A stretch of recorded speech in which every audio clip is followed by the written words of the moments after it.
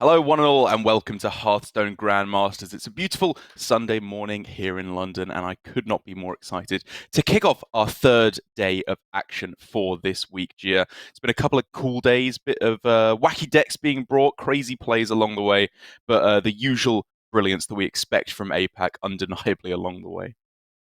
And our top four has some names that I'm very, very excited to see. Tom 60229 mainly because we didn't see him make a top four in the first 3 weeks of Mm. Grandmasters last season. Kind of surprising given that he's such a strong player, but now I feel he is at the top of his form. Yeah, undeniably, definitely deserving of a spot in Division A if he keeps up his play. And taking a look at the standings after week one, we can see how likely all of our players to make it through to that Division A. Because at the end of these 3 weeks, with each week kind of functioning like an individual tournament where you try and place as well as you can, the players in the top half, in terms of points, we put in Division A, the bottom half in the much scarier Division B, where you are more likely to be relegated come the end of the season. And some interesting things already, hey, with Bank Yugi and Chonsu being right up at the top, but not qualifying for top 8 this week, whereas Tyler, Surrender, and Possessi all making back-to-back top 8s here. Indeed, we can definitely expect to see those 3, 4, 5 slots shift up to the first few places because we have not added this week's points yet to this current graphic. It'll look much different, I believe, next week. And by then, it'll be the final week we have to determine who's going to end up in Division A, Division B. So it'll really crunch time. And it's looking kind of scary for anybody who's not been on stream yet. Yeah, very likely that we're going to be seeing some upsets going down to Division B. Very possibly Glory and Alutemu, unless they can turn things around, heading down into Division B, which would be obviously a huge upset after last season. But it's not, of course, just shifting week to week they have to contend to with our different formats. It's, of course, the changes in the metagame. We're still fairly fresh off the heels of Scholarman's Academy, but even more recent than that was the nerfs to Kael'thas and Elusha, which in some instances have seemed to make a pretty big difference. From a couple of our players today, Surrender in particular, they've kind of just been ignoring them and carrying on business as usual.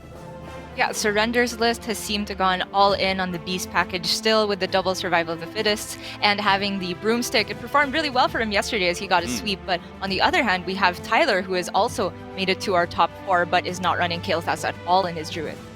Yes, it's been an interesting shake-up of the metagame, and I like the way that different players are adapting. And some players are adapting by just fleeing the ship and going to completely different archetypes, as we can see by the big change-up in the different archetypes for this week. Bomb Warrior, I believe, being right up at the top in terms of the bring percentages, almost at 100%, with, again, only Surrender, as you can see, as the one player who did not bring Bomb Warrior to bring it up to a full 100%. And so far, it's been working out great for him. He's looked on fire. Yeah, I have to say I would not have expected anybody to not bring Bomb Warrior, but in terms of different strategies revolving around Bomb Warrior, Tom is a player who is not necessarily banning Warrior every single time. Looking through his ban history, he has prioritized Rogue and even Demon Hunter first.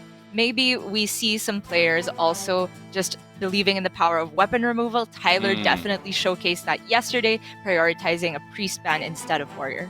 Well, I've got some more interesting points from Tyler's catch-up with me where he's talking about his ban strategy. I may have to rescind some of my slightly harsher words in terms of his ban strategy. But overall, I think when you talk about weapon destruction, we have to talk about weapon rogue, which for me is kind of at a turning point in the metagame here, where we're seeing a bit of it at the moment. It's fairly powerful at the moment. But the more I see of it, the more I like it. I think I've unfairly lumped it in with Tempo Mage as the kind of two more aggressive decks in terms of the aggro control spectrum. And I think it's, even with all this weapon destruction floating around, still in a pretty good spot. And I do think that this particular list from Surrender is approaching the more find slot. We've had this argument about whether Steel Dancer should be in there or not, but what I really like is the inclusion of a hooked scimitar to just make sure that you have one other decent target for the activations on Paratoxin Blade, Dr. Crab, etc. But what really stands out to me for the power of this deck is how consistent the card draw is, because you're running the Stealth package, the Graveyard Stage, you have the double Secret Passages, and the Cutting class. And once you're able to just power through those early turns consecutively, you don't need that much value at the top end for the late game. I mean, the draw is so consistent that I remember the first time we saw this on stream last week, I literally thought that the deck tracker, the card counter that we have, was broken and that it had incorrectly realized how many cards were left in deck, because it was like turn 9 and there were 3 cards left in the deck. But like you say, Secret Passage into Cutting Class, into Greyheart Sage, it's an absurdly powerful draw engine, and I think a very deserving spot in the metagame, even as the lists continue to develop. But that was, of course, Surrender's Rogue, who we are thankfully going to be seeing yet again this week, not only in a top 8, but in another top 4 here, of course, with him sailing through in the upper bracket yesterday. I believe he's going to be in our second match of the day. First of all, we're going to be going to Tom60229 up against Tyler, which should be a very, very cool one with the interesting lineup that Tom's brought. Of course, Tom, the only player with Zoo in the entire top 8, and one of only 3 to bring Warlock, although unfortunately Kin fell out in the top 8 portion a couple days ago. Tyler, I think, is definitely looking like a favorite for Division A as much as Surrender is, because for both of them, this is their back-to-back repeat performance in the top 4. They each have a chance to do even better now, whereas the top 2 players from last week, Bankyugi and Chonsu, were not nowhere to be seen in the top 8. So in terms of consistency, Surrender and Tyler are definitely pulling ahead. And Tiz in particular, I really like the quality of play from him yesterday. Look to see him improve and just be consistent with that for today. It's kind of weird how it's shaken up, because out of the 3 newcomers, you and I were both most acquainted with and expected the most from Alan. But we haven't seen him once in the top 8, and Bankyuki and Tiz have both been getting to top 8 and performing very well along the way. It could possibly be a back-to-back week for the newcomers if Tiz ends up being the champion. So I think even though he's up against the best player, in my opinion, in APAC, Surrender, he's still, I think, in with a really strong chance if he can be bringing his A game in our second match of the day. But with only 3 matches of the day, 3 matches overall today with our semi-finals and finals, I want to get into the action right away, start pulling through them and find out who our champion for week 2 is. So without any further ado, we're going to get the players ready. Tom60229 versus Tyler is our first match of the day after this.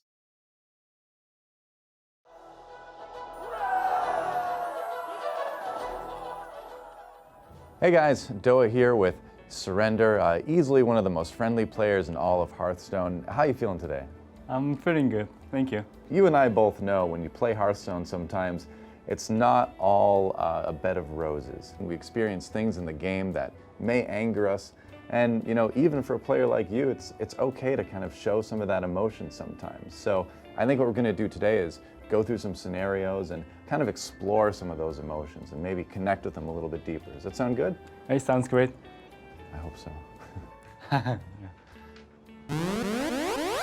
You've got the game won, no problem. Huge board, but your opponent top decks Zephyrus, plays Twisting Nether, your board is gone, and the only card left in your hand is Immortal Coil. You lose. So how do you feel about that? It's okay because I can also always top deck Zephyrus, so it's fair. Doesn't that make you want to maybe, I don't know, rip this piece of paper in half? You know, just give it a good tear. Let it out. I'm good, thank you. Are you sure? Yeah, I'm sure it's okay.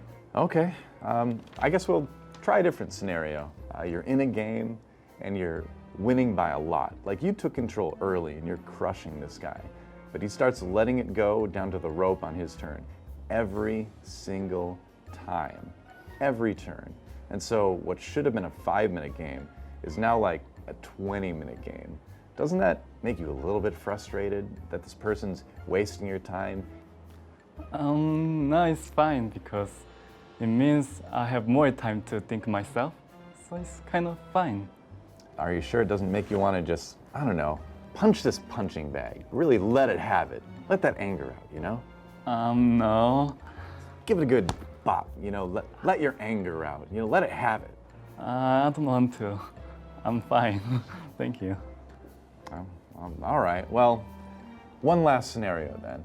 So here's the situation. You're playing on stream and you miss lethal. Not that big of a deal, right? I mean, you were paying attention to chat, it's understandable. But the problem is, the T1 coach was right behind you the whole time. He fires you on the spot. Then after that, your tears fall down and short out the keyboard, and it destroys your computer. Your computer explodes, and as it explodes, it sends a surge of corrupted data into the internet and deletes all the money in your bank account. That's suspicious. The police come looking for you. Now you're on the run. You find yourself 3 weeks later on Christmas Day in a cold, dark cave, alone. And that's when the bear attacks. So tell me, how does that make you feel? That's gotta be a little bit frustrating. I like bears. At least I have bears now. It's okay. Most people would be a bit upset. Doesn't it make you maybe want to, I don't know, break this board, this martial arts board, just hit it, just snap it in half with all of your rage? I don't want to punch that. It's okay. All right, well, I guess you're just untiltable, and I respect that. That's cool. You know, you and I go way back. Let's just reminisce about old times. OGN Hearthstone Season 3, you made it to the finals of that, didn't you? I did make the finals, but I lost. Oh!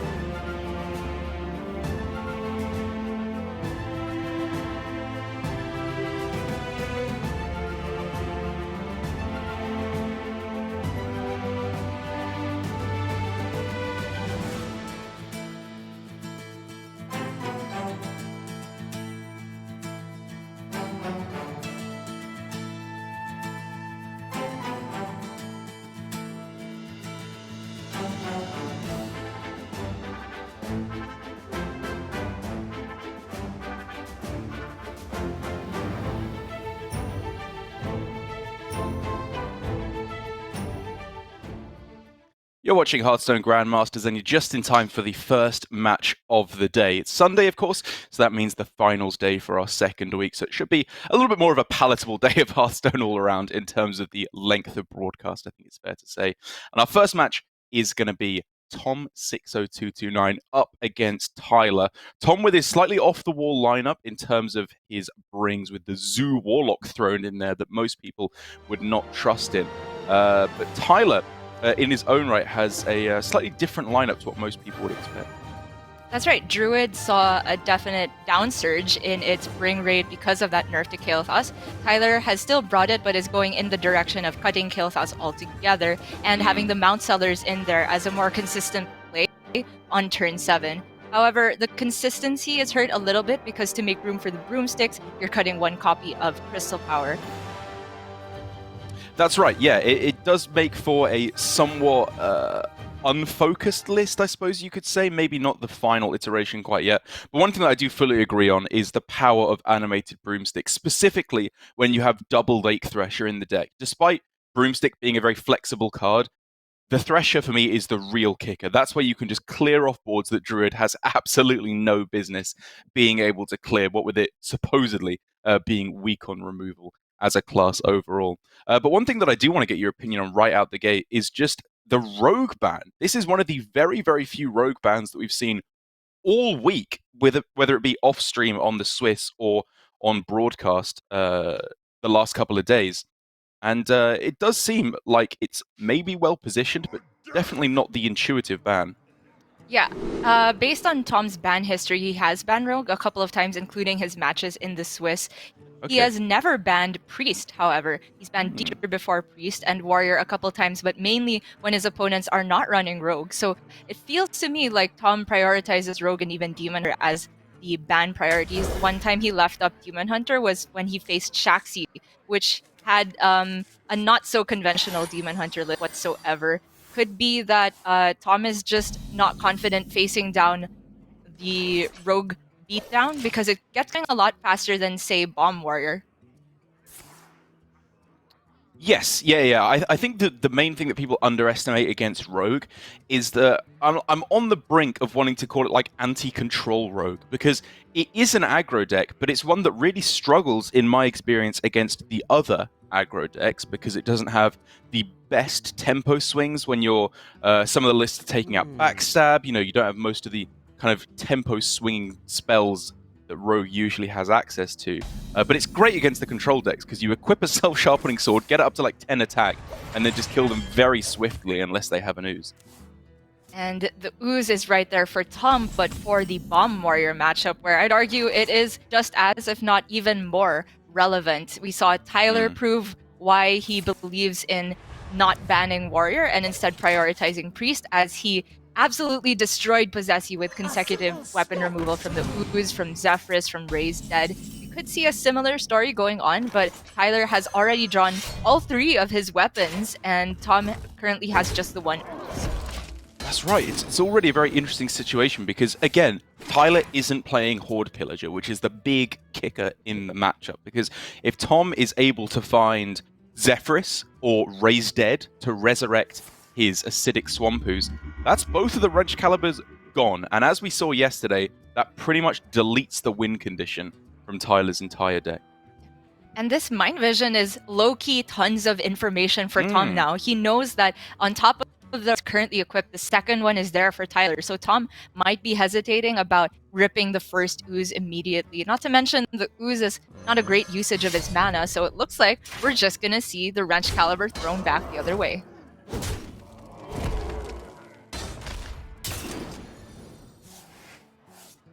And in terms of timing your ooze, it can be very difficult unless your opponent has stacked more than one charge on their weapon. But given that Tyler was able to get the first swing in and he'll be swinging every single time from here on out, it's not a given that he would have more than one charge at every single time. But now that there's an upgrade played, Tom might be more confident in going for the ooze on this weapon. Yes, I'd have to imagine so, especially as Tyler has committed two of the big upgrade tools in Upgrade itself and Dr. Krasnov. You throw it down, and then again, you just pray that you can find Zephyrus or Raised Dead to deal with the second one before you're dying. Because again, it's worth mentioning is the other tool that you can use in Warrior if your Wrench Calibers are destroyed is Galakron itself. Being able to equip that and just go for 3 damage to the face every single turn eventually does seem to have a good chance of destroying the Priest. But without that in the list for Tyler, again, it's looking rough unless this second Wrench Caliber can do an incredible amount of work. That's right. It's a big deal, though, that Tyler managed to get down both the cutting class for free on the turn that he did, because even though this first ooze came down, has a bit more consistency to follow up. He has the boom on the next turn and Deathwing for after that. So even though Tom had the answer for the first weapon, he needs to... Tyler's just asking a ton more questions turn after turn.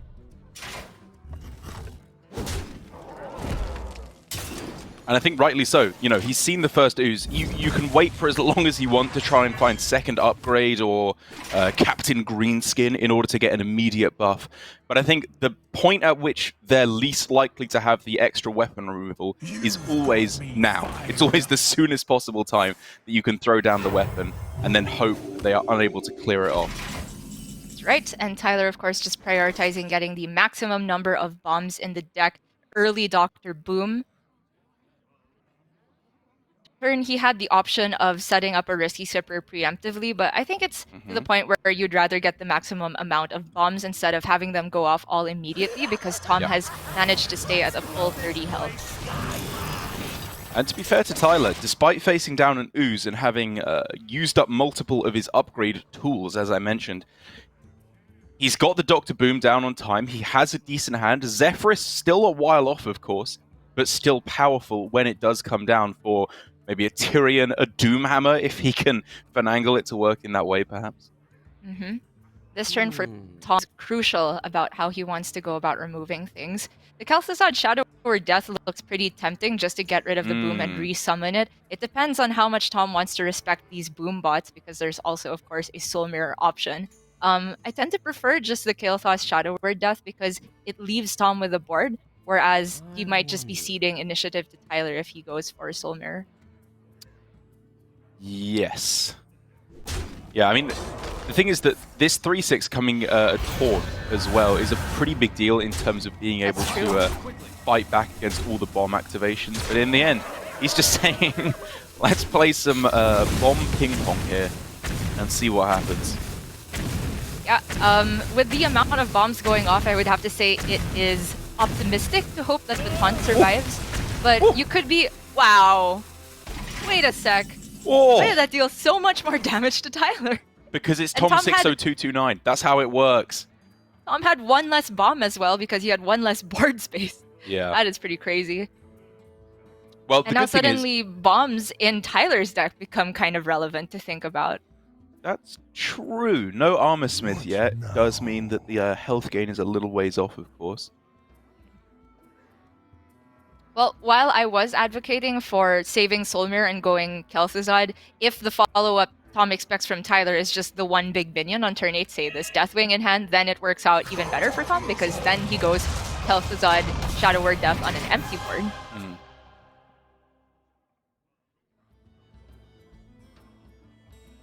Okay, a few ways to work around this from Tom. We could just see if he wants to go as aggressive onto the board as possible and try and win the game right now. Like you were talking about, Kel'Thuzad plus Shadow of Death is a great way to swing the board back in his favor. And even if Brawl does come down there, it's not that bad. He gets a 4/6 in the worst case. Yeah, absolutely like it from Tom. This is one of the few situations where Priest can be very aggressive. Tyler not with a shield block in hand at the moment, nor Armor Smith for some burst healing. Oh my goodness! Ooh. Ooh. That was the only bomb deck for Tyler so far. Okay, Blade Storm Coerce can get the work done here. But Tyler is just... I mean, Tom is almost in a swing now, right? Because there's a chance to just win the game if it's the 8 one damage. bomb off the top. Yeah, it's the perfect odds. I mean, also equipping Galakron and potentially going for Kronks next turn. Even Shadow Madness, that's another 3 damage that can go face. This is just aggro Priest, forget Highlander. Yep, I completely agree. It's not often that you'll get put in this type of spot as Priest, but with the fortunate bomb outcomes and the fact that Tom has had this Wrench Caliber and the Galakronks, it definitely looks like a smart game plan for me. And I think it's really worth talking about what you said there in the fortunate bomb outcome, because that really was the turning point for Tom this game, was whether he clears with Soul Mirror on the Blastmaster Boom, or he leaves the boom bots where they are. And obviously it was a very fortunate outcome with bombs. It's unlikely to result in exactly this outcome, or anywhere close to this good.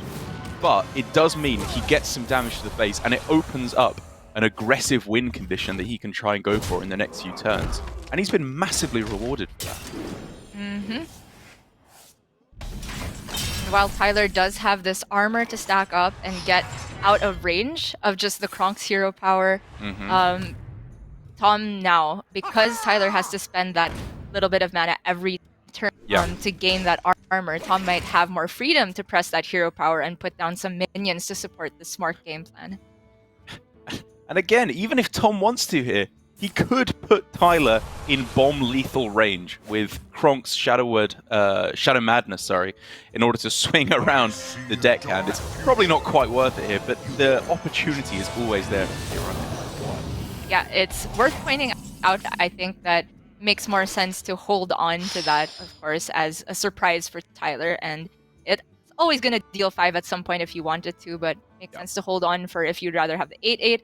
Crucially, though, that Alexstrasza is, of course, shut down because of the multiple bombs in Tom's deck.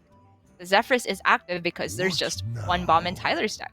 That's right. Armor Smith being picked up is a huge draw for a multitude of reasons. Obviously, the armor gain that it can accrue with Risky Skipper and crew. But just Zephyrus being activated is huge. Being able to go for, stealing with Cabal Shadow Priest on Amit if he wants to. Or just Tyrion. Yeah. It does put a roadblock in the way from Tom, and Tyler had seen the Shadow Madness already, but now we could see Wave of Apathy Shadow Madness. Is there a way to kill off the Tyrion in Tom's favor and get the Ashbringer? Yes, The there is. Forbidden Words? Yes. Isn't that just 10 damage right now? That's... Can he kill off... Oh no, wait, the deckhand inside won't have charge. Well, if you have the Ashbringer, but you can't get the Tyrion and the deckhand. Yeah, it's like Yeah, one he's off. just spending the rest of his mana in order to get that Forbidden Words for Oh my the god. least extra mana used. Yep, Tyler can just dip out of that one whenever he pleases, because that was Priest doing what Priest does. And also, I think a pretty good example of why we have seen Tyler banning Priest so far. It's a matchup with specific regard to a Bomb Warrior versus Highlander Priest that I'm really having to shift my perspective on. If you're not running the extra Horde Pillagers in order to get multiple activations of the Wrench Caliber, or if you're not running Galacrond in order to get that extra damage over the finish line, I think Priest has got a really good chance of actually winning that matchup, arguably even favored. Derek, it's just so funny you're opposing Tyler no matter what he does. Yesterday, he was banning a bunch of priests, and we're like, maybe he should be banning Warrior. And today, he bans Warrior, and now you're like, he should be banning Priest. I really don't know, but just based off of the crowd mentality, I understand why Tyler would shift to a Warrior ban for today. Yeah, I mean, he told me specifically that he is banning Tom's Warrior because of the Horde Pillagers. He feels that his Priest can dominate the Warrior if there are no Horde Pillagers, because he runs Ooze, Zephyrus, Raise Dead, the usual package, in order to remove all the Wrench Calibers. But when you throw in Horde Pillagers in there as well, it becomes nigh on impossible to stop them from getting multiple swings to the face over the course of the game. So I think it's correct from Tyler. I definitely think he's gone with the right strategy here. It's just an unfortunate downside in that now he has to try and counteract Priest, which, now that his Rogue is out of the way, he's relying on only his Druid and the mirror match of Priest. It could start to go downhill very quickly. Definitely worth pointing out that Tom's ban makes more sense in retrospect now that looking at his Warrior list. If he expected to get banned, then he knew that his Priest would be possibly the ace deck, and the best chance Tyler would have of beating that would be with the Rogue. So now today, a lot more like specific LHS ban strategies are coming into play compared to the other days, where it was maybe more of a case of let me bring the 4 best decks and ban what I think is my opponent's best deck.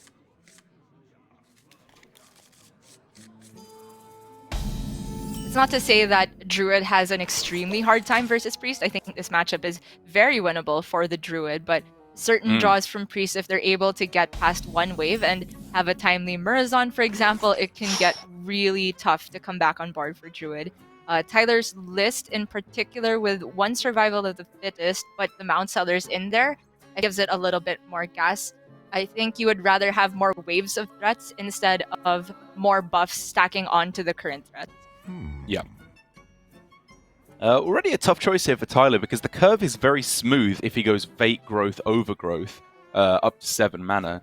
But then if you take it a step further with the Ysera in hand, if he goes Wild Growth and then Overgrowth on 5 mana, that'll boost him to 8. So then he can go Fate Ysera in 2 turns time, which is a very powerful combo, or I suppose 3 turns time, but you would have to delay for a turn. So instead he prioritizes the tempo option here of just getting them down, getting the mana as quick as possible, and ends up getting a Lightning Bloom anyway, so it's going to be an early Ysera no matter what. And Tom can see how much trouble he's going to be in starting the next turn. Yes. I think the original line from Tyler, of course, not knowing you would get Lightning Bloom also is fine, because he would give himself a time during that window where you can't play Ysera yet to play the Twilight Runner. Get that developed, and hopefully stay stealth for long enough that when Ysera comes down, it can attack and start the draws and get the dragons down ASAP. However, that is not going to go to plan for Tyler, who is met with the perfect answer to steal the Twilight Runner. He's going to have to rely on just the natural draws from Ysera to dig him out of this hole, which is it's a deep one. It is, and that was absolutely huge for Tom. Tyler, of course, still has to play that Ysera, but yeah, it's going to be really tough. We're looking at the overflows in terms of other card draw effects. It's just the other Twilight Runner plus, I suppose, those ramp cards. Oh, man.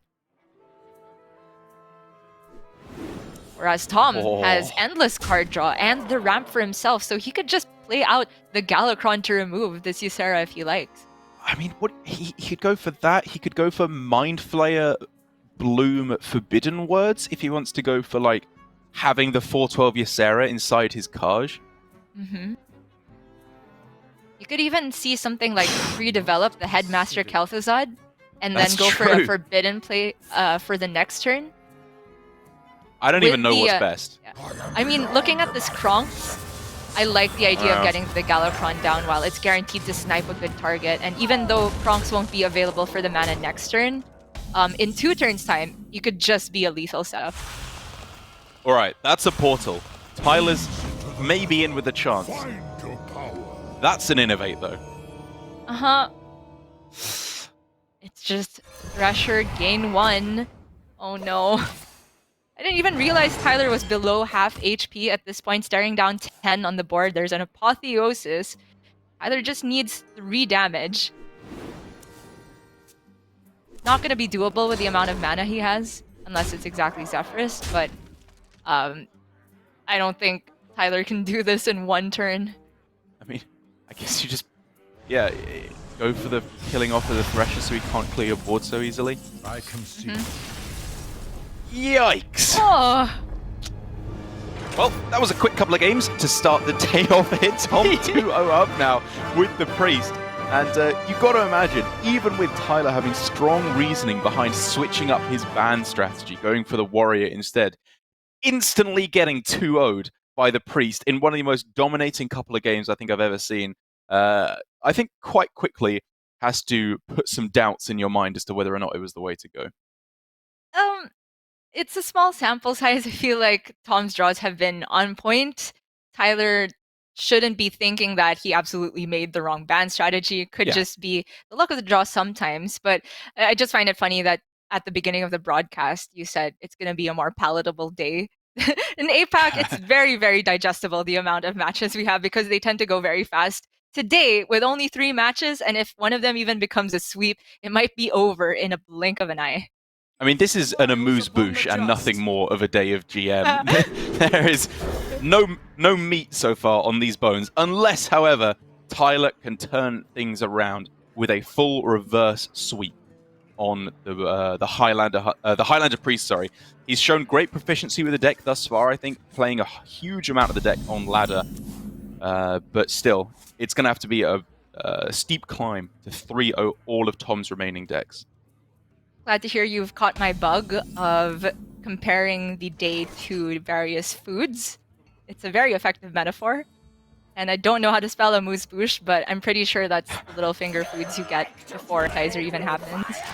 Yeah, exactly. It's just a nice little mouth pleaser. We should try and get Subtle to say that in his next Learning French video.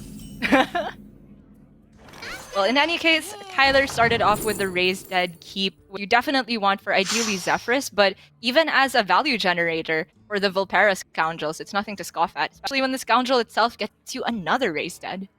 Yeah, you're Snap. Pick, right? Is the self-damage of any concern at all? I guess it's just the best card there, isn't it? It's a tiny concern, I suppose, for this early on in the game. And Tyler being the first one to get a minion on board, I don't think has to be very afraid of taking face damage.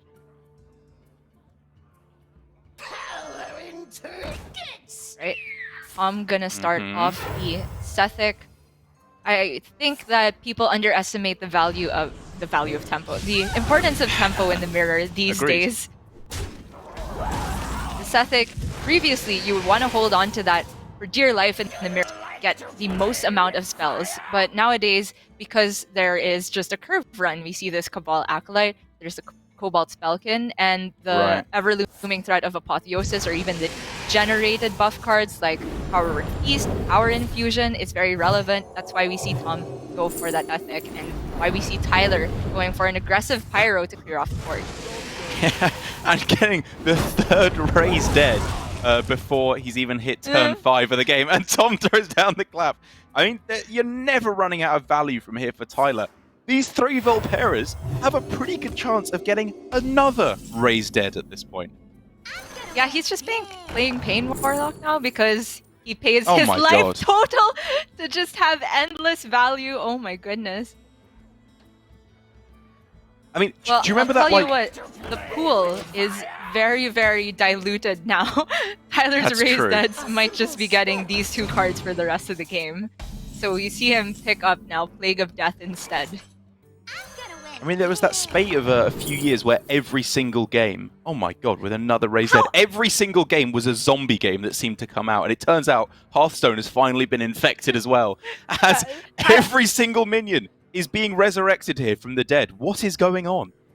Tyler can't believe it himself. Did they adjust the did they adjust the frequency of these cards to favor dual class cards? There's another one, Wave of Apathy, but given that he has a bunch of spells, I was looking at the Wave of Apathy instead, but given that the rest of the hand is very reactive anyway, Tyler just takes Thought Steal. I don't even know what you're supposed to pick here. Looks like Tyler isn't sure either. Yeah, I mean, value doesn't seem like a bad idea. Like you said, tempo is very important, but Tyler, I think, can quite clearly, very happily transition over to a slightly more controlling game plan. With double Plague of Death, Thought Steal, Alex Straza. Like, he wants to extend the game a little bit further, I think it's fair to say. So I'm okay with these value options. Yep. If only he had the hand space to work with it. It's getting to the point where we could just see the Shadow Madness and Breath of the Infinite played out. So True. the Cabal trades into the Volpera.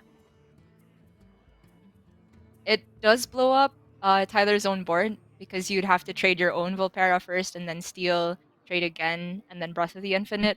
Well, he But has a if dragon. Tyler's game... Sorry? Yeah. He has a dragon, right? So it would only damage Tom's side of the board. Oh yeah, that's my bad.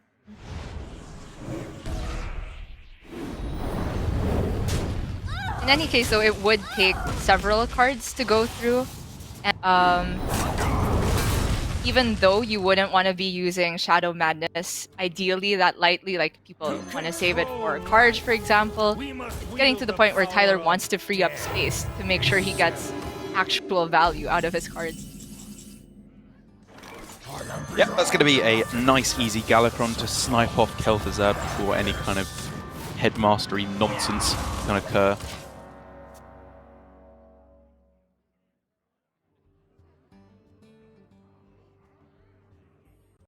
And while the Alex Straza can come down this turn for Tom, it is always scary to put cheap cards in your hand. You can't play them immediately. That's true. Because of Elucia. Which Tom now knows is in Tyler's hand. Okay, this is where things get wonky. I mean, it has been staggering, the consistency with which Mind Render Elucia absolutely turns casters' brains to mush. Every region, every series, there are no exceptions. None of us have figured this out yet. Most And of the Tyler players knows haven't there's either. a chance that Tom stole his Elucia, so I doubt we're gonna see... I mean, we're not gonna see Alex Straza because there's no space. The Murazond is okay, but he can't clear off the Evasive Worm because he can't target it with Holy Smite. It could just be a low-value Plague of Death. I know the sound of that. You think this is your time? Okay. The future is clear. Your demise be near. Alright. Can't deal with the 5-3 immediately, so he is just going for more board presence and giving Tom a similar problem. That's fair. One thing that I didn't even necessarily realize at the time, but there is quite a big decision from Tom, is you were just talking about how Dragon Queen Alex Straza is scary, because now that the dragons cost 1 mana, you can't dump them both out in the same turn, and for fear of Mind Render Elucia. But after he played Lazul, saw that Elucia was in hand, he then played the dragon that was discounted off of Draconic Studies, which means he can't play out all the dragons from Dragon Queen Alexstrasza in the turn, whereas if he'd saved back on the evasive Feyworm, he could have gone with Dragon Queen Alexstrasza plus both the dragons on the same turn, which I think was very arguably worth the lack of tempo from not playing the dragon on that turn. Arguably. I mean, there's something to be said for averaging the value of dragons. On the 10 mana turn, you can still just play one with Alexstrasza, and Tom might be fine with giving Tyler one cheap dragon. It's really tough to say, but it's for sure that if he had not played the evasive worm, it was essentially giving Tyler free reign to dictate the board state. Okay. Life and hope of world fighting. Well, first one comes down. Whoa. And it's a biggie. Not want to play Deathwing. No. Okay. So now immediately, in terms of answers, Tom's brain has to be going haywire. It's like Mind Render Alusha to try and steal the other dragon in hand. First of all, should he go Zephyrus so as to not give Zephyrus to his opponent? But then what do you go for to kill off the Mali and also the Dragon Queen Alexstrasza that kind of has to die? There's so many things to think about. He just rips the Alusha. Oh my, I was not expecting that whatsoever. Because now he gives Zephyrus to the other side at the only thing he knew he would get is that one cost dragon, and there aren't very many that can deal with a Malagos on the other side. Well, he knew a couple of things, right? Because he had played the Lazul, so he knew what Apotheosis, Raised Dead, and Mind Render, I think, were the three options. And the Raised Dead Apotheosis isn't getting very much done, so essentially, it's lucky for Tom that there's this Shadow Word Death here, and then he can just clear off the board with the Deathwing. Quickly. But then he'll have to contend with his Zephyrus on the other side. Yeah, end with Illusia, right? You can go Deathwing and then end with Oh my Illusia. god. Yeah. Was this the plan all along? Oh my god, this is too complicated. I mean, it's sick is what happens. So now he gets his Zephyrus back without even having to play it. Tyler gets his own garbage hand, and then at the end of the turn, they're just going to swap back to normal? It's going to double swap? Wait. I don't know how a double Illusia turn works, Dark, I have to admit. Are they it will go swap, right? Okay, so this is the nuts for Tom, because Tyler's best response to this is Plague of Death. This and was then Tom insane. just refills with his Alexstrasza. Yeah. This was god tier. It was. What does he do? Like, you just Plague of Death the board away, and then you've lost all your value? I mean, he has second Plague of Death. He has no other choice but to do this. It's not over. He has Raised Dead. And he can pick up, that most likely outcome of the two minions that died a bunch of times this game. But Tyler has been shaking his head because Tom absolutely switcherooed the heck out of this. Yeah, swap, double Alusha. I am getting justifiably roasted for not knowing exactly how that interaction worked. Fair enough. In our chat, as another Mind Render Alusha is picked up. No way now for Tyler to swap the decks because his own Alusha has been stolen by Tom. Insane. That's a relevant pickup, though. And we were talking about how Tom had insane refill, or at least the value in hand. But strangely enough, Tyler's early pick of a second Plague of Death and then the top deck Soul Mirror gives him the type of hand to contend. It's also the fact that Tom picked up specifically Nazar doesn't want to revive Tyler to full health. That might make things a little bit awkward. Well, that's Plague of Death number 2 taken out of the way, so I think Tom has free reign to start really developing onto the board now. But what's the best way of doing that? Because he doesn't want a Nazari. Great question. Zephyrus he would rather save for Burst, I can only imagine.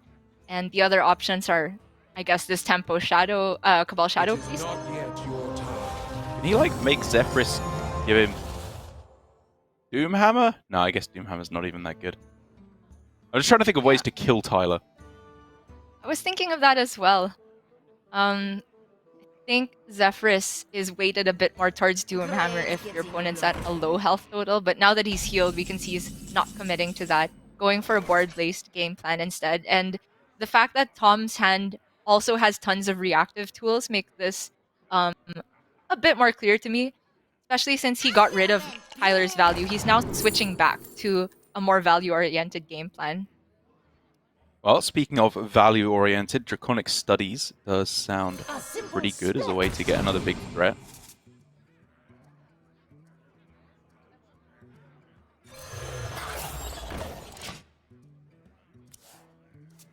Wretched Tutor has the AoE in its Spell Burst. With Holy Nova, it can get through a decent chunk of this board. Actually, with just a trade on it, Holy Nova.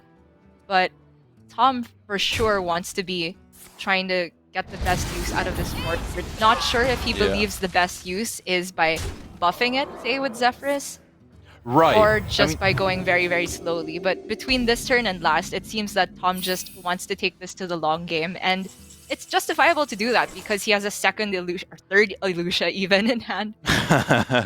Yeah, I mean, it gets really weird because he kind of wants to go like Elucia, and then he could steal Inner Fire. Obviously, he doesn't know that though, and then goes Zephyrus Wind Fury, but he would have then given Tyler the Zephyrus at that point.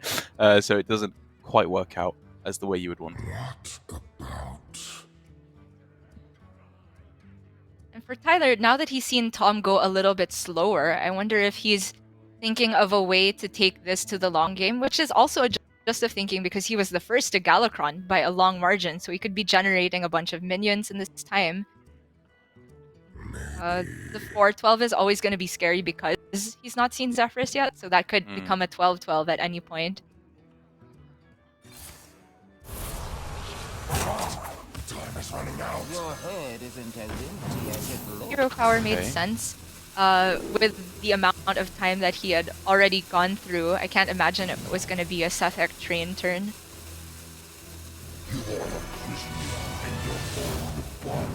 Educated guess from Tyler there, I believe.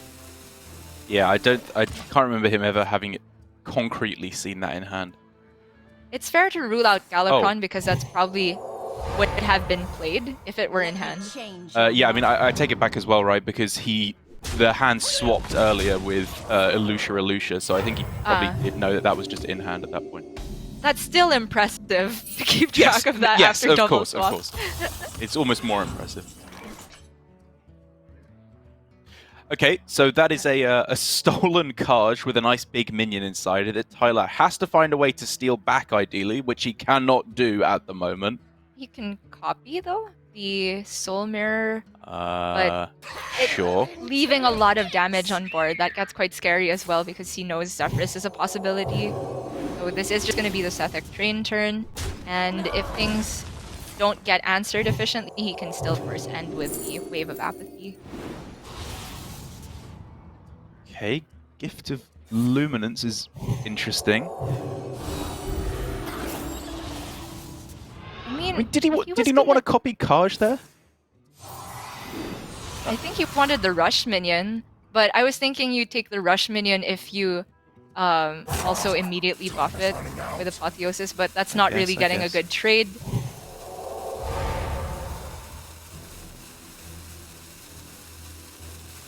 Still a lot going on this turn. Trying to figure out exactly things that he could have improved on along the way is proving to be difficult. For sure.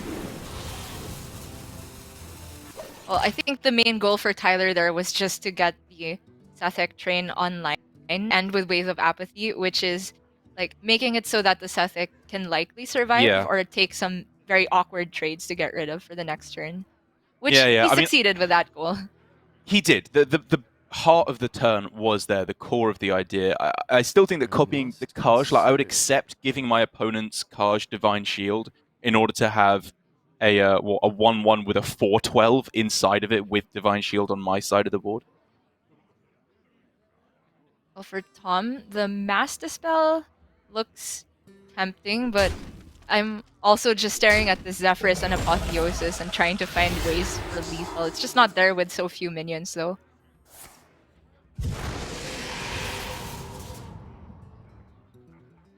The value never stops. It's crazy, isn't it? Because it felt like at the start of the game, Tyler had such an insanely high value hand. And while he does still have some plays to go for, you know, Raised Dead can get him some threats, Lazul can get him some decent threats from Tom's hand, it's far from endless. It's going to start running out. I mean, if we review the early game as what is insanely high value was the Volpera raised dead into Volpera raised dead, but the problem is the other minion it was bringing back was Wild Pyromancer, which is very low True. value in the matchup. So it was quickly by the insane Illusia turns from Tom. Tom, again, I think here will be hesitant to just snap Tyrion because of the power of stealing minions in this matchup, which is why instead we do see a more conservative line of Sethic Veil Weaver Train, which I think is very, very smart in this matchup. You don't want to be too aggressive, I find, with your use of Zephyrus because it can be turned against you. Yep. He's also hand dumping towards either Zephyrus or Murazond. Sorry, either Illusia or Murazond. And the tempo game plan just makes sense with Tom having this Zephyrus in hand. He's held onto it for so long, probably saving it for a big lethal play, or if not, something like Tyrion. It's that awkward thing, isn't it, where it's not actually having the combo that's the important thing, it's the threat of having the combo that's the important thing. He needs to just save it so that Tom can't play his powerful Zephyrus turns later on. Speaking of combo, Tyler can steal away the opposing smaller Sethic with just this Cabal Acolyte.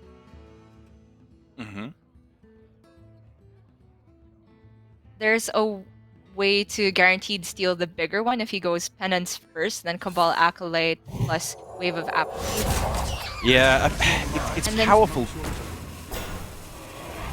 He can end with the Apotheosis as well, so you can immediately get one generation off of this Sethic. Yeah, like it is strong. It's very, very powerful the turn he's making here. But this is the trump cards he's using here. This is the best turn he's going to be able to make for a long while. And what this says to Tom is, of course, now he has the liberty to start popping off here. Or just do the exact same thing. And if Sure. it works out for Tom, it's absolutely huge. That too. Oh.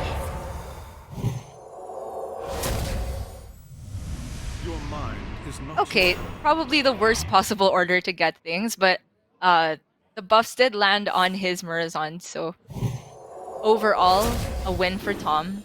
And Tyler is back to the drawing board. He could be the first to blink and rip the Soul Mirror. Oh, I forgot there's one more spell in there. That's my bad. Yes, yeah. Well, I mean, So that was does the become one perfect. that was the one he cast from hand, right? He has to play the Holy Smite. in order All to right, this activate ising with my mind. I'm really sorry. it.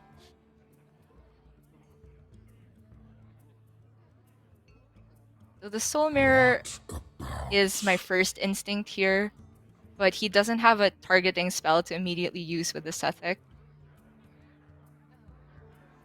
Problem is, if it's not Soul Mirror, he's not dealing with the Murazond. So You could it see just be Lazul first. True. I mean, it could start with Master Spell in order to dig. That does take some of the threat off the board with obviously the generation that Sethic can afford you. The future is I'm just seeing the Murazond as a bigger threat than the Sethic at the moment. And the Master Spell means you don't have mana left for Soul Mirror, but now Zephyrus is available. He'd rather have Soul Mirror than Zephyrus in the matchup.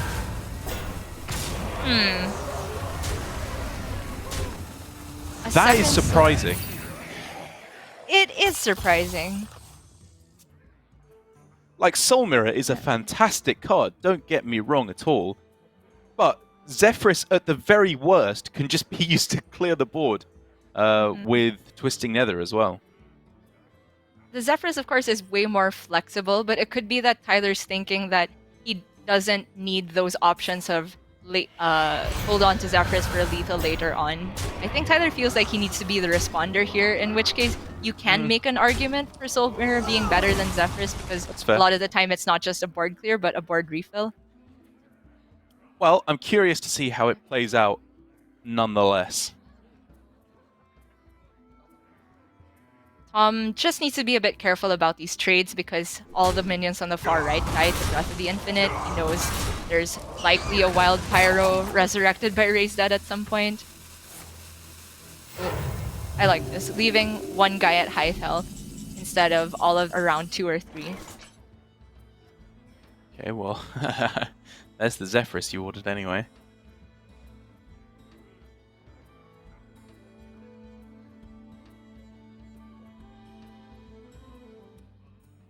This is a very low value Soul Mirror. Yeah, So- The problem is really just how you clear up the Sethic at the end, which does kind of need to die, I think it's fair to say. Yeah, it does. Yeah, Pyro Ring.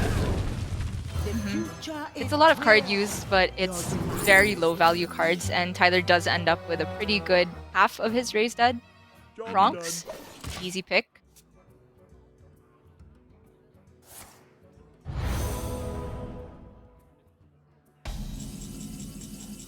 That looks about average for Tom. It does, but what it does mean is that is a turn where Tyler's board hasn't been removed all of a sudden. He can try and capitalize on this, you know, tension in the board state that has arisen here. A couple of different ways he can try and go about it, of course, like buffing his minions with Kronks is kind of tempting after playing Swampoos, perhaps. Just going for... Ooh. Or I'm looking at Kronks for an 8/8 here. Okay. Just to say that if by any miracle this sticks, then the Zephyrus can put Wind Fury on it, something like that. I can see that.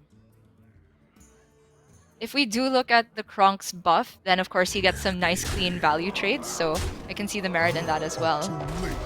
But he's going Kronks AoE instead. Oh yeah, he I also gets forgot. the classic Yeah. draw and activation, the rarest of Kronkses. I forgot that this Galakron was discovered. Yeah. Oh man.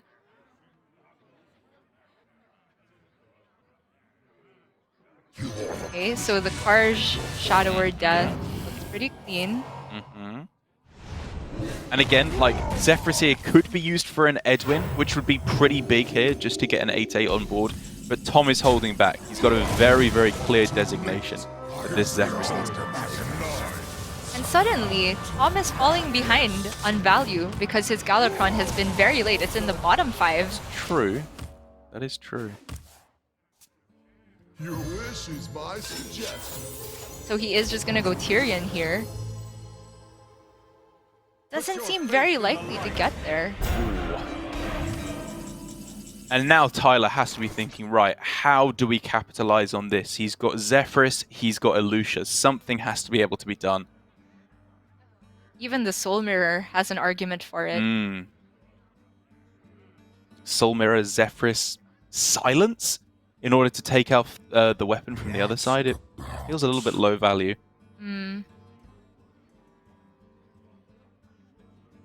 Mass Dispel, but then you can't play Soul Mirror on the same turn. If you go Pyro Soul Mirror, does it cancel the shields before the attack? No, it happens. So 100%, yeah. it is not going to work out very cleanly. Thy blood Gonna go digging first, alright. I don't mind a Soul Mirror turn and hold the Zephyrus. Time is running out. Yeah, I think he's just going for Hex in the end. Just saying, there's not really any clean way to get the Tyrion from my opponent, so let's just deal with the sword this way. And while Elucia was a big pickup for Tyler, it's also signaling him that he wants to dump a little bit more so as Right. not to give Tom the Zephyrus. That could be another reason why we saw it that early from Tyler. Okay, I agree. Evasive Draconid is the way to go, although Nosdorm always has to be tempting. It was tempting. I mean, if that rest of the mana was just used on hero powering there, was it really worth going for the evasive? I mean, I hear there's a pretty big ping rate difference between Taipei and the Netherlands. Just Galakrons for days. That's actually pretty insane for Tyler to pick up because it's a Soul Mirror that he doesn't need to use to get through this evasive Dragonid. I mean, at this point, it's like a clown car in which 20 Galakrons are all just pouring out of over the course of the game. I am beyond. Hey, there we Oh go. man. matter which way you slice it, it looks like Tyler's in the lead. But because we're in this situation where both players have Illucia in hand again, Right. we could see Tom go for some nutty double Illucia Oh my play. god. It gets so weird. It gets so weird. Last Giant is also a very relevant pickup because it's so cheap that Mhm. Tom can get it down before the Illucia is played. Doesn't change the fact that this current board is a huge problem for Tom though. The health on the Skeletal Dragon, more than Kronks can get through. Proto Drake as well is such a nutty dragon to get here. As long as it's not stolen in any way from Tom, which I think is not able anymore, it's going to be huge. The Penance pickup is low-key nutty for Tom here. We really are just looking at Tom going for a double Illucia play again. Of course, he doesn't know that this new Illucia is in Tyler's hand, but he's setting up for one Illucia to begin with. He's gonna get it because there's no way Tyler's gonna Illucia with this many cards in hand. And now, if Tyler can find nothing better on this turn, despite his myriad options, Soul Mirror, clear the board, and he's probably just winning this game of Hearthstone. Yeah, because even if Tom goes Illucia and then ends with Tyler's Illucia, he'll only have 4 mana to play with in terms of stealing Tyler's cards. Not too relevant. By that point, you probably don't end with Illucia because you don't like the hand you're starting from Tom's perspective. Yeah, I think the idea is that you play Illucia, try and play a big threat like Siamat or Kronks or something, and then after you would have to have used up all your removal cards at that point first, so that Tyler can't respond for a turn, and then maybe you can seize board enough to get there, even though it seems unlikely. Well, Tom does have to rip it though because his hand is doing nothing. Can take a reroll with Tyler's.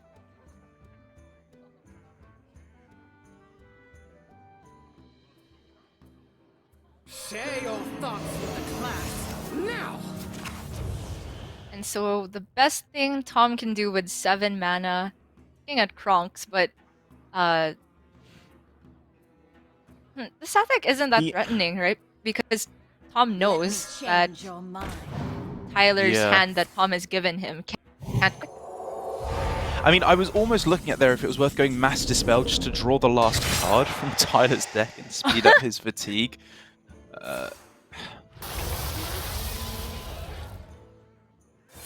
And then Tyler just gonna use all of Tom's cards. So we're looking at Tom working with just this board and his hero powers. And it's not gonna get there against Kronks, so I'm still a bit surprised that we didn't from Tom's stolen turn.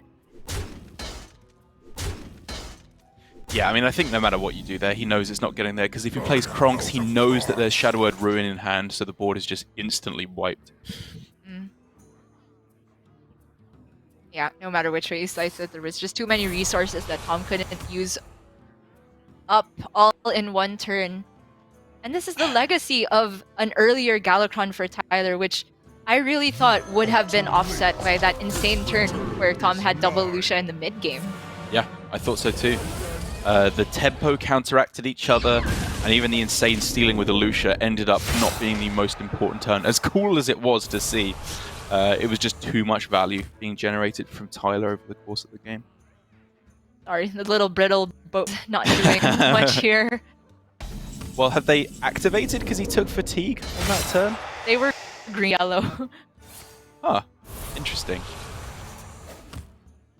I wonder if that's how that's supposed to work. Job's done. Yeah. Does your draw technically happen before your turn? Before your turn? Oh, Wait, no, there we go. Huh? I could have sworn that was green the other turn. Could you, Gia? Suspicious. And also, but Tom would definitely play one, right? If he could that turn. Yeah. This is Not the that it second matters. strange thing we've seen this weekend. The other one being that Spellburst activation. I mean, 50-50 there as to what the minion could have been that was generated off of the hero power. Tyler gets it correct. Is not your turn. Yeah. Despite there being some wonky things going on, at the end of the game there. Doesn't change Tom's fate. He is just going for all of the hero powers he can to maybe rip an illusion, find a miracle, but it did not happen. So that's Tyler's first win on the board. Yeah, light spawn, but no light at the end of the tunnel for Tom on that one. It was an unfortunate way for the match to go, I think, given the very cool plays that Tom made along the way. But in the end, it was still a well-deserved victory from Tyler, as we've just been notified that it was the armor that changed value, not his health total itself. So the Brittle Bones working as intended. Great job, Hearthstone. It turns out, as expected, we're the dummies on that one. But now Tyler, with his priest obviously left intact due to this being last hero standing, he has a couple of decks that he needs to try and reverse sweep on Tom's side of the board, with the warrior being banned, priest being knocked out. It's now Demon Hunter, which I think could be kind of a close matchup based on what we've seen so far. And then the Zoo Warlock from Tom, which from what I hear, one of the main reasons why you want to bring it is specifically because it has a chance to just dumpster priest right out the gate. Yeah, I am definitely expecting that one to be queued up. The Warlock is able to just spit out an entire hand, just get down, I don't know, 20 worth of stats if a Dark Glare manages to stick early. And a big reason for Dark Glare having an engine is the Raise Dead. So we see Tom keep one in hand immediately. The other engine for the deck is the card drop package with Expired Merchant and Hand of Gul'dan. Okay, there's a lot of the, this is all sauce at the moment. There's no actually meal right here. This is all the condiments, whereas he needs the actual meat of Hand of Gul'dan, Dark Glare, the cards to actually make this a real meal of a hand. So it's currently an amuse-bouche. Yeah, I mean, it's a really crap one. It's just like a bit of ketchup on a plate, which isn't a very amusing my bouche.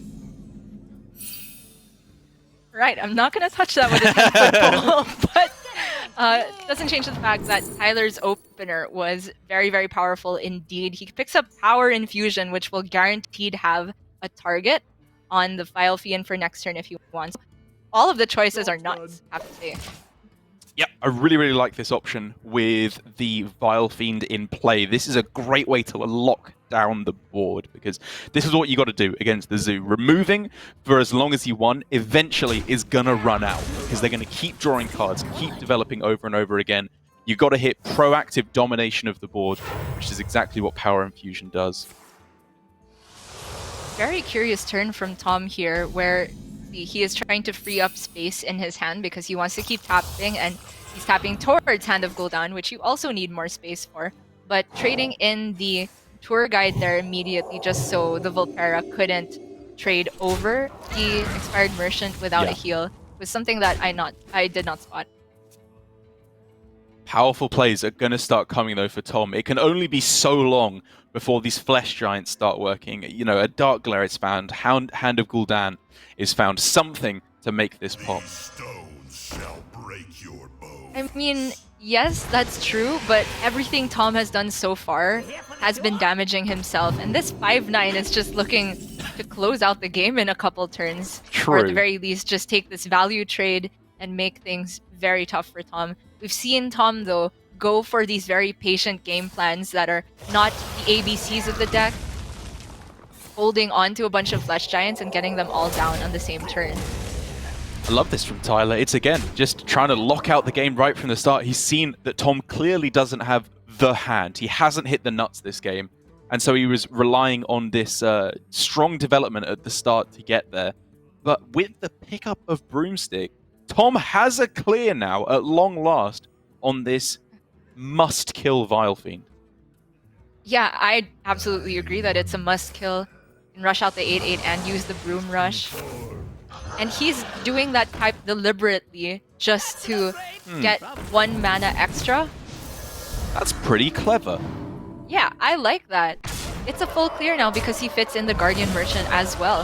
And he gets an 8-7 on the board. That was really, really smart. Deliberately overdrawing, and he gets an 8-7 on the board as a result. That is huge. It really, really is.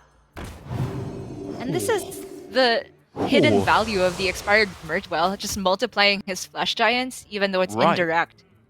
but Tom is just down to 8 HP now. It's getting extremely scary. But he's got Going- so much pressure. Look at this board. It's lethal next turn. He's just... I thought he was gonna go all in with the Flesh Giants. He's still hedging a little bit towards Soul Mirror, I have to assume. Yeah. But the downside of that is now Tiamat. Keep him alive.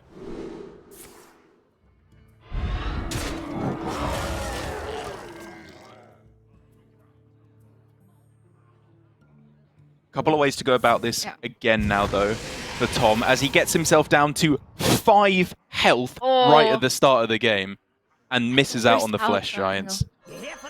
He not only misses out on Flesh Giant, he misses out on Expired Merchant, which he was hoping to multiply some threats. Of course, by that point, it was going to discard the Nightshade Matrons, but better than nothing. He's at 3! Gia, he's got himself down to 3 health. He is just fearless. So now, if Tyler manages to copy a card in Tom's hand, that's just even if it's not that, Murazond can put an equal amount of threats on board. But is he just dead if it's Murazond? Right, so Murazond gets him a 5/5 rush, and that's the only immediate tempo effect he would gain. Which is a little bit too scary, I think, to be honest. I mean, if he can remove the 2/1 from the board, which he can with a 5/5 rush, then he's not dead to just 1 Soulfire. Problem is, Ray's dead. Puts him in range of 1 Soulfire. We do see double Soulfire, but from Tyler's perspective, he can't be considering both of them in hand. Oh! That's just game. I can't believe how masterful Tom has been with this deck.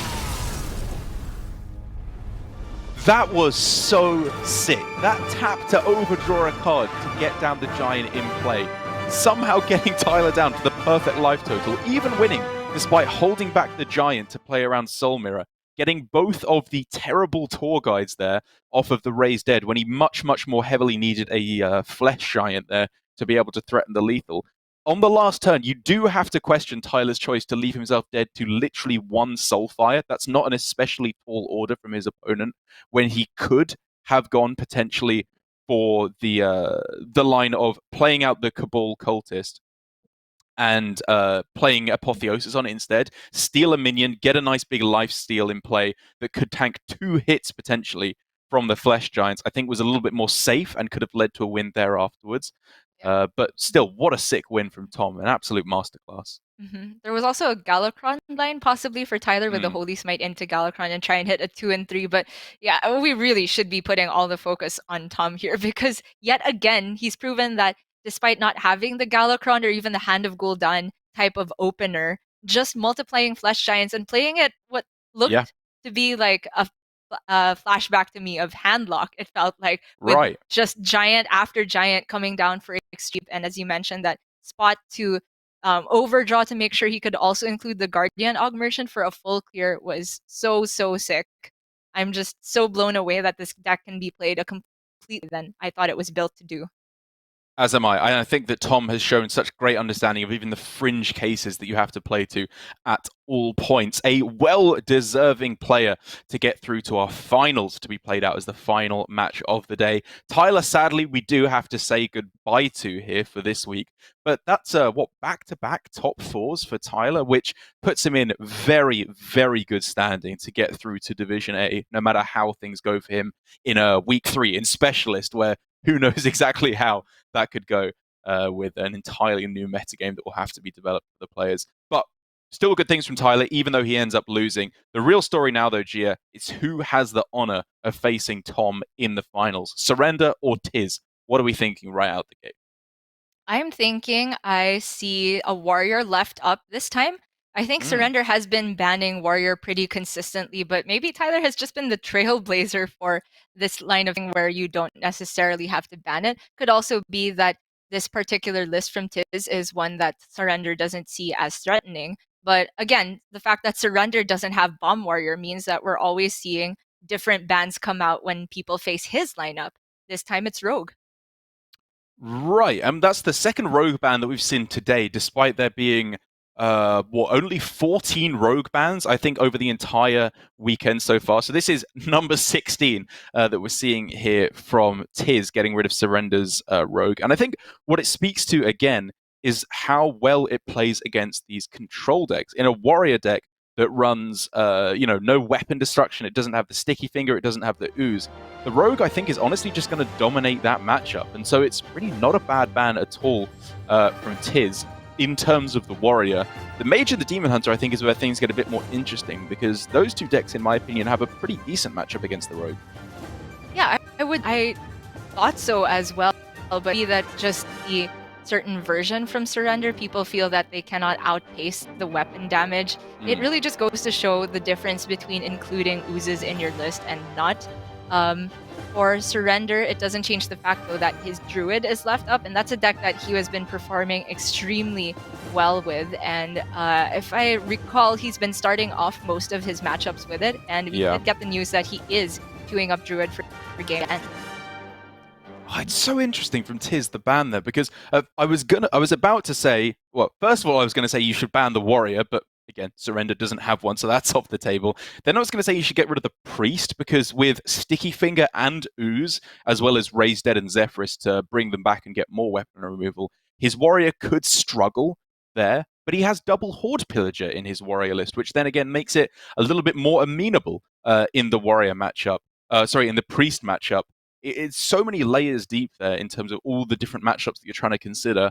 And while I don't hate the rogue ban there, it doesn't strike me as like a genius idea to ban the rogue. It's just probably the best of a fairly dire situation for him. And I can't help but think, I wonder if these players did some additional testing over the past couple days, that they've changed their ban strategies compared to the Swiss portion, or if it's because of these specific lists. It would be very cool to get the thoughts of the players directly. I'll definitely be asking a couple of the people after the day goes up, but it's just something that makes me wish that we had several weeks of LHS instead of one to have this sort of pocket meta, so we could really break down what is the right way to approach it. For right now, though, it will be that Druid queued up first, right out the Warrior, which I've always gone back and forth of who I think is favored here, but when we're looking at the lists that are a bit more focused on the weapons, then I feel like Warrior has a leg up. But Tiz's list has just the one upgrade, and it's still running some things that have been cut out in the more streamlined version, like Whirlwind here. Yeah, it's running Whirlwind, double Sword and Board, Quartermaster, double Coerce. Like, this is a very control version of the deck in one sense of the word. I think you could definitely argue. The main thing being that it's cut the pirate package from the list in order to make room from that. It still has Horde Pillager, of course. So I think even though it's cut some of the really good cards in the matchup, like one upgrade in Greenskin, it does also have some pretty good cards in the matchup. The extra removal can be nice at keeping the board clear, being able to coerce a Ysera off the board, or maybe one big minion later on, is very powerful. And also Galakrond in there at the end. Cutting all these pirates has, I think, made him in a decent spot, actually, against Druid, even if he's lost some of the weapon buff cards. Yeah, the Galakron Kronks package, I feel, is something that we don't see very often in APAC, but against Druid, I do imagine that it has synergy with cutting the pirate pack, likely to draw, say, another Horde Pillager to give you that additional weapon charge. In a way, it feels a bit more in with the spirit of just relying completely on the wrench calibers. I don't think that Sword and Board will be particularly useful, though, and I could see as a downside of not running Skipper, of course, is you don't have the Battle Rage cycle. So even more important that you get the Corsair caches and wrench calibers early. Yeah, of course, makes it harder to activate Lord Barov, kind of by an example, without the skipper, but then you have Sword and Board, so that's another way to actually kill off a board instantly with Barov. It's a very kind of plus and minus on all aspects by cutting out the pirate package, but I will say that it's far from a miserable, unwinnable matchup for the Warrior here. He's got a very good chance of taking things down from Surrender, especially bearing in mind that Surrender's list is kind of the old school version with Kael'thas and double survival of the fittest, which in one aspect makes it very scary because you can explode onto the board very, very quickly and make it so the warrior doesn't have time to find their removal. But if you look at it through another lens, it's not running the Mount Sellers, it's not running the Malagos, all of these extra win conditions that a lot of the other versions have taken to putting in their list, which means there's not actually that much value. It's more just a lot of scary pressure up front with early survival of the fittest coming down. So if Tiz can find the removal, I think he's got a good chance of outlasting most, if not all, of the Druid threats. Yeah, it's true. For this particular list, Druid, without the Mount Sellers, you can kind of treat that as one or two less brawls that you might need to expend. And also the fact that the coerces are there for the warrior is very, very relevant because every single minion is countable at this point from the Druid when you're not running the Mount Sellers. And the single target removal can come in a pinch spot where Surrender with the hedge around playing around both of them, not just the chorus, but also the brawl. And that's the toughest part. Can I just maneuver my board into having 2 or 3 minions instead of going overly wide or all in on one? And sometimes you can't control that when Ysera is added into the equation. Yeah, that's the thing, isn't it? Having both single target and wide board removal is very powerful because Warrior has kind of struggled with the single target, I think it's fair to say at the moment. Shield Slam having to carry the lion's share of the work, and when your armor is whittled down, that becomes significantly more difficult to do so. Moving on to some of the other decks as we wait for the players to get set up in the matchup.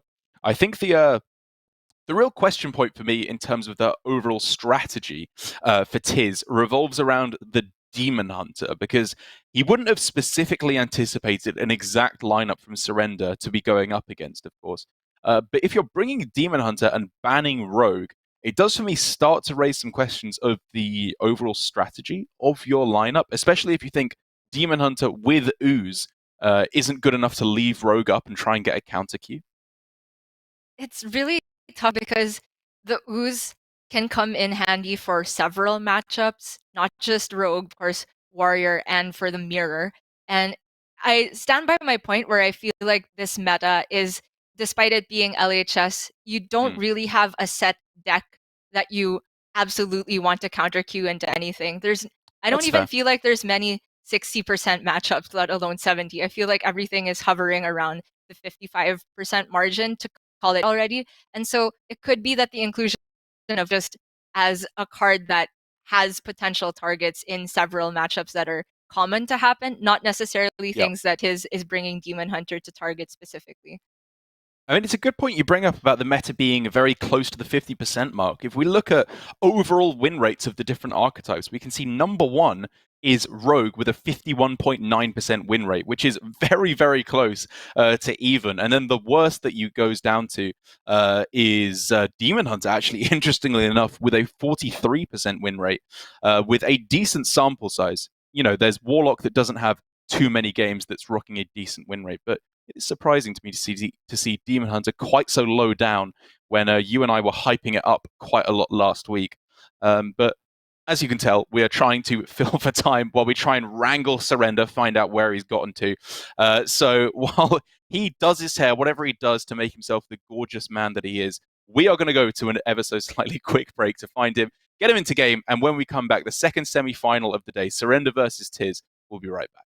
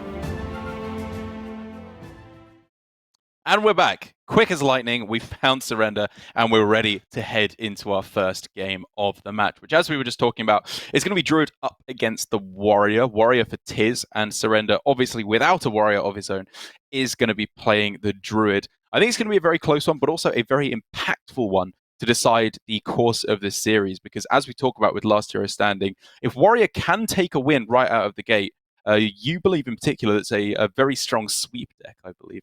Yes, I would have to agree. That's assuming that other decks in the lineup are not very heavily teched for weapon removal, and even just with the ooze in there for Tiz's Demon Hunter, for example, if he were facing Warrior on the other end, hypothetically, I still don't feel like the Warrior is that sad about it because they have the second weapon, and that second weapon can eat up all of the charges of the upgrades, etc. Case though that Tiz is the one who doesn't have to face Warrior, and so I feel like he has a very, very good shot of sweeping with it. Well, we'll have to see. Of course, Surrender can just put an end to that right out of the gate with his survival of the fittest Druid here. And I'd have to imagine if he doesn't get the win, he's going to be transitioning over to Priest, because Mage doesn't feel like the best matchup against the Warrior. I'd be interested to see how losing the Pirate package affects that matchup in particular. But now, finally, ready to jump into the game. Tiz throwing away all these cards because none of these are weapons or weapon buffs. Nor weapon draw. He was definitely looking for number one Corsair cash to get started. By cutting the Pirate package, it also kind of means that you don't have a turn one play that you would settle for in the form of the Sky Raider. But the other upside, I suppose, is that Corsair cash is now guaranteed to get Wrench Caliber if you're not running Ankar. That's true, and also the slight weirdness that you can get into lists like Tom's one that's running Ankar, double Wrench Caliber, and double Horde Pillager is you always have a chance, unless you're just not playing it for the whole game, of resurrecting the Ankar as well, which can get a little bit funky.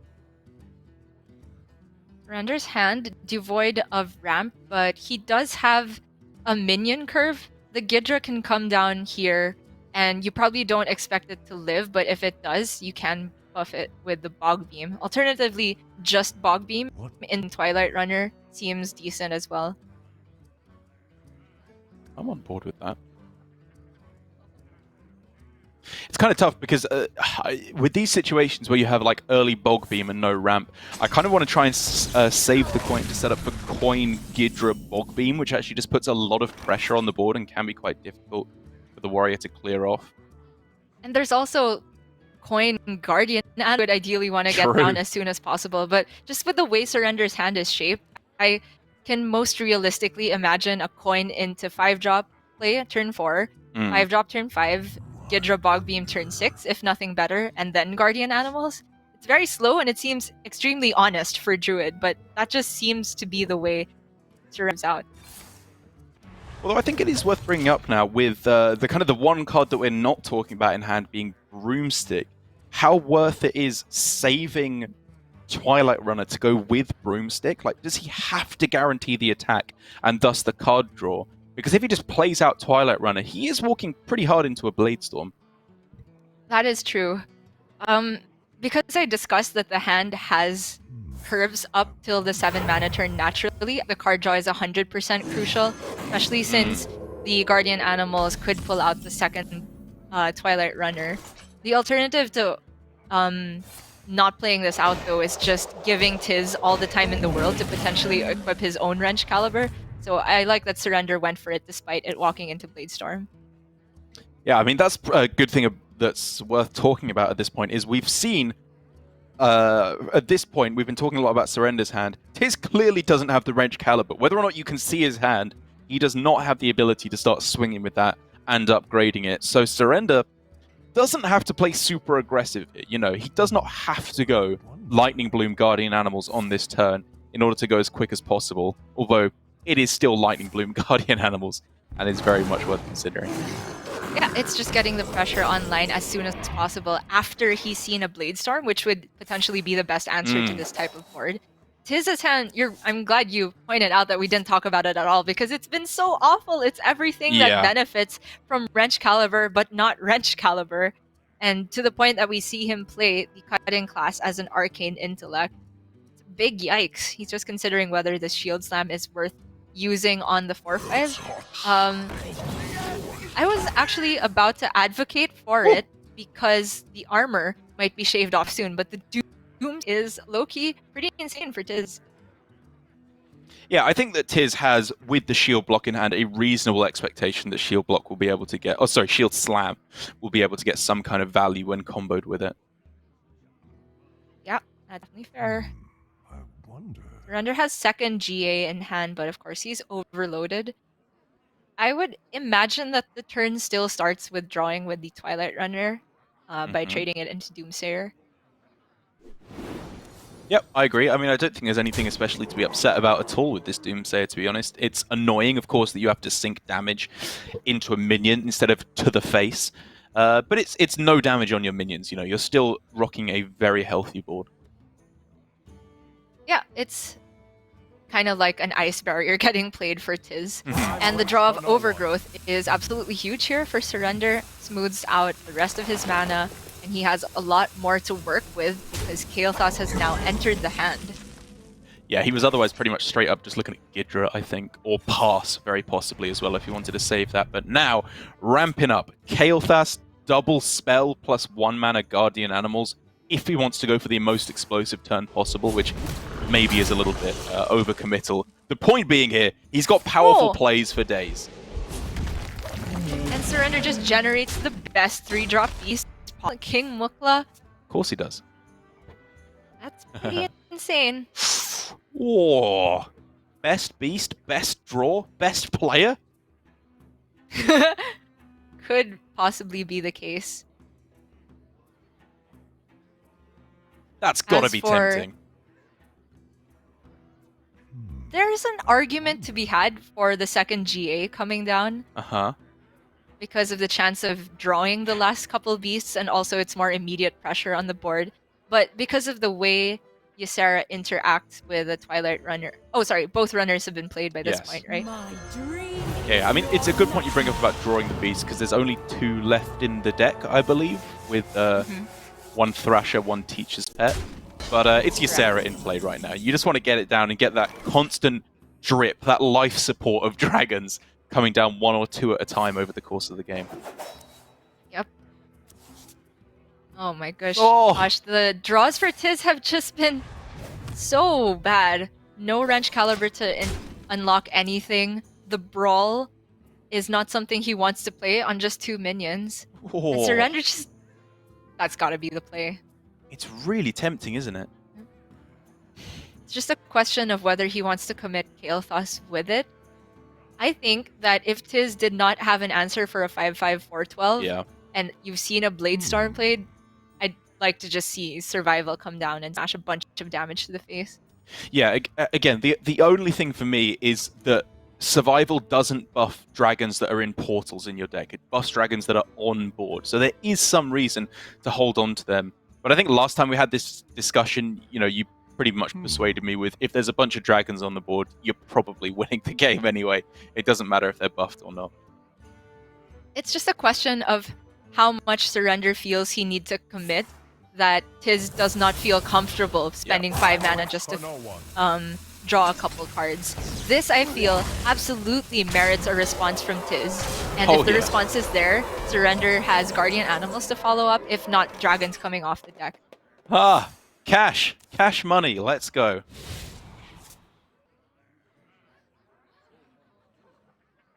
I mean, I want to say better late than never, but it could be too late.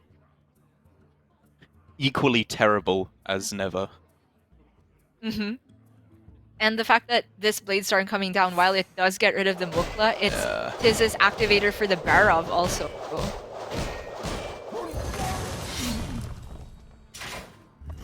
In the end, he does not want to tank the 9 damage. That's completely understandable. We could just see potentially Brawl or Deathwing clear up the next board.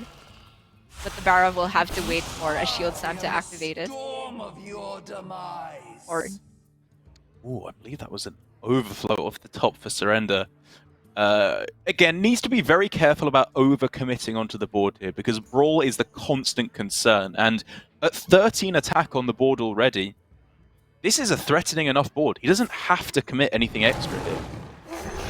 He doesn't have to, and it's also worth noting that despite those 2 minions having 7 health, he's seen double Blade Storm. It gets to the point where the coerces become potentially scary, so in the end I like that he goes for specifically Guardian Animals here and not Overflow, because as you said, Overflow can overextend with dragons, and it also has the possibility of drawing the beasts, and then the GA becomes useless.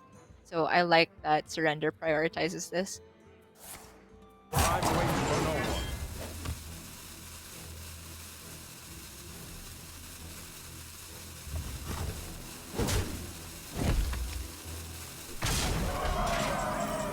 And with near the outcome, Surrender's pretty happy here, because he also has the Death Rattle behind this Teacher's Pet. True, yeah. Most likely 2 minions ending up on board. Yeah, the concern for me was whether you go Barov Brawl there. I know it's a huge use of resources, but it potentially keeps you alive for that extra turn when he's very, very much precariously balanced on the edge of death. Yeah, it's to the point where second Survival is very close to lethal. Survival Ironbark is actually lethal here. Yeah. Tiz willing to take that risk, and I think that's very reasonable, just to keep the Barov in hand, because it's his last AoE if he gets a Sword and Board or Shield Slam to pair with it. Yeah, I agree. Only a semi-AoE after Survival's been played, you'd have to assume.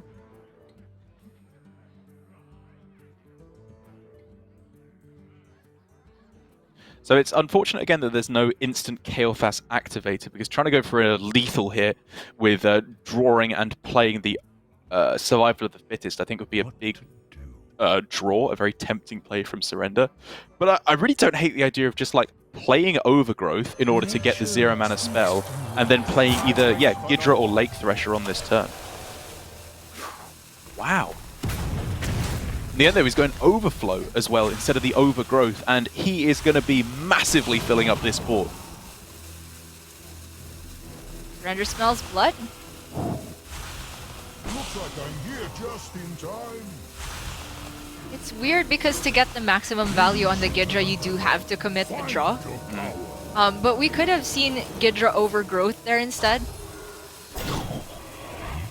Yeah. Granted, he Brawl, so Surrender is betting it all on this board. And not necessarily even everything, just the one Lake Thrasher and Kael'thas Survival are threatening as follow-up. There's the clear, though. Coerce off the top is what you needed to clear off Lord Bruv and clear the board once again. Surrender now is getting to that point I was talking about, where he's still got threats. You know, he's still winning the game, likely to win. But with a couple of very perfect draws here from Tiz, I think there's the potential to outlast almost all of the threats from Surrender. Is there, though? The hand is dry of... Okay, Deathwing is there, but if Surrender goes for second Survival, Deathwing is 1-for-1 trades. Yeah, I guess there's still a couple of dragons in the deck. Okay, so is it just aggro? Is that the game plan? Hope that he gets the perfect series of bombs? It could be. And it's not like Surrender can just stay at 10 and hope to overdraw the bombs, because Dr. Boom is always a threat. And I guess this is the thing that I always underestimate with the deck, is even though he's starting to run out of threats, you know, there's only a couple dragons left in the deck, Kael'thas, all the beasts have been used up apart from the Thresher. Just these brooms on their own are going to be 9/9 minions on the following turn. They're real threats in their own right. Dark. How about Runic Carvings, Survival of the Fittest? Oh, yes, please. I'll have one of those. Does it fit? I don't think it's the mana anymore because of the Kael'thas nerf. 1 mana off, right? Yeah. Time waits for no one. But still, the 2/2s are perfectly threatening themselves if there's no Brawl in hand.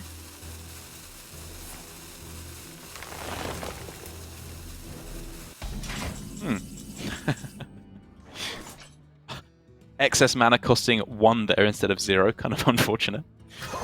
Well, this Deathwing could get quite a lot of work done. Yikes. Okay, that's the worst outcome for Tiz.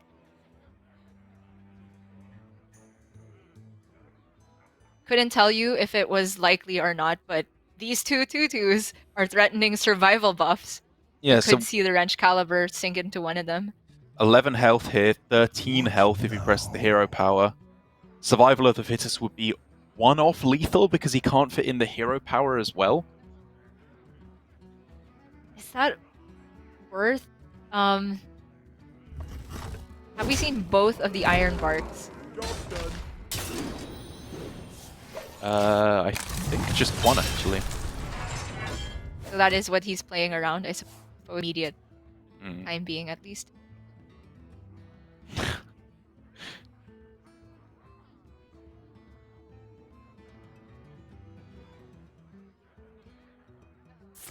Is it dumb that I still want to play survival here? Okay, taking the draw first, of course, to summon dragons before you buff the board. I think you have to have something else on the board. If you draw dragons from the deck, then yes, I think you can get away with playing survival. But otherwise... And also he's overloaded, might be bad. Right. Oh, yeah, okay. Okay, here are the dragons. This is the threat. You've seen Barov, you've seen Brawl, you've seen Blade Storms. This is getting very, very scary. But what else is getting scary is that Surrender is at 12 health. Yeah, with very, very few cards in the deck, so the bombs are even more likely, if they're shuffled, to get drawn immediately. He gets Bite, but he doesn't play it on this turn. I can only assume that means there's just one bomb left in the deck for Surrender. I mean, even then, Wrench Caliber swing face, right? And that's where things get scary. Yeah, because it can come down one after the other if there is just one bomb. We need to get deck tracker soon, Dark. Yeah. Treasure? Loot? Well, In any swing in case, face. That's the Tiz best he's without got. any board clears has only one option.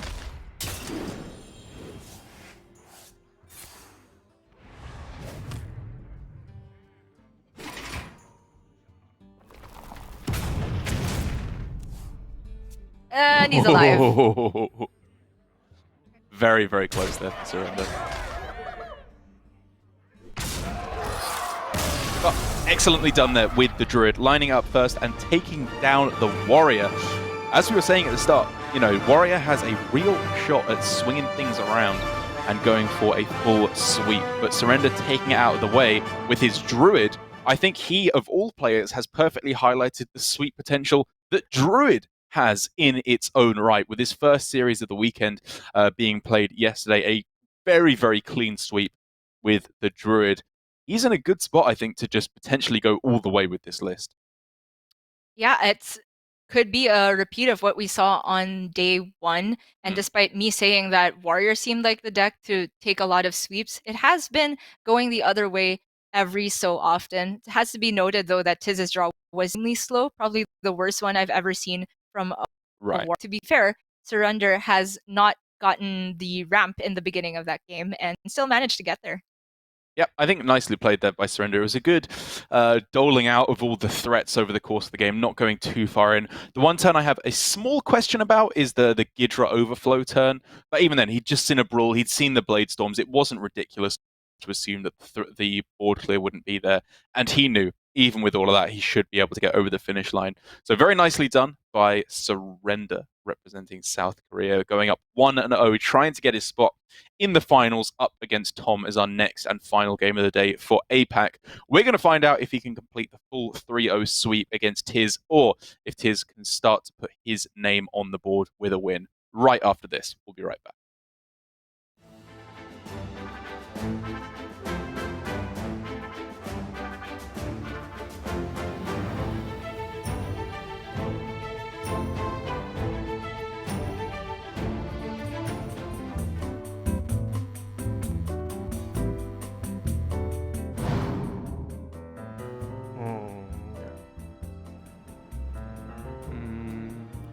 제가 그러지 못하기도 하고, 그래서 이제 그런 재밌는 사람이 되기를 원하고. 둘 중에 하나 선택해야 된다면 제일 똑똑한 사람이 되고 싶어요. I would rather be the funny man than intelligent man. But in fact, I think I am the intelligent man, not funny man. Yeah. 我会选择做一个最快乐的人吧，就是最快，因为我觉得，在一个很多人的地方的话，很多人的地方很需要有一个就是很懂得搞气氛的人，不然会很无聊。I feel like being the funniest person in a room requires a lot of energy. It's very exhausting, I feel like. And I'm just more chill, laid back. I'd rather be the most intelligent person. 比较搞笑，比较开心啊，会让很多人开心啊。Do you think you are the most intelligent person in this room? Do you think I am the most intelligent person in this room? No, I think Sato is the most intelligent person in this room. Correct answer.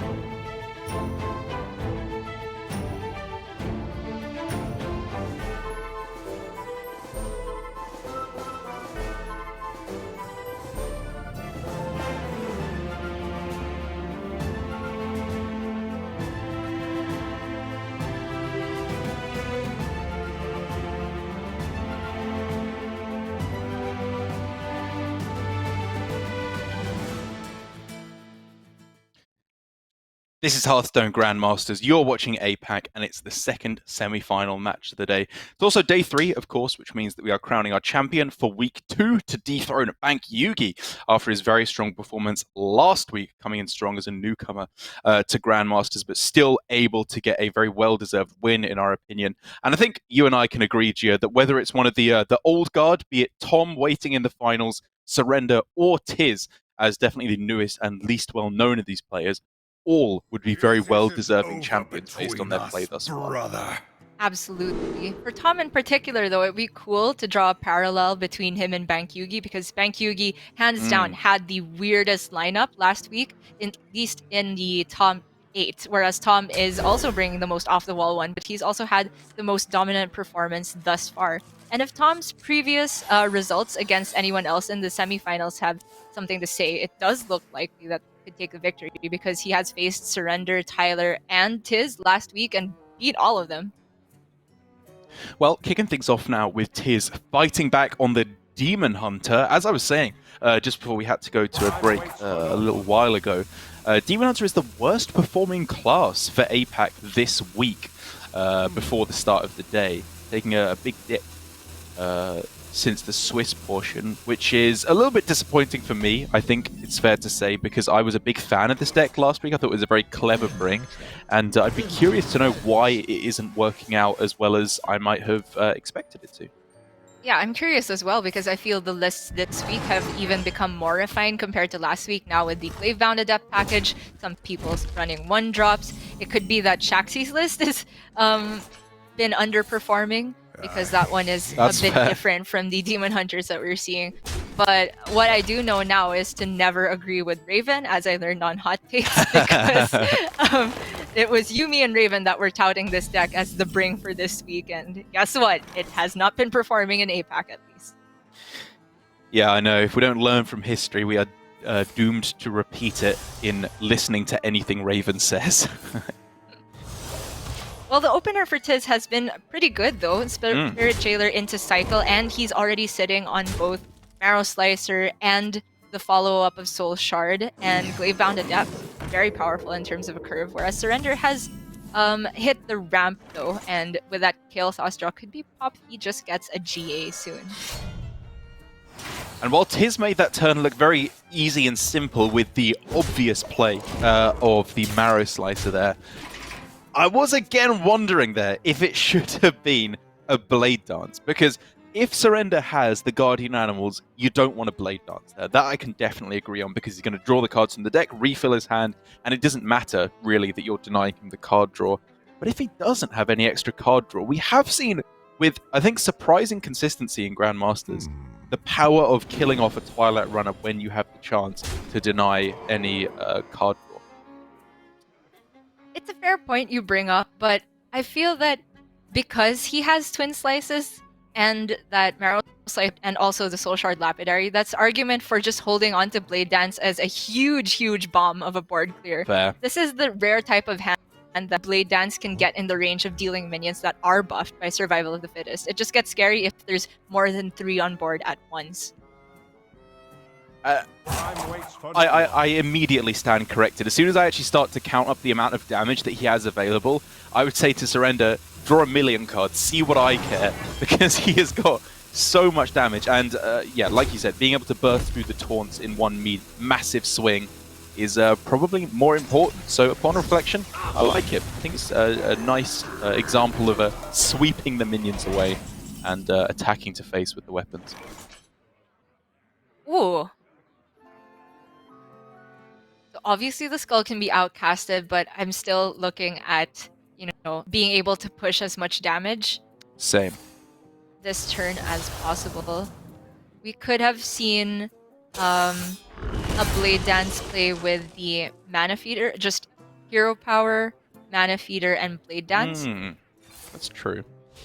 This play allows Tiz to, of course, Soul Shear the one that gets death rattled out by the Teacher's Pet. And given that Tiz has meat and damage for the next 2 turns at minimum, I don't think he was prioritizing card draw.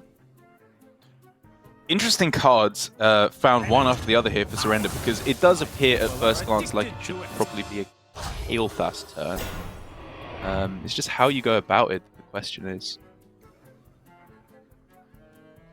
Well, something like this. I have to imagine Rising Winds looks slow for card draw when he already has Overflow in hand. But the bites are also quite slow. It's just that the bites for armor are nothing to scoff at. That's just healing that he might need in the near future. Yeah. I mean, every point of healing is very, very important. The bite is definitely where I'm looking at most heavily. Waits for no one.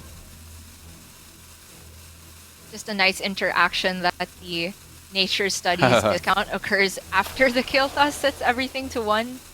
Yep, 10 out of 10 ordering there from Surrender. Ooh, it's time to go. He has got to go quick. Wow. Does he get both of... What? Wait, what happened? I don't know. Did he manage both of the survivals to come down that turn? Because that was obviously what he was hoping for. He doesn't look very stressed, so I think it happened. Oh! It was the GA. I mean, he missed the hero power, but you're pretty happy with that, right? Uh-huh. That seems insane. It absolutely is, especially after seeing the Marrow Slice get used and the Blade Dance. this is just an iron wall for Tiz to break through. Yeah, there wasn't any mana to use Bite instead of Bog Beam at the end. No. Yeah, no matter how you slice it. I think with just missing the hero power. Yeah, with the amount of time Surrender had remaining on the rope, to have the reaction to just play anything cheap and get down the GA was completely understandable. And then Gia, with Tiz going for Skull there, even though Surrender is at 9 mana, so you may be reasonably assuming that he can't go Survival of the Fittest, even with the Kale... Oh no, wait, he can't because he's overloaded. Doesn't matter though, Tiz just sends it down anyway. Oh my gosh. Well, Surrender wasn't lethal on board with the 25 damage, but Bite Hero Power, that was... or even just Bite and then Hero Power for the next turn, because then Tiz would have to find a way to clear the board the next turn, and if he did that, he wouldn't have the mana to heal. I understand the concede, but everything just seemed to happen in the blink of an eye. Right, match. it was just such a weird switch to the game. Like, I thought Tiz was in such a good spot. You go for the clear on the board on the previous turn with the Blade Dance, and then you go face every turn, but it was just one huge pop-off with Kael'thas that was clearly way too much. A weird instance. Definitely of how Demon Hunter functions, and I think just again an example of the relative weakness of the deck, and also the misnomer. You know, we call it Control Demon Hunter, or we did at first. It doesn't have that many ways to clear the board. You know, dealing with these big minions is very, very difficult for the deck to do unless you have exactly that Blade Dance, which is why we're seeing players tech in. You know, the silence in there as well, in order to be able to get through the taunts. No one is truly decided on a list, I think, yet. But even with a powerful hand like that from Tiz, it still wasn't able to get over the finish line. And we are possibly well on our way to see Surrender take his second 3-0 sweep with Druid for the weekend, but Tiz, of course, has the Mage as his last remaining bastion of hope.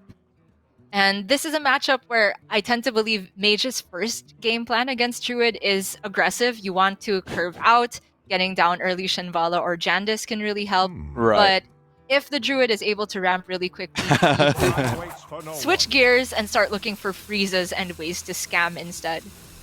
Yeah, I mean, Surrender has the facial expression there upon drawing this much ramp that, like, when you're in school and the teacher said, right, get into pairs for this next project, he had the same expression that you and your best friend give each other there, of like, all right, it's time. Him and Ramp name a more iconic duo with this Druid, because this is the dream. Absolutely disgusting.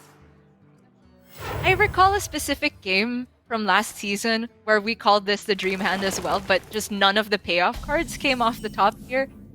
I have to say it is very unlikely in this version of Druid now, where just beasts are fine to draw, especially if it's Twilight Runner, because they can keep your card draw going. But there's a chance that the ramp doesn't lead anywhere. A very slim chance, which has now been dashed. The follow-up's there. Yeah, I mean, all the follow-up you could possibly want at this point. Overgrowth will get him to 7, obviously, which means Ysera isn't available for a couple of extra turns.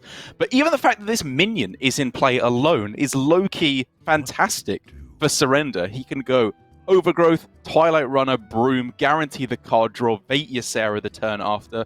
What more could you ask for? Not very much. The only question I had was, do you ever play the Twilight Runner this turn? Just to give yourself the best chance of getting a value trade with it. Probably a moot point, because whether it's played this turn or next, it's vulnerable to Firebrand, which is of course the biggest punish. So Surrender is just taking the guaranteed line of getting Ysera down as soon as possible. And Tiz on the other side is having to content himself with, what, 1 card mana Cyclones? Yuck. That's not a Cyclone. That's like a little breeze of air. Mana Gust. Yeah. Well, the Twilight Runner can come down now. It's a question of whether Surrender actually wants to Broom it to maybe guarantee himself the card draw, because again, Firebrand is a threat, Devolving Missiles is a threat. Sure. Against Mage in particular, I feel that you're not overly reliant on having the rush from the Broomstick to come back on board. Yeah, I mean, It's against very board states where they both freeze and play giants, and in that case, you might not even have the board space to play Broom and Rush. I think this is just good, straight up. Like, there is obviously the potential for needing to hold on to a broomstick, but Surrender, I think, correctly identifying, even if there isn't a Devolving Missiles being run core in the deck, it's still worth just getting it down, getting the card draw, nothing can go wrong, and he's going to be so far ahead on board anyway that you just don't really need the broom. I can see that, but what surprises me is the use of Innervate just to get the hero power out. And so that means Innervate Ysera is not available next turn? Yeah, it's obviously trying to protect the runner, or at the very least make it so just Jandis can't be played, just Raz can't be played, because specifically on 5 mana, that is the most like set in stone 1-card turn that you're going to be seeing from Tempo Mage. It's fair, but at the same time, you're hoping that the mage doesn't have a way to remove a 5/3 from hand, which I feel is very optimistic. And the direct result is Surrender's play this turn. Yeah, I mean, my point wasn't so much that he won't be able to remove the Twilight Runner, it's that if he wants to remove it, he can't play the expected on-play 5-drop of Jandis or Raz, which obviously didn't actually come into effect there, but I think from Surrender, on average, it's a good disruption turn that he went for there.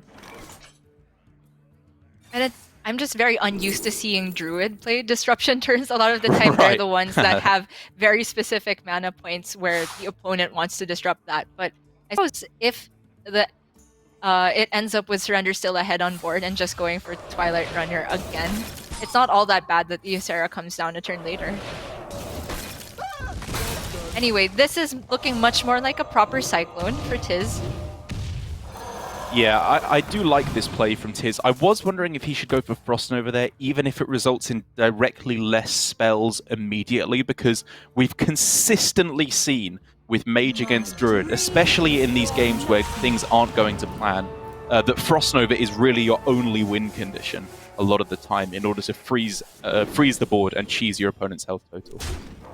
Freeze and cheese. That's the more iconic duo than Surrender and Ramp.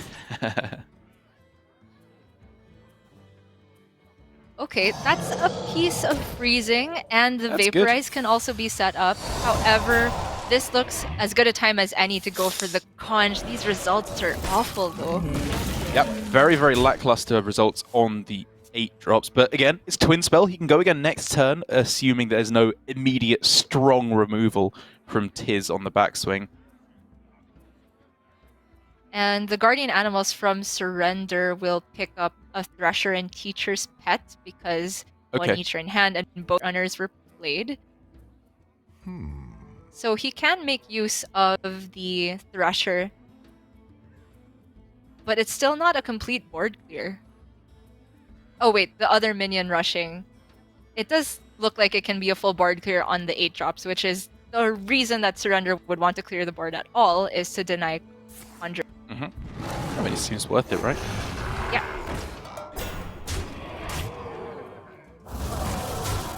Nicely done. Hope to draw some cheap spells so that you can pop off with Kael'thas, drawing, survival of the fittest, all that usual nonsense, which makes it nigh on impossible for Mage to really have any avenue to come back. I will crush your delusions of grandeur.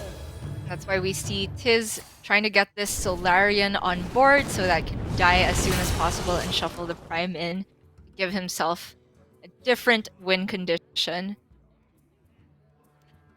Bloated Python as well. Pretty nice option. Just again, sticky. Something to stick Survival of the Fittest on the next turn, if nothing else. It's just a question of whether he wanted one thief down that turn. Ping didn't accomplish very much. Well, I say that at first, but the ping could have potentially helped set up for Flame Strike. The Spellbender defends against Iron Bark specifically, and maybe Bog Beam. I don't know, I feel like this is one of the least impactful secrets Tiz could have played.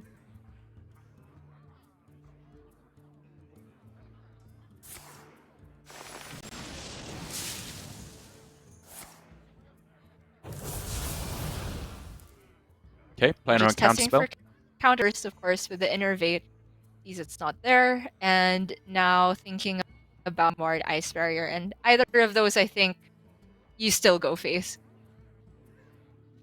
If a freeze comes down, yeah, it's just so unlikely for anything really to go wrong, no matter what you do. And you do want to like test going face with the Python first, I think, as well. I think Surrender doesn't want to give Tiz the prime top deck possibility. That's true. Yeah, that's a real concern.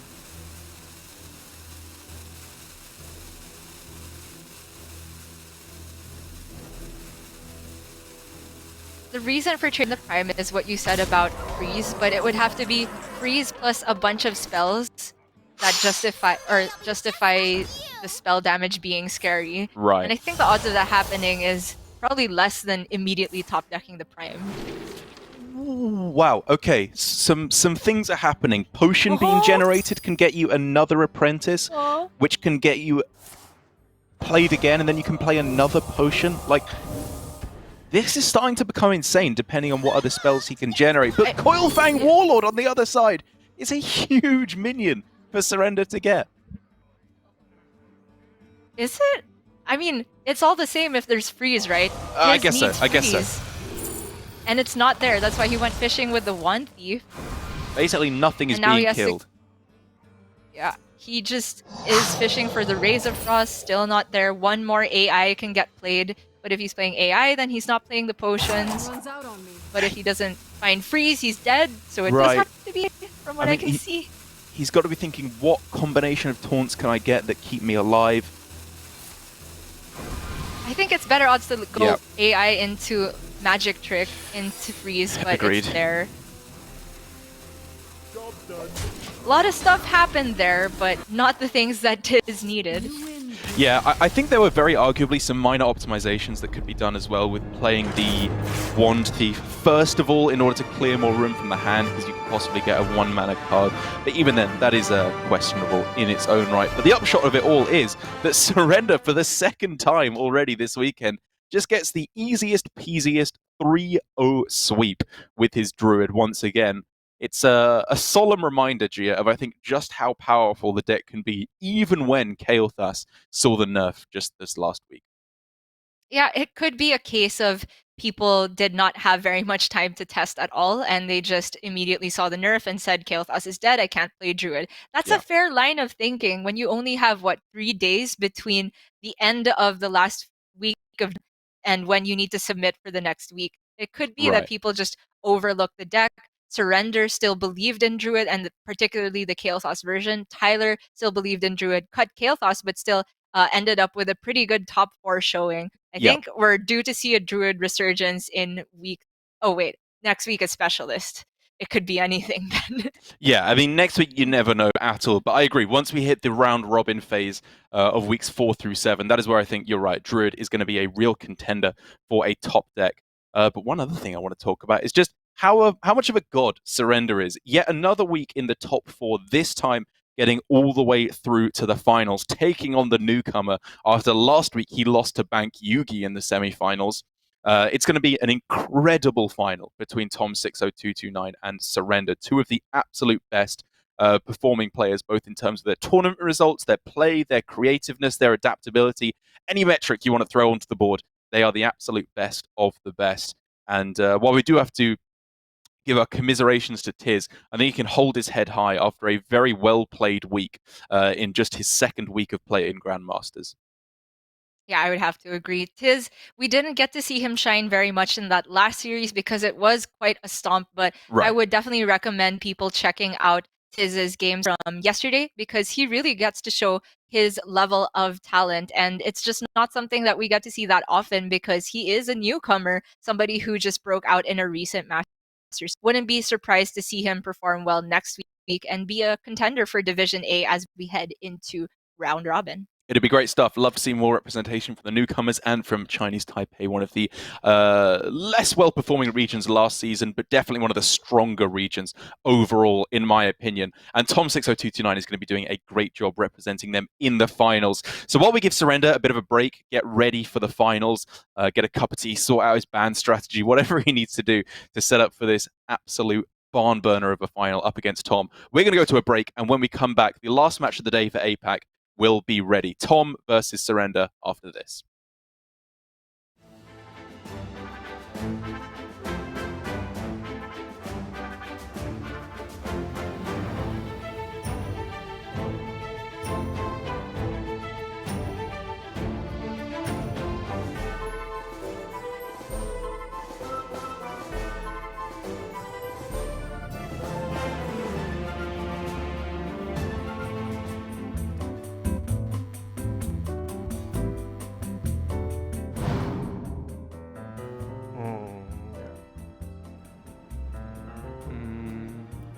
제가 그러지 못하기도 하고 그래서 이제 그런 재밌는 사람이 되기를 원하고 둘 중에 하나 선택해야 된다면 제일 똑똑한 사람이 네, 되고 싶어요.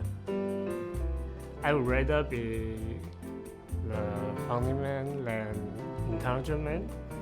But in fact, I think I am the intelligent man, not funny man. 我会选择做一个最快乐的人吧，就是最快乐，因为我觉得，在一个很多人的地方的话，很多人的地方很需要有一个就是很懂得搞气氛的人，不然会很无聊。I feel like being the funniest person in a room requires a lot of energy. It's very exhausting, I feel like. And I'm just more chill, laid back. I'd rather be the most intelligent person. 比较搞笑，比较开心啊，会让很多人开心啊。Do you think you are the most intelligent person in this room? Do you think I am the most intelligent person in this room? No, I think Sato is the most intelligent person in this room. Correct answer.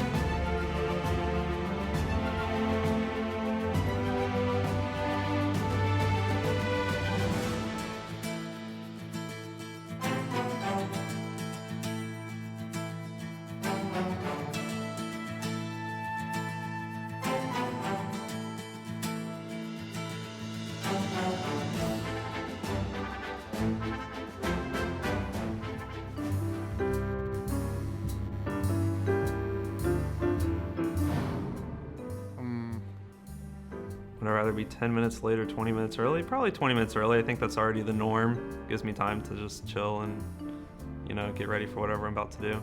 Always 20 minutes early. I shoot for on time to a little bit early. I'm uncomfortable with being late. It's disrespectful to other people's time. So I'd rather be early, be prepared. I don't like being late because you walk in, you don't know what's going on, it's uncomfortable. You gotta assess the situation, you know. I'd rather be prepared.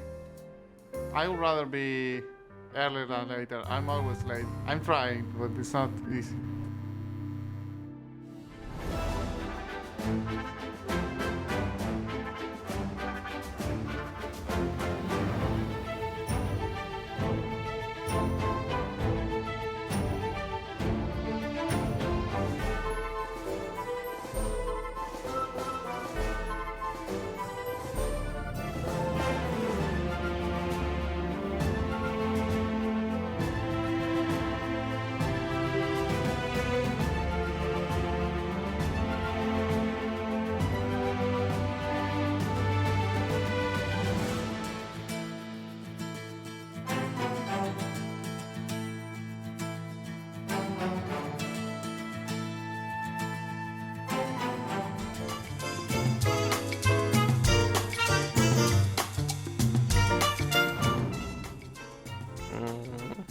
I mean, I'm already halfway on the hair, so I'll lose the rest of that as well.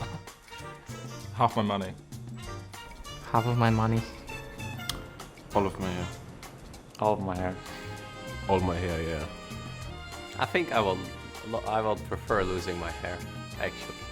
Yeah, you lose your hair, but you can I can put on fake hair or implant fake hair. I have money to put on fake hair, so. I would prefer to lose half of my money than losing my hair. I don't know, like I will look strange bald. I would rather lose all my hair than lose half of my money, because I think I would look great even without hair. I already made the peace with the thought.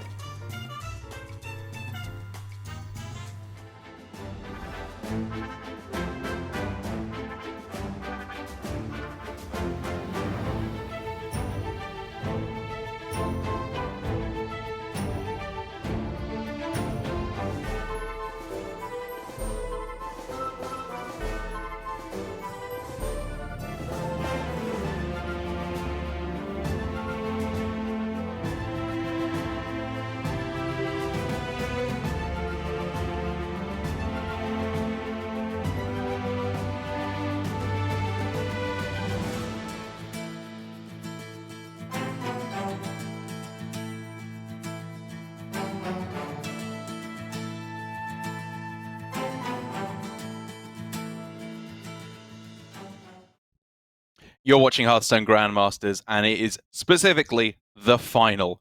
Well, specifically and pacifically, it's the final of APAC here with Tom versus Surrender. It could not be, in my opinion, a better representation of the best that APAC has to offer. In slightly different ways, though, I think their brilliance does manifest in terms of their Hearthstone play. Surrender, to me, is just kind of a baseline, very, very high-level Hearthstone player. You can always expect him to be making good plays, bringing good decks.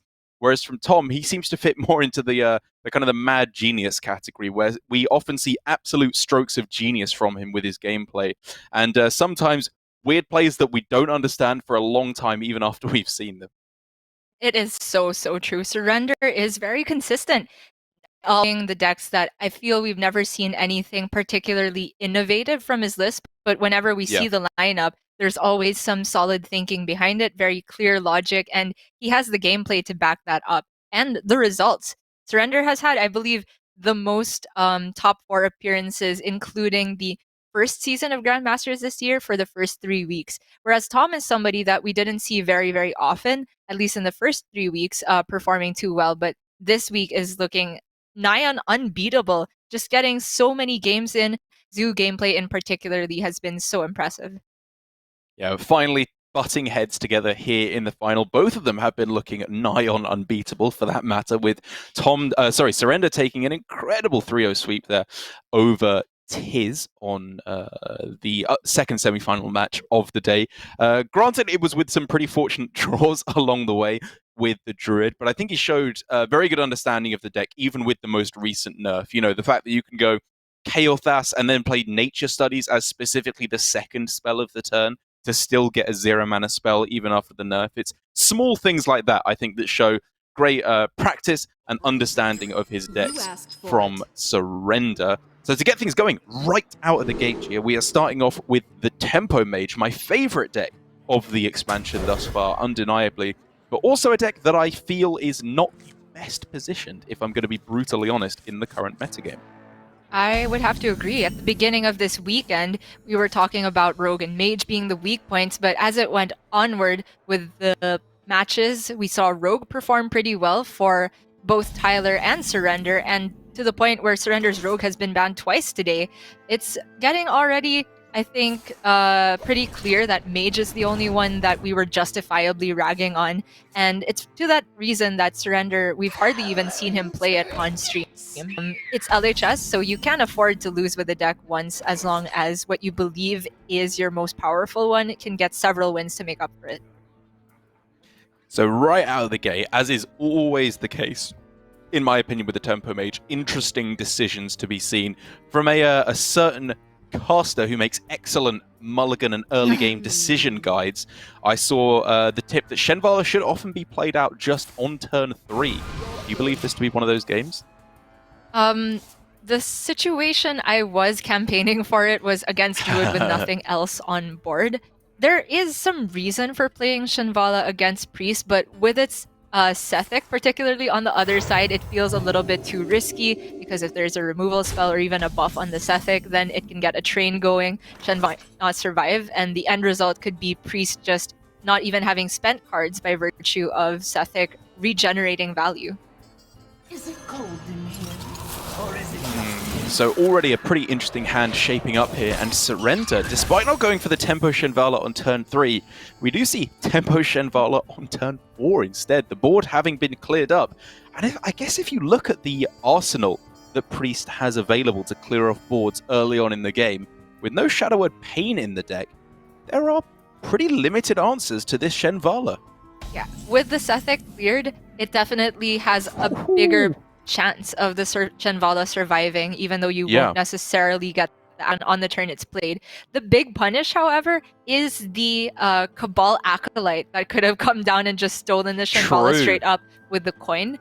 This is Highlander Priest though, so Surrender took that calculated risk. The Shenvala sticks, and we could see it go off here. However, it has to be its own Ray of Frost target.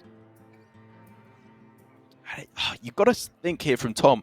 What information do you have about your opponent's hand from the fact that they just played a Shenvala in terms of your own Ilusha? Does it mean they are likely to have an apprentice or not likely to have an apprentice? Because if they do, you kind of want to just go as quick as possible. Just go coin Ilusha, steal the apprentice, and cast all their spells. That's a fair point, but if you miss on the apprentice, then suddenly you just have 2 mana to work with for the Ilusha. I don't know. I feel that we've been caster visioning this card a whole lot, and on average it gets played a lot later than the first turn we suggested. That does seem to be true. And Surrender does go off with the Shenvala for at least the first activation, but I was surprised to see Evocation be the spell that he used there instead of a Ray of Frost. Even though you would end up damaging your Shenvala, it means you get to keep an Evocation in hand. Also, he misses a ping. Yeah, he was equally surprised as that one. I mean, I saw the arrow go out, so I think he might have just missed it by a fraction of a second before the turn ended. But yeah, it's worth talking about that turn there, because now Evocation has been used up, which is a very crucial card to find extra value, I find a lot of the time, or extra burn against Priest. Whereas he could have, for the cost of damaging and freezing his Shenvala for 2 damage, got out an Apprentice and the 5/5 still at the same time as well. Yeah, the Cyclone for immediate regeneration. I was looking at that, especially since he had second Ray of Frost, but Surrender is valuing these Rays of Frost for some greater purpose later on. Cram Session with the Azure Explorer is very efficient card draw because this is +2 spell damage, and he picks up, crucially, Alex Straza, which can make this a more viable burn game plan for the Mage later on, where Tom doesn't necessarily expect it. Yeah, Alex Strauss huge here, because as soon as he clears some space out of his hand, whether or not he finds the apprentice, it's got to be said, he will be able to generate a whole bunch of spells with 2, 3, 4, maybe even 5 Ray of Frost coming down all on the same turn, and then getting the Cyclone for that extra burn damage. Well, the Jandis to fill out the curve is looking very solid here. I, again, don't think there's any room for mind games. I want to put the illusion on the 3/3, and we could just see the value trade and ping here. Are we going to have this argument again? The question is really just, how are you going to be dealing with this lab partner on the other side of the board? Because if you're not going to clear it, there's real argument to put it on the sandwich, right? Because you don't want to allow it to attack into the taunt straight away. What to do? That's true, but I can only imagine with the remaining mana, he's just going to trade the Azure Explorer and ping, and the lab partner will get dealt with. Sounds pretty clean. Runs out on me. Because the alternative would be Rafting it, which does not seem worth it whatsoever. We saw how passionately Surrender held on to the first Ray of Frost to make sure. The thing with the Ray of Frost, for me, it isn't so much that you want to hold on to it. It's kind of just you want to clear hand space is actually the real point for me here, because each Ray of Frost, while taking up 1 hand space, generates 2 spells from Mana Cyclone. So you do need to start getting those cards out of your hand. And because of that specifically, I actually really like this play from Surrender. All right. Well, it doesn't change the fact that the the illusion went on the smaller minion, but I'll definitely hear your point about the hand space. Also because the second half of the Ray of Frost cheapens the Mana Giants immediately, and he did not know he was going to top deck the Apprentice, but that now is huge.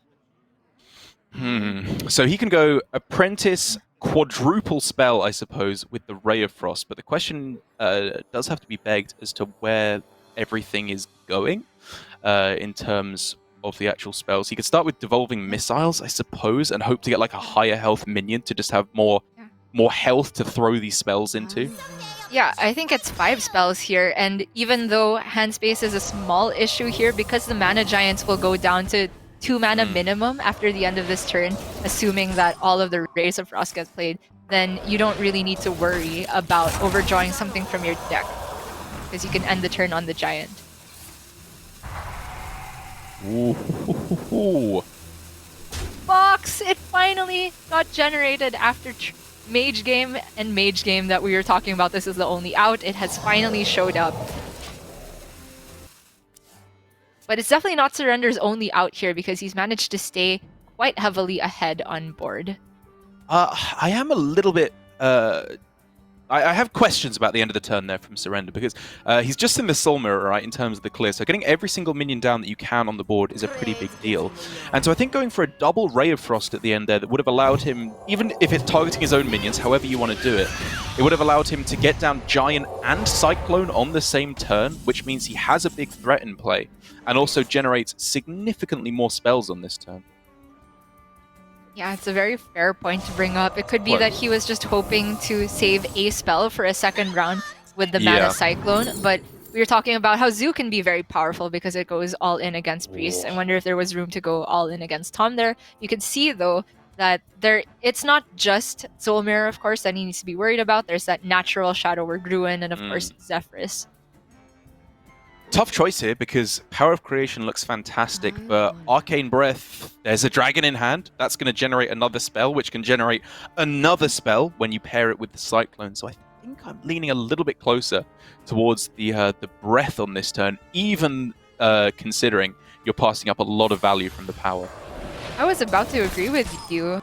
Surrender takes the Power of Creation there. I think the tipping point for my decision-making, at least, was the fact that the Power couldn't be played that turn. So I did like the idea of getting the extra spell, well, 2 extra, essentially, from the Mana Cyclone and the spell that the Arcane Breath gives you, assuming you get anything cheap enough. But Surrender values the guaranteed curve play, which if he is going all in with the minions, it does make sense to some extent, just chaining threats.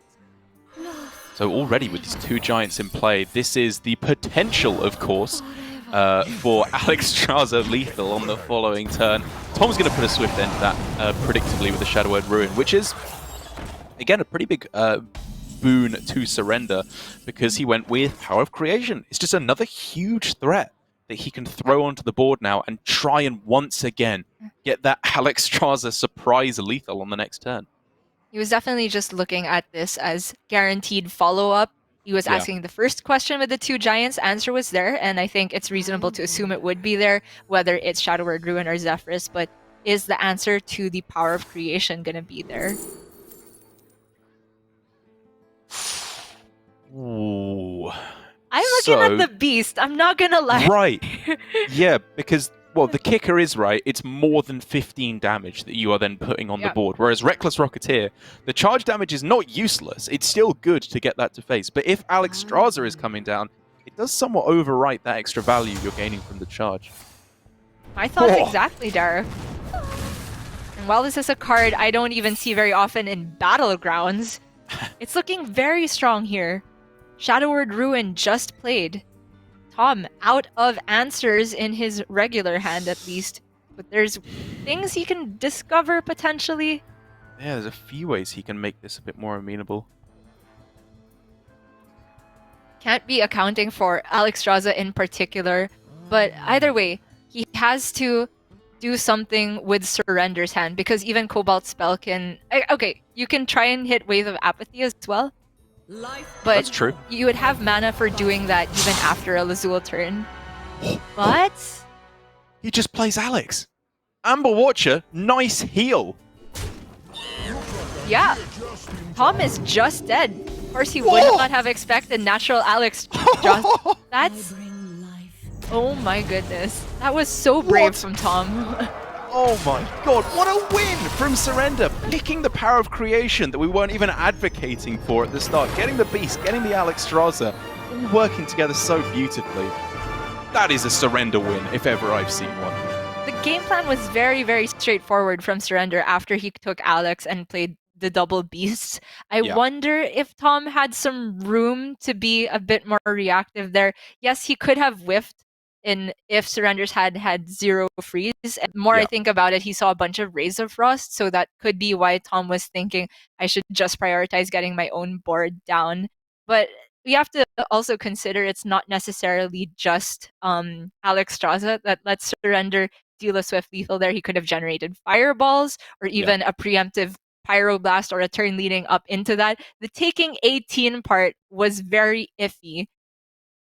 I see your point, but I think looking at the context of Surrender's hand, of Tom's hand, I actually really like the play he went for there in the end because he didn't have any way to guarantee a board clear. You know, we were looking at going for Cobalt Spellkin to try and hit Wave of Apathy to delay the problem, but he needed a way to actually fight back onto the board, which is, I think, on average, what Alexstrasza did offer him, and then try and use the Spellkin to heal up afterwards with Renew and the any other healing spells that he can generate thereafter. It was risky, for sure, but I think it was a well-calculated risk most of the time. It's fair. I feel like going for Cobalt Spellkin is going for fighting back on the board. Again, you're not guaranteed to get Wave of Apathy, but the fact that you can start with Lazul, and if that whiffs, you can go for the Spellkin. I could just be caster visioning, of course, but remains to be seen. It's also, of course, the fact that we need to focus on the fact that this mage is up again for the first time in what feels like forever. It feels like mage has been getting tons of losses, and Surrender's hand is very well positioned to be the perfect one. Yes, this hand is the dream right out of the gate. Insane amounts of tempo are going to be generated right from the get-go, assuming any kind of decent spells can be found. Because even though it's mostly value that you're generating, I suppose, at the start with the Cyclones, when Giants come down, when the cheap spells, the secrets, the mirror images, when all of that starts to come together, the tempo will be realized. Mana Burn is a very interesting option because you can shut off or at least delay the Apprentice pop-off turns using that card. It's more so a case that the other two options seem very slow to me. Yeah, I think I would definitely just pretty much snap pick Mana Burn because, like you say, even if it's not the Wow. I was going to say, even if it's not the apprentice turn specifically that you're denying, it's just shutting them down for the first few turns, allowing you to get on the board and get the swings through to face. Well, I see a Shinvala that can come down on 3. It is It not very likely to live, but I think that's fine because Really? Surrender can pop off the following turn with a little bit more flexibility. Okay, popping off now, it's awesome if you get a cheap 1-cost spell off of the magic trick, which is of course very likely to happen. Yeah. It's interesting, isn't it, from Surrender, because he knows at this point that there are no soul fragments in the deck, which means he's getting in there before Shard Shatter Mystic can start to do its nonsense with clearing the board, which is, I think, the main reason why he's popping off as early as he is right here.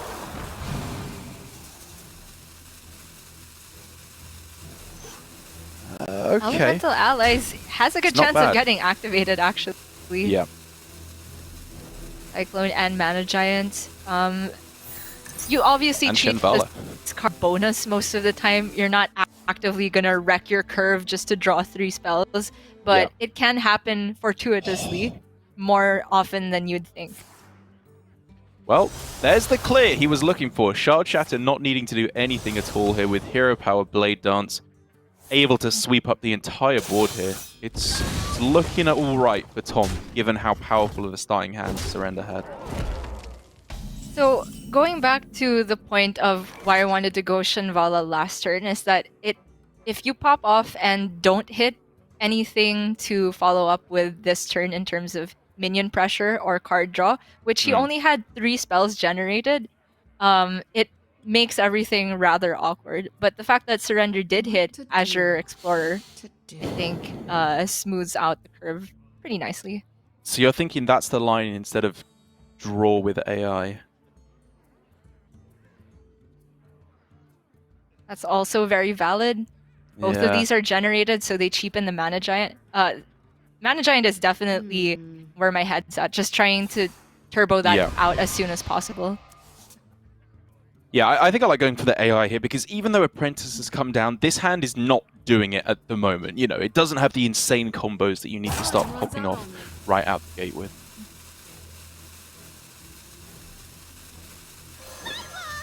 To be fair, against Demon Hunter, the pop-offs coming down soon kind of works well with your overall game plan of you need to get Mana Giant down because your minions are not going to get there against a deck that has Eldrazi Warblades for healing, the small minions at least.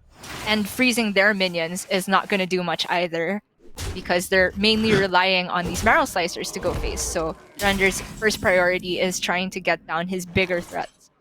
Yeah, and speaking of bigger threats, I think we can quite clearly see where the two players' mindsets are, because Surrender just picked an 8-mana spell over Ray of Frost on that turn, clearly anticipating the power of Deep Freeze later on, which is true if you can get there. And then Tom denies him his mana and hits him in the face, very clearly laying out the game plan of, I'm going to kill you, and I'm going to kill you very soon. Mm-hmm. Deep Freeze, of course, Surrender wanted to get the water elementals, which can freeze the opponent's face, but it's looking like he will not have time to do that. Not saying that the Deep Freeze pick was wrong, because there are not that many good Ray of Frost targets anyway on the other side, especially with one already in hand.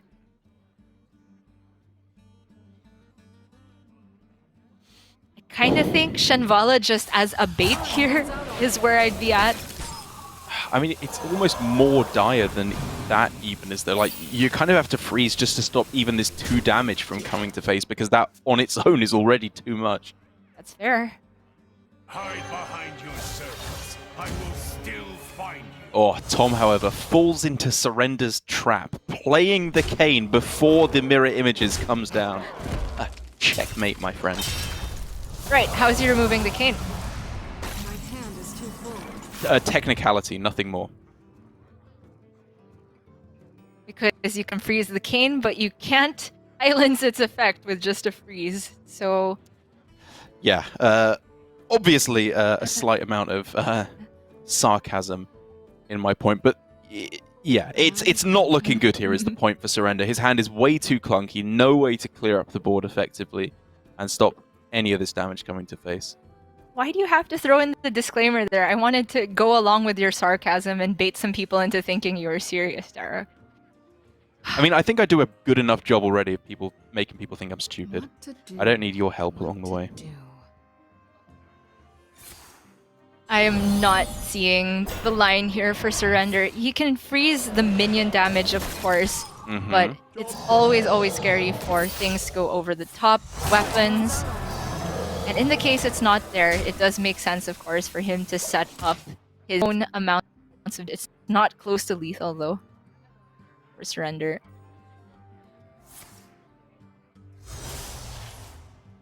That, however, is lethal for Tom even before the lapidary with the Eldraki second slice Chaos Strike and the Volpera Scoundrel. Very nicely done. I think demonstrating one of the one of the reasons that you're bringing Demon Hunter in the first place, because even though Mage is not the most popular of decks at the moment, it's got to be said, specifically Tempo Mage, the Demon Hunter does have a great matchup in my opinion there, being able to clear off the minions nowhere near enough time for the Mage to get going with its power combos, and Demon Hunter getting a well-deserved win, even against a hand that started with Apprentice, Cyclone, Coin, Shenvala. Like, it was the juice right at the start there for Surrender, and it still wasn't enough to get the job done. Yeah, the Shenvala never really ended up getting played. I still wonder if there was any room to get that down, and now I'm rescinding my opinion of it just like being more important to give the Mana Cyclone's Apprentice turn more mana to pop. I wonder if it just soaked up 5 damage as a pseudo taunt minion, if that could have helped in that regard. But in any case, it's all water under the bridge because that mage is out of the way for Surrender. I don't think it's a huge problem for Surrender, though, because so far, every time we've seen him play on stream, it's the Druid that's been the MVP. Yep, that's definitely the case. And going to be lining up the Priest first against Demon Hunter. A matchup that I've definitely had to kind of swing my opinion on back and forth, because traditionally you have to appreciate that Priest is weak to these kinds of decks. The decks that go for combos or huge burst damage in one, all at one go, instead of fighting for board. That is where Priest generally struggles. But I think the more I see it play out, I actually appreciate that the Priest has a pretty good chance in the matchup. They have the ability to lock down the board early on. They have Apotheosis. They have plenty of weapon destruction when Surrender is playing Ooze, Sticky Finger, and of course Zephrys. So I think this is a decent counter queue, if not an especially strong one for Surrender. Yeah, the particular list from Surrender having the Sticky Finger on top of the Ooze, as you said, would be very, very useful in this matchup. Ooze is already available. And on top of that, getting Vile Fiend down early. You can't underestimate the power of just minions sticking for Priest, because every single one threatens an Apotheosis landing on it and healing the damage that Tom is already starting to pile on. Okay, and speaking of damage that you're starting to pile on, that is obviously the primary win condition that you're looking to get against Priest, in terms of just hitting them in the face and hope that gets there. But he already has a hand that can quite easily activate Magtheridon with, be it the Blade Dance to take out the 1/3s, or now the Shard Shatter plus Jailer combo to get a Fragment in the deck and then destroy it, which could be pretty powerful against Priest. It doesn't have unlimited removal for big minions. I mean, I have to say, even though coining Magtheridon after you see that Spirit Jailer draw into going for the Shard Shatter with the Jailer next turn is ambitious, because the Priest could land some 1/3 and you might not get the Magtheridon activation immediately. I was definitely not looking at coining Kayn immediately, knowing that the Vile Fiend would be active going into this turn. I'm really surprised to see that. Yeah, I mean, there aren't that many ways, putting a lot of mustard on that word, for Surrender to answer this Kayn. He does have Broomstick, I suppose, in the deck, which is yet another way to be able to clear it off. But without that little bit of extra help, this is a Kayn that gets to attack face twice over the course of the game, which is not something that you always expect to happen. Yeah, it's probably above average. I was just wondering how much Tom valued the coin, because the first play I was looking at was just equip Eldraki pass. It does, however, work out very nicely for him here, because he can get rid of the Vile Fiend and still maintain keep the Kayn alive. Or he could just ignore it completely because he has a read on no apotheosis. Tom60229 has clearly just stuck a piece of paper across the middle of his screen that covers the entire board. The only part he cares about is Surrender's face.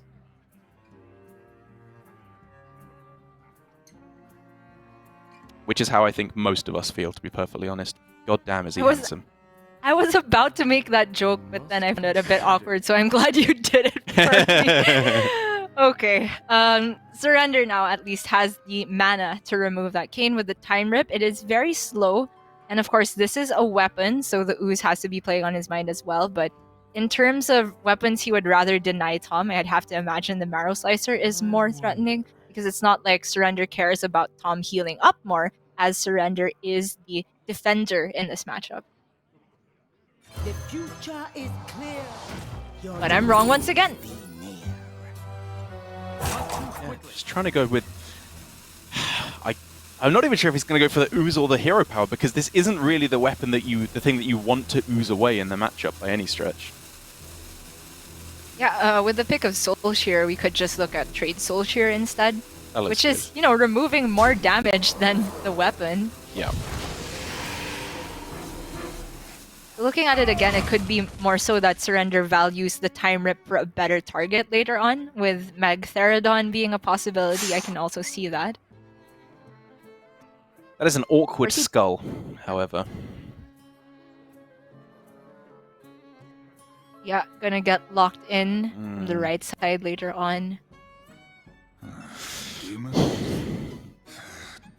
So there is, again, the potential for a preemptive Magtheridon. It's annoying, of course, because, like you said, Surrender can go for some kind of a buff to get out of range on the following turn. But I think for the most part, it's reasonable to expect that you'll be able to clear it off on the following turn if he went for that line. Yeah, I think it's reasonable because he had Blade Dance and Shard Shatter available for the next turn, assuming this turn was going to be Magtheridon Spirit Jailer. But Tom is just wasting no time with the Magtheridon whatsoever. It's a reasonable thing to assume that it wouldn't stick against Priest because they have not just this Time Rip, Shadow or Death, Zephyrus, even Soul Mirror is a way to deal with it. So it looks like Tom just doesn't care about the Magtheridon at all in particular. And while that skull was drawn in an awkward position, it's definitely the case that you can play the skull without the outcast value and still have that be a decent thing. However, not better than getting immediately right off the top more damage. So that's what Tom has been playing for this entire game. You clear off the board when you absolutely have to, and then you smack your opponent in the head. That's the game. And Surrender did hold on to this ooze to deal with a better weapon, so I'd have to imagine it comes down right now. But floating this much mana cannot feel good.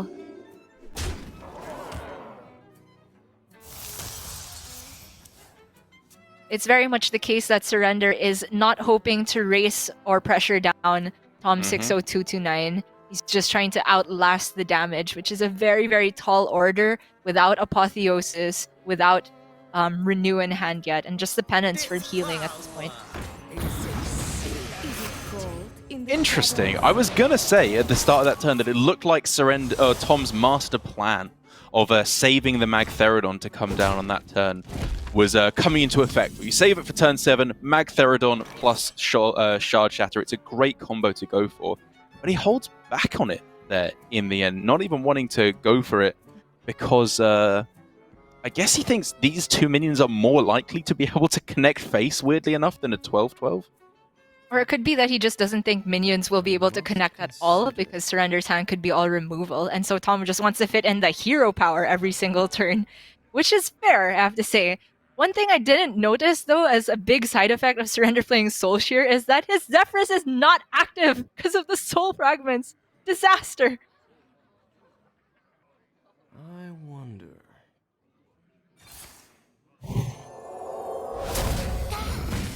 Well, alright, Derek disappeared there for a minute.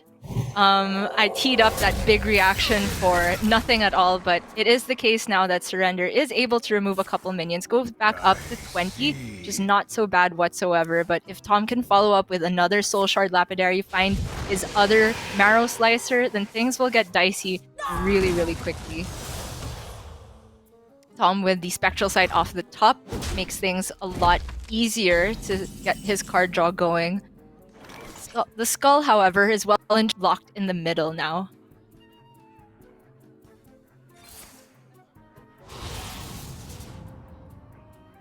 Surrender starting off with some digging because he did not want to play Galakron and give up the healing hero power that I'm sure he wants to fit in for every single turn. But from that Thought Steal, he picks up some amazing cards. The Eldraki can heal Surrender for at least 4. More if he picks up even more copy effects from Tom's deck. Chaos Strike, Twin Slice could be a huge amount of healing for Surrender. It's just a question of whether he wants to equip it right now and give Tom the knowledge that it's there.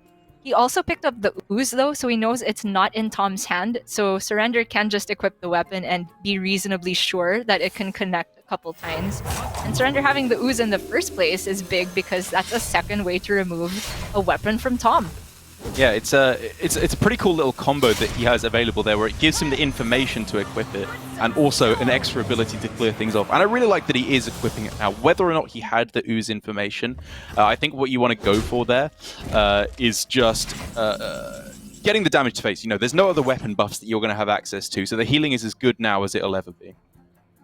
Welcome back, Derek. I hope Hello.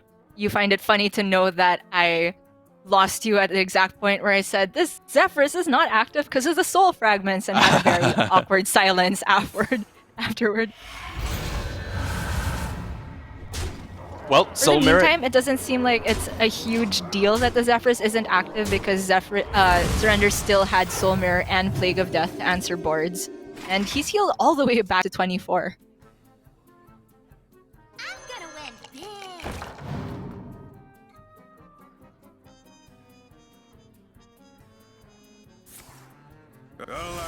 Okay, Circle of Hatred. Yeah, I believe that card's called. Is definitely not the best card that you're looking for here, but does allow for Tom to go for a slightly more late game plan, because I think what this whole situation seems to be setting up for is the idea that his immediate push onto the board, his damage through to face, has not worked. He needs to come up with some kind of a later game plan if he's going to be able to take this all the way. Yes, so the Cycle of Hatred will possibly generate him a bunch more 3/3s. It's going to be difficult to maneuver because I think priest minions tend to be above 3 health, but combined with the Blade Dance, it could get some board presence going for Tom, which is essential because he is not running the Glaive Bound Adepts in his list. This Murazon, though, getting the card draw for Surrender is huge, especially since he has drawn a Fragment now. Zephyrus is active. I think everything's coming up Surrender at the moment.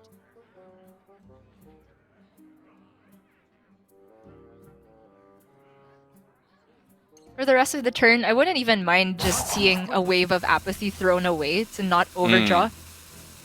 Because Surrender has no shortage of ways to deal with minions. He has Death, Plague of Death, and Time Rift.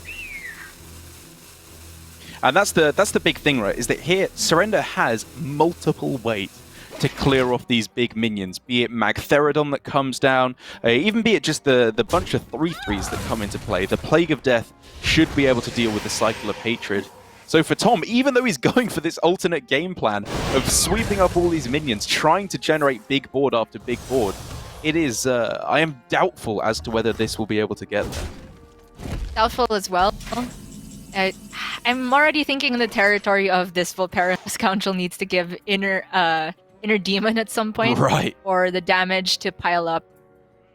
For Surrender, though, definitely wasn't expecting this type of refill. After you've seen Militia, you tend to believe Demon Hunter will only play 1 or 2 minions on board per turn. But it's definitely not a problem.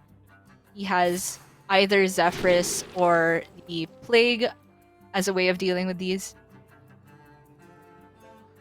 Yeah, multiple ways to go about this. I think you'd have to imagine that this is a worthy use of Plague, because any small minion that comes down, be it the Lapidary, can be dealt with Shadow Word Death. Obviously, he still has multiple answers to Magtheridon with Time Rip, Galakron, Zephyrus, and Shadow Word Death. So he can get away here, it would look like to me, with a Plague of Death. But he disagrees once again. Yeah, we could also just see him go for a Wave of Apathy, which is, I think, how the turn's going to end up, and bait Tom into committing more into a bigger Plague of Death. It's not to say that that's for sure the play, because he still does end up taking 3 damage there. I guess with the taunt generation, though, it does seem like a worthy trade-off.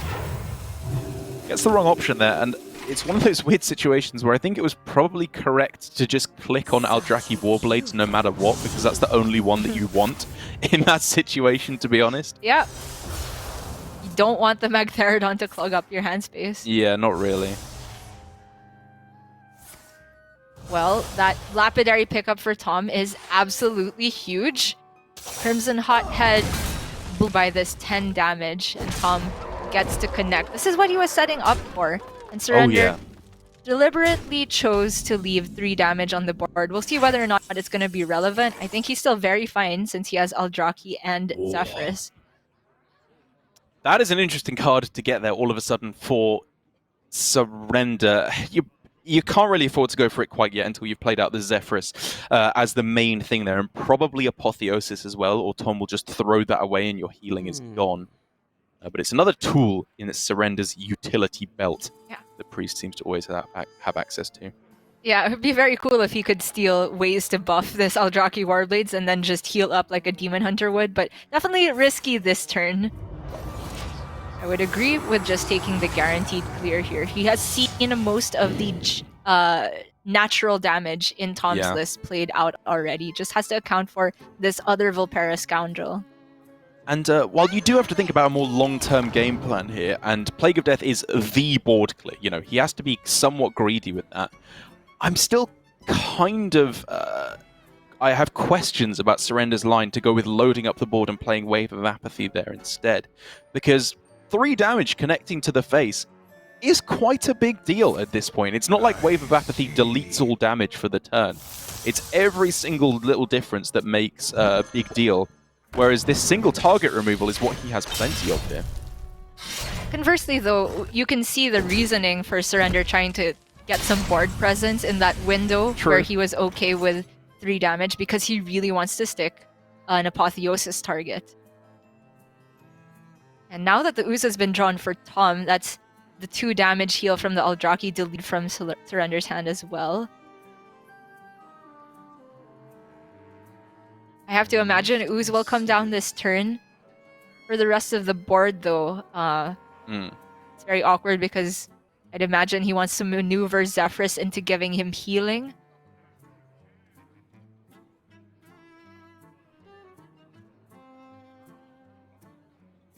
So even if it's something like, say, Karj, Ooze, Zephyrus, Healing Touch, you leave 5 on the board, but you get probably the most efficient Zephyrus healing here. That is to say, will Zephyrus even give Healing Touch if you're at 11?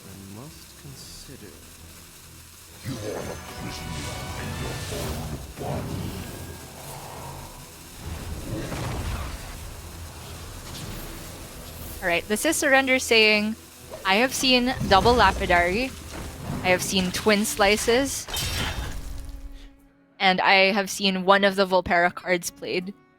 And it's risky. This is the list, of course, without the Glavebound Adepts as well. So the damage is starting to get limited. You know, this is why players are running the Glavebounds, why they're playing Wand Makers, why they're playing the...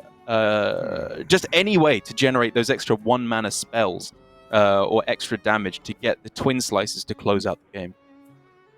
Worth noting that if the Vulpera picked up Inner Demon, it would just be GG here. But the second Vulpera for Tom was very lackluster. I think he ended up taking the Mist there, and it's just Consume Magic. Which I would have to assume he would rather have put on the Karj? Question mark? Right.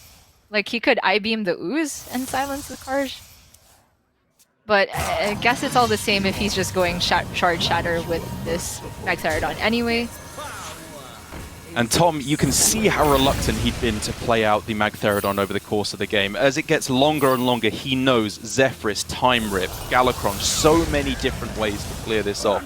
And finally, he feels it's his last vestige of hope to stick something on the board. And Surrender, with a couple of ways to heal up still, with Apotheosis, Zephyrus, the hero power, is, I think, maybe finally getting over the top of the hill and approaching safe territory.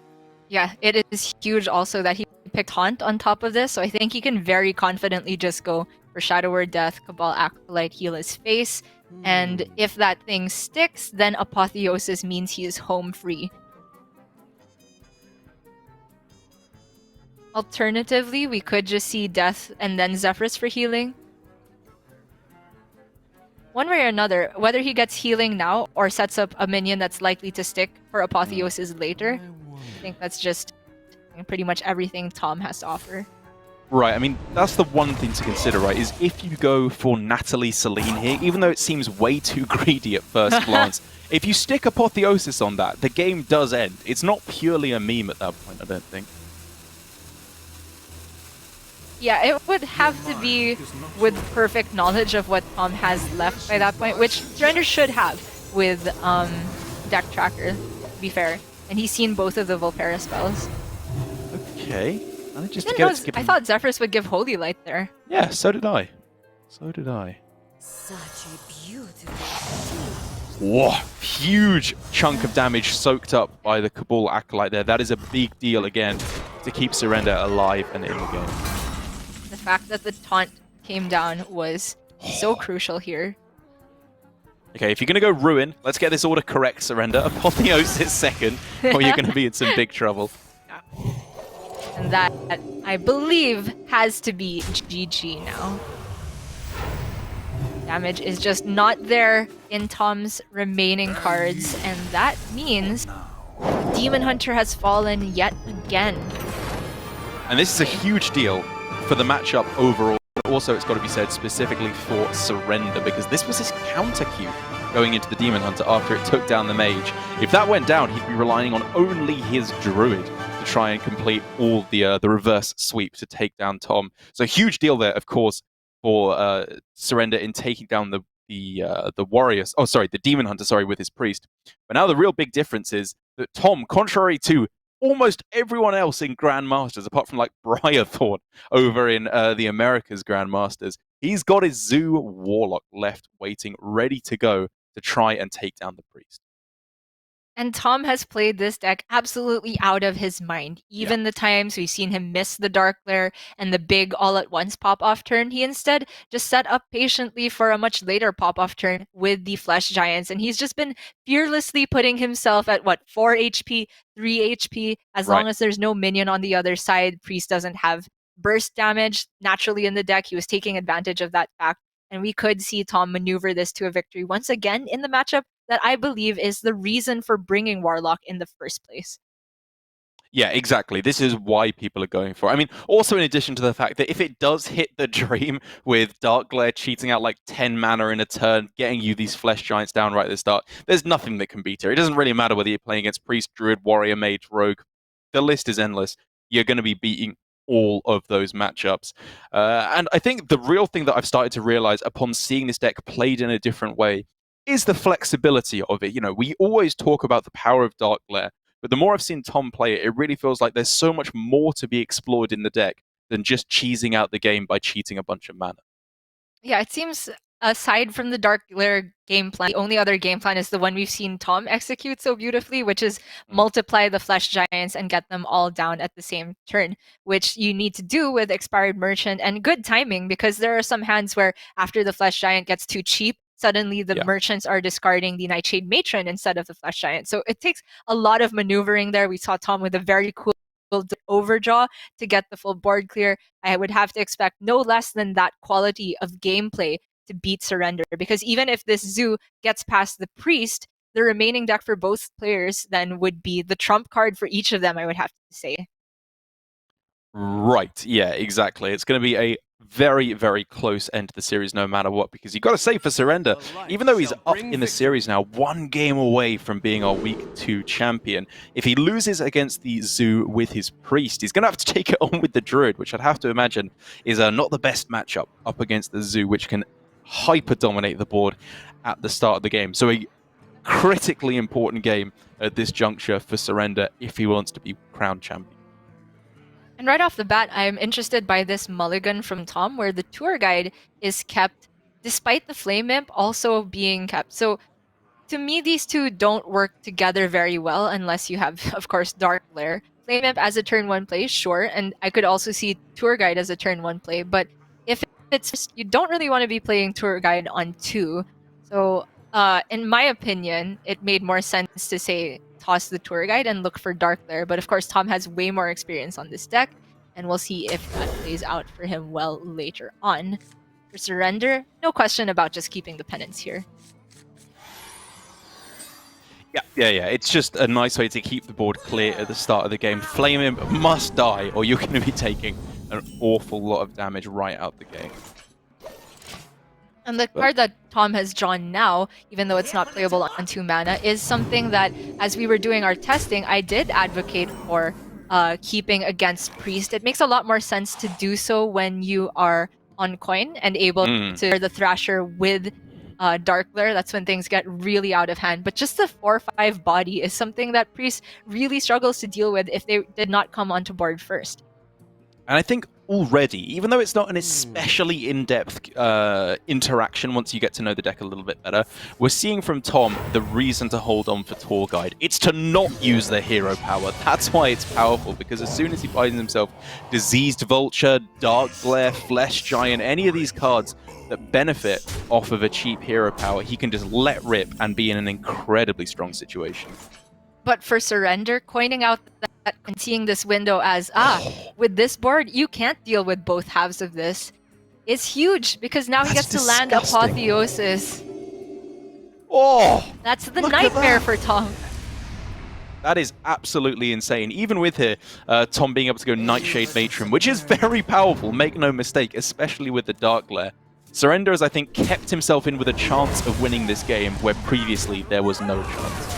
There was a chance at the beginning, which he gave himself the best shot at, but now for Tom, we've entered phase 2. Dark Glare is available. Can start popping off next turn, getting really scary, but Surrender, having held on to this penance, is still big.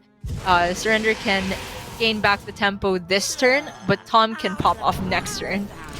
Yeah, it was kind of a tough choice here for Surrender as to how he wanted to approach this game plan, but he's clearly laying out his philosophy here, which is don't go too heavy on the removal. Go on the offensive, lock down this board, and make it difficult for your opponent along the way. But no matter how much you try and fight for board, in a situation like this, it's just not going to be good enough. Second Dark Lair, Flame Imp, have 4 mana available. He can play down the Neferset Thrasher, he can protect something with the Og Merchant. Oh my goodness. It is a good thing for Surrender that he spent the turn not playing Penance like I wanted to, but copying the Nightshade Matron, which is probably the best minion you can possibly get on Karj because of that rush being threatening. And so I think Tom has to think about how he wants to play around that, if at all. And that's why he for the taunt instead. Very smart, this line. I like this a lot from Tom. It allows him to keep the Nightshade Matron inside of Karj, safely hidden away for the moment. As for Surrender, the Breath of the Infinite being active, if you want to call it that here with the dragon, is actively bad for him. Yeah, it is actively bad. He wants the Karj to die off, but even so, it is clearing off the majority of the board alongside Penance. I think you still take that if you're Surrender. Yeah.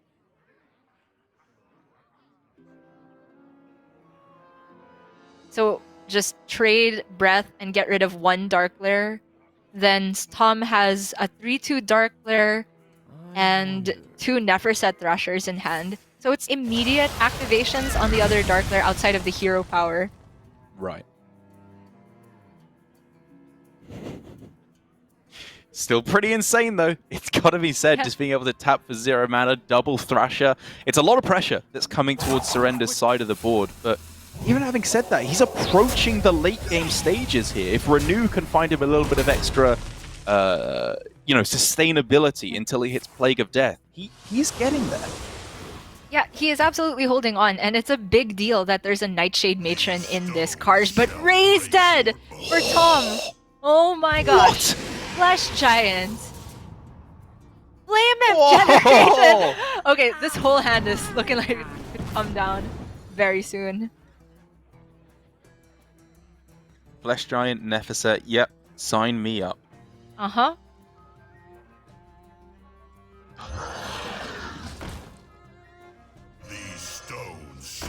course, with this Zoo deck, even though you've already cheated out like 6 mana, you need to think about, can I cheat out even more? Can this other Thrasher come down? But it just did not add up at that point. And even though a Nightshade Matron can come down and trade off a Neferset Thrasher, this Flesh Giant is really the big pressure point for Surrender.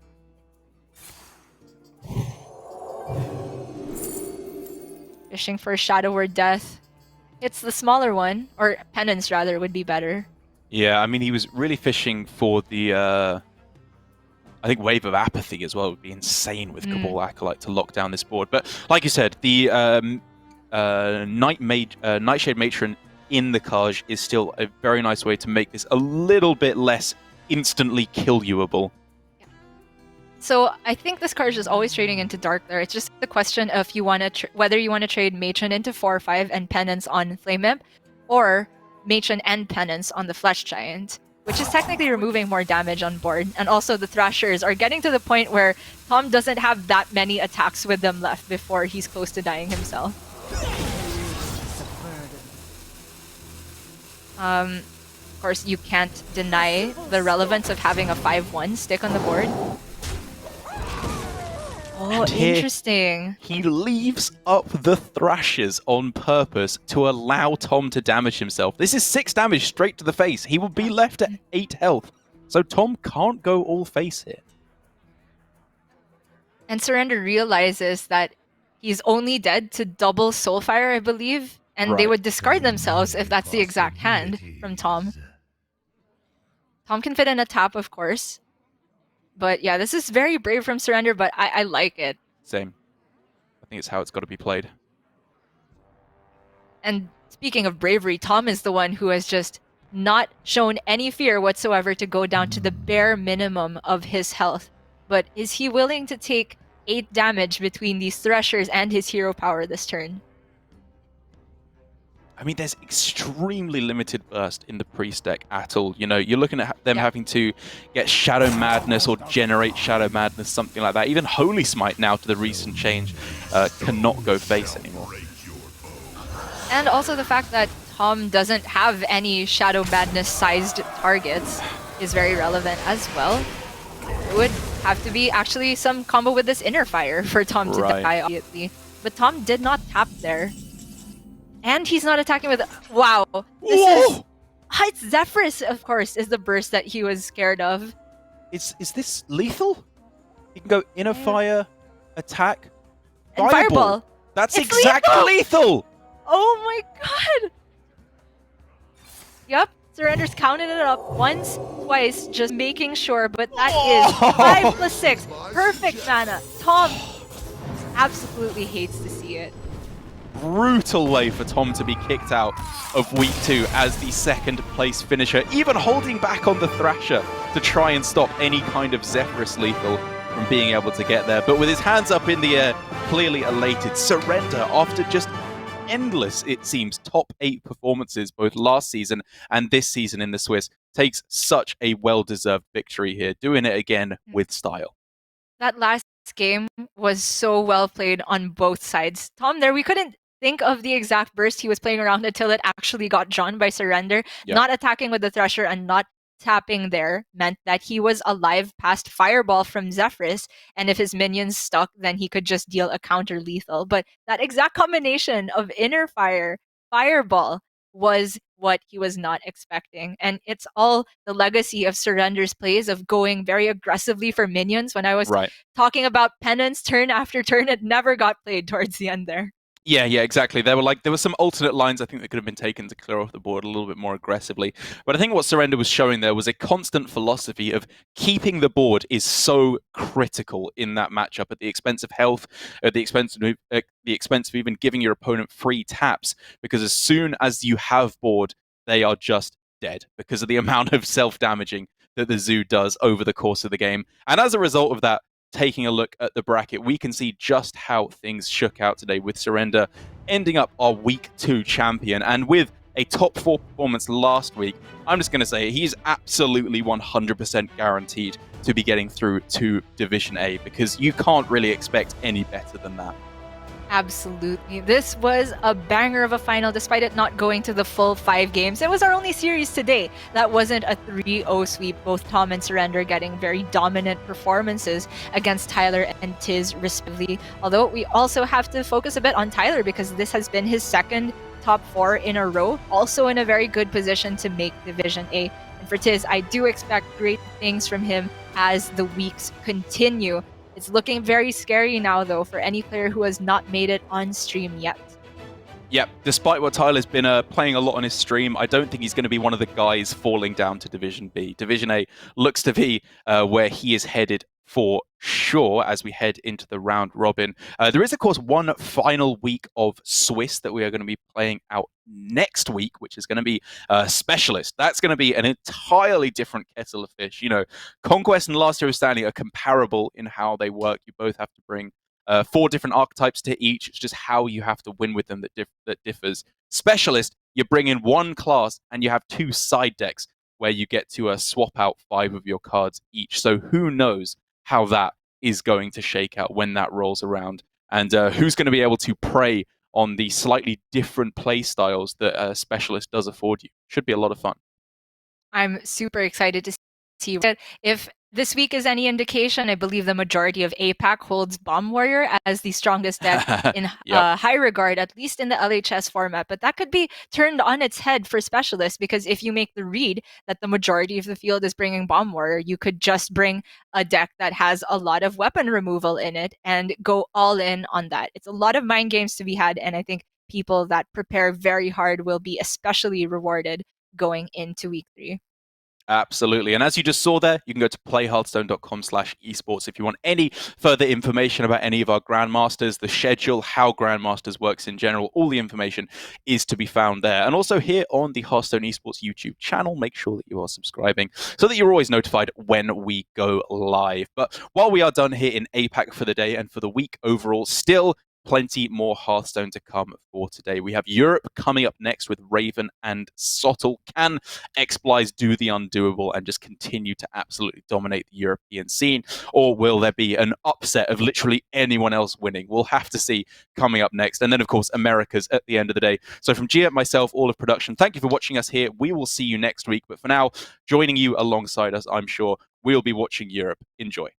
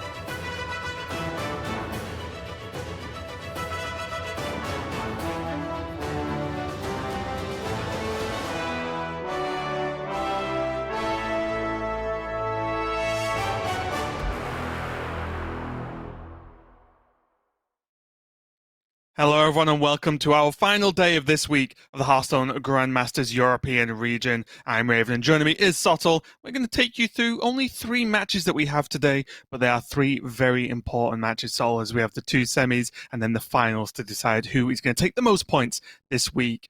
Are you looking forward to another 4 amazing players yet again in this top 4? I am, and I think that is very much the talking point, not just here in Europe, but across all 3 regions. We're getting a lot of repetition in these final Sundays as we see, players like Tyler, Surrender repeatedly doing well in the APAC region, Americas as well. The Canadian representatives have been showing up big, and now here in Europe, we've got repeat offenders with Yala and Bunny Hopper and RDU and Bly's putting together pretty consistent performances. Sure, only over a couple of weeks, but you can only deal with what's in front of you. And so far, out of the 2 weeks that these players have had to perform in, that's absolutely what they've done. Exactly that. And let's take a look at the standings of how the players looked going into this weekend. And you will just see those names we mentioned. Blythe, RDU, Yala, and then Bunny Hopper there. Only on the 3 points, but those 4 players are who... I know, yeah.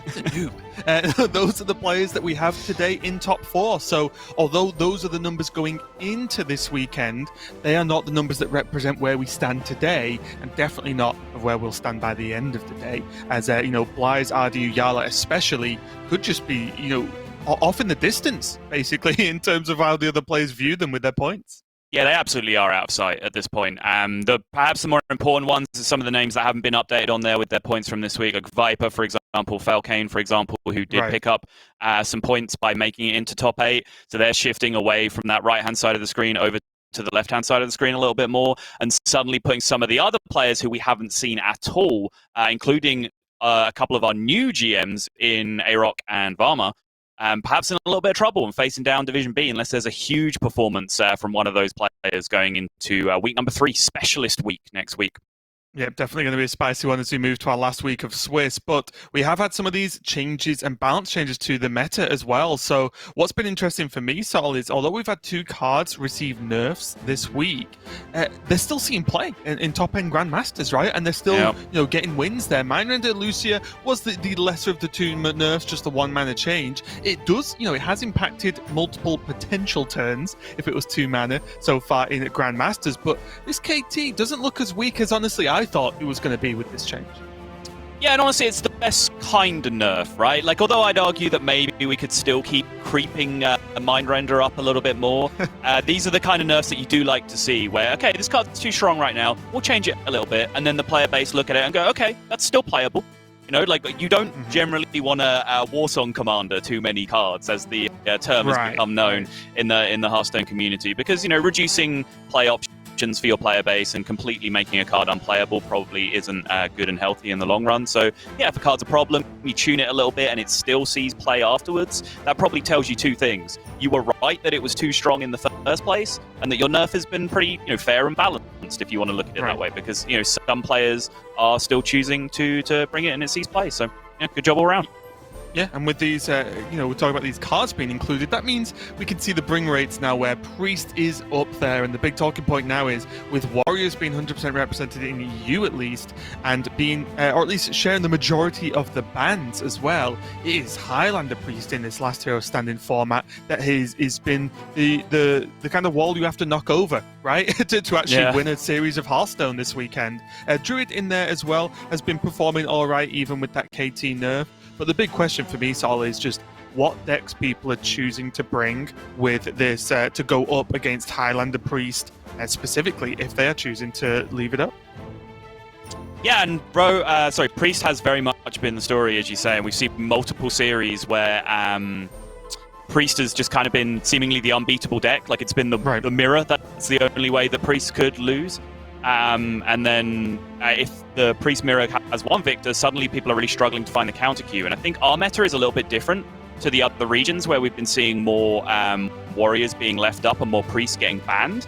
Because we have a different version of Bomb Warrior predominant here in Europe, where it's the really fast turbo, much more aggressive version. No sword and boards, no coerces, just super trimmed down, which changes the matchup spread a little bit, and I think puts a lot more fear into a lot of people's lineups to force those warrior bans and leave up more priests. So kind of why we've been seeing the very long, grindy priest-based series, and some of the other regions haven't been seeing that quite so much.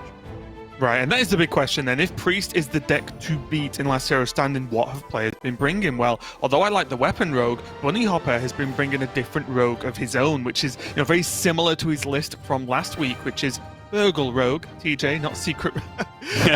But yeah, it is that quest adventurer almost, with certain aggressive tools, but it's almost just unlimited value at this point. Yeah, it really is. It's such a surprising deck to see play, and I wanted to highlight it here because it's a kind of deck that might end up just being a real joy to behold in the hands of a player like Bunny Hopper, because it's a deck that has so much freedom for the the player's game plan to kind of impact itself. It's not necessarily like a deck that plays itself and it has one linear game plan. Right. And the player is just kind of a passive driver, just piloting the deck towards that one win condition. You make this deck up on the fly in basically every individual game that you play. So with someone like Bunny Hopper at the helm, I think it can lead to some very, very crazy and very interesting games if we do see a good amount of it today.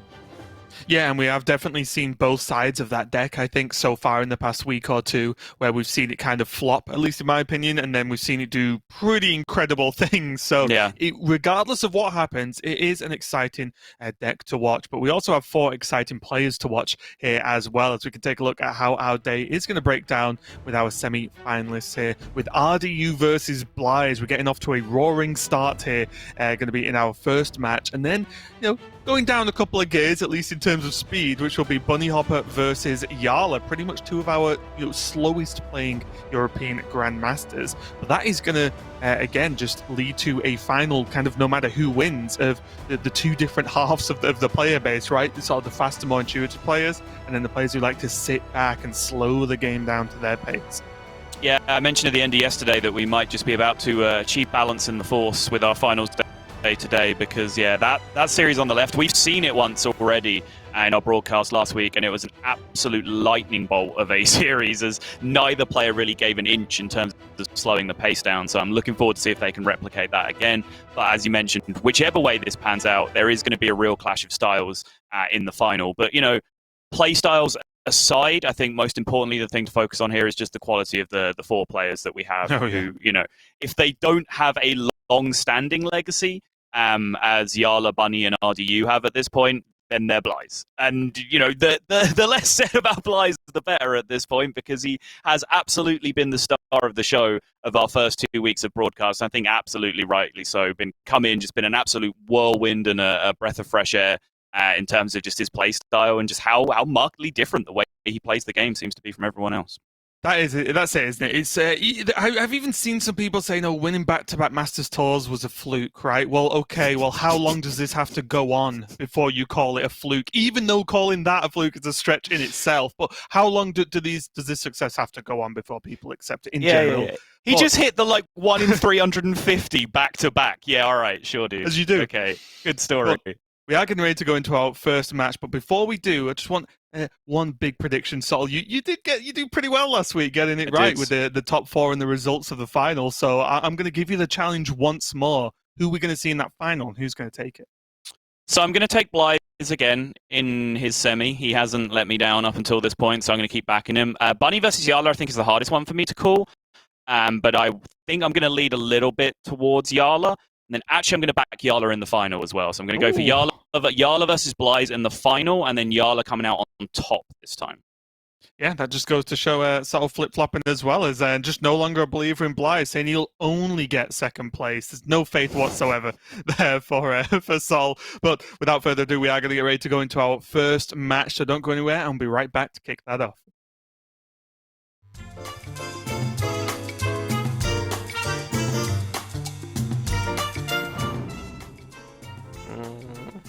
I mean, I'm already halfway on the hair, so I'll lose the rest of that as well. Half my money. Half of my money. All of my hair. All of my hair. All my hair, yeah. I think I will prefer losing my hair, actually.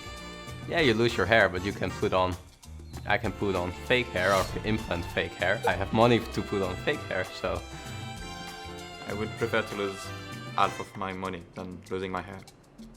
I don't know, I will look strange bald. I would rather lose all my hair than lose half of my money. because I think I would look great even without hair. I already made the peace with the thought.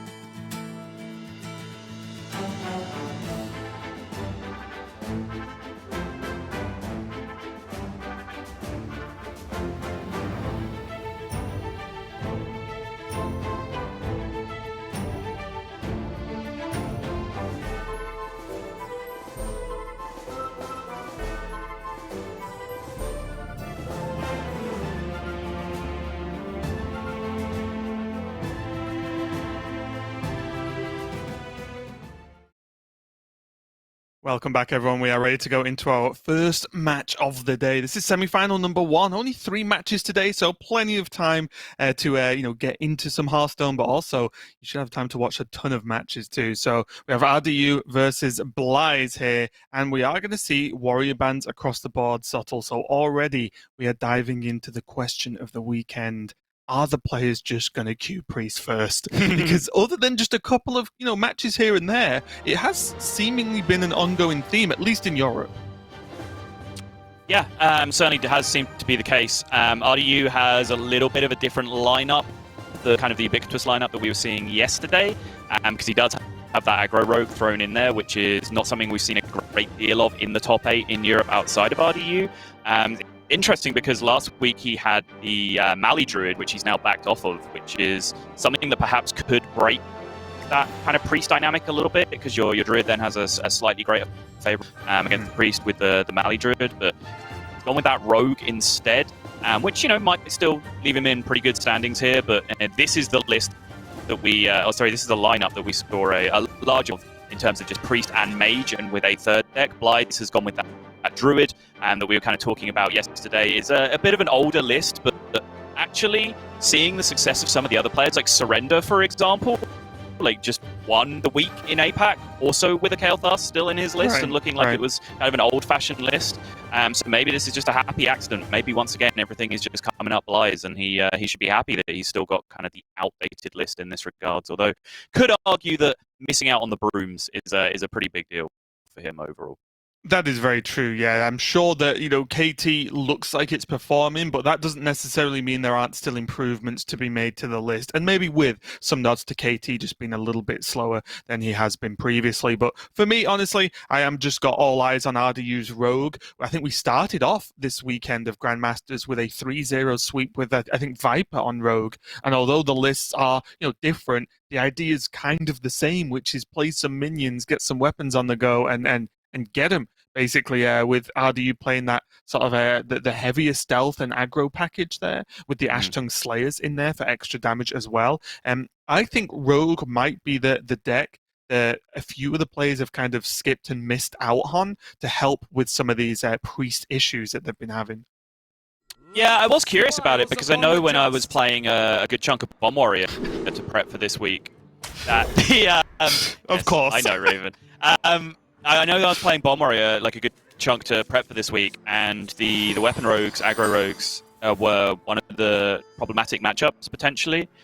Just because, although it feels like you should be in strong control, like when you're playing the really, really aggressive list that does remove a lot of the sword and board and coerce and so on, Risky Skipper is about your only good efficient board clear against all the stealth minions that they make. So a lot of repetitive damage can come through if you don't get that early Ankar Skipper draw. Right. So I did wonder whether Rogue might have a place just because of that, and maybe you would be leaving some warriors up. But I think quite wisely, most people seeing the trimmed down aggro bomb warrior list kind of just said, nah, that deck's too good. I'm just going to get rid of it. Yeah, it really is a tough call, and what's going to keep these players on their toes is the fact that they in a different format again next week, so it's not as if they can then build on last hero standing now. It really does just put them to the test in that 1 week they have to submit the list. It's kind of all in on that, so to speak. And we are going to see RDU and Blythe, of course, as we sort of skipped through the intro there, but yeah, they're both playing Priest. We got used to that a lot yesterday, so we are going to continue to see it. And honestly, the more I watch it, I watched some in APAC as well this morning, the more I am just kind of on board with you, Subtle, where you just always take Soul Mirror. It just seems to be the card, doesn't it? Yep. It certainly does. Hugely important card in the matchup. There is hope here, though, because RDU, I believe, was our first player to play Priest Mirror of the new season and managed to end it by killing his opponent with about 8 cards left remaining in the deck, if I remember rightly.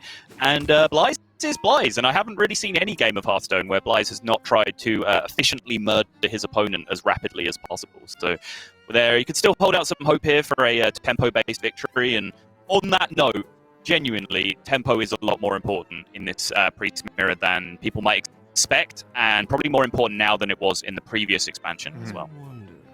Yeah, I 100% agree with that. One thing I do think is important is just because tempo is better doesn't make it always correct, right? What I don't want to see players is just going, oh, I'm going to play tempo every single game no matter what of a Priest Mirror. Because that, I think, Blythe, he did very well yesterday. But I think there were moments where he kind of just was edging towards going all in on tempo when maybe he didn't have to. Maybe he could have tried to play a bit of slower game at points. Obviously, there is a point of no return, but I think it is important for them not to get maybe too locked into, okay, I just want to end this game and this matchup quickly.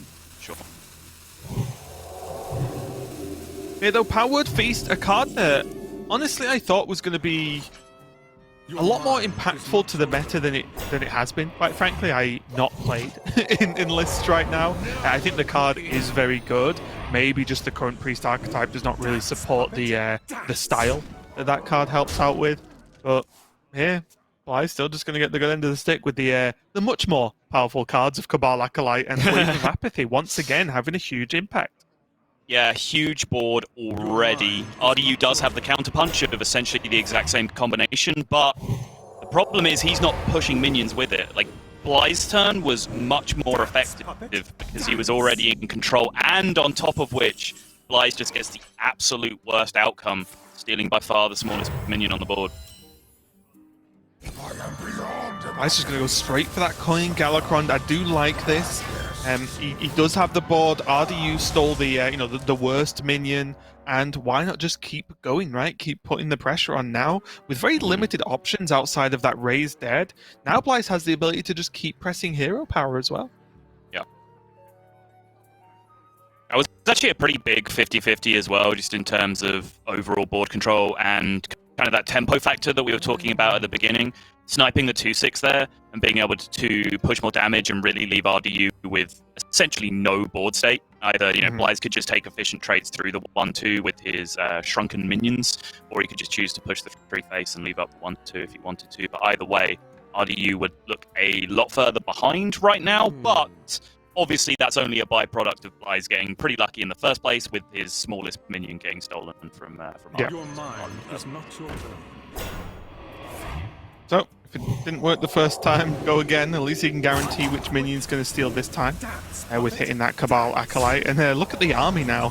glad there's no kind of weird effect where it's like if you have 7 Cabal Acolytes, you win the game or something. Although, arguably, you could say even though it's not written on the card, it feels like that sometimes. I mean, yeah, I feel like if you had 7 Cabal Acolytes, you'd probably win the game, yeah. Sign me up. And now, this is a bit of a weird question. Yeah. But do you ever go for Lazul just to play it again? Because like you know what I mean, right? If you've got a high chance of getting worst case another Lazul after that, does Blythe just want more board presence?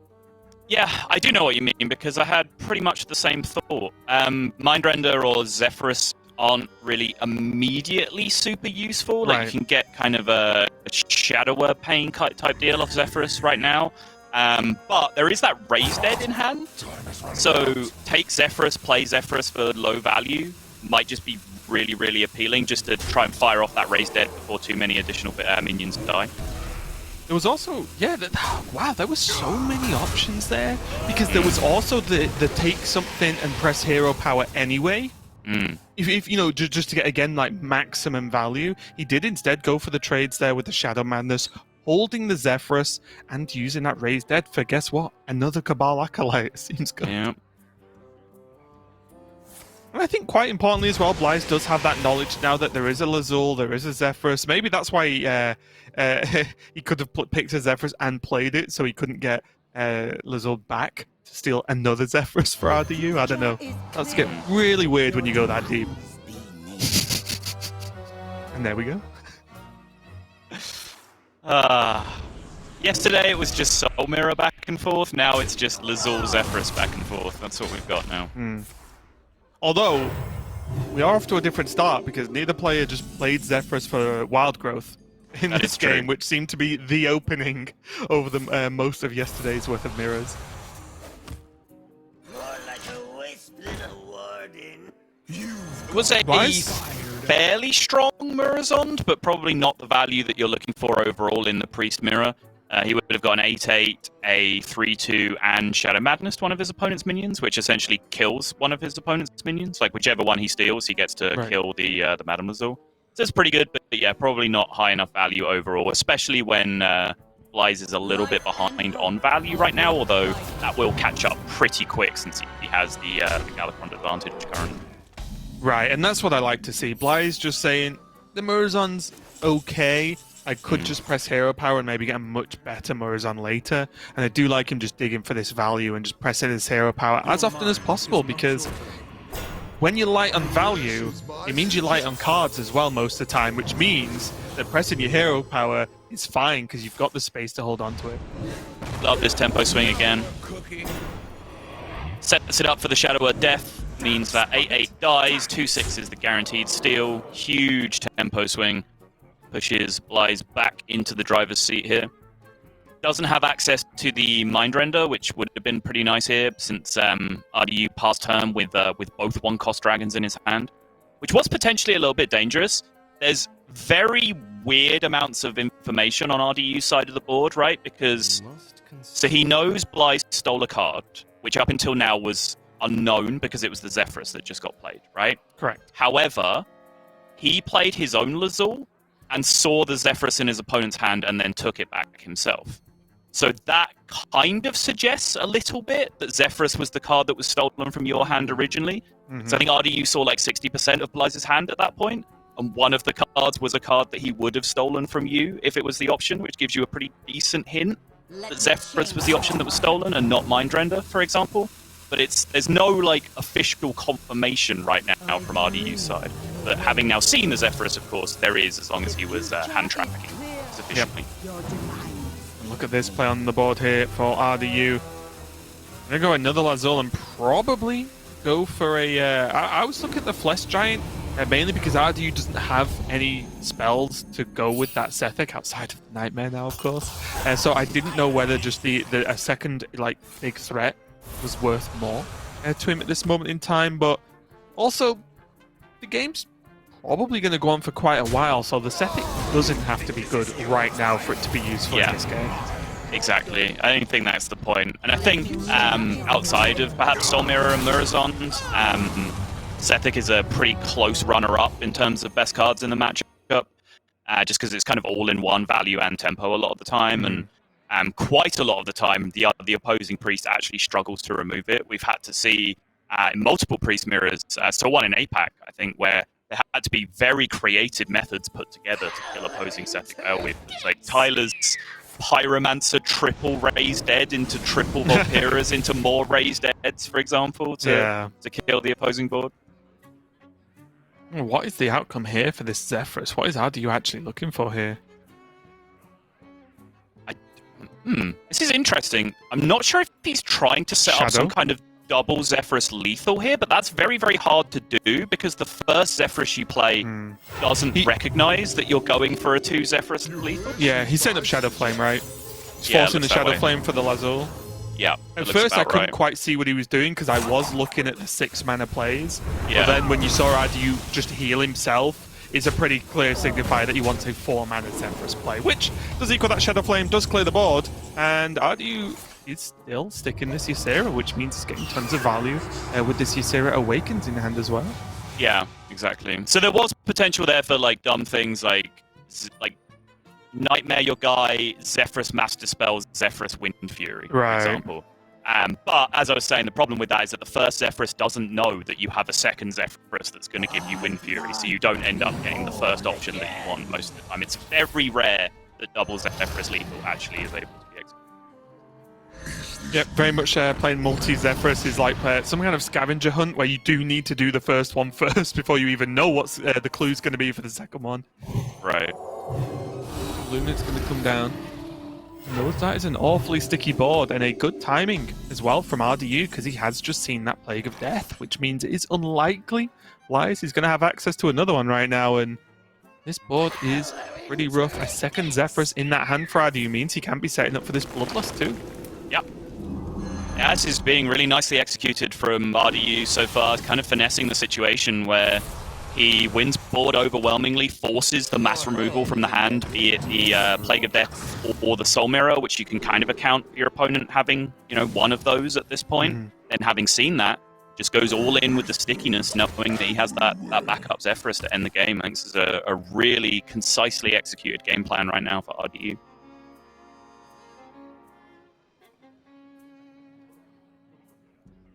Yep, much less damage now with the bigger minion removed. Which means Bloodlust doesn't quite cut it, but the Ysera Awakens can make up for a lot of damage out of nowhere, and the fact that it's such a low mana cost, right? Only 2 mana means you can squeeze it into turns very efficiently. There's some extra burst that Priest, frankly, just does not really normally have access to. Yet again, RDU just saying, okay, well you held off. But that just means I hold Zephyrus and remake a board and try again next time.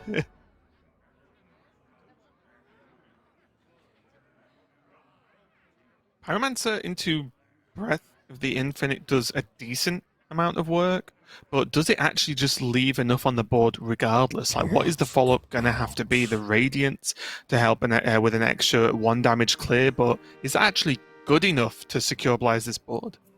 Yeah, I'm not seeing an effective clear. The problem is that he's Galakroned right now and not just regular Priest, so he can't, refresh the Pyro for 1 health in the middle and get, a 3rd spell to go off, which would actually be immensely helpful in this situation. Then he could, Pyro Death the 5/6, then heal, then follow up with Breath of the Infinite, then follow up with Radiance, for example, for, a bigger board clear. You can see now this reaction from Blaize, it's not good. It's not terrible either. He did something, and he's starting to chunk the board down a little bit, but it is not the board takeover he would actually have wanted. And now his resources are getting more and more limited. Alexstrasza quite clunky to just play when you're already behind, and then there is just really the Wild Pyromancer Breath of the Infinite to try and hold on. Whereas on Radu's side, I mean, he has a wealth of options actually right now.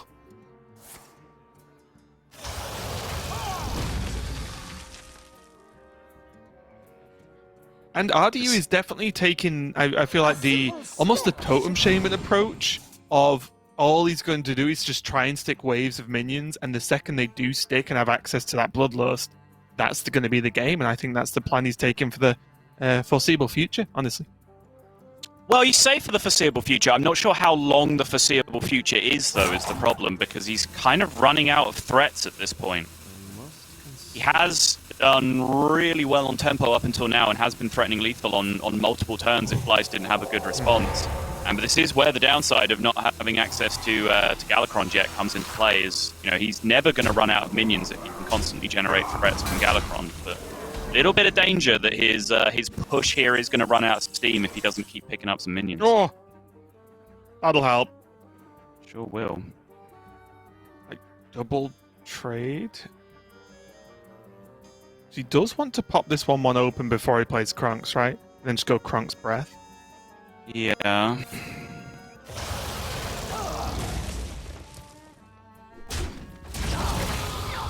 I guess if he does it this way, you do it this way, 'cause then you deal with the reborn as well, and then you just rock sweep. This is better. Yeah, this is the right definitely sequencing. better. Yeah. Yep. And there it is. Blaiz has secured the board for this turn. RDU, of course, still has some options. Picking up that Soul Mirror, not so useful right now. Although it wouldn't be the first Soul Mirror we've seen just to kill a Krunks. But I think most importantly, he has that Mind Flayer Kaj along with a Zephyrus to maybe help some board development here.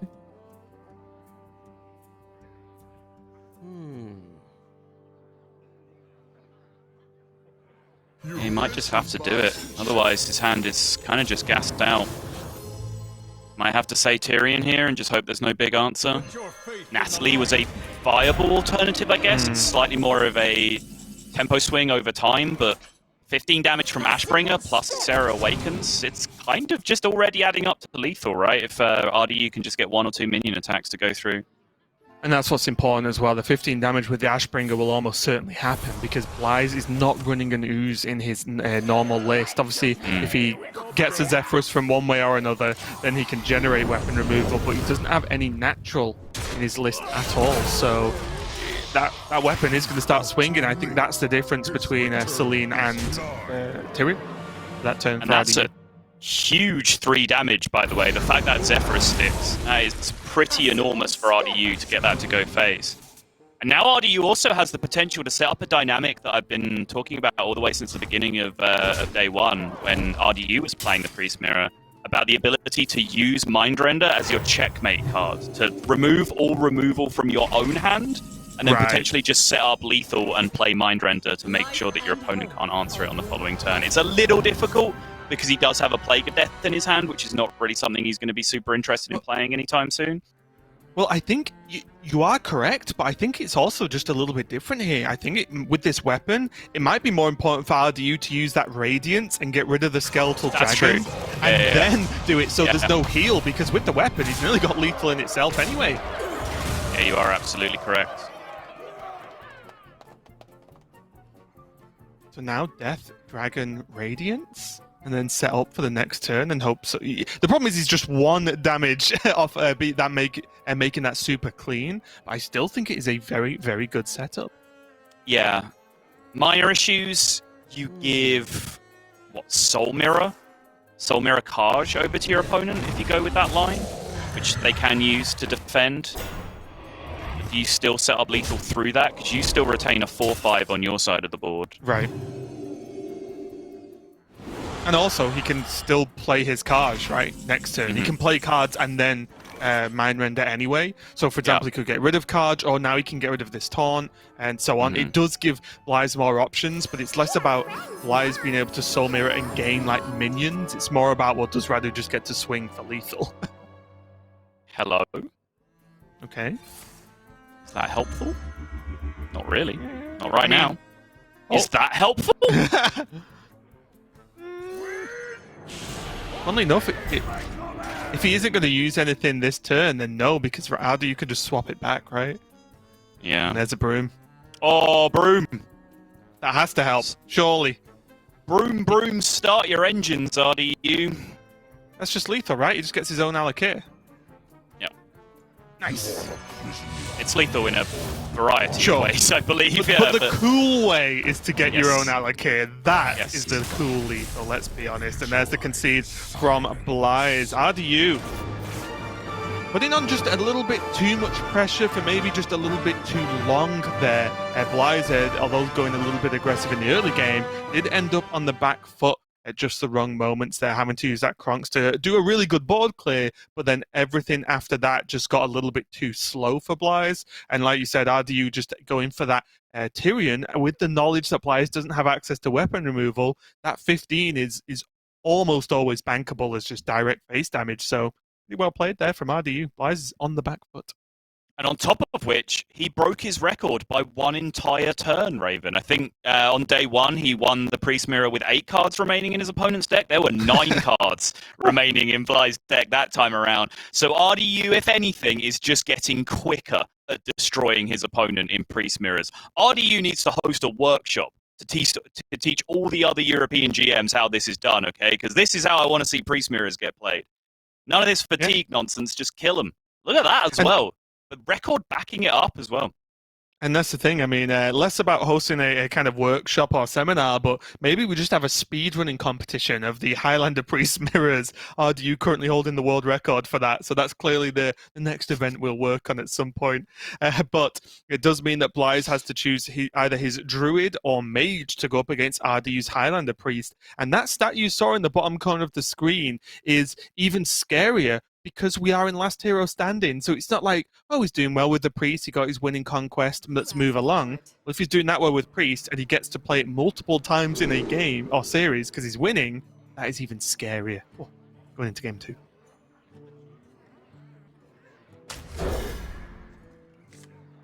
As ever, though, I will say, Saul, I am excited to watch Bly's play Mage. I just love it. It's mesmerizing, isn't it?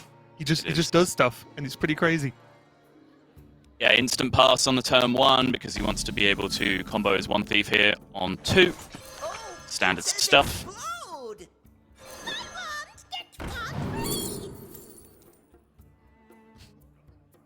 Mana Cyclone in hand, yeah, probably still good enough to avoid the potion bait. Yep. And although, I love the potion card myself, the big question is, well, at least if you pick it in sillier circumstances, there are arguments for like, well, what is the payoff, even if the payoff is rather silly, right? But here, there's just no payoff, right? If you picked a potion now, you would have to have some pretty incredible draws to really make that work. Yeah. He does currently have some minions in his hand at this point that would be good to potion further down the line. Like even Mana Giant, surprisingly, because of Conjurer's Calling, is actually a pretty good potion target some of the time. But it just...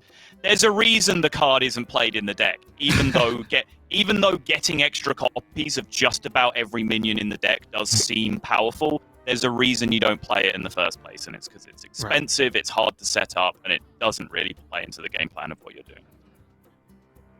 Now, there is Acolyte in hand, but this Firebrand is such a great deterrent, isn't it? Like, if your opponent doesn't have just a direct snap removal, playing anything into this minion is almost just sacrificing it to the mage gods, because you're just almost certain it's going to die. Yeah. A simple spell should Coin Spellkin does have Cabal Acolyte in hand, so these one-cost spells can be pretty promising. Inner Fire, not the ones RDU would have wanted, though, I would imagine, in this situation. Well, not too bad again with Cabal Acolyte specifically, just because it does make it a bit of a higher threat than normal. It's already scary enough. RDU does have his own Firebrand, but... The spells to back it up don't really impact the board too much. And now with Ras, if Bly's can back the Ras up and keep it alive and keep this board a little bit empty, it's going to start pumping a lot of damage through to RDU now. He is. He's going to need a little bit of help off the top, though. That certainly qualifies. Some cheap options here. Certainly gets them. And the Snap Fireball, though, although not cheap, a very, very clean way to kill off this 6/6. Yes, indeed. The fact that this pushes 6 more damage to face is a pretty big deal, potentially, although Bly's is going to choose to respect the threat of Apotheosis and other buffs getting thrown out here. And that was a very, very timely evocation off the top. It might not look like one of the nuttiest evocations you've ever seen with like double Sorcerer's Apprentice, and then boom, your Mana Giants are already in play and your Conjurer's Calling them, but this hand was dry. It was drying up very, very quickly. So just getting that one card, 3 or 4 prop discount on his Mana Giants has meant that Blyze is going to be able to keep tempoing for quite some time here. And also the big deal as well is the ease in which he actually managed to kill off the 6/6 was huge because, well, you can't use Raz to trade into that. It just dies, right? And he has to go like Ray, trade the 3/4, and then you'll get a little bit of extra damage somewhere and do nothing. Yeah. It's like, that was horrible. So just Fireball, let's go. It is pretty huge. There is now the Zephyrs though for RDU, so if he so chooses, at least one of these minions can be removed. They're dispatched quite easily. Yeah, and there is now always that X factor of the Mind Render on RDU's side, which if he starts to develop a read on these cards on Blyze's left-hand side, might start to get slightly appealing. He can rule out certain cards, right? Like, I think you're pretty clear this is a no Sorcerer's Apprentice hand right now, based on the plays that have been made so far. So what are these cards being held on the right-hand side currently? Are they big payoff cards that RDU wants to interact with?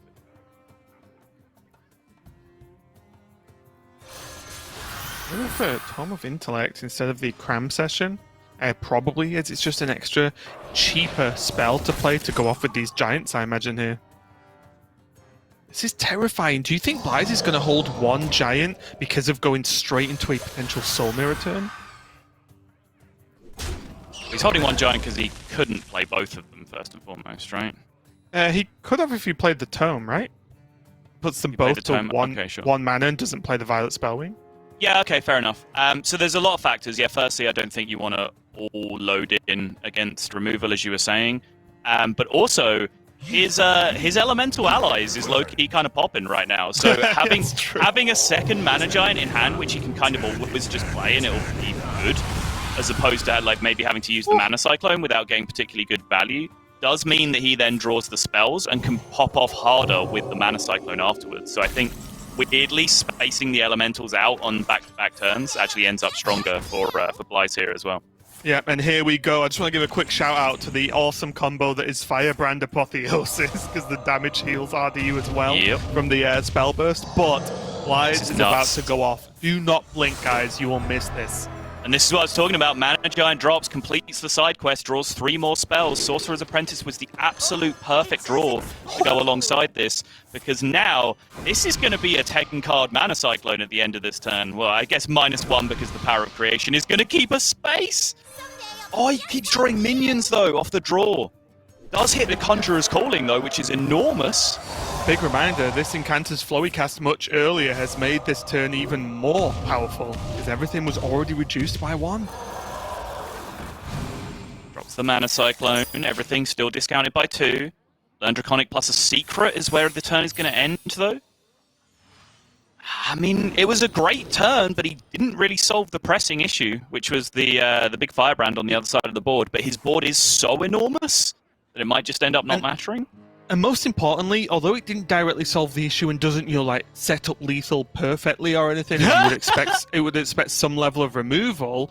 He does have 2 Power of Creations in his hand that are 6 mana at the moment, obviously with the apprentices. But he also has, and still the Conjurer's Calling, he has Mirror Entity, has his Solarian. So even if he does not win the game off the back of this push, he has actually got so much value that he can keep playing the game, which often doesn't happen at this point. Rolling Fireball, but there is the Spellbender to contend with. RDU doesn't know about yet. He did lead with Draconic to test for Counterspell before casting the Evocation. Picked up a Deathwing, which I was kind of chuckling about. That kind of shows you where RDU's head is at in this game right now. Well, does he actually want to go for Wretched Tutor into a spell as well, potentially, just to clear off all the 2-health minions? Yeah. Does that actually just add up? I forgot to recognize for a second there that because the board was full, Spellbender is actually not going to have a factor. Yeah. So the Spellbender procs now after the Mana Giant goes down on the second spell that gets targeted.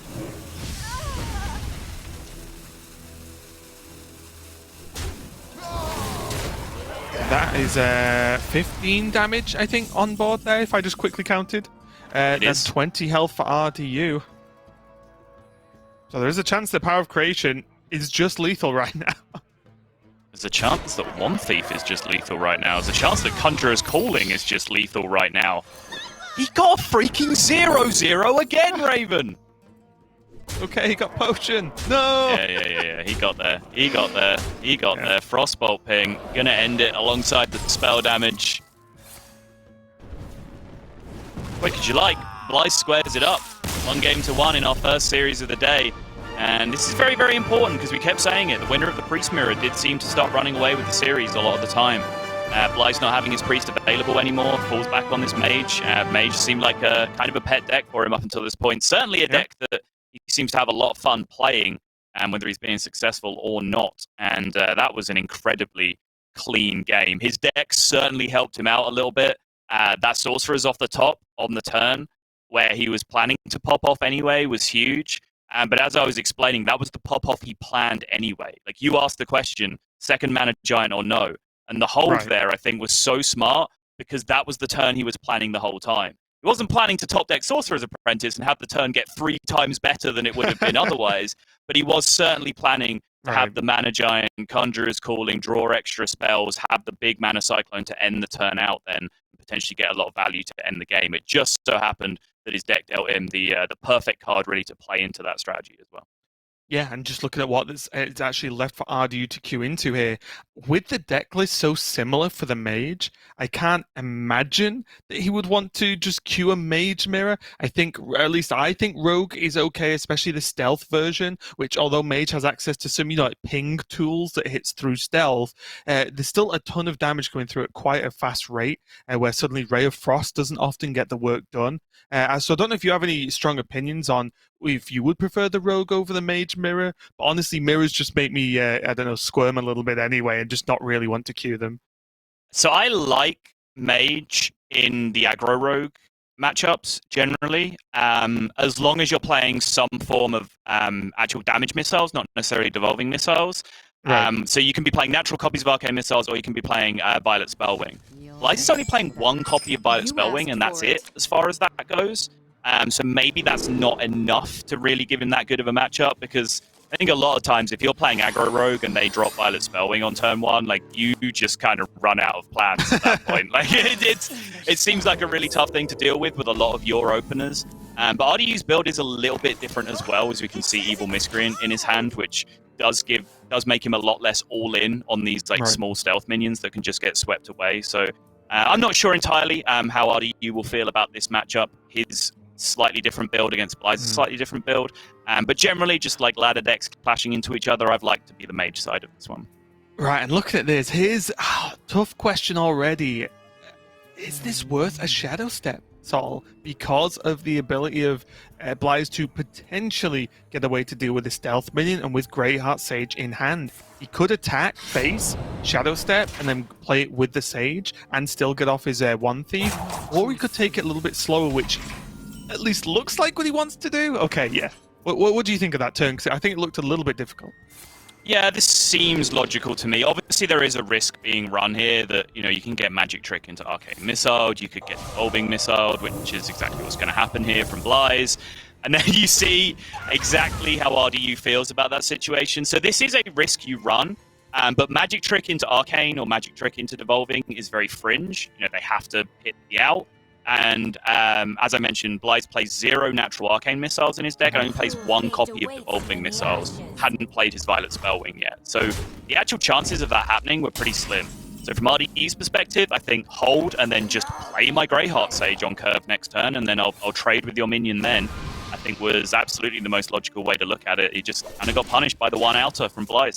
Yeah, and the big important thing as well is it was too early for Firebrand into something to pull off as well, which if that was available, then I think you should definitely Shadow Step. But he does have a way to pop off with this Miscreant, activate its ability, activate its ability, and get hold of some of these lackeys to help out as well. But it does put RDU in a rough position. He could have felt a lot more comfortable in this game if he got that Greyheart Sage off with the card draw. I wonder. Now choices. I think the only real thing I would have thought about for the polymorph potentially there was just for, say, a Solarian. just to remove it from the game. But it was probably a little bit brave, so I do like the evocation overall from RDU. I went through the full roller coaster of emotions just then, Raven, because he drew Shenvala, and I was like, wow, Shenvala, interesting. Is this a Shenvala turn? Before you could even finish your sentence and I could even say that, Lies was playing Shenvala. At which point I was going to say, no, surely you have to think about this. This isn't an obvious Shenvala turn, Yeah, right? you do. Yeah, and then Bly's like, nah. And then Bly's did stop for a second and think about it. And I was like, okay, he's a normal person. He does have to think about this. But it was like 0.8 seconds, and then he was back to the turn again. But yeah, I think coin double Ray is just pretty clean in that spot. Because he's coining out. If the third spell was evocation, then maybe we can have more of an argument about it. But I think because it was just coin double Ray to get the proc, it was probably too strong to turn down in that spot. It does potentially strand the Firebrand and the Mana Cyclone, though, which is, you know, one of the things that I wanted to consider when you just dump all of your cheap spells in this situation onto this 1/5/5. But yeah, Bly's instinctive as always. Trust his gut, goes with it. Yeah, and RDU on his turn now has got this Quest of Venture down and is having a pretty strong turn himself. Bouncing this Lackey to be able to go for a second spell. The prep is flexible based on what he wants to do here. He could even prep out this Sap. But also, just the Witchy Lackey to finish this off is just all solid plays, honestly. I don't really know a better description. This is just a very good turn from RDU. Agreed. This is an insane board state for him now as well. Chooses to deal with the biggest minion in order to protect his 8/8, which seems smart. Probably a decent read. That Bly's has used the majority of his cheap spells on that previous turn, going off on the Sorcerer's Apprentice. There can't be too many more one-cost spells, or we would have seen a second 5/5 come out that turn, because they all would have been free from the Sorcerer's Apprentice. Also, as well, it gives his opponent the least playable card back, right? Because if you bounce, say, Shenvala, it's like, well, we can just play that later, whereas just a 5-mana 5/5 flat in this mage deck just doesn't really cut it. The Magical Frostbolt can come out here and delay this Quest Adventurer, at least not from growing, but at least from attacking him just for now, while he tries to piece together some way to actually have a more permanent solution. Double Ash Tongue Slayer not really doing the job here. Gonna rip the evocation, just looking for plays this turn to help grow that questing and help seize some of the board state. Finds double Potion of Illusion? Maximum bait? I like it. I was actually just looking at it's about the ordering, of course, and what he would actually get. It's unfortunate that he can't dump some of the hand at first, but the potion on the Witchy Lackey, use the 4/4 to kill the Shenvala and then evolve it wouldn't actually be so bad at all. But yeah, I don't think he would actually get that with the way his hand looks right now.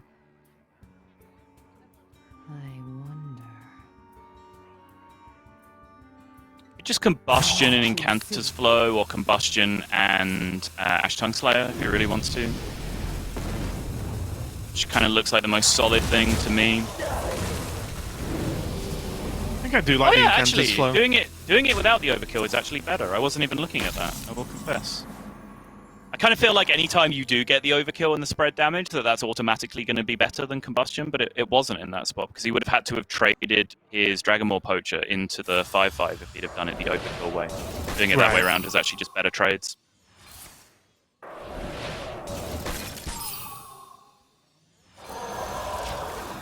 Looks like now's the time at least that Blythe is going to start making a play on board as well to try and contest not only this Quest Adventurer, but contest RDU's health. Dropping that first Mana Giant down. Yep. Big deal.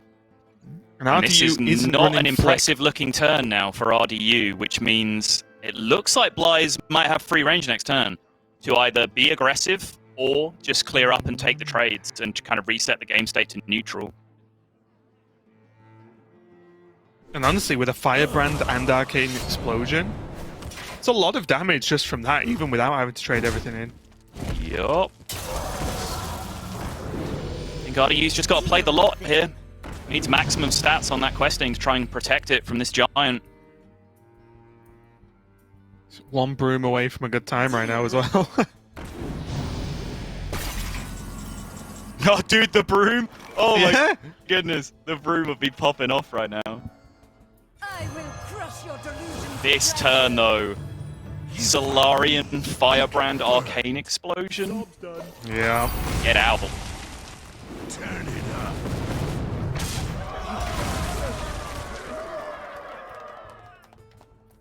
And I will say, very much unlike Bunny Hopper's Rogue that he'll be potentially playing a little bit later on today, RDU doesn't really have too many ways to dig him out of a empty hand situation like this with this list, right? It is much more of a grab the board, keep the board, and then kill your opponent quickly, as opposed to any kind of long, slow, value-based game. Yeah, and it's certainly, like, I actually played some of RDU's list in testing because it was kind of unique, and I really struggled with it, but I really didn't get a feel for the deck because, honestly, and this isn't just Soul, Raven can hopefully confirm this, I did not draw Secret Passage or Greyheart Sage in any of the games we played in testing, which just made the deck impossible to play. So this was my experience, where I was just out of cards the entire time, but that wasn't representative of what the deck should do on average, because, you know, my draws were just really, really bad. So, you know, RDU is in that position here, but I still think his deck, you know, should have enough value overall to just run into kind of some monstrous stuff from the side of Blythe. What it was representative of, though, was when Saul does test versus me. I do often make him feel like he can't play proper games of Hearthstone. What? Oh, what are you talking about? What is this nonsense you are chatting right now? It's just true. And ask all the other casters. But RDU is going to be holding on with this Neophyte, but it is just not going to be enough. There's even just a Pyroblast in Blythe's hand for next turn if he really wants or needs it.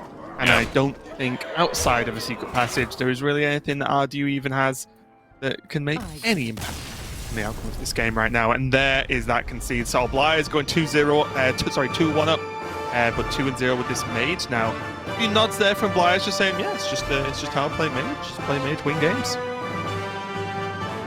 It is really weird, right? Because I'm trying to pinpoint like what he's doing that the other players aren't. Because we saw, you may have saw flashed up on the screen a little while ago his positive win rate this week with the Tempo Mage in a week where I think a lot of the other regions casters and a lot of other players have been reporting that Mage has perhaps fallen off a little bit for them this week going into the meta game, whereas Blythe just seems to be able to keep performing. Like that game seemed like a struggle for him for quite some time. Like when that Questing Adventurer turn happened, and also when the first Shemvala turn happened, like I was kind of getting ready to be critical of that turn because I mentioned it in passing that it stranded the Mana Cyclone and the Firebrand in his hand without any real spells as an activator because he dumped it all into that one Shemvala. And then when the big tempo swing turn came back the other way from RDU, kind of felt like Blythe was going to be cooked at that point. But still, somehow he finds a way to claw his way back into it. And then that Mana Giant swing turn with the Astromancer, the spell damage, Arcane Explosion, counter swing. Oh, that was the monstrous turn that just kind of spelled goodnight for RDU, I think. Yeah, maybe in that game it was the potential reliance on, okay, my opponent's big draw is just Secret Passage, whereas Blythe has more draws in the deck that can make a bigger impact with a single draw. More card draw or more generation. And maybe that was the plan all along. We'll have to see going forward. But we are going to be going into the Mage Mirror to maybe finish off this series if Blythe can just take another win.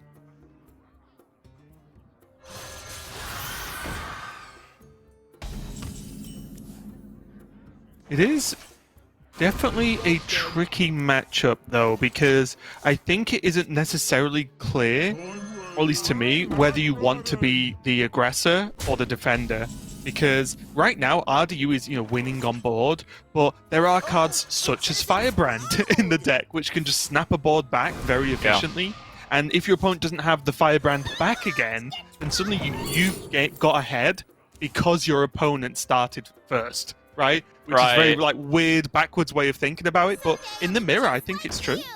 And there's also like this weird, almost like token druid mirror mentality. If you remember, for a while, like people got stuck in this idea that if you played any cards in the token druid mirror, you made your opponent's cards better, so people just stopped doing it for a little while. Talking about like spreading plague kind of metagame, for example. Like in Tempo Mage, it's kind of the same thing because if you don't have tempo, like if you don't have minions in play, your opponent can't really like have their pop-off Sorcerer's Apprentice turns because they need targets to shoot Ray of Frost and Brain Freeze and everything else at, right? So it makes it a lot more difficult for them to really go off.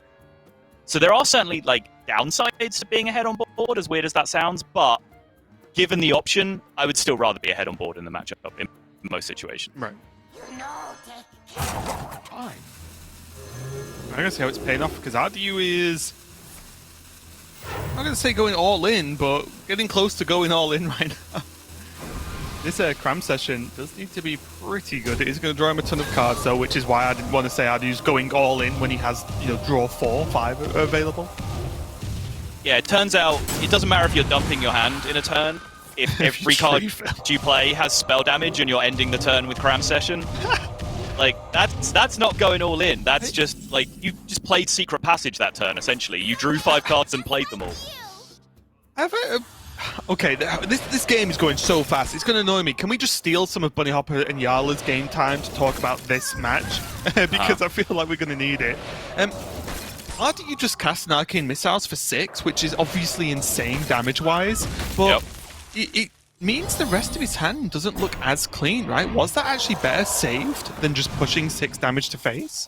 Looking at RDU's hand? I would have played it there in an absolute heartbeat. Okay. I think when he's as far ahead as he was there, I think setting up damage, threatening lethal is extremely powerful. And he, like you say, his hand looks mediocre. He just has Raz. Like, what else does he need in his hand? He had like 7 spell damage on his board. Yeah, that's true. I was just looking at Firebrand getting stranded a little bit for next turn, which could have solidified the game, but it's just a question. I just thought it's just interesting with some activations that Arcane Missiles could affect, and it just got through out for 6 damage. Petition to make this the European broadcast from this point forward. Blythe versus RDU in Tempo Mage Mirrors. That's it. That's all we broadcast all day. Yeah. As soon as I say that, RDU actually slows down, of course.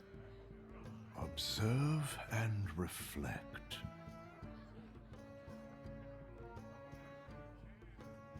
Oh, it says explode! You fight me, you get Do you like more card draw and more spell damage? It's coming from RDU. Bly is even shaking the head now. Maybe just can't believe it that RDU is so far ahead, not only on board, but still has a hand full of cards. This normally does not happen. Not both of these at the same time. It does. This is every game of Mage I've ever played. It's the ones on stream that are wrong. So you play most of your games on the America server, okay? It just does not count. That's not true. What do you mean? Just because I'm like higher legend on the America server doesn't mean I've played more games. The America server is free. It only takes like 10 games to get high legend on the America server. Ah, that's what I should do next week then. Create an America's account. No, you actually should. You might actually be able to get 3 digits next to your name for once. Hey, there we go. Job's done. Bly's here, not having a good way to defend himself. Evocation, not really going to cut it. No. Maybe just hoping for a Ray of Frost just to buy some time. But that is not going to be enough.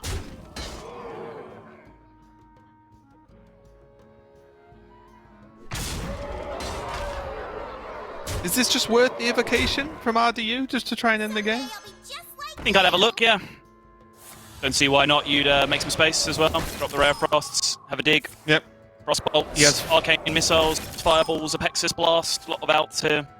Yeah, with 5 mana as well, that gives him a good solid amount to just get... Ding! Those options, there we go. I was just trying to glance at every single one just to double check. Kind of hard on this screen, but that is going to be the game, and RDU fights back, taking down Blythe in that Mage Mirror. So now I think it's going to be coming down to RDU's Mage going up against Blythe's Druid. Yeah, and Blythe's Druid, I think, we said he does look like he has fun while he's playing Mage, looks comfortable with Mage. Probably the only thing, to be fair here, we have to, if we're going to call any deck a pet deck for Blythe, I think it has to be this Druid so far, because boy, oh boy, does this guy know how to draw some ramp. We have just seen some absurd openers from Blythe. We saw like the Dream Lightning Bloom top deck to unlock Survival of the Fittest just yesterday. We've been seeing the nutty overgrowth into Guardian Animals curves over and over again. And of course, he should be comfortable with it because it's the same list he's been playing for 2 weeks. So I would hope that he is in the comfort zone here. Yeah, and honestly, with at least his level of comfort, it appears to be on Mage and Druid, then maybe that's just looking like this could be even a comfortable matchup for Blythe as well. Whether you think Mage is, slightly favored versus Druid or not, having Blythe or Blythe having playing a lot of both of the sides of that could give him at least a bit more of a relaxed approach this last game, because just one reminder, this last game, there's no lower bracket, there's no nothing today. If you win, you move forward. If you lose, you're done for the day and you're done for the week, and you collect your points. But each player will be wanting to, cash in on as many points as possible this week, because this matchup was the finals last week. It was Blythe versus RDU, and Blythe took the win there. So I'm also sure RDU definitely doesn't want a repeat from the previous week. Very, very true indeed. But either way, can't wait to see this one get resolved. It should be another absolute firecracker of a game. Druid up against Mage, it's going to be a pretty tough one from both sides for sure. But the way that Blythe has been representing this Druid so far, I put my money on him at the beginning of the day. I'm going to keep backing that up now. Well, here are the opening hands, and looking pretty good for RDU. Even just having access to some level of that card draw, now double intellect, looks like he can take the approach you sometimes do in Mage, where you gather all the resources, then go off, as opposed to the more, some of the tempo plays I feel like we've seen in this series specifically. This could just be RDU, gathering together all the tools required here, and the nod there from Blythe. It's like, okay, you played the tempo apprentice. Well, Blythe has a nice cheap bog beam to answer play there from RDU. But RDU doesn't even really look fazed by that. If it was me, I'd be a bit upset.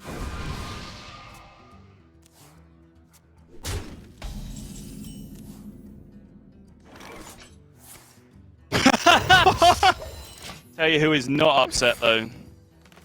This man right here, Blythe. Yep, the 2-mana bog beam to stop the on-curve apprentice shenanigans. Now the overgrowth. There's guardian animals. There is devolving missiles there from RDU. So although this is looking fantastic for Blythe, this is not game over by any means.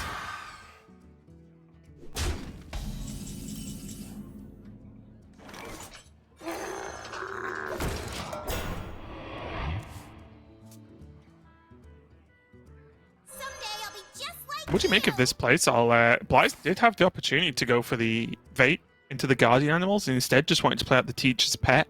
What's he holding on to that Vate for? Potentially that he just has the Sarah curve, which is incredibly powerful here with that overflow backing up. He curves out pretty nicely from this point anyway. With Teacher's Pet, Guardian Animals, Vate Ysera Overflow, which seems like the strongest curve he can play using all of his cards. Things can change depending on what he draws off the top, but that looks like the way his curve plays out currently. Oh, a spare devolving missiles here from RDU. I was just going to say, do you think he can just not throw this one away, but because he has the second one, he can use this one a little bit more liberally and just use it on this teacher's pet to kind of skip through? I like it. Yeah, I like it too. Look Got to at try and this get something now. going here in terms of tempo. Now, the only problem is there is a bit of a starfall on the horizon here if Blythe chooses.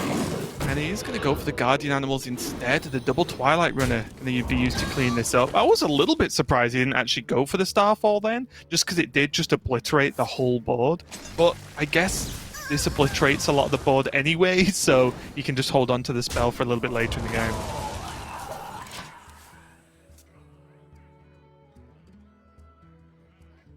Yeah, I mean, there's a good shot the Guardian Animals just pulls out the Cleaver anyway, right? In which case you clean up the Cleavy vast boy. majority- the Cleavy boy indeed. Although he does have one in hand, looking at his list. Yeah, he does still play 2 copies, so yeah, can still pull it out.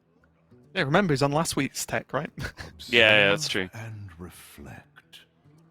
But there is Mana Giant Conjurers here, as well as those devolving missiles. So not that you can go for it this turn, of course, but start to look at Firebrand devolving, Ray of Frost as the arcane missiles from the Violet Spellwing as well. Might not even need to devolve based on the health of these Twilight Runners. Like, still looking solid as a nice follow-up next turn or soon for RDU with this Mana Giant into Conjuring. So although Blythe's got off to a great start, it's by no means secure.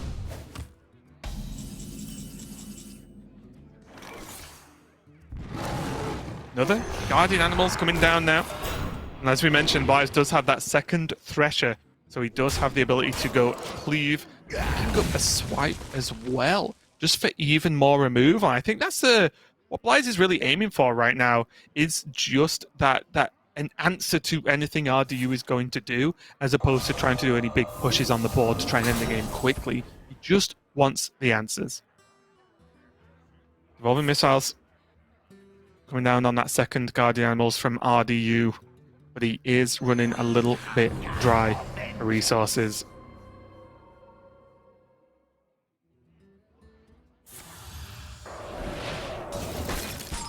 Just going to go for the double Ray of Frost. Going to leave that Van Cleef a little bit less of a threat in a druid that cannot bounce it back to the hand than it is in Rogue. But the Tempo Mana Giant, now that's the interesting part here. RDU dropping the Mana Giant on board, saying, I think this will stick, and then go off with Conjurer's Calling next turn is a risk. And maybe not the normal way this happens, but we're about to find out why it's a risk. A Starfall into Swipe, or into, Ironbark trade, or into whatever options Blythe wants to choose. He's going to be ready for this. So there is that punish of RDU just dropping the Giant and kind of hoping and having a bit of a poor Conjurer's Calling, but never mind.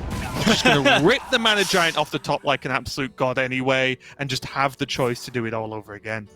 Yep, that is pretty insane. Goes digging with the evocation first, of Brain course. freeze. I do like at least one of these secrets getting locked in if he can. Just for what it'll do to Blythe. He has the the counterspell testers with the Innovate we can see, but Mirror Entity could be pretty good. It could. Does he ever even skip the Conjurers this turn? Is that where we're at? I don't think so. I think it's too powerful. Ooh. He is I think that's what he's working through here, is everything he can play while still discounting the Giant and getting it down with the Conjurer's Calling still. So Fireball's kind of ruled out. I'm looking at Elemental Allies actually as well, because he is going to play a Giant, right? If that's the case. It's only 1 mana. And he could do with some card draw. He doesn't have the Elemental number 2, but he might get it off the top.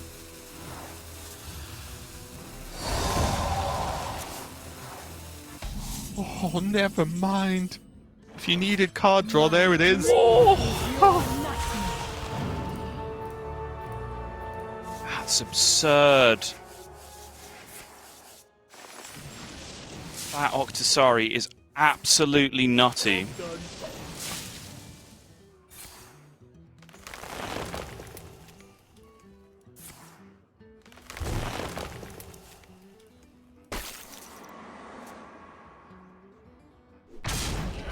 Now, on one side, you could initially go, oh, but he can't trade it off this turn. That's what Conjurer's Calling number 2 is for, so he can get the card draw for 4 mana, refill the hand, and this might just be slipping away here from Blythe, because Petrog is going to... Who needs a broom? Sol, the original broom is Petrog there. That is insane.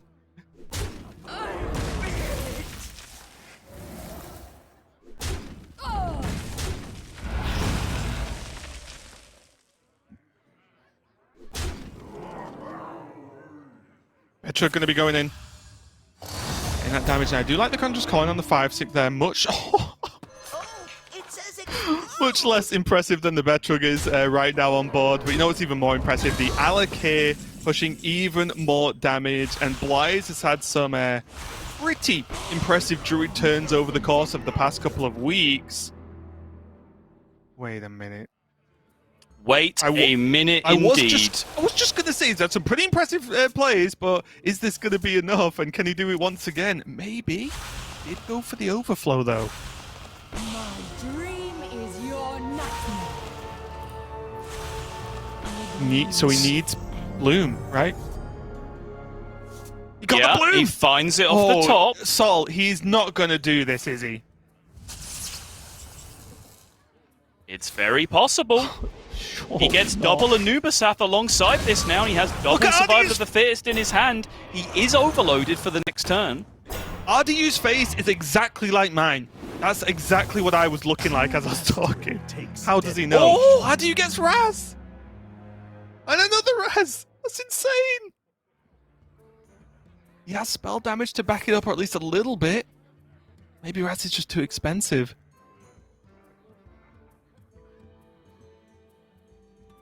What is this game of Hearthstone? I don't even know where you begin.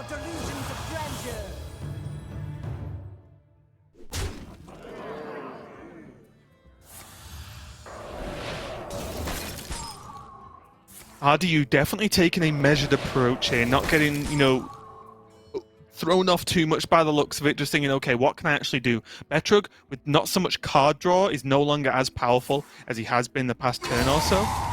So I do like the Conjurer's Calling going down. Okay. It's a million. It is. There's a lot of freeze. Maybe, just maybe, this opens up the window enough for RDU to clean this up. The Raz is going to do a good job pushing some damage. KT doesn't look like it's going to be enough. There's more dragons where that came from. Yeah, 3 more to come after this. Blythe will draw out the deck this turn, so he's going to get everything. This is it. This is his push. He's all in, and I don't think he's getting the defense he needs. Nope. It doesn't matter. But boy, that's impressive.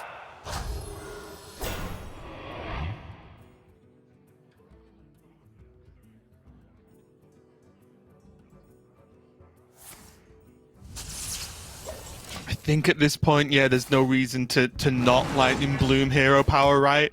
Like, just press it. It's either going to matter or it doesn't. I mean, it would lock you out of the survival of the fittest for next turn if you need that for, like, immediate lethal is the immediate downside that I do see. Yes, yeah, it's hard, right? Because, like, what are the odds of that actually happening versus the odds of him needing 1 extra health? Right. Oh, there we go. Seeing the pop-off happen, that is going to be the concede, and RDU takes it over Blythe. Someone has put a stop to his dominance so far, and RDU is going to be in the finals once again, but his opponent this week will not be Blythe as he is knocked out, but he does still get those top 4 points, so it is still a very impressive performance for Blythe this week, going off last week as well. Same for all 4 players in the top 4 here. Yeah, and already my bracket is busted, but congratulations to RDU. Insane game towards the end, insane series as well. Again, they played a couple of times already, and all of the series have been great up until this point. Absolute pleasure to watch Hearthstone being played at that speed and at that level. So yeah, congratulations to RDU. We will see him later on in the final, but another very, very solid performance from Blythe as well, of course. Yeah, it really is. Honestly, we joked about earlier, can we just have, all the matchups being RDU versus Blythe? Probably it was more of a speed of play joke, but honestly, they produced some good matchups as well. The finals last week was great. Even that match had a lot to it as well, some pretty crazy moments. So exciting stuff all around, but we do have another match coming right up. It's going to be semi-final number 2 between two players that are going to take a little bit more time, a little bit more consideration maybe to their plays in the form of Bunny Hopper and Yarla. But Yarla is just the hero we need right now, as he has banned out Bunny Hopper's Priest. So no Priest mirrors in this series, but there is I don't want to say brave ban because of what Warrior's been doing when it's been left up and the sheer ban rate of Warrior, but it's definitely an interesting one because Yarla does have a fairly standard lineup, but he is just taking a completely different ban approach. Yeah, he is, and it's not really something that we have been seeing too much of, but certainly we are thankful for it based on the amount of Priest mirrors that we have had so far. That's not to suggest that there aren't some grindy matchups left in this series, because they absolutely are. Warrior versus Priest, for example, kind of the opposite matchup that is going to get left up here, can still be very, very grindy. But I think that matchup is interesting and at least a little bit different for the Europe broadcast, something that we haven't been seeing too much of. So that's what it comes down to then. Great. But we see here Yarla's lineup. He's playing that Druid complete with brooms that are perhaps missing from Blythe's list. Tempo Mage, which is still pretty common here in Europe. And then that Highlander Priest to round it all off, which has really been the power deck in the European region so far. Yeah, and very similar as we check out Bunny Hopper's lineup with the Demon Hunter and Rogue, a very different one from Bunny Hopper versus a lot of the other players' lineups this week. But as I've spoken about, in the past, like Frozen Shadow Weaver last expansion, Zilliax maybe before that, but Broom is quickly just becoming that card. I will just say, just put it in your deck if you've got some space and you don't know how to fill it out, because it's probably just going to be good enough. Obviously better in some decks than others, but I do think the more time goes on, the more Brooms we're going to see everywhere. I would tend to agree, yeah. I mean, we might reach a point where we kind of reach critical mass of like all the good Broom decks have been found, because, you know, there are certain decks that, you know, play enough natural removal and play enough natural tempo options that they don't necessarily need Broom, or they don't really have like the minion presence to capitalize off it. I think the decks that you do see it in have, you know, very specific things that they're looking to do. You know, we've seen it in Druid because, you know, drawing the Cleave, for example, and wanting to rush that out. Big Ysera Dragons boards, being able to rush those immediately as well. Big Mount Seller boards, being able to rush those immediately. We're also seeing some ladder play now in Paladin, where people are departing from the pure build of Paladin to get Broom in there as well, because Paladin can really struggle to react to the board state if they lose it. What they do have is a bunch of huge minions, but not every deck kind of follows that formula where they're necessarily going to be able to squeeze Broom in their deck. I will say, you watched the recording back from last week, I did call for Paladin going away from Pure into Broom, so maybe I am the genius or just lucky one time. We'll have to find out. Stay tuned. I might say some other things. But yeah, they're both these players, again, quite frankly, at the top of the European Grandmasters. And not only right now, but Yala, arguably, as Abar pointed out last week, that the best player in the world based off results and stats and so on.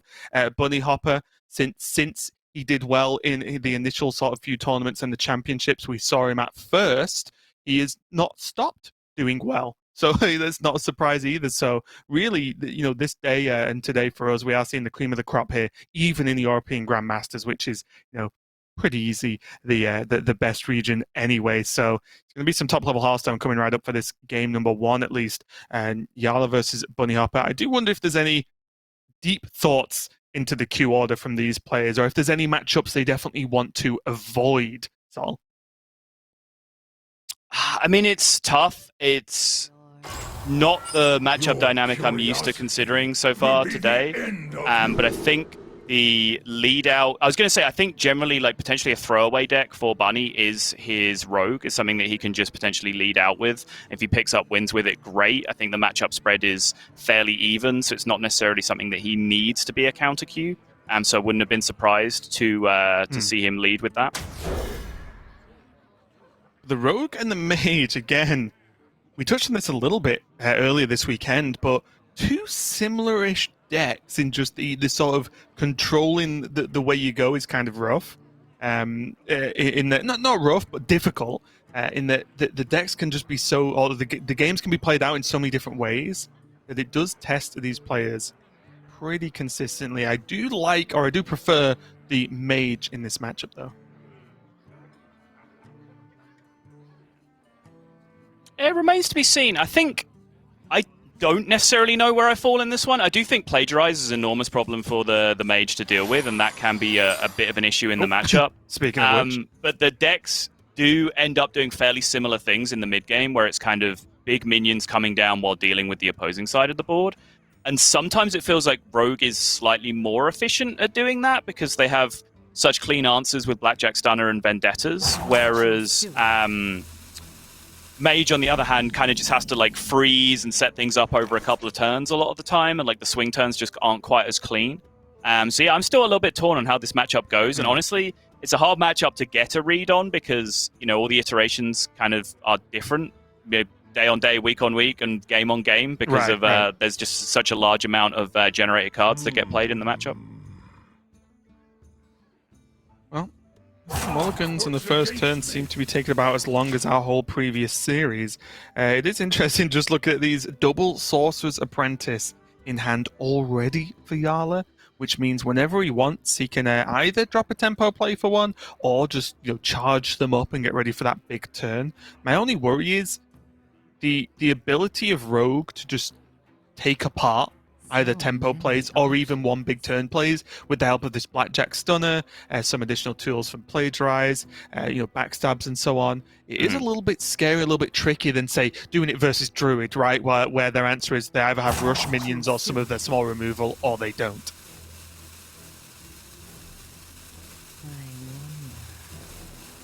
Oh, this is a hell of an adjustment, isn't it? I know, yeah, I've got whiplash Yeah. from having to stop so fast for this game versus the previous series. But now, here's the first question. How slow does Yala want to take this? Is it just a cram session for one? Does he want to temp out a Sorcerer's Apprentice? Or looking at the hand, is he just forced into ping? There is the dilemma of the secrets as well. Yeah. Always That's a just gonna problem be when a the secret constant comes thought. down. Yeah. You kind of just always have these turns where you like test the water, you play a spell, damn, it didn't proc, and I'm now kind of like committed to playing a powerful turn here that's going to play into Plagiarize. It can feel very unfortunate. And I think secrets are kind of the last thing that Yala wanted to see here. Like, with a double Sorcerer's Apprentice hand, his ability to like play around Plagiarize is pretty limited. Like, he's probably going to have to do something pretty insane at some point into a Plagiarize turn. Yeah, it's really tough how he's going to choose to handle this, and he has gone for that Sorcerer's Apprentice, which... in the world in which you know the rogue could have access to just backstab, this looks like such a rough play, but I guess Yala just has to do something, right? Like you said about those secrets, if you play around the secrets too hard forever, then the secrets are way better than they actually are. Yeah. in the deck, right? So Yala has to just choose what he wants to sort of give up. If he went for a cram session, it's very slow, but it could just proc the secret. But on the other hand, if it's Plagiarize, it only gives Bunny Hopper one card. So I just don't know. It's really difficult to get a handle on how to approach this game, especially when those secrets are down. Bunny drops the Pharaoh Cat here and was most likely looking for a class minion there so that he could activate his Vendetta and deal with the situation. Because committing the Blackjack Stunner, it's a very high value card that's hitting the board right now just to deal with this Sorcerer's Apprentice. Yeah, it does make the Sorcerer's Apprentice significantly worse though, right? Because although it's like, oh, it only costs one more mana and it reduces all the spells by one, so it's a net gain regardless. It's still harder to pull off in one turn with other things, which is normally what you want to do, whether that's another Apprentice, a Cyclone, a Shemvala turn maybe a little bit later, or an Evocation. So it does just factually make it cost more, and in the turns where every single mana is hyper important, it is going to make an impact. But you are right. It is a huge resource, and without a Shadow Step, it could just be dealt with for all Bunny Hopper knows, and that's just one of his stunners used for the whole game. This whole problem, this whole kind of chain of events has really just been caused by the disruption of the secrets from Bunny Hopper. I do think they're really, really powerful in this matchup. Yala, I think, kind of had a similar thought process to what I was beginning to talk about how if that was Plagiarize, it kind of limited his ability to do really disgusting things with Double Apprentice later in the game anyway. So maybe he was just supposed to drop one Apprentice. If it was Dirty Tricks, it doesn't activate. If it was Plagiarize, fairly minimal value, even though Sorcerer's Apprentice would also be a pretty insane card. I think I just liked the cram session into the secret, honestly. Because worst case, they draw two cards, that sucks. You draw one, you've lost, so to speak, on that interaction. But then it's gone. So there are things that aren't activated, such as Blackjack Stunner. And then also, if it's Plagiarize, you give them a 2-mana draw one card a lot of the time, which isn't that good, right? So I don't know. I think the cram session maybe would have just been the true course of action to just get rid of the secret, stop with the whole, if it's this, I could do this, if it's that, it's going to be like this. Because it only gets worse as turns go on. It's possible. It's very possible.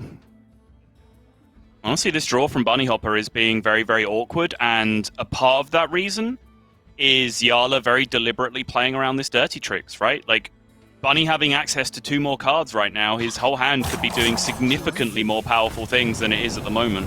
Right. I did wonder just for a second, he's going to go for the second Blackjack Stunner, which now is just making these minions together cost more and more and more in Yala's hand.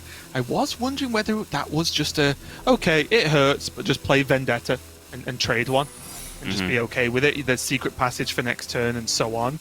But now Bunny Hopper's going to lock in instead that second secret. So now Yala has full information. Bunny Hopper's only playing 2 different secrets in his list. So Yala knows what's there.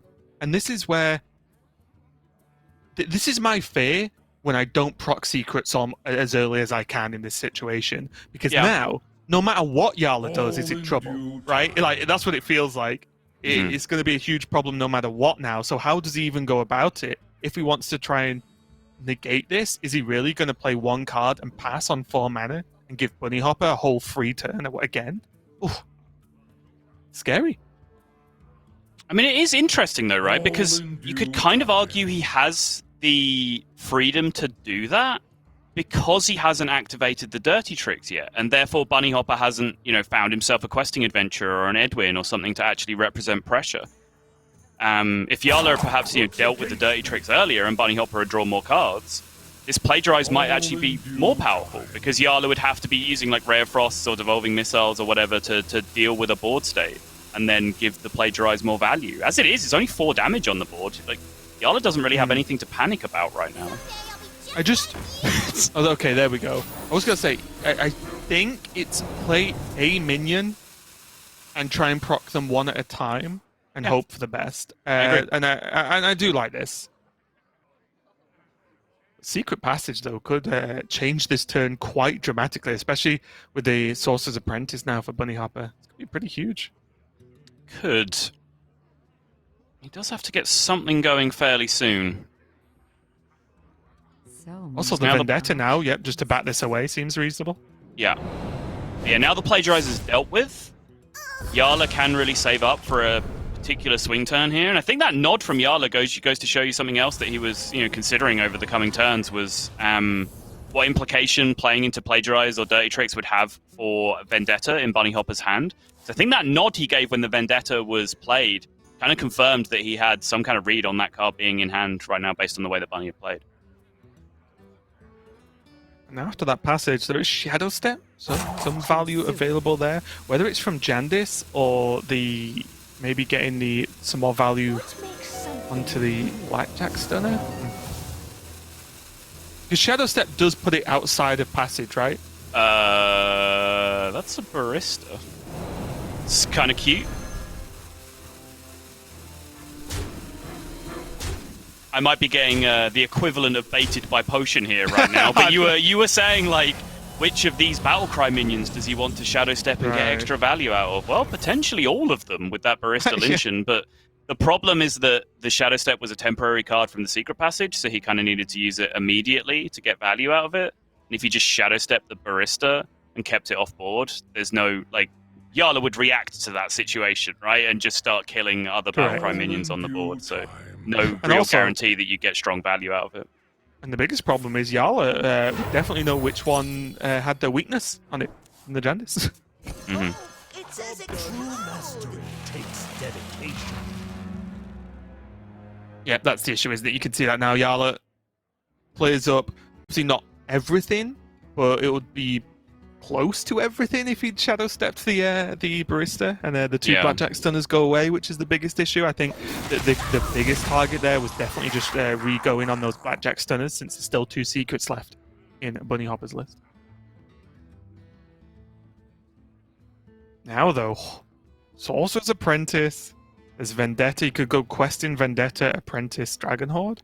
I guess that doesn't really achieve too much because you won't get any more spells from that to continue going with the Apprentice.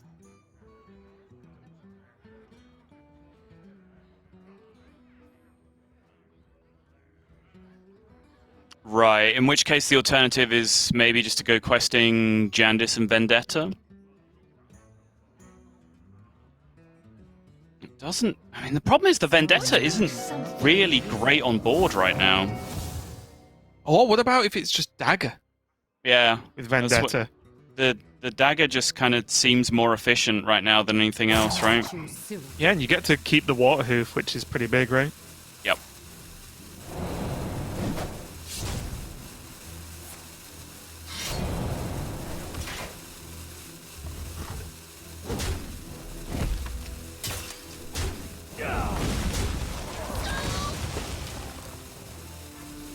It does end the turn on the Dragon Sword. Interesting. I was wondering whether he was going to hold on to it long term because he had the questing adventure in hand. I guess because his hand is so small, is 1/1 on the questing really worth potentially being able to drop a 7-drop next turn, or think about having a little bit more mana for the turn after, because otherwise he'd be locked potentially into like Quested Adventurer, Dragon's Horde, and then all the good options are like 8 mana plus, 7 mana plus, or whatever, and have a little bit less flexibility about how strong his turn would actually be. And if he wanted to do that even slower, then his next few turns might just be pass. So I think that's okay. It gives him more direction for the following turns. Yep. Ooh. Almost a cheeky Altruist there for a second. Arcane Explosion, huge, of course, because Jandice board. Very, very big deal.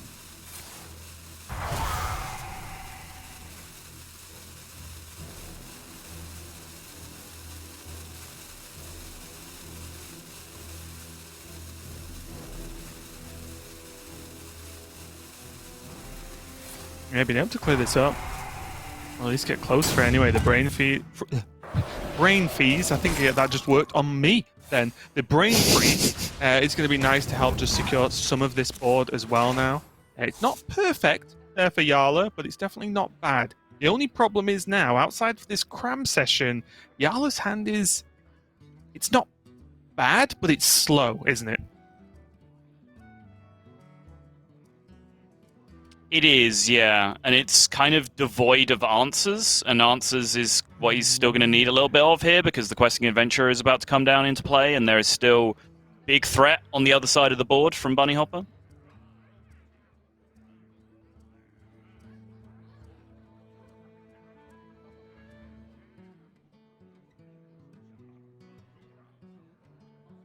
I wonder. Give me a I do like seeing it here. Bunny Hopper taking his sweet time, of course, but I think Bunny needs to capitalize on the initiative here. I think he is kind of tapped out. He has one remaining Secret Passage in his deck that really could reset the whole engine and give him a full hand of resources again. But unless he hits that, and that's only a 1 in 16 from this point, it does look like the aggro push is going to be the maximum chance of him winning this game. Yeah, he saw the struggle, right? The board wasn't cleared by Yala, so why should he be able to clear it this turn? And that's a kind of general Hearthstone mindset, right? If your opponent struggled the turn before, then keep the pressure on, because they're going to struggle the turn after. Or maybe not have an answer at all, and then you just win. So the issues here is if Yala goes Arcane Intellect, he only has 4 mana to get some work done, and what with 4 mana really achieves anything? Does it have to be Ray of Frosts and like a ping just to buy some more time?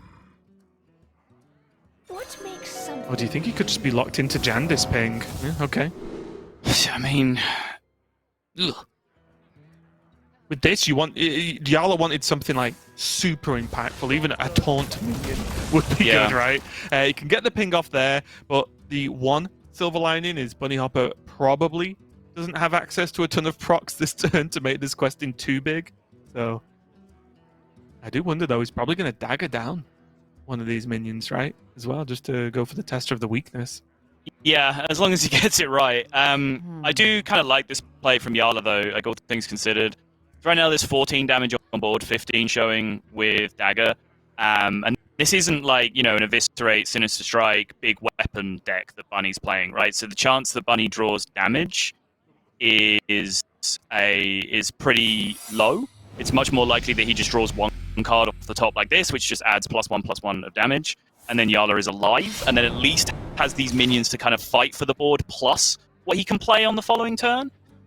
It is very problematic for that plan that it's a secret that's come out from Bunny Hopper, because both Dirty Tricks and Second Plagiarize here are both very scary for what Yala kind of needs to do to respond to this board state on the following turn.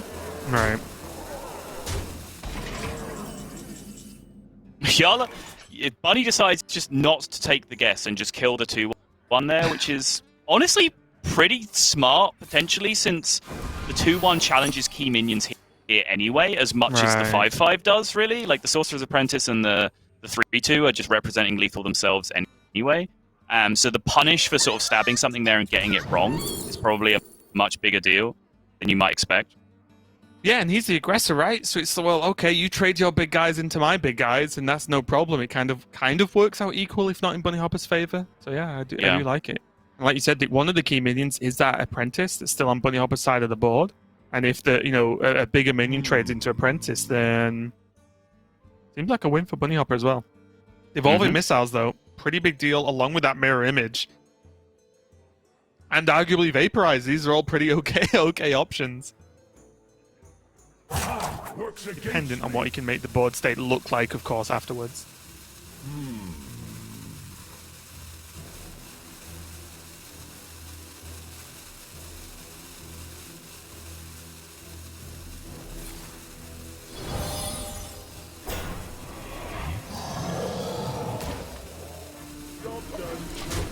The best piece of news that Yala got that whole turn is likely that was Dirty Tricks and not Plagiarize that was played on that turn from Bunny, because as soon as that first spell was played and he saw those two cards get drawn, it gives Yala so much more freedom to be able to navigate through this turn. He doesn't put up that impressive a level of protection here, but obviously it gets so much worse if every resource you generate, you're also giving over to your opponent as well.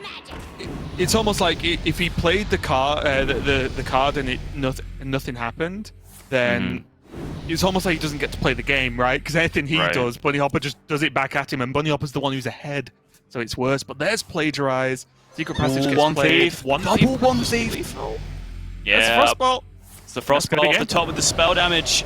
Bunny is going to take down game number 1. I did say that I generally did favor the Rogue in that matchup because of the disruption that the secrets cause, but that's generally not how I'm used to seeing the matchup pan out. I also mentioned how things set up very, very differently from game to game, but that wasn't something that I'd really experienced at all, which was essentially just a full-on aggro curve from the Rogue in a weird pan out, whereas like Blackjack Stunner the first 2 minions, you just have this board of 1-attack minions, just putting in chip damage, and then just kind of scraping and scrambling to put together that last final push to end the game. But Bunny was able to get over the line. I think, shout out to both players there, because I think that early game scenario was very, very difficult to navigate. And I'd say that they both did a pretty good job of maximizing their chances. But that second secret passage draw off the Dirty Tricks at the end was pretty likely to be able to secure Bunny a lethal there at the end.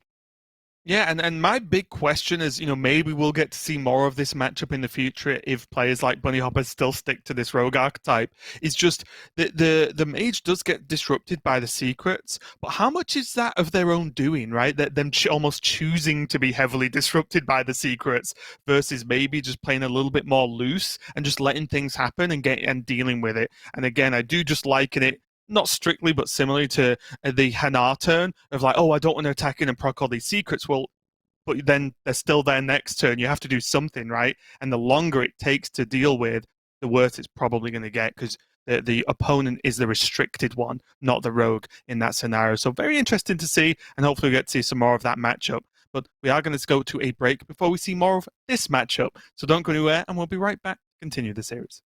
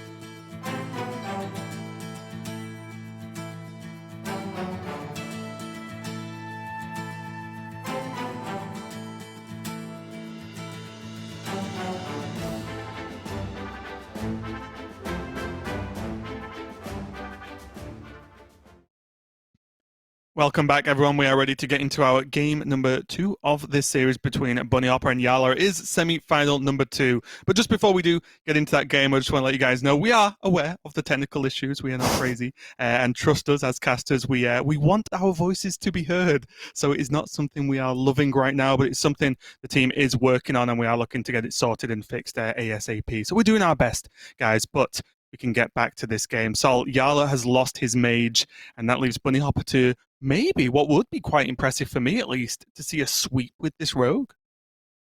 I mean, that would be pretty sick to see, yeah, because it's a deck I've been saying up until now was something that I really wanted to see have a strong performance. I think Bunny had a positive win rate with it in week 1, but we really didn't get to see it perform to a super high level on stream. But it's a deck that's kind of on the fringes of the metagame right now that I do really think has a lot of potential as an archetype. Whether potentially cards change here or there, or whether we see something that's a bit more hybrid between, like, say, this and the more aggro version with some weapons thrown in for additional damage. I think being able to draw reach off Secret Passage is definitely something very, very powerful that does deserve to be paid attention to. But I am a big fan of this archetype, so I'd love to see it put in a strong performance here. Yeah, and I think if anyone can do it, there's a reason Bunny Hopper has brought, the same archetype back-to-back weeks, right, and done well with it. Yeah, he must at least enjoy the deck, whether he thinks it's literally the best rogue or not. He must enjoy playing it to bring something like this. He is going to be lining it up against Yala's Druid. It's going to be his response now to go here. And I imagine in this matchup, Saul, Yala's plan of picking Druid is very much the brute force approach. Say, okay, you can do all this fancy stuff, get all these value or potential, whatevers.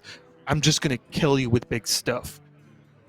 That is very much the game plan, yeah. And I sort of mentioned the anecdote yesterday, I believe, where I've spoken to certain players who think this matchup is absolutely free for Druid, and some players who think this matchup is absolutely free for Rogue. And I think that mentality largely comes from the idea that it does tend to be kind of blowouty either way, just by the nature of the way the two decks operate.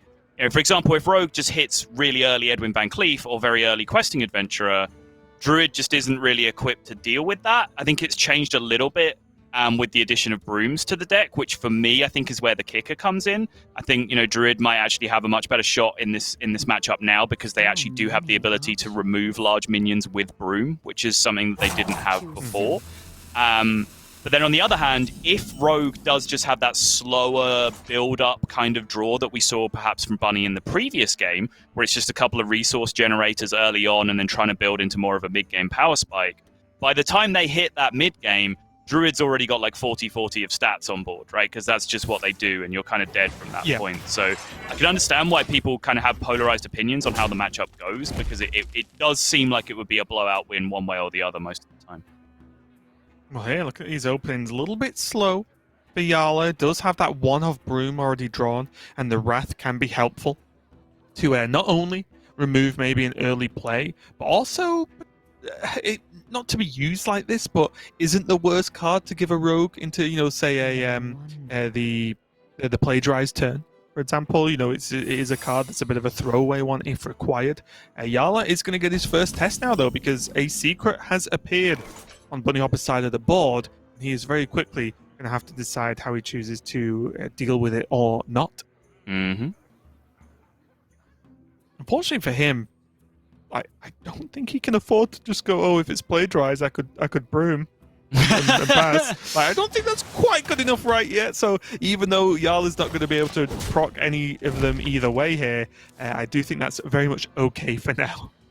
It's probably not that good to be giving your opponent a Broom, no. Not when the threat of big old Questions and Edwings can be coming out. But, I mean, I guess this is the other big trump card for the Rogue in the matchup, is the spell Disruption that you do have available in the deck. So, because Druids quite often play a pretty predictable curve early on, there's like a set turn they want to play Nature Studies, a set turn they want to play Wild Growth, a set turn they want to play Overgrowth, a set turn they want to play Guardian Animals. Both Dirty Tricks and Cult Neophyte can have a huge impact on that. You see a little taster of that here as Cult Neophyte comes down to potentially block the Overgrowth turn. Yeah, and we've even seen some games of the shadow stepping of a Cult Neophyte as that prolonged effect, right? and can actually carry some games too. Because if you were forever just pushing the mana, making each turn that little bit worse for your opponent, whilst putting on some board pressure yourself, then it could be quite an effective tool that Bunny Hopper can use. But right now, doesn't really have a ton of stuff to back that up with. Whereas Yala, on the other hand, has a choice to go with the Speaker, Gidra, if he wants to. But again, the ever-present fear of what if. That's all. So many contradictions. What if indeed, yeah. And actually, interestingly, like Bunny didn't really block plays this turn, and because Yala's hand is under Nature Studies effect right now, so Overgrowth would have just cost 4 again on this turn. It would have been discounted by 1 and increased by 1, as the Wrath in hand is right now, for example. Right. So actually a little bit interesting on the timing there of the Cult Neophyte, not necessarily blocking anything. I don't know if Bunny had any specific reads as to the way things were planning out. I also wonder if his turn was just bad regardless, right? If he didn't do that, is it okay to just say dagger pass and not do anything? Right. It would require some level of response, and if it was a spell, then it would have procced his dirty tricks, which again I think is a reasonable payoff too. What makes That's fair. Yala does know the information now. He knows that's a dirty tricks, and now he knows that there's a Jandis on board.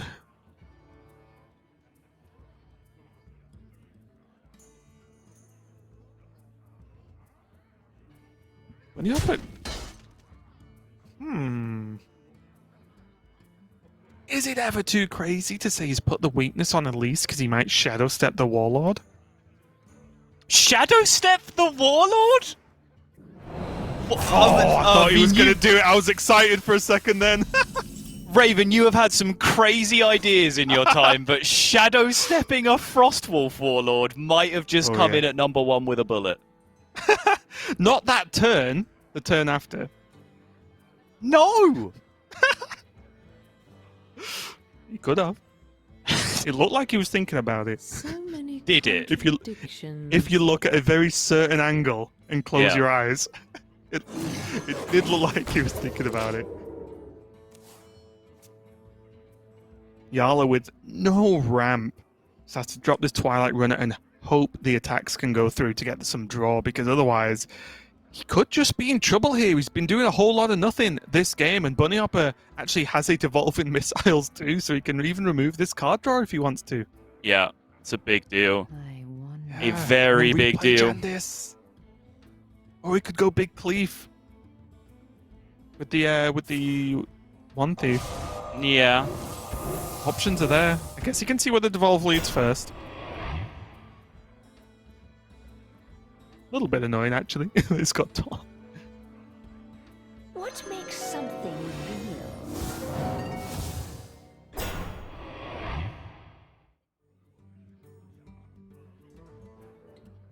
Nothing too crazy there. Bit of a low roll if you look at average stats across the board, I think. Just a 4-5 and a 2-5. A little bit rough. Yeah, 4-5 is about average in the 5-drop slot, so he got 1 average outcome, 1 small one.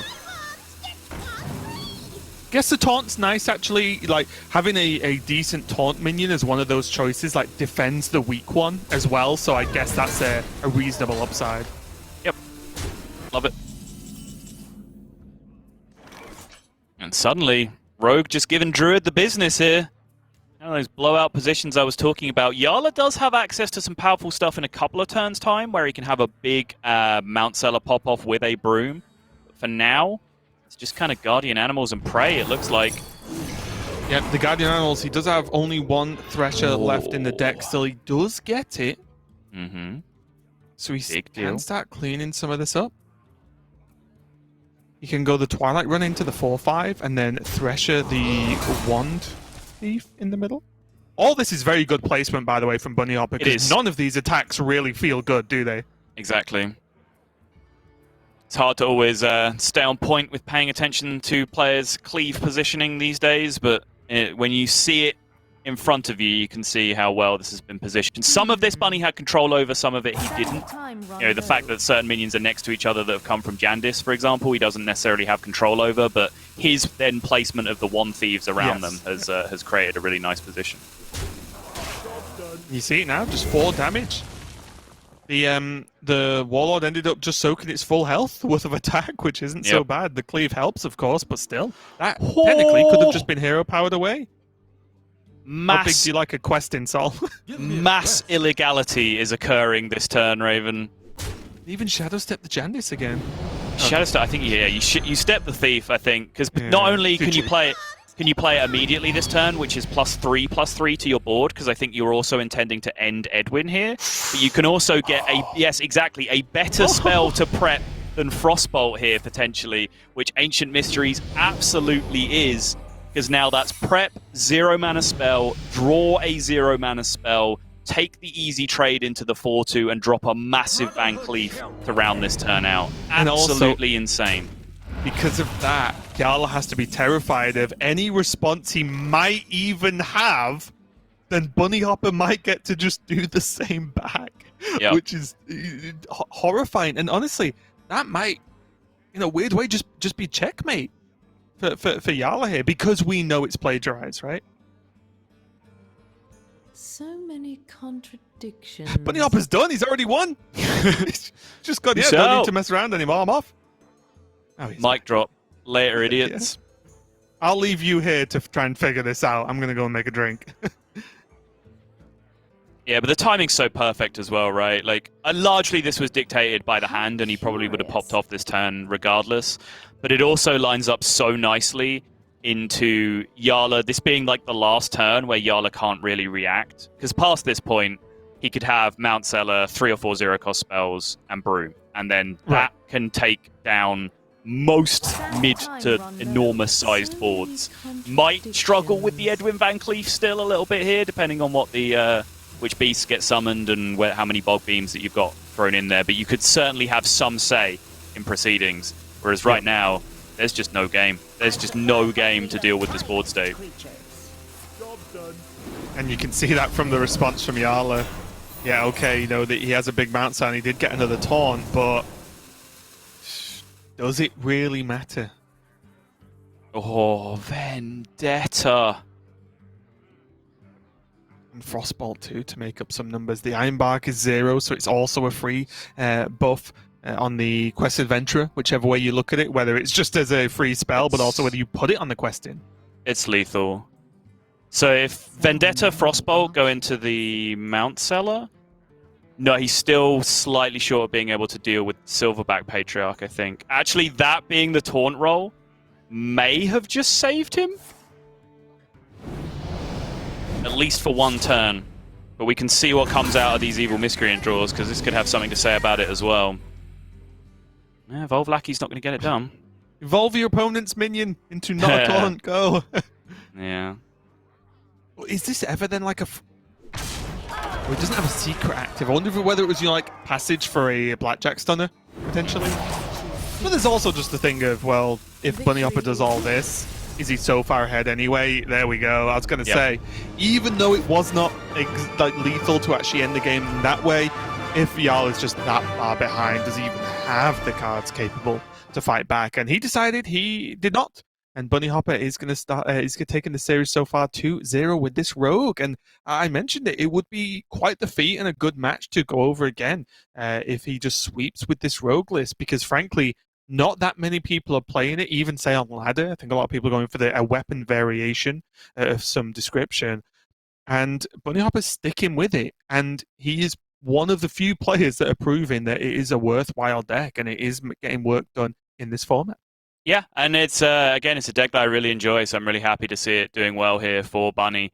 Insane pop-off turn. Yala did his best to scramble at the end there, trying to keep himself alive with the Ironbark, and yeah, it was only the additional 1/4 taunt that was keeping alive, because otherwise Frostbolt, Vendetta, and the two small minions with the Ironbark would be able to chew through the giant minion, allow the two big boys to connect face. But even then, as you were saying, like, even if it's not lethal, it was lethal. Like, essentially anything that you can do that turn was completely game-ending. So now, in kind of the reverse dynamic that we've seen in a lot of series so far, Yala is now going to fall back on his Highlander Priest to have to try and reverse sweep this series. Yeah, and again, this is just going to be one of those matchups that tests both players quite heavily, because it's less likely, I think, in this matchup instead of Druid to see Bunny Hopper go off early and it pay off and translate into a direct win. This is probably going to be a lot slower, a lot more value-based. And also, there are tools in Yala's deck that are going to be a bit of a whiff, mainly just that Acidic Swamp Ooze, is against the wrong type of rogue for that to really have a strong impact here. So we'll see what happens. I'm pretty excited to see this one. Although Yala does have that Zephyrus into no doubt a Wild Growth to kick off his start at least. Bunny Hopper just full keep. Did that happen? Dragon's Horde, Dirty Tricks, Neophyte? I'm just surprised about the Dragon Horde, that's all. It's a card I never really know when to play, other than when you've just got mana to play it. But I guess that is turn 1. It's interesting. I think I shouted out during week 1 that I found this one of the hardest decks in the game to mulligan with overall, because the decisions kind of get really, really complex. About, like, Vendetta, for example. Like, Dragon's Horde can be a really good keep alongside Vendetta. But would you keep a Dragon's Horde if you already had a One Thief, for example, to activate your Vendetta? Do you need the Dragon's Horde at that point? Like, how aggressively should you be mulliganing for your power cards as opposed to just keeping value generation and card draw, as Bunny did here? Like, he kept Dirty Tricks to draw cards, which I think I've kind of settled on being pretty correct in most matchups these days. But I think the mulligan decisions just go on and on and on and on and on. And they change not only just on pairs of cards that you have in your own hand in the mulligan decision, but also like heavily based on matchup and whether you're going first or second as well. Right.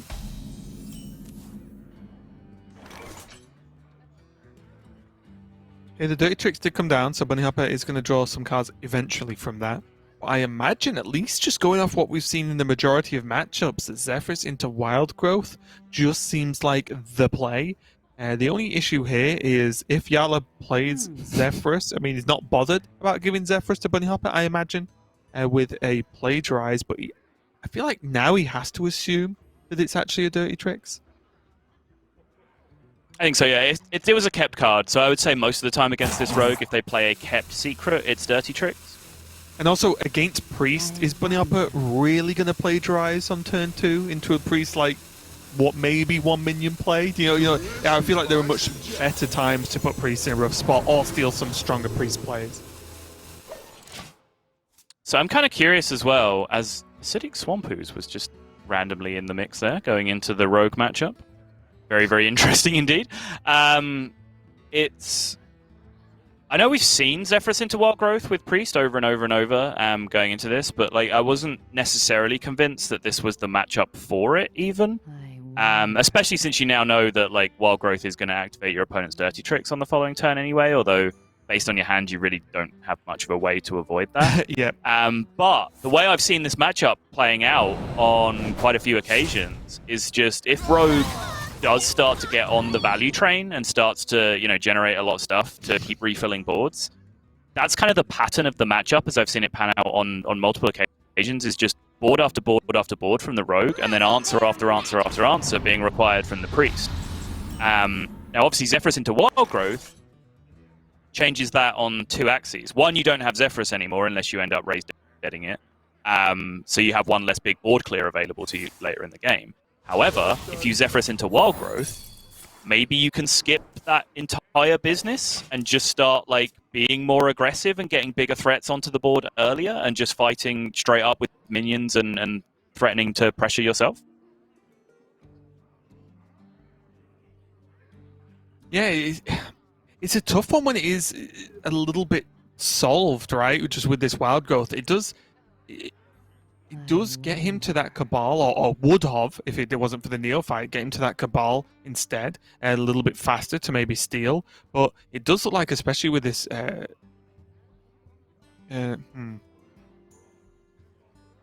Yeah, You're right there, you trailed off a bit. No, it's because I'm re-reviewing the hand there. I was just looking initially at the 4-drop, but I think like just looking at Neophyte and another Dirty Tricks, does that just keep making the turns awkward for Yala? Do you kind of like it? Yeah. And it's somewhat weird anti-synergy, right? Where you play one card that says don't play spells and then play another card that says please play spells. And also there's the extreme of, well, he can play Wild Growth anyway unless he shadow stepped the second Neo fight and still pushed it out. But yeah, it looks like Bunny Hopper's going for something a little bit different. Wants just a ton more value in hand and more options as well, most importantly. So many decisions, all made in 5 seconds towards the end of that turn. Does baffle me sometimes.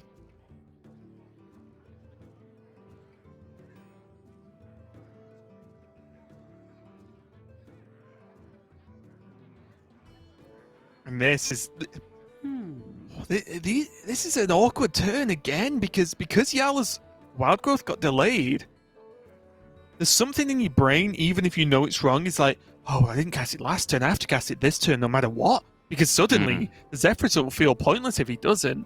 But the problem is, there's so much damage on board now that is starting to stack up that I don't think Yala, if he wants to actually win, can just play wild growth past this turn. Dance, puppet, dance.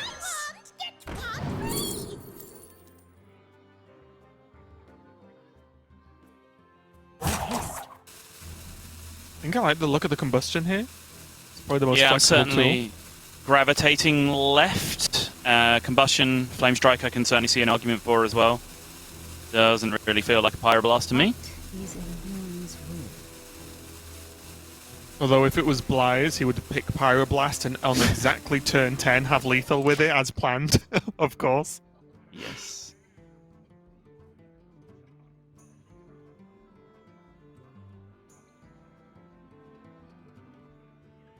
Dragon's Bane, there's no rush to really drop that down, I think, for Bunny Hopper. He probably will just want to combo that with Hero Power on demand, just to guarantee the damage going off. No, there's no rush. He'd need to Broom as well this turn to give it rush.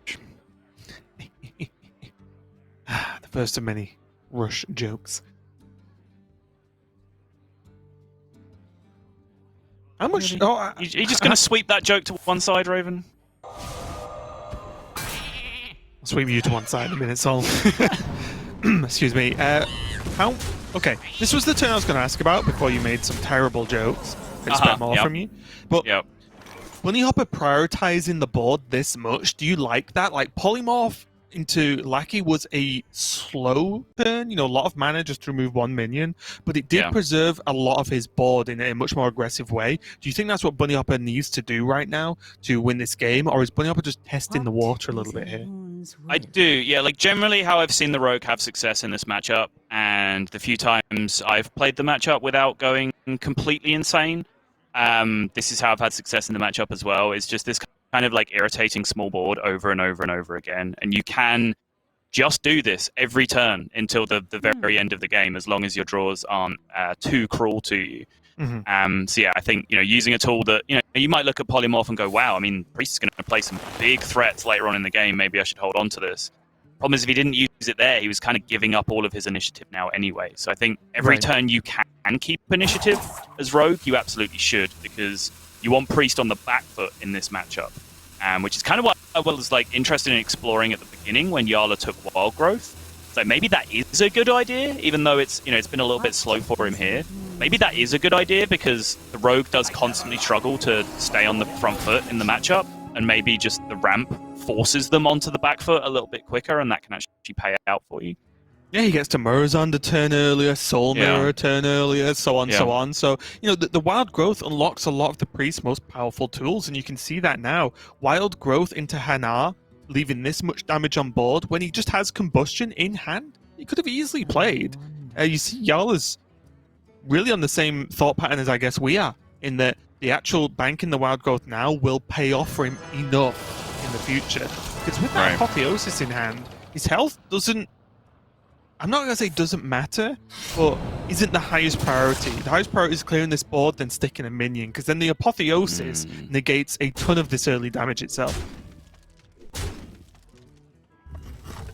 Think Bunny Hopper's happy with that Dragon Bane, or a little bit upset? I imagine it doesn't make a difference largely. It's probably just one extra damage at the end of the day, because trading the 4-2 into the 4-1, it's having 1 health instead of 2. Is that relevant? Probably not. So he's probably just gained the 1 damage in that spot. I think either way he was clearing the minion because of the threat of Apotheosis you were talking about. Right. But I think this is also a turn that Bunny would have liked to have Cult Neophyte again if he had the availability, just because of the threat of Soul Mirror being such a powerful clear. He'll get the good news that there is no Soul Mirror coming out, which is great for him. But there are some pretty powerful extra clears here with the Wretched Tutor and Combustion, for example. I was looking at Wretched Tutor Apotheosis, honestly. Sure. And then there is the Broom follow-up. You know, with some other minions, if not this turn. From with some of the other minions like the Swampoos next turn, if required. Mm. Yeah, I do like this actually. It's gonna be nice. Snap back some of that health. It's a casual heal for 10. There's a Dragonbane on board. I'll take a heal for 10 any day of the week. Well, that was the debate, right? Because he could have just used Combustion to kill the Dragonbane instead at the cost of the healing. Yeah. I guess this way, unless there's a Blackjack Stunner, which is the scary moment, of course, but he has Apotheosis the minion on board, and it is pretty resilient health-wise. Like that was the goal, really, wasn't it? To stick a minion and put Apotheosis on it. He's kind of done that. Agreed. No. Now the choice is Ethereal between... Lackey? Yeah, there is Edwin, not really the best Edwin turn in the world. Because he could have Ethereal Lackey, and if he nails, like, gets like the sap, specifically, it's huge. Mm-hmm. If not, the dynamic has changed a little bit now with Rogue and Ethereal Lackey, because a lot of times, I mean, okay, thank you, game, for the perfect illustration of my point. The dynamic has changed because before it almost used to be sap or nothing a lot of the time. So playing an Ethereal Lackey with 2 mana remaining felt amazing. Now there's Coerce in the game as well, which I think a lot of people forget is a rogue card, despite the fact that it has combo on it. But it is a warrior rogue dual class. So having mana available to find Coerce as well when you need an answer to a big minion like that is really nice. But that Ethereal Lackey was the perfect illustrator there, as it offered sap anyway. Then showed the card that I was going to refer to, and then Preparation as well. Just say, no, you idiot, you're rogue. You can always cheat. It's fine. Don't worry about it. Yeah, one of the drawbacks, though, of this sap, although it does look great, don't get me wrong, and it burnt the Apotheosis, so to speak, but the Wretched is still in hand, and there is still that Combustion, too, so Yala does get the payoff of clearing this board if he so chooses. He can follow up with the Broom as well to get rid of that Miscreant, so there is still some good options here. Oh, wait, he can do it anyway, right? Because he just targets the 1/1 with the Combustion? If he targets the 1/1, 3 damage goes left and right, so it's a full clear, yeah. Yeah, he doesn't need the Broom, importantly. Right. That always threw me off. Like, the first few times I saw Combustion, I didn't realize it was the overkill goes both ways. I was like, wait, what? This isn't rolling Fireball. Yeah. Yeah, that's nice. But once you've seen it, once you've been wrecked by it once, you often remember exactly how it works. Yeah, and we talked about positioning beforehand as well. Like, Combustion positioning is, I think, one of the hardest things to play around. It's not, like, naturally intuitive. I think, like, for example, Betrayal is a lot easier to play around than Combustion, just in terms of getting your head around what your positioning exactly means for how hard you get punished. But in that spot, like, potentially a 1/1 next to his biggest and most valuable minions probably wasn't optimal from Bunny Hopper's side. I wonder. Now that the game has slowed down a little bit for Bunny Hopper, because that clear from Yala, the problem is how does he progress? Because he does have to start fearing Murazond, Galakron, Soul Mirrors a lot more now as time is ticking on. So this is what I think Bunny Hopper's sat struggling with here. Even on that simple pick, like the Evasive Draconoid is a great card, but if there's Murazond or a Soul Mirror, then it just disappears anyway, right?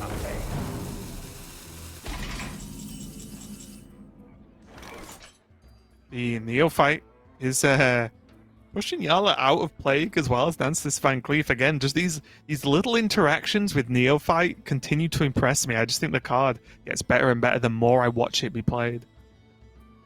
Yeah, certainly useful in a fair few matchups in the game right now. You know, I talked about how yesterday we had the discussion about like his dirty tricks always a keep, and it's like, yeah, kind of, but only because of the way the meta is right now, where like so many decks are so heavily built around leveraging spells. you can apply that same argument to Cult Neophyte as a tech card, right? Like, there's all these druids that are just using the early games to ramp. If there's all these mages that want to pop off with Sorcerer's Apprentice in the early game and the mid game, suddenly Cult Neophyte becomes a pretty attractive card. This is monstrous, though, by the way. I talked about all the things Druid can do with Broom, with Mount Seller, with Ysera Dragons. This is very similar to that, the Murazond Broom interaction. Yeah, and honestly, I haven't yet seen someone include a Broom in a deck list and not felt like it was worth it. You know what I mean? I feel like it's just always paid off. So I think it's something we're going to see going into next week. Well, okay, next week's different because of Specialist. But it's something we're going to be seeing in the general tournament meta a lot more going forward because I just haven't seen it be bad yet. I've just not. It's just always been at least good. Never mind amazing sometimes, such as now. Does Bunny find himself far enough behind that he feels like he has to rip this box that we've been avoiding talking about, Raven? We do our best, don't we? We've had a lot of practice. And Yala. Oh, order. Not like this. Yeah. Okay. Cycle of Hatred. Now we're talking.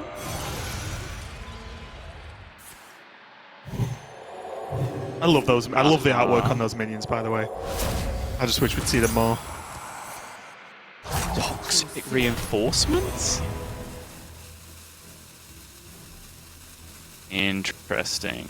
Really strong box, but you do have to just bear in mind that there's no mage secret, which means Yala does not have to fear a counterspell, so Plague can just make this all go away. I do wonder if the Shadow Step, for example, on the One Thief is a consideration here for Bunny Hopper.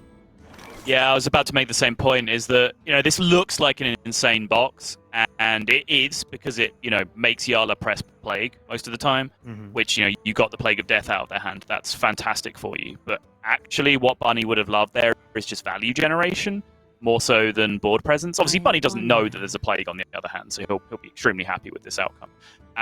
Which, again, I was going to pose the same questions, like maybe you want to Shadow Step something on this board, but I think he still has other extremely powerful Shadow Step targets left remaining. And the Shadow of Death that he generated might just, like Loki, end up being the most powerful thing that happened that turn off the puzzle bot.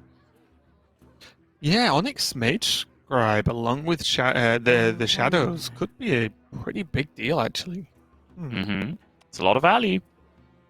Yeah, and that's it. As you quite rightly pointed out, Bunny Hopper just wants to keep doing stuff, right? And I don't think at this point he overly cares what that stuff looks like. He just wants to be able to keep putting there, creating some level of board presence, have some kind of threat level for Yala to at least consider and worry about. So now he's seen the Plague get used up, which I think Bunny Hopper might be a little bit disappointed, but a box that did a great job and then soaking a Plague and then you get to go again, I think is still a fantastic outcome here for Bunny Hopper. How do you feel about extra questing adventurers in your deck, Raven?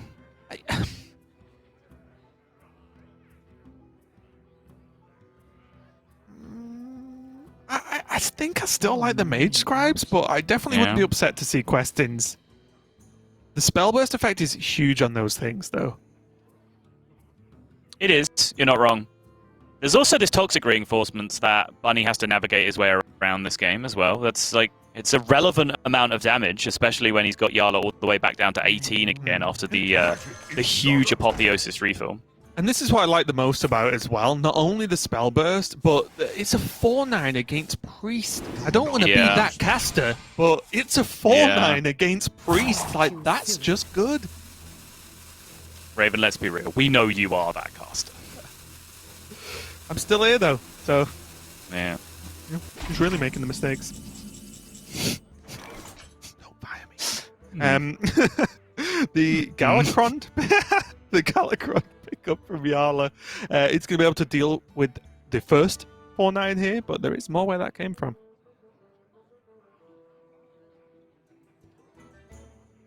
I wonder. Yala, just for a moment there, looked like he would rather be doing anything else than working out how to win this game of Hearthstone. Yeah, that's the face.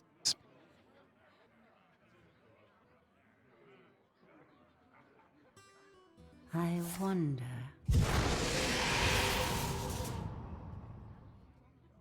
Well, doesn't get the Zephyrus, does get the Murazond though. And honestly, Wretched Tutor is pretty relevant in this scenario as well with the type of boards that Rogue does continue to make. Although we've kind of reached the point now where the Rogue minions have become massive because a lot of the small minions have been played and in turn generated bigger minions for Bunny Hopper. I was just thinking about the Murazond into the with the shadow.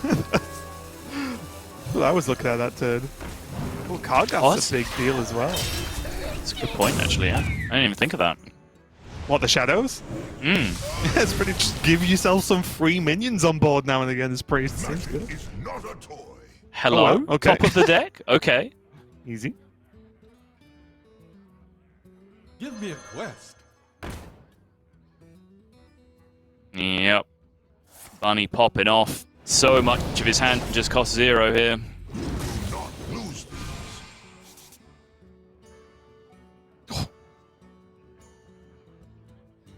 Cold Blood will translate to some damage at some point in the game, not now, of course. Well, Yeah. I am wondering if Winged Guardian ever gets there.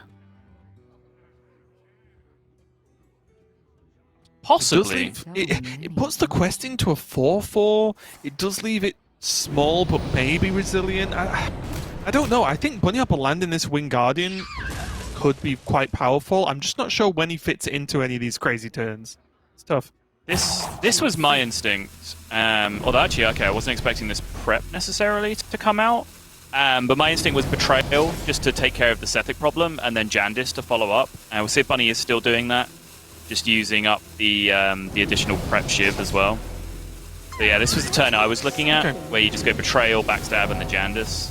I mean, it is just the I will lethal you next turn, right? So, you know, you got to respect that to an extent. Bunny Hopper didn't maybe look too happy. Maybe he didn't actually get the choice there on the end of that Jandis. I'm not 100% sure. There was a wince and a shake of the head at that point, so we'll have to see there. Although, you know, maybe we'll have to ask him after the match, because you never know what kind of weird mind games these players decide to play with this Jandis. Yala here now has, and this is why we like the turn, Yala here now has to consider so many different ways to deal with so many different sizes of threats. And Murazond isn't really going to cut it in any way. His Renew might be the best chance to just fish for a potential Plague. It is only a 1 mana investment to see what he could get, so maybe that is the starting point here. The Wretched does do a decent job with both summon minions from Jandis being 2 health, but when one has Reborn and the other one he doesn't care about because he has a questing adventure on the board, maybe that's not good enough either. Okay, Yala is going to go for this version. The Wretched into Penance will bring it low enough to get Kargath down. Yeah, looking at this, this is actually probably the best he could have done here. Main issues are gone in the form of that quest and adventure, which means there isn't just Bunny Hopper saying, oh well, I've got enough cards to proc this to 17 damage, and that's going to be game. But does mean Bunny Hopper has 8 power just already on board. I know. And that Cold Blood that I did mention, like at some point that Cold Blood was going to do the damage. Yeah, it's still just so much damage, right? And even not quite lethal damage ends up to be super relevant in the game state, because eventually Bunny can push these toxic reinforcements over the line, right? Like, it is possible. The text is use your hero power 3 times. Like, he does have a hero power he can use. It's just very, very slow. Also, he has an on-demand secret into Blackjack Stunner. Not for this turn particularly, but just for maybe just the finishing blow. Even the chance that he could attack and then Shadow Step the Onyx and just have that as more value going forward. But no, this is the turn that I was asking about earlier. When do you drop Winged Guardian? It's when you've almost won the game, to make the game even more likely to be won, as this is a terrible minion to deal with from Yala's point of view here. It is. Breath of the Infinite, it helps, but how much does it help? That can be paired with the Galacrond. Might just be Renew fishing, yeah. Looks like Yala agrees. It's one thing I mentioned about last turn. Does it always just come down to renewing to a plague? Honestly, and that sounds pretty far-fetched, but sometimes you have to be. Here, though, what's nice about this Wingardium is even if Yala played Soul or Murazon to get his own, well, Bunny Hopper has the Blackjack Stunner to just negate that as a problem. It's a really nice setup there.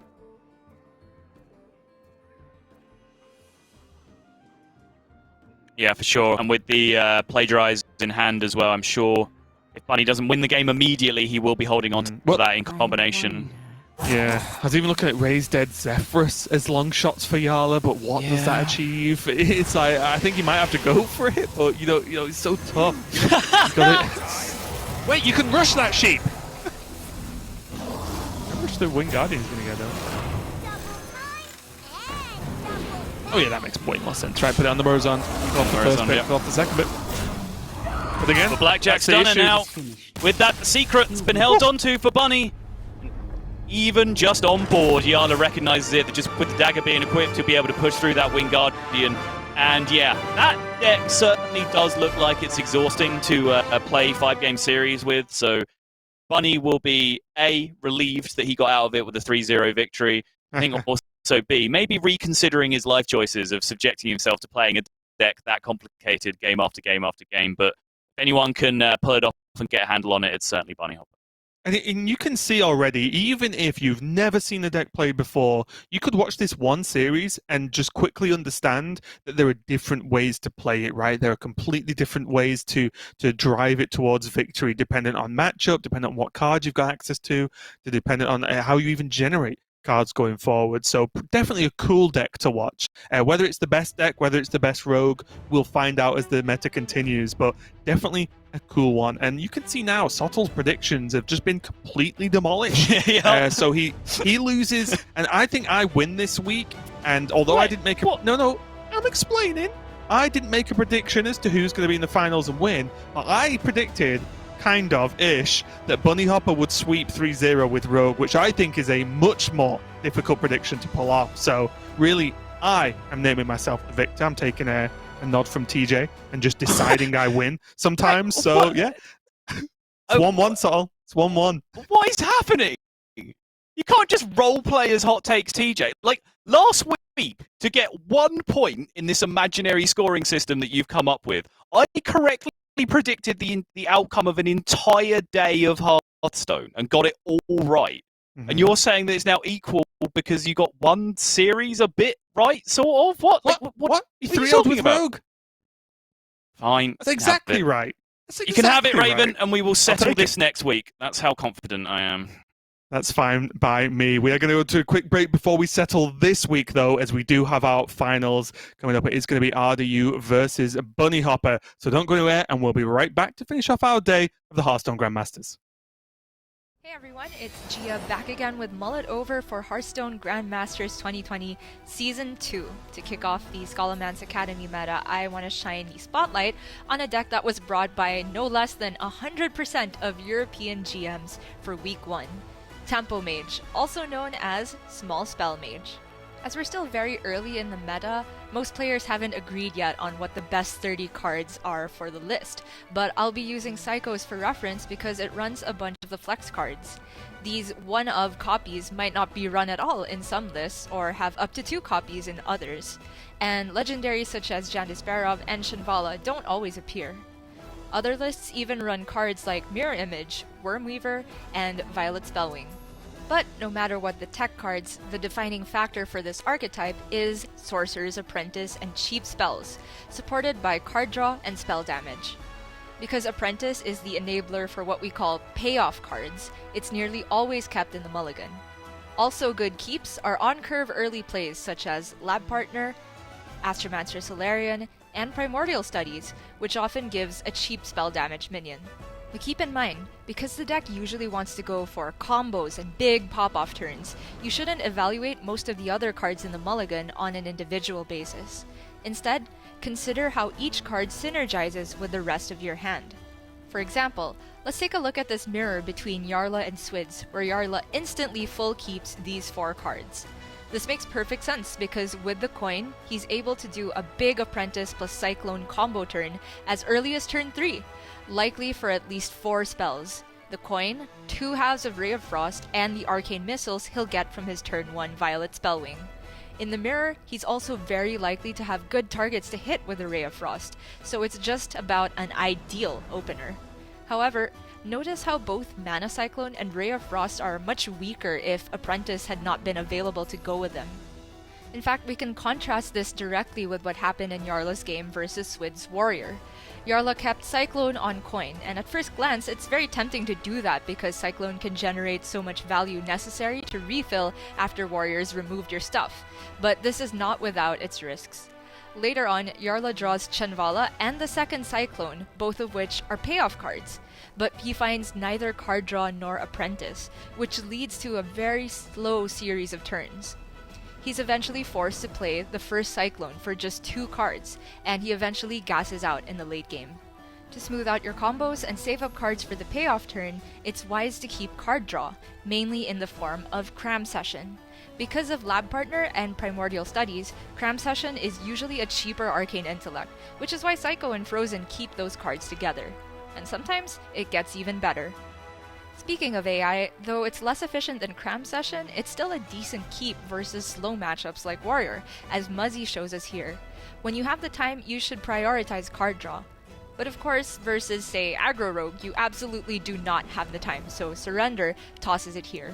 The tough thing about playing Tempo Mage is identifying whether your role should be proactive or reactive. Because the deck is so flexible, it can fill either role, depending on your hand, on the matchup, or even whether or not you have the coin. When playing against Guardian Druid, for example, Mage should try to be proactive in the early game. Your first goal is to pressure them during the ramp turns, and so Frozen keeps Chanvala versus Muzzy's Druid, as it's unlikely to be removed when played on curve. When the Chanvala goes off the next turn, it also sets up 2 5 health minions, which survive against single trades from either Lake Thrasher or Teacher's Pet off of Guardian Animals. In contrast, Tice's situation versus Bunny Hopper's Secret Rogue is absolutely reactive. As early as turn 2, you can tell Tice's hand is built for a response turn, using the Cyclone and Sorcerer's Apprentice to swing and hopefully stick a Mana Giant soon after. So Tice essentially passed 2 turns until A, he had more mana to work with, and B, Bunny Hopper had played minions for him to target. And then Tice did the big pop-off to end with both board and value in hand. From that position, Tice leveraged the Mana Giants to close out the game. Finally, let's take a look at this match between Yarla and Boar Control. Yarla keeps an unconventional card, Chanvala, because he already has turns 1 and 2 curve guaranteed. On the other hand, Boar tosses everything except his turn 1 play of Violet Spellwing, because Mana Cyclone and Evocation are payoff cards and he didn't have Apprentice. Also, he didn't necessarily have a way to activate Wand Thief without using the ever-precious coin. Yarla later plays Chanvala on curve. While it's ambitious to hope it sticks, it's not so much that he's banking on generating a 5/5 the following turn, but more that he's presenting a must-kill target that requires quite a few resources for Boar to answer. And if Boar were to do his big Cyclone combo, Yarla was sitting on his own Apprentice and Cyclone to respond, which is exactly what went down. That one Chanvala set off a chain reaction of plays and counterplays that eventually culminated in Boar gassing out on turn 10 and Yarla claiming the victory. You know, I get the sinking feeling that I'm gonna have to redo parts of this video as the Tempo Mage lists get more refined or when people start to agree more on how to play certain matchups, but you know what, I'm okay with that because this early part of the meta when everything's so volatile is definitely the most fun. Anyway, check back next week as we look at some GM decks played in the Last Hero Standing format. See you next time.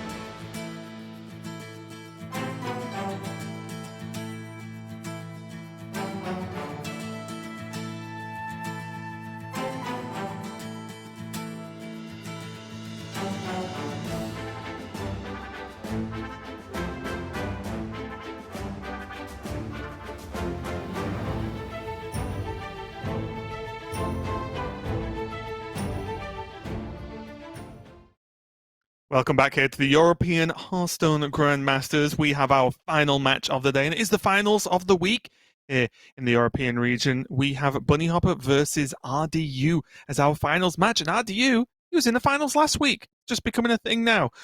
So we do see both warriors are going to be banned out, and Sotol, both players bringing, I think, across the board is not the most common decision, at least in Europe. No, I think in Europe we're seeing it rise to the top here, but also with two very different builds. Two quite unique builds as well. It's not like, one build is the weapon-based version with Steel Dancers, and one build is the weapon-based version with like Sinister Strike and extra damage that, you kind of see on ladder all the time. RDU has a deck here that we've labeled Aggro Rogue, but it's kind of a unique build that he's running that no one else really seems to have. And Bunny is playing this kind of Burgle Rogue that we have seen a few players running. Originated from the China server very early in the expansion, and a lot of people started adopting it and playing it on ladder. Bunny seems to have fallen in love with the deck to some degree because he does seem to keep jamming it and keep bringing it. But the two rogues here are certainly a big story. But, Raven, as are the two priests, which I do believe, yet again, are going to be our opener here as we go into a priest mirror to kick things off. Yeah, and just taking a quick glance down at these lists. Again, RDU does have that animated broomstick in his list, and as does Bunnyhopper, so they both have access to some of these tools. They do look like fairly similar lists as well, so it's going to be almost a true mirror based on what these players are bringing, and it is going to, I think, lead the way to how this matchup is going to play out. The differences are, though, the winner of the Priest Mirror, historically, mainly yesterday, seemed to have a great handle on the series afterwards. But because both these players are bringing, although different rogues, I do think this does open it up a little bit more. Because even if Bunnyhopper can get a win and then force RDU onto his rogue and or mage, then even if Bunnyhopper loses with his priest, then I think his Demon Hunter is very well positioned to even sweep the other two decks. I think the priest is actually by far the hardest one for his Demon Hunter. So I think just looking at it overall, I think I do like Bunnyhopper in this matchup once all the pieces fit together. But for this priest mirror, well, we're just going to have to wait and see. We are indeed. But a reminder, RDU is the Priest Mirror killer, based on what we've seen so far. He's been the one person that's managed to be able to get this done, not get it all the way through to Fatigue. He is 2-0 on Priest Mirrors on stream, having actually achieved lethal via killing your opponent in both of them, which has been somewhat unique based on the games that we've seen broadcast so far. Yeah, and maybe fearfully so that Bunnyhopper is not the best Priest Mirror victor we've ever seen in Grandmasters, as taking a win yesterday was quite the feat. And that is not me saying Bunnyhopper's bad at Priest by any means. It's just historically he has lost a lot of Priest mirrors. Yep. So yeah, pretty funny that these two players are going to clash with these records going on here. But already Bunnyhopper, do you think the consideration was ever Soul Mirror as a keep there, or is that just a throw? Is it just a throw as in throw it away from your mulligan, or is keeping Soul Mirror just a throw? Yeah, a throw it away from the mulligan. I did realize how I phrased that maybe did not lend to the best response from you. As are most things I say, actually. Yeah, I mean, I don't know. If you just want, the response you're aiming for talking to me, I mean, you've got the wrong person, I'm afraid.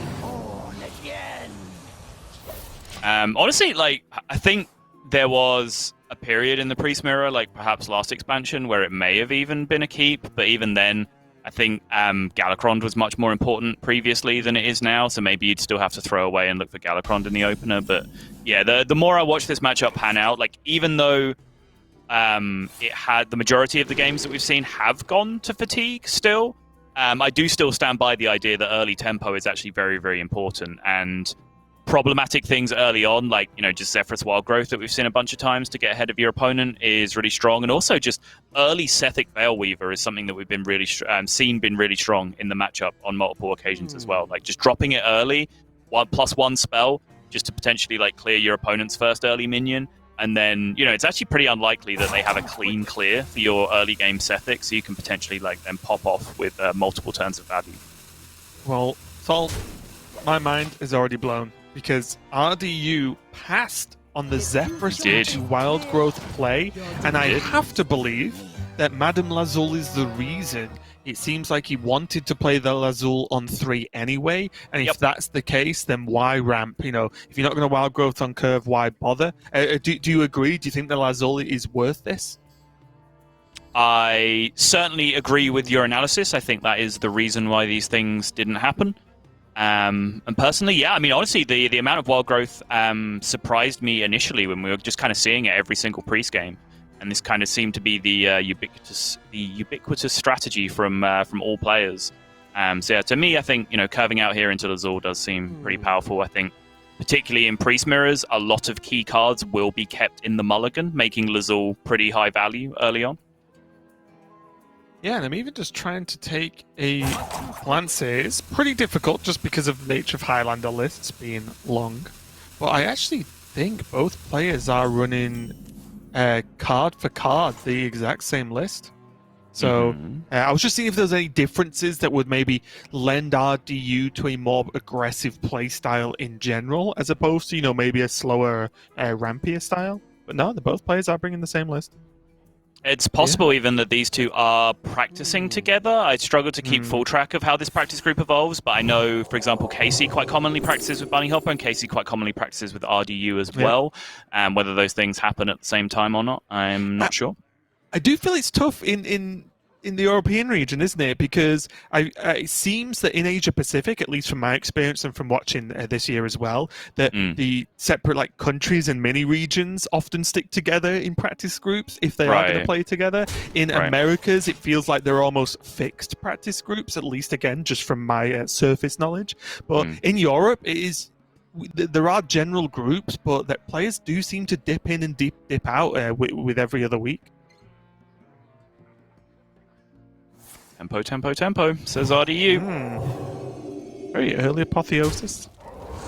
Not that it particularly needs to be saved for anything late game. I just mean landing it this early is going to cause Bunny Hopper a bit of an issue, actually. He doesn't really want to just leave a 5-5 on board to let him just hit every single turn. Right. But what is a valid response? I guess that's the other problem, right? Oh, the screech that Sethik makes just gets me every time. I know. It is so jarring, and I don't even mean like it's a bad sound effect by any means. It is just, it says something, then screeches at you like a velociraptor, and I just don't expect it, but it happens every single time. Sorry, I didn't mean to give you false expectations. You weren't amusing me that much. I was giggling to myself at the Lazul scheme your guy and generate Shadow Word Death, which doesn't work anymore. Like that's just top tier trolling from the Sethik Baleweaver. And I'm just gonna assume you were actually just laughing at what I was saying anyway, so it's fine. Okay, we're both winners. King Mukla. Don't see that every day of the week. Yeah, vintage Zephyrus. This guy's toast. Of all the players, I feel like RDU would be the most likely to just slam the Mukla at that point. I don't know why. I just feel like he would. Yeah, it does come up there. It's something that you do have to keep in mind, is that sometimes that Zephyrus will, the Mukla will eat the spot of something that you want when you have 3 mana available specifically, and your opponent has 8 or more cards in their hand. Because Zephyrus does apparently just really like burning your opponent's cards. I would argue that that's something that it's probably overvaluing just a little bit. But in the meantime, Bunny gets a cute little play going as he Shadow Madnesses the Zephyrus to make it die on his side of the board, and then rips the Raise Dead to gain access to a Zephyrus that he hasn't had yet. His natural version of Zephyrus is still in his deck, but he is the one that got it in his Raise Dead pool, which is doubly relevant. Because not only does he get one now himself from his Raised Dead, but we see RDU also has the Raised Dead in his hand on the other side. Yep. He's going to be missing that one unless he can steal another one back and kill it off, or steal one from hand if he generates a Lazul again somehow.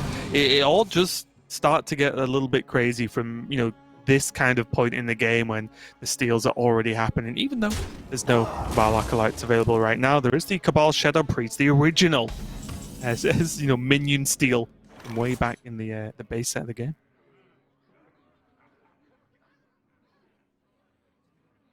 With a coin, a explosive shot from the Zephyrus does deal with this, but is that an overreaction to what Bunny Hopper's facing down? Because on one hand, it doesn't look like a lot. But on the other hand, RDU and other players have been winning games by just sticking minions. And it's not Bunny Hopper's only Zephyrus. Yeah, that is a point as well, right? The fact that it's a Zephyrus that is kind of surplus to requirements does mean that you can use it a little bit more liberally. Like, it's kind of a trap to think like that. Like, it doesn't matter how many cards you have, you should still try and get, like, you know, maximum effectiveness out of each of them, right? But it does seem reasonable in this spot, but this was the alternative that I was going to suggest as well. But again, like, it was either a mediocre Zephyrus or a mediocre Murazond, right? Like, those were your options.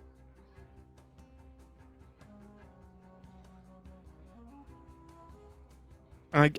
I guess the way I was viewing it is the expectation that RDU would have a decent turn afterwards to then maybe get the Murazond off the turn after as a response. But yeah, it does kind of just maybe even just play out the same regardless of which way around you do it.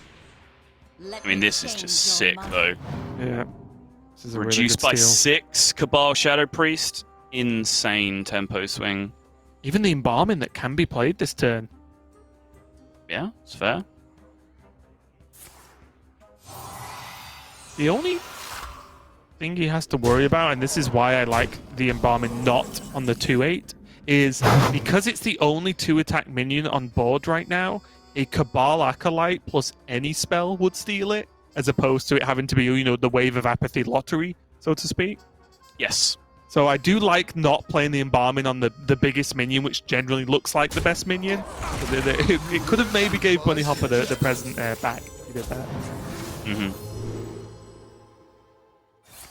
Zephyrus here, something that RDU probably knew he was going to have to contend with. The Raised Dead generated Zephyrus.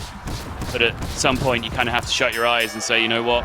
Like, it's going to get value against me at some point. I'm just going to force it out of my hand as quickly as I can from my opponent, which I think is probably the right way to go about it. I actually think RDU is probably quite happy because a Zephyrus brawl, when you've got a good chance as RDU to win that brawl, I think that's pretty good, right? It's not as a finite sort of response that Zephyrus normally does give. I'm having this Cabal Shadow Priest. Not only are those fantastic options off the Lazul, that was fantastic information from to get rid of your opponent's hand as well. It means that you know now that they have the second Zephyrus after you've just cleared out the first one, which is a really important thing to know about how aggressively you're going to push. Also means that you know they have Kronks, which isn't super relevant yet because Bunny isn't Galakrond, and will be unlikely to play that Kronks to draw Galakrond just because of fatigue considerations. But it does mean that as soon as Bunny gets Galakrond, you know for sure there is a Kronks in his hand that you can then play around. And I will say this, we've joked a lot this weekend, or maybe not joked, about the amount of priest mirrors we've cast and you know how much of grindy games they are. But just judging, okay, that's ridiculous.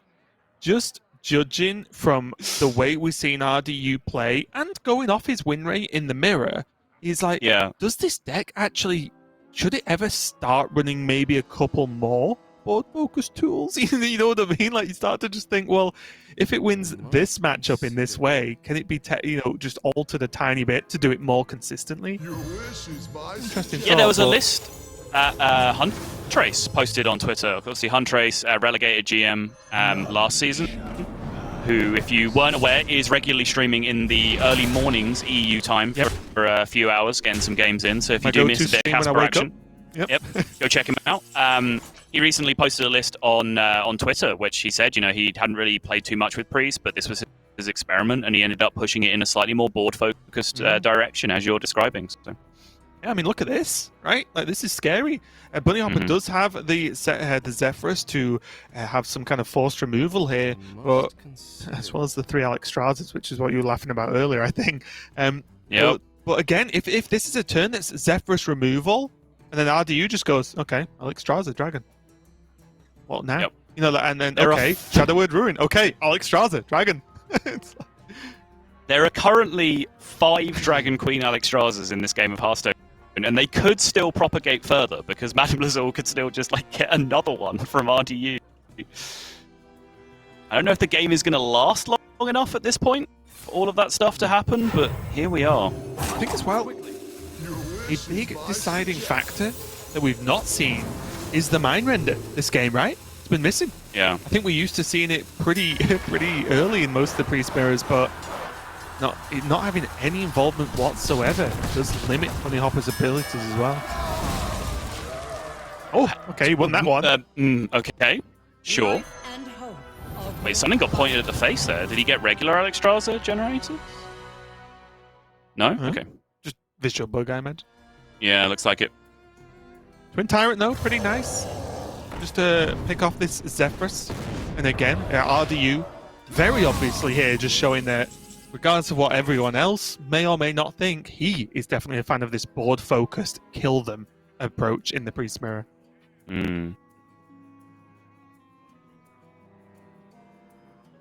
Huge outcome for Bunny, though, honestly. Winning that brawl, the 1 in 7 or whatever it was for his own Zephyrus to win, is enormous here, because just the difference between an extra 4-5 smacking him in the face that turn and not is night and day in terms of how much freedom he has this turn to operate. Yeah, and also I think I actually undersold the dragon from RDU there as well. Not only did it kill the Zephyrus, but it is going to dodge the Shadow Word Ruin, right? Yeah. So it's just a 4-10 just sat there like, well, okay, I'm going to hit you every single turn now. And these I think, are not what Bunny Hopper was really hoping for with this Lazul. Yeah, it kind of shows where he's at in the matchup right now, that he ends up taking Radiance. I did wonder whether there was much of a consideration for Shadow Word Death and Kronks instead. And hope Galakron helps get you there going forward, but it's definitely a scary point here for Bunny Hopper, as RDU is going to continue to put the pressure on.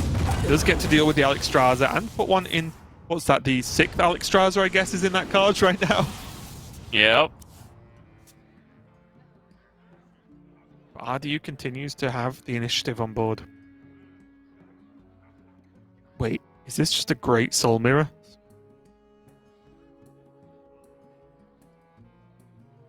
It's a solid Soul Mirror for sure, yeah. Yeah, has the death to deal with the Alexstrasza on Bunny Hopper's side. He can get the Sethic to proc with the death afterwards, and still can do have a 1-drop, whether it be the Dragon, the Radiance, or the Disciple. Looks really good to me. Yeah, I like it. Only part of the turn that I don't like getting solved here is the part where we don't get to hit our opponent for 3. I really want to hit our opponent for 3.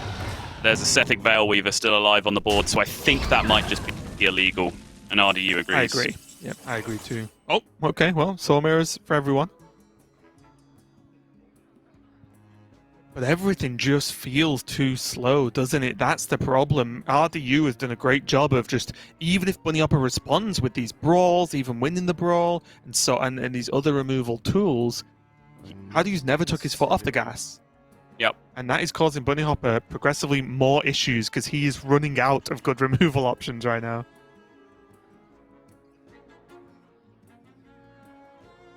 And his hand just costs too much. He can't do enough of it, can he? I must consider. He doesn't have anything to effectively pair with this Soul Mirror in the way that we saw RDU do on the previous turn, which does usually end up being pretty important in Priest Mirrors. Soul Mirror, Shadow of Death, Soul Mirror, and Breath of the Infinite kind of business. Usually ends up being pretty effective. I do like the Kronks here, though, because whether you think Galakron is going to save the day or not, you can't just heal and pass. You need a minion on board to at least make RDU think if he has to clear it or not. Right. It is definitely a panic button, though, because that means that even if Bunny Hopper now restabilizes, he's flipped the fatigue counter to the point where he's now the one drawing first. Yep. So he kind of now has to A, restabilize, and B, actually find a way to initiate winning the game. And Reaver, huge pickup though, just snipes the Kronks for 1 mana and continues to pile on the pressure here. And it is just getting worse. Soul Mirror does clear most of the board up. You can pair that with the Radiance and a heal to just certainly not die from this 4-8 and maybe a buff. So I think, again, that's what Bunny Hopper has to do. But the problem is, next turn, he doesn't have Soul Mirror because he's used it. So he is just running out of removal options, and he knows that RDU has at least one strong play in hand with that 1-mana dragon, which is Dragon X, I guess, as far as Bunny Hopper's aware. Interesting. Does the hero power heal always go face there as well? Not better to try and protect your minion, like at least pose a problem to RDU? Yeah, I think if there was no Radiance, I would have said yes. But maybe with the Radiance as a bit of cover, yeah, maybe it could have gone actually to the minion. But then RDU could heal his own. Yep. I mean, you can do that anyway, don't get me wrong. This hasn't unlocked the ability for RDU to hero power his own minion. It's just how effective it is. RDU has options here. He can slow down, or he can just maximum push yet again.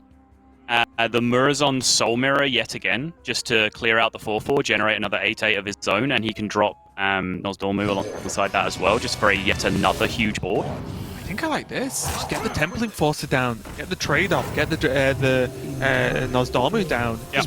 Just what is Bunny Hopper supposed to even have left at this point? It's just like chain removal for like 4 turns in a row. Use 2 Zephyrus, a Soul Mirror, some spot removal. I don't think RDU's expecting Bunny Hopper to have anything to deal with this board again.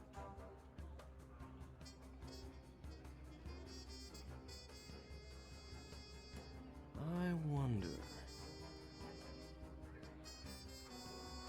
I am beyond imagination. Galakrond and Adrian so far, and bit of a rough outcome there. Disaster. So 12 damage on board. Bunny Hopper on 19. So still a little bit of work to do. But once again, is this just getting progressively worse for Bunny Hopper as time goes on? The Vulpera in a fire. I can't remember what the board state looked like, but I don't think there's a good target for it. There isn't now, but there is a 4/10 in the Kaj. So, in a fire long term might still be like a pretty legitimate lethal threat. Yeah, I think he got you mystery choice there. Yeah, mystery choice. Double Thought Steal. Not going to get him to anything too crazy, but it could just come down as just another minion, threatening that little bit more damage. And why not? Yeah, just keep up this pressure. And the good thing is, RDU just has Murazond waiting in the wings, right? If Bunny Hopper has some kind of incredible turn to flip this around, he just goes, okay, I'll do that turn as well, thank you. And at worst, it would keep it even, which is still positive for RDU with this health difference. Bunny Hopper You can see how Nazari. completely uninterested RDU was in the value game there, because in a lot of spots, you'll see one player Galakrond and the other player use up their Murazon to get the Galakrond from the opponent, but that's just absolutely not what that game state was about. Again, RDU just needs to invite all of the other GMs around to his place, properly socially distanced, of course, and teach them a thing or two about killing people in priest mirrors for the benefit of everyone. Because you said that he was setting a speedrun world record for killing priests. He's also doing it in the no Galakrond % category, because both of the games today, he's actually just straight up beaten up his opponent with no Galakrond available, and that one. Like, Bunny's Galakrond wasn't really a relevant factor anyway, but in the previous series, Bly's just had multiple turns of Galakrond where he was hero powering, building up value, and it just wasn't a relevant factor in the matchup. Like, RDU was just able to stampede through with tempo and just beat his opponents up. And I guess that's the point as well, right? If you judge it by saying, I want to play tempo, I want to use my mana to keep pressuring the board, well, Galakrond doesn't pressure the board, and even the hero power generating minions to pressure the board costs 2 mana every turn, if that's the way you want to look at it, right? So I actually think if we live in a world where we've decided that that's the way you win the Priest Mirror is with tempo on board presence, then Galakrond, in a weird way, might actually be a bit of a hindrance in your hand if you can actually, say, swap that Galakrond card for, a minion draw or a kind of tempo play instead. So we'll see how this progresses. I don't think Priest is going anywhere anytime soon, so we've got plenty of time to see some more Priest play. But for now, we are going to go into this game number 2 of the finals of this week of the European Hearthstone Grandmasters. Bunny Hopper going on that Demon Hunter to line up against RDU's Priest. Yep. The dynamic is still really interesting, though. I know we've moved on to a different game, but I am kind of finding it fascinating. Galakrond, sure, it's it's a value card for sure, and like Hero Power Generator Minion isn't any tempo, which is certainly how RDU's been playing the matchup so far. But there comes a point where, you know, you can't achieve tempo if you run out of cards, right? Like Arcane Intellect isn't tempo until you're out of cards, and then it is, because it allows you to get cards in your hand and actually play them out on board. So I think what RDU has done expertly is actually manage resources to the point where he can just keep pressuring every turn without generating resources, and also smoothly generating resources with cheaper cards like Madame Lazul. And like Thoughtsteel, for example, just to be able to keep pressure up and keep his hand economy high. Really, really interesting watching the evolution of the Priest Mirror matchup in front of us. But we have moved on. Bunny Hopper has the counter queue here with the Demon Hunter of his own coming up against this, which should be a pretty solid matchup, as RDU's list has chosen to really pay no attention to weapon destruction whatsoever, so has very limited defense against the constant waves of damage that are going to come out here from Bunny. Yeah, and also the big key here is that the deck in these slower matchups, especially different against aggro, but in these matchups, it's all about preparing your 1 to 2 turn swings to set up the most damage, have options if they put a taunt wall in the way, and so on, so on. Lawkeeper Polkelt is the best card for that, because it's great on curve, of course, but even if Bunny Hop wanted to keep hold of it, whenever he wants, he can just decide what his next few draws are going to be, and then use those draws to set up the big plays. And what he's done pretty well with this curve is when you play it here, he's going to draw the Sociologist next turn on 5 mana, and then he's going to draw Skull the turn after to play on curve as Outcast. And then that will start to generate a huge hand, and then he's going to start just pumping out damage very quickly against RDU here. So really good start here for Bunny Hopper. Yeah, just about everything he could ask for. An additional upside of Lawkeeper Polkelt in this matchup is it's just a very irritating minion that you drop down on curve that can quite often represent a good chunk of damage in and of itself. Yep, it's just good. The only, again, interesting part now is I don't think Bunny Hopper will want to Chaos Strike this turn, even though, you know, Hero Power Pass kind of sucks, but I think he wants the Skull off the top next turn to guarantee it to be Outcast, right? He doesn't want to pass another turn later. Yeah, so if he Chaos Strikes now, he draws Skull of Gul'dan this turn, then he draws Soul Shard Lapidary the next turn. So that's, like, it's kind of a double punish, right? Because your deck is stacked, you know that you're drawing Skull if you Chaos Strike now, but then you also know that Skull is going to get blocked by an expensive card that costs a lot to play, and that's going to continue happening turn after turn after turn. It's not like you're going to have Skull second from the right and then draw a 1-drop, right? Where you then are able to open up your hand and play it. But Bunny disagrees. He says he's quite happy to have both these Skulls in his hand now, which I guess is influenced by the fact that he already has one Skull fairly close to Outcast position on the left-hand side. So he's figuring by potentially he can just play one of these for straight-up card draw anyway, and then move on with his life and still potentially get the second one Outcast later on. Yeah, and my question about this is it gives him the best turn then, and you are quite right, the Skull being on the left is decent, but not only does it make him miss the Skull on curve, it makes his Lapidary cost 5 and not 2. Yeah, which is also a big deal, because 2 mana gain 5 attack is pretty sick, whereas 5 mana, of course, is much more expensive. So that's just my question with that. It has lined up quite well that he can go Lapidary Hero Power now to kill the Acolyte. So don't get me wrong, the turn still looks good, but it is more than just missing the Skull. It's then the interaction Skull has with the rest of your curve, as long as you haven't shuffled those fragments in. Yeah, so I was kind of curious as to whether his plan was like Lapidary Blade Dance, not this turn he's just played, but this turn coming up now, to then unlock the left-hand side of his hand with the Blade Dance, and then he has the Skull to curve out from there, which is what ends up happening. Like, if this is the plan from Bunny Hopper, I think this is, you know, pretty inspired. You can see how smoothly this actually plans out through his turns. Yeah, it's turned out really well, and as you mentioned, the Skull on the left means that no matter what now, he has a very strong turn next turn, because Sociologist is a great card against Priest, because they don't often have a clear answer to it. Even if they soul mirror, yes, it's a direct answer, but the priest has gained nothing from that exchange apart from just the turn progresses. Right. But I think at this point, when Bunny Hopper's pushing so hard, I think the skull's actually going to be the big payoff pretty soon here, because he can just start to pile together the marrow slices he's going to start hitting now that the lapidaries are gone, which is again is a ton of damage. There is Kane. There is the Magtheridon, which is arguably the whiff, but maybe even not so bad with a Shard Shatter Mystic already in hand. And I really liked that was a turn where RDU stopped and thought and assessed and really looked at the situation, because that was a turn where there was a ton of revealed information about the game state. Because you saw Bunny go Lapidary off the top on the last 2 consecutive turns, you know in his 4-card hand that 2 of those cards are Skull of Gul'dan and 1 of those cards are Sociologist. So there's only 1 mystery card. You also know that on your opponent's next turn, they're almost certainly playing Skull of Gul'dan, because they have 2 of them in their hand. There's a good chance they've set one of them up as an outcast by this point.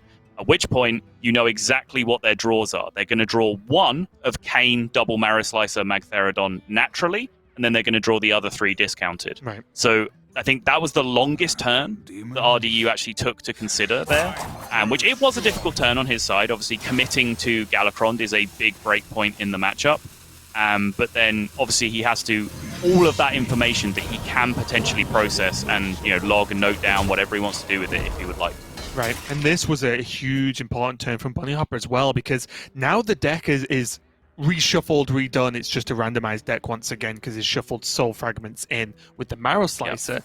And at surface level, you might think, well, now the deck's all messed up. That's good, because now that he's drawn these cards, Bunny Hopper's next draws were like Vulpera, Shard Shatter Mystic, I-Beam or Aldraki Warblades. Those are not Twin Slices, which is basically what he wants to draw. So actually, the fact that he's messed up the deck is actually good for Bunny Hopper, and that's why, as you were giving the the great breakdown of RDU's hand reading and turn taking, I was sat there going, you should definitely play this Marrow Slicer, Bunny Hopper, because all the cards you want now aren't going to be drawn otherwise. So I do like this, and it is just a nice thing you have to keep an eye on, is managing the deck once Polkel and Soul Fragment start to interact. Right. And there are some matchups where this kind of play that Bunny Hopper has made here with the preemptive Magtheridon, there are some matchups where it can be punished by like a Shadow Step or a Transform effect or something silly like that, which means that the warders never end up dying. Priest, generally not one of them, although I hesitate to say that there's anything a Priest can't do if they really put their mind to it.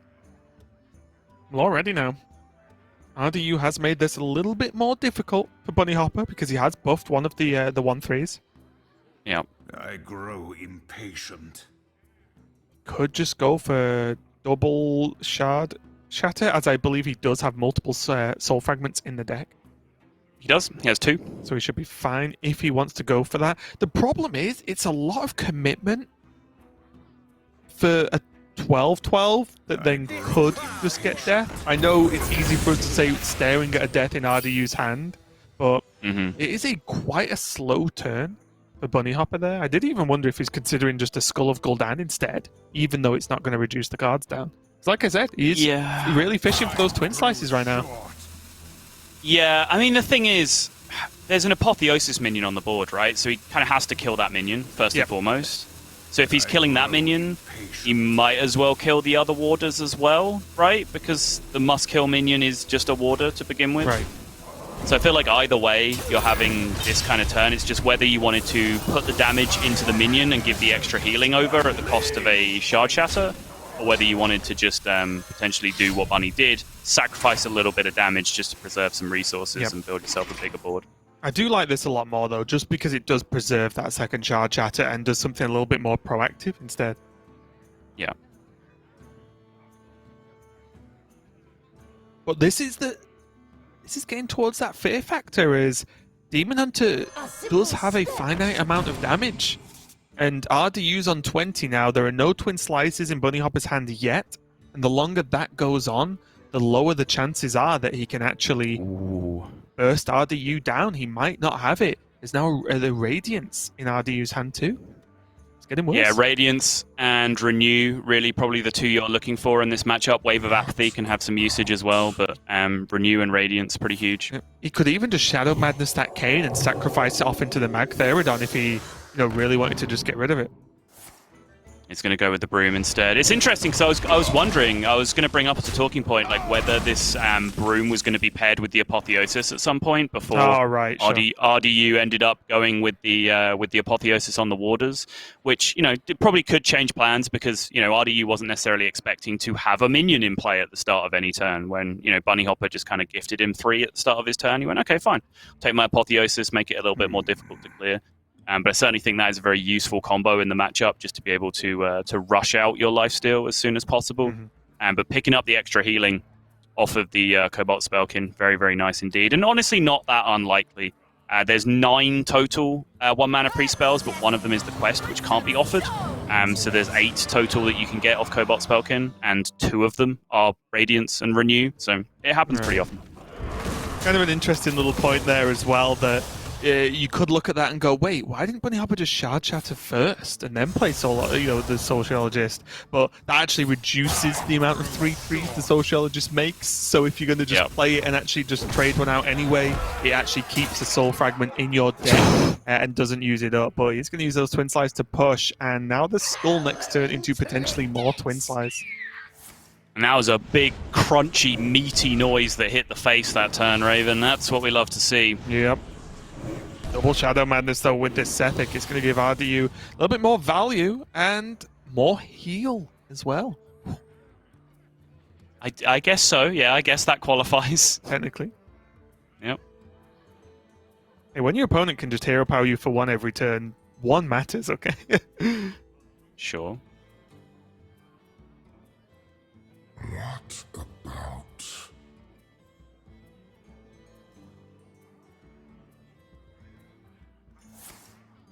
How are you playing with the idea of Raise Dead this turn? Is that ever a thing? I think he was just like whether the Holy Ripple was just enough, whether there was any way he could also cycle the Forbidden Words this turn for more additional spells, whether it was just Radiance and pass and trade, or whether it was worth the hero power. Essentially, he coined hero power that turn, even though it looked like he coined Radiance, which is a weird thing to do in a lot of situations, right? It's not really like standard Hearthstone to coin hero power. And here I imagine we are going to see the... Oh, okay, this is nice. Yeah, this is really good ordering. The Shard Shatter uses up another fragment, because if you draw a fragment with Skull, it kind of messes everything up. So you do want to Skull of Gul'dan into your own cards and not shuffled cards, but that is a whole lot of nothing. Air. Air. Absolute air. And the rest of his deck. Seeing if there's any reason to not play the Spirit Jailer this turn, and I guess the reason is 1 damage now, as opposed to playing an additional minion, but this is a quickly becoming nightmare scenario. 1 of the taunts Bunny Hopper could deal with that Consume Magic. 2, a little bit more difficult. Doable, though, with his hand. Yeah. And actually, suddenly, this super removal hand that he built up off the skull on the previous turn is coming together quite nicely. Because Warblades will now outcast the Consume Magic, which is nutty on one of these, and then between the probably outcasted I-Beam after he deals with this draw, he can just do it from the left-hand side anyway with the Spirit Jailer if he'd really like to, but it's discounted to 0 anyway. Just wants to do it in opposite order. But between that and the Soul Shear, he's able to plow through the second one here anyway.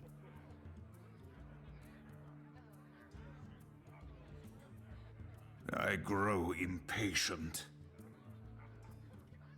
Bunny Hopper just taking his time considering this, but I do think with 1 more Twin Slice in the deck, that Blade Dance is just not the thing that he wants to play this turn, because it can be so much better in the near future. He's only got 8 cards left, so he's going to get to these pretty quickly.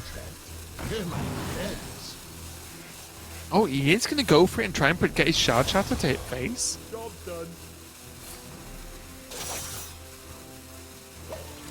Take the 50-50 on the Death Rattle. Wait and see. This could be a huge point of 3 damage. Yeah, Buddy does lose the 50-50. means he is now some considerable way off, and another huge taunt here potentially from RDU could be game winning. Doesn't get it. Take some of that, Lazul. Holy Ripple coming in clutch here though. Saving one on the board by removing the Spirit Jailer and healing for one at the same time. It's also just a... Oh, go on, sorry. I was going to say, even just a Twin Slice draw off the top, which is max damage off one card for Bunny, doesn't get there. He could have got Chaos Strike into Twin Slice plus Hero Power. That would have ended the game this turn. That was it. It's also very important to note that without taunts, there is a chance that Bunny Hopper does just Hero Power him down. It might take a while, but there's a chance, because with no taunts and no healing, what can RDU even do? Absolutely. He has to press that button again. I think RDU has to commit max damage here. Future is clear. Your demise. Choose to go fishing. Interesting. I thought he was going to start with the Hero Power. Yeah, so there must be a read potentially on what this card could be. So, like, what dead card would get drawn here that wouldn't get played? I don't necessarily think Soul Shear or I-Beam, which are both pretty useful for RDU, would have been held that turn, because there's just a 2-3 or a on the board that could have been shot by Bunny, but maybe he would have held onto them. Otherwise, I was thinking very much that RDU needed just to commit max damage to the board to set up his own lethal with potentially Murazond. Hold your breath. Oh, Soul Shear. But since he ended up drawing or generating the Flesh Giant off the Hero Power, he actually ended up like best of all worlds on that turn, where he was able to go fishing for the Lazul card and get the huge minion down in play. Yeah, I think the only difference he would have wanted was either a taunt or, say, like a Sandhoof Water Bearer. Yeah. Those are the big ones he could have got. Because now with Consume Magic and Kane gone, a taunt is just a taunt in this matchup now. It's going to be quite difficult to be removed. Yeah, absolutely. Big side from Bunny Hopper. What is it now? 10, 15, 18 damage from RDU. 18 damage from RDU, 9 cards remaining for Bunny, 5 of them are Soul Fragments. 1 is Spectral Sight, which is insane. 1 is Vulpera Scoundrel, which is very often lethal, and 1 is Twin Slice, which currently is lethal.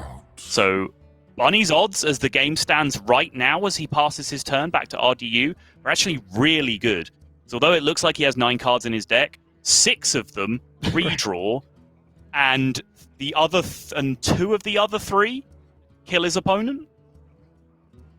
And then there's 0 Soul Fragments. I'm saying there's 5 Soul Fragments in 5, 9 sorry, cards. There's only 4 real cards, right, so the 5 Soul Fragments all redraw. Oh, yeah, Spectral Sight redraws. Vulpera Scoundrel probably kills him. Twin Slice does kill him. I-Beam is literally the only whiff left in the deck. Q I-Beam.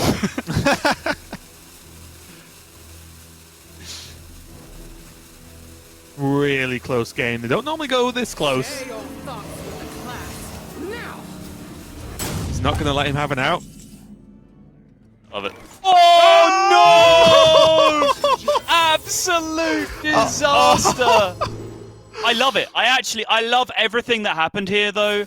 I mean, I'm not like, okay, RDU got blown up by the Zephyrus at the end. Like, I'm not in love with that part. But that whole spiel that I was going through, that's all information that's available to RDU as well, right? So he goes through that same process. He goes through everything that I just went through and says, geez, the only card Bunny Hopper can draw next turn that probably doesn't kill me is I-Beam. I just can't let him draw a card next turn. Therefore, you Mind Render so he draws a card from your deck instead. It's absolutely the right play in that scenario, but I think RDU just got blown up for it. Yeah, on the flip side of that, right, you know, the only card he could draw to survive, or Bunny could draw, was the I-Beam, right? And on the other side of that, I think the only card to draw he could have got from the Priest deck was Zephyrus to actually win the game there and then. So super unfortunate for RDU, but as you said, a great recognition of the point of, well, if you just give him the deck, then he isn't going to draw lethal. Really cool ending to that game, and I think Bunny Hopper got away with that one. It was very close, but it did look like RDU did just get so close to having the final say. Oh, crazy game. Yeah, and so now both priests have bitten the dust. It's Demon Hunter up to bat for Bunny Hopper, and RDU has his Mage and Rogue left. Now, personally, I'm of the opinion that Mage is a pretty sucky matchup to go into Demon Hunter with. I think Demon Hunter is pretty solidly favored in that matchup. It's interesting because our GM stats actually disagree with that. Right. Mage is currently ahead in GM, whereas on ladder, if you look at ladder data, it's a pretty clear edge for the Demon Hunter overall. Certainly my experience, mostly from the Mage side, but a little also from the Demon Hunter side. Comes out to say that's a pretty solid matchup for Demon Hunter as well.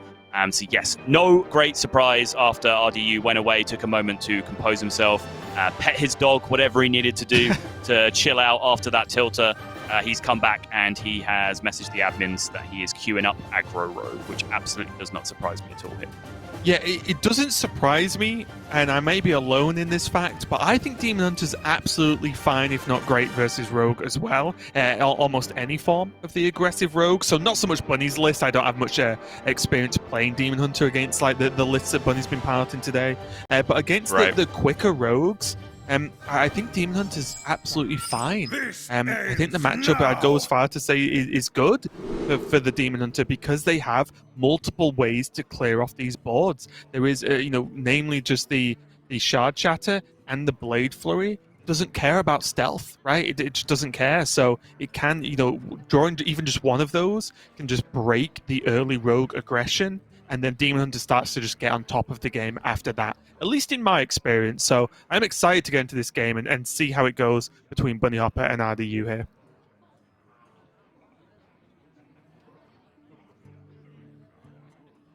It's like RDU is locked in already, waiting for Bunny Hopper to make his decision.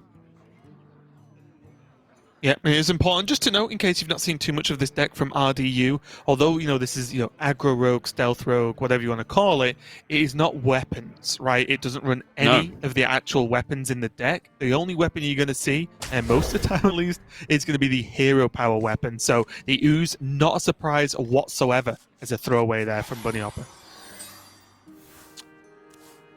Yeah, very interesting indeed. And actually, when I talked about how maybe, Bunny's rogue, maybe it gets adapted a little bit down the line to where, Secret Passage drawing Eviscerate feels like a powerful thing that you do want to take advantage of. So maybe you kind of get this hybrid version where it's value generation, but you do sometimes draw Reach as well. Mm-hmm. I'm realizing now that I'm kind of describing RDU's deck when I say that, right? Because that's kind of what he has. He has halfway between the stealth minions and the burst damage, and the value generation combined with Greyheart Sage, Secret Passage. He's kind of right in the middle in that, you could argue sweet spot. And I already told the anecdote of I have tested this deck a fair bit, but my experience with the deck just really didn't tell me anything because I was just objectively low rolling. I was running out of cards every single game, could not draw Greyheart Sage or Secret Passage to save my life. So I really just don't have a good handle on how this list performs because I just really couldn't get a fair sample of games under my belt. Yeah, no, and that's fair, right? Because there was, I feel, so many rogue lists knocking around. One weapon, two weapons. The full aggro weapon rogue, just the self-sharpening swords. This sort of the secret value rogue that Bunny Hopper was playing. This list, the steel dancer, so on, so on. Like, there's so many different versions. It is hard to get a good handle on it this early in the game.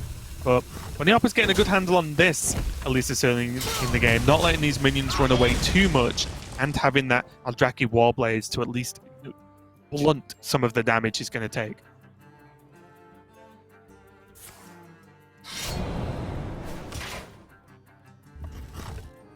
Nothing doing for RDU on turn 3. And this is one of the most awkward interactions in Rogue right now. The fact that one of your 1-drops is Wand Thief, a card that requires a combo. Yep. You then have Evil Miscreant, which, guess what? Requires a combo and is very commonly comboed with the 1-drops that you have in your Rogue deck. Well, that doesn't quite work out when you have both of them in the same hand, and it does seem to happen pretty often. I do think there are some problems that need solving with Wand Thief. It's an incredibly powerful card, but the 1-drop that you can't play on 1 factor is something that I do find troubling. Bunny Hopper taking his time here. I am a little bit surprised. Okay, I'm never surprised that Bunny Hopper's taking his time. But Vulpera seems fine because I think the Twin Slice at this moment in time is booked in for this Eldrazi. But I think that's the question. Does he want to actually go Marrow Slicer next turn? And if so, he should use the Twin Slice and the Eldrazi now. Yeah, he's going for it. Yeah, the max heal. Get back up to nearly full health. Understandable. Yep. think you broke it down perfectly. Is the thought process. He wants to curve out as quickly as possible, but in the meantime, just get that security blanket down with the maximum heal out from the Warblade. Sorry. Yep, it's a little bit ugly. It's got to be done. Got to drop the combo on one of them.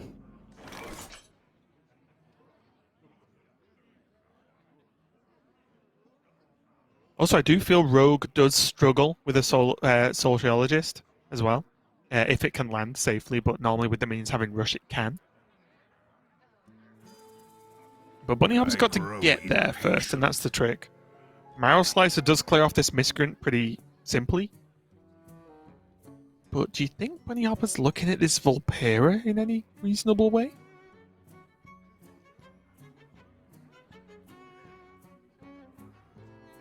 I can't really imagine it over Marrow Slicer this turn. Well, mainly because it also activates... I mean, I know there are fragments in the deck already, but it almost ensures the activation of Lapidary, right? Because you just shuffle that many more soul fragments in. Yeah. Or is he just thinking about, is he swinging face? Maybe that's the decision. The Marrow Slicer's always getting equipped, and he's like, hang on a minute. This to face once, then 9 next turn. Is this lethal? I think that's certainly more of a decision, yeah, because honestly, my default brain at the start of that turn was, right, great, Marrow Slicer hit them in the face. Like, it took me a while to consider trading with the minion. Like, I forgot for a second that Bunny Hopper is playing against a deck that is arguably more aggressive than he is, and he should be, paying attention to the board state just a little bit, but I think face was valid over a few turns there, because with the amount of soul fragments he currently has in deck, he'll destroy one with Lapidary. But then if he can just largely ignore a board state up until Sociologist, he can use that to clear up a lot of board state while pushing face damage as well. So I think that was actually a real decision, yeah. And the kicker for me really was the fact that, well, it's Miscreant that has just given my opponent 2 lackeys, which could be Titanic or Evolve Titanic, so which makes it a bigger, more awkward minion to actually deal with than just a 1/4. Yeah.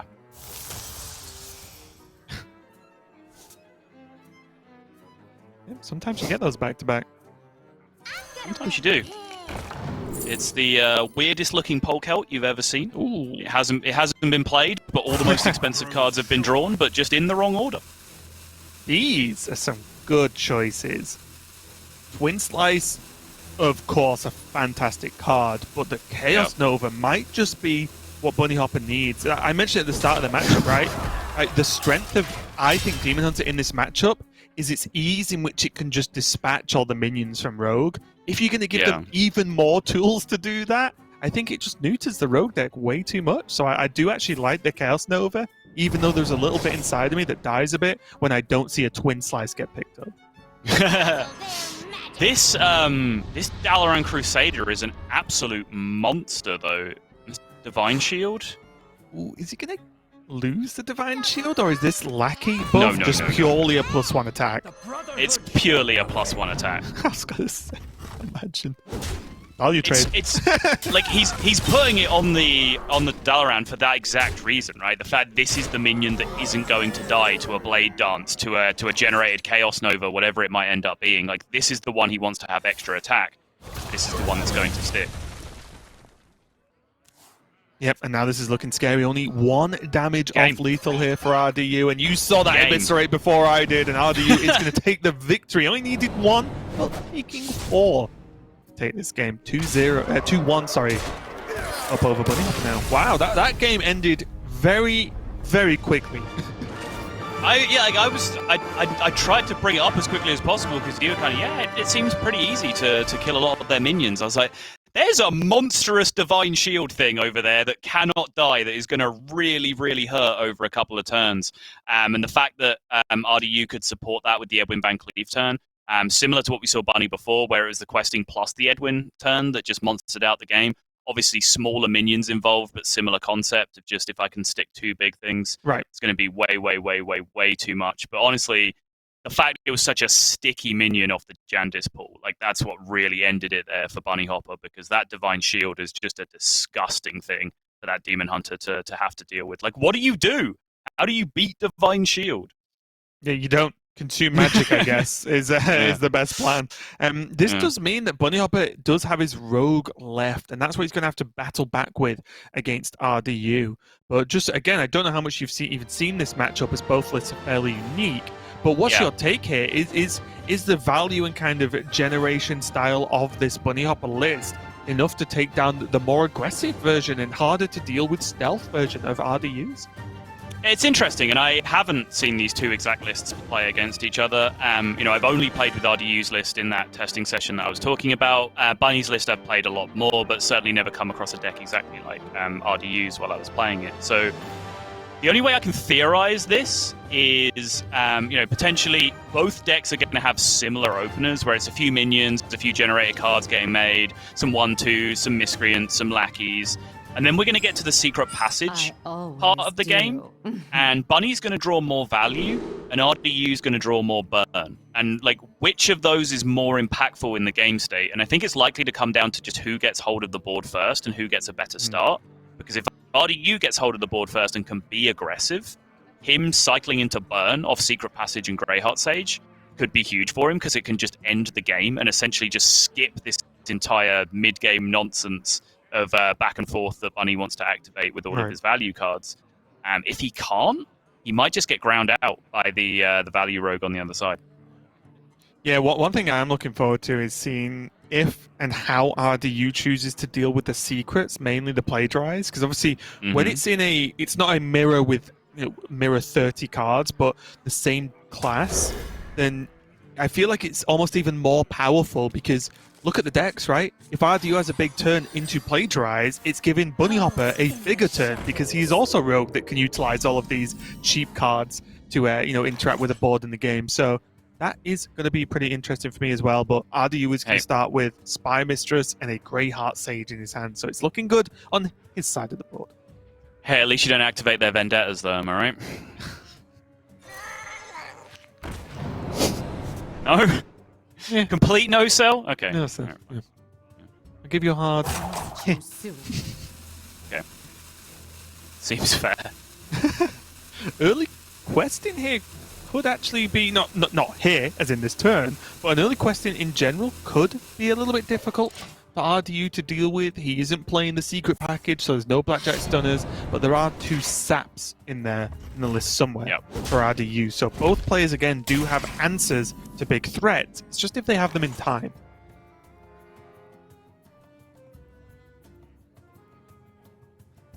And the Hopper's piecing together a pretty scary looking turn, isn't he? Not necessarily now, but maybe in 1 or 2 turns time. This could go nuts. Yeah, its timing on this is very curious to me. You could go very quickly with it, try and land it, stick it quickly, and then curve into the secret passage to make it potentially massive on the follow-up turn if it sticks. Or you can slow roll it a little more and maybe try and play it in the same turn with a potential blocker, drop it and Cult Neophyte at the same time, so you're kind of blocking out some of the punishes coming back at you, make Sap more expensive, for example, make it an uglier turn. He's tempoing out the Cult Neophyte. I would imagine he might just be going a little bit quicker here, based on, or depending on what his next couple of draws are. Yeah, even right now, you can already see questing, coin, 1 thief, prep X as a reasonable turn. Exactly. Even this early, which just lines up very comfortably. It doesn't even mean Bunny Hopper has to overcommit. Oh, there you go. He could prep plagiarize even. And regardless of what this 1 thief gets, Bunny Hopper has a good turn. It can only improve. Exactly. Coin the 1 thief and then take your pick as to what you end up wanting to sap here. There's some arguments in some matchups to just say stop here. It's already potentially big enough, but obviously against Rogue, it's very, very specifically Eviscerate that you want to deal with, and there's a 3/3 on the other side of the board, so you do want to keep throwing out the prep and additional card siege to make that thing bigger. Yep. I think if that was Bly's, he would have gone for the missiles to hit 3 times to the 3. But now, RDU, a bit of a shake of the head, because, yeah, I wouldn't like to sit here and see that secret right now, because it's like, okay, can I deal with the questing? Kind of. Does it put me in a worse position if that's plagiarized and I deal with the questing? Maybe. It's a tough nut to crack, this one. turn starts with backstab, right? And then you assess based on what information you gain from the secret. Either Dirty Tricks goes off or it doesn't. And then you'll know that it's plagiarized. Do you ever think you could deal with it over 2 turns with Infiltrator? Ooh, okay. Interesting. It's 8 damage if he's planning on trading it in 1 turn, right? It might not go the 4 damage might not go where you want it to go, but it is 8 damage.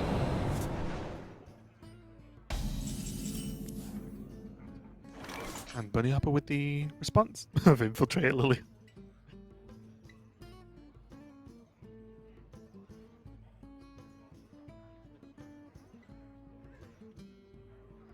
Could start with arcane missiles and reassess. But it does remove the option for him playing his own Lillian, and maybe he wants his Lillian there to be an additional target for RDU's Death Rattled version.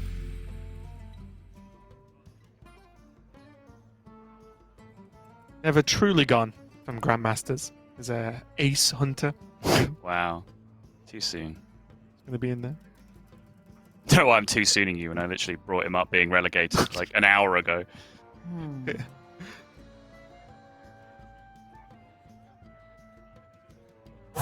Choose soon.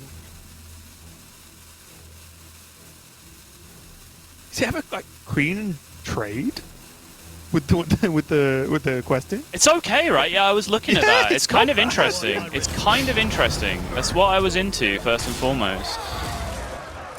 Because now, like, worst case scenario, your 3-drop, like 8, their 3-drop and their entire 4-drop, and you're still ahead on board with tempo. Like, obviously, you, like, first things first, you kind of want this questing to just go nuts and end the game. But in that scenario, you come out pretty far ahead. But actually, RDU's recognition here of just playing minions into the questing and not dealing with the card is actually a really, really strong play there. Not one that I would have spotted immediately myself, and has ended up in a much stronger position because of it. Fantastic recognition from RDU. These are situations I found myself in a lot. I haven't just naturally ran into a lot of Ash Tongue Slayer on ladder. But when I have, oh my, I hate that card. It is so good. Like, look at that turn. Yeah. It's crazy. And monstrous. the cost of the card and even the shape of it as a minion in itself is still decent, and it can do things like that. So yeah, this scares me, honestly. Ace Hunter Queen is being cleaned up by the Death Rattle effect of the Infiltrated Lillian taking its random attack. And again, the board has been cleaned up by Bunny Hopper, so both players just going blow for blow right now. Yeah, and so now this is where I wonder a little bit, or whether I at least have some questions about RDU's build of the deck in this matchup. Is he hasn't necessarily got a rip-roaring start going where he's got, 15, 16 damage into his opponent, right? So how good now are his secret passages compared to the more value-based ones that Bunny will have access to later? And not to mention, he still has plenty of value generation he can hit himself. He does still have, Miscreants in there, Second One Thief, all that kind of good stuff to be able to pick up. So he does still have plenty of value generation himself, just not quite to the same level that Bunny Hopper's deck does. So RDU does need to be looking to end games here. Are you surprised at all that RDU didn't go for the Shadow Step on the Jandis just to cash in the value now? Because there's nothing else to Shadow Step for him right now. He does have 2 secret passages in his hand, though, right? Which, potentially that will... I know you can't secret passage and then use a Shadow Step you already have, but you can secret passage to refill your hand with all kinds of sweet stuff that you can then, bring back into your hand for the following turn to actually get value out of Shadow Step. So, I agree with you in that I think Jandis is a very, very good Shadow Step target, and I certainly would have considered it very strongly. But my understanding of this deck is certainly not on the level that RDU's is. But, my inclination there would be like, I need to stick boards here and get repetitive damage into my opponent with minions. So Shadow Stepping Jandis seemed like the #1 way to do that. Right. And that is just funny. Jandis getting the same minion twice. Yeah. I actually haven't seen that yet. Anyway, RDU does have to go for his secret passage too. Organ Okay, he can Infiltrator. Shadow Step and he can secret passage and Shadow Step stuff. Yeah, that's very fair. Oh, Ash Tongue Slayer double Neophyte Shadow Step? Sorry, Radu, I'm afraid you lost that 50-50, my friend. Yes! It's so overpowered having the same minion twice. It is broken, yeah. Oh, that's just funny. It's just the key to a good Jandis.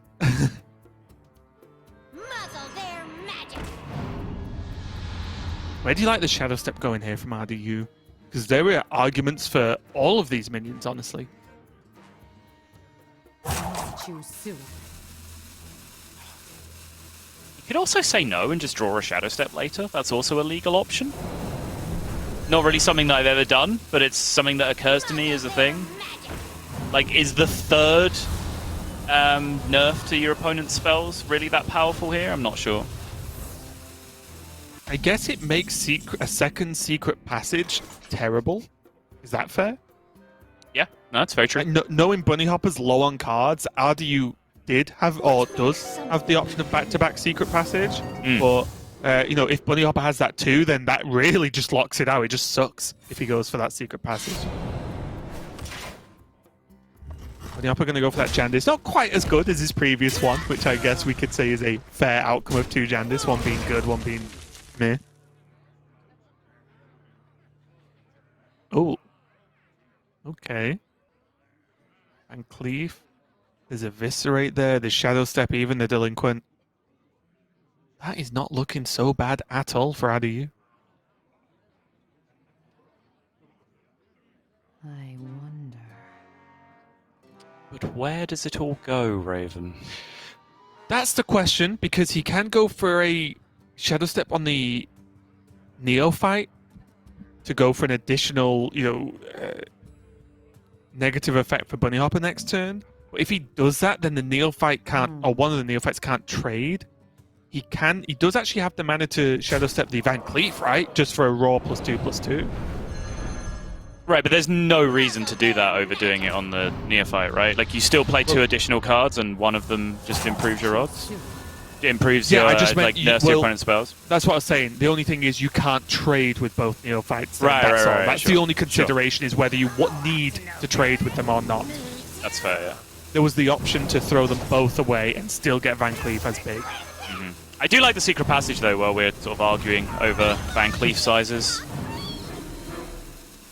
Just get them out and measure them. It's always the solution. Yep. Cheeky Fireball there as well. Pick up for RDU, which is pretty nice. I felt like half that turn happened when the rope ran out, but it does mean RDU has locked it all in pretty nicely. And now Eviscerate, Fireball, and the Delinquent as a fairly cheap activator for that Eviscerate. I mean, it has a Fireball anyway, I guess. It's a lot of damage. It's a build your own Pyroblast. Yeah, agreed. And I came into this with genuine curiosity about, you know, how a more burn-based deck would focus. You know, two decks with similarities, but RDU just tilted a little bit more towards damage. And right now, seems like Secret Passage into damage is looking pretty powerful.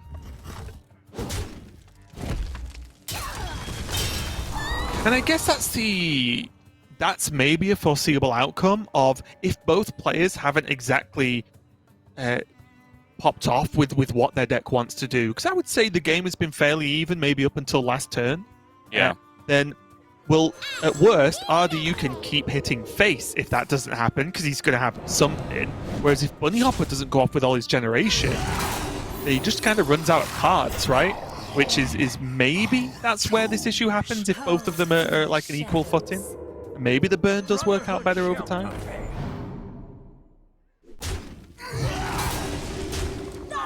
Bunny Hopper has drawn his second secret passage now, though, as RDU has had the ability to play both, and therefore is winning on board. He's just had more cards to play with.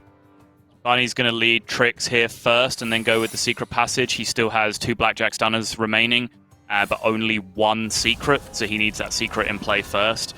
There's an arguable punish where you draw Shadow Jeweler Hanar off the secret passage, and you just don't get any secrets. But A, you wouldn't have had access to that secret anymore anyway. B, Blackjack Stunner on this Edwin Van Cleef is far more important than anything else right now. So making sure you set that up is the most important thing you can do. So what? At the moment, 18 damage from RDU. Doable? Yeah, 11 on board, 6 from the fireball, 1 from the dagger. Is that a step? That's an eviscerate. That's an eviscerate for 22. Yep, looks like it adds up to me, and this is one turn where the Rogue Secret makes no difference whatsoever. As the burn gets there, the Fireball gonna go, the Eviscerate gonna go. As I mentioned earlier, a little bit of a different timing, but a build your own Pyroblast is gonna help RDU take this game and take the victory over Bunny Hopper. His Rogue being the victor over Bunny Hopper's more focused, value-focused one. RDU takes it.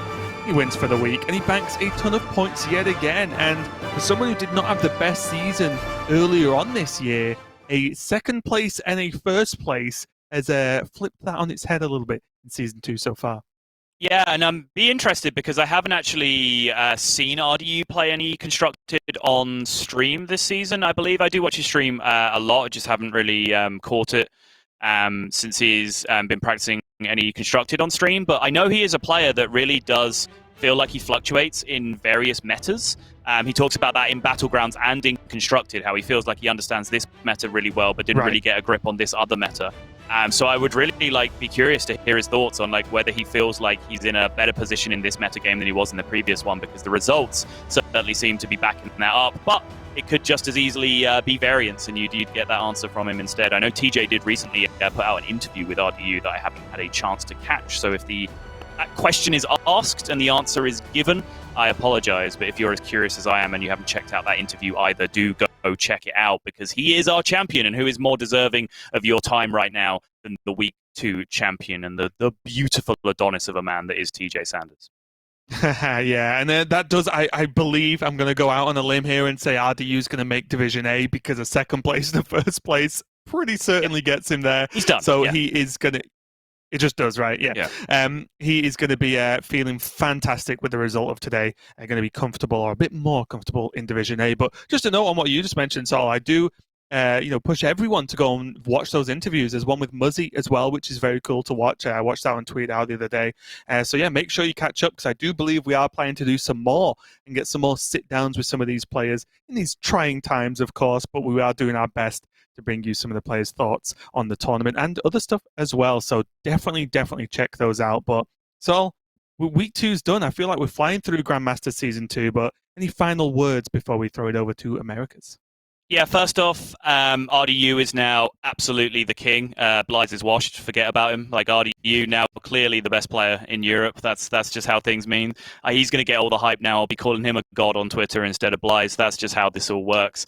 Secondly, if you do want to check out any of those interviews or any of our other content, the number one place that you are going to do that, in fact, the only place that you're going to do that, is on our YouTube channel, the Hearthstone Esports YouTube channel, which is now the exclusive place for Grandmasters content. So whether it's the live streams, whether it is Mullet Over, Hot Takes, The Curve, any of the shows we put together, top 5 moments with Derek as well, or some of these extra interviews that we're trying to put together, because we know that you guys miss hearing from the players, and they do kind of have that unique perspective that you want to hear from. So we're trying to get that content out there as well for you. Please do subscribe to the YouTube channel, ring that bell for all of the notifications, and we'll keep hitting you with as much quality content as we possibly can. Yep, trust us, we enjoy making it as much as you enjoy watching it, so we'll continue to do our best with that one. And again, thanks a lot for watching. We do appreciate it. We hope you had a great time, and it's time now to check out the Americas with TJ and Frodan and see who's going to take the crown over on their side of stuff. So thanks a lot for watching, and we will see you next week.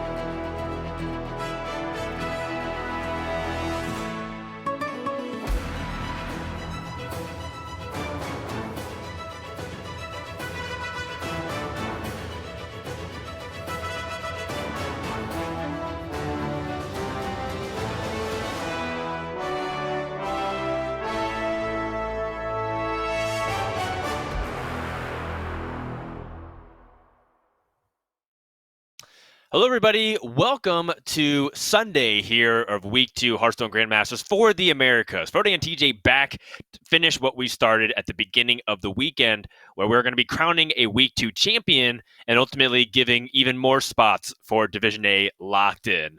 TJ, we've had a couple of days of some packed action, some quick games, some really long, drawn-out strategic battles back and forth. What are you looking forward to today going into top 4?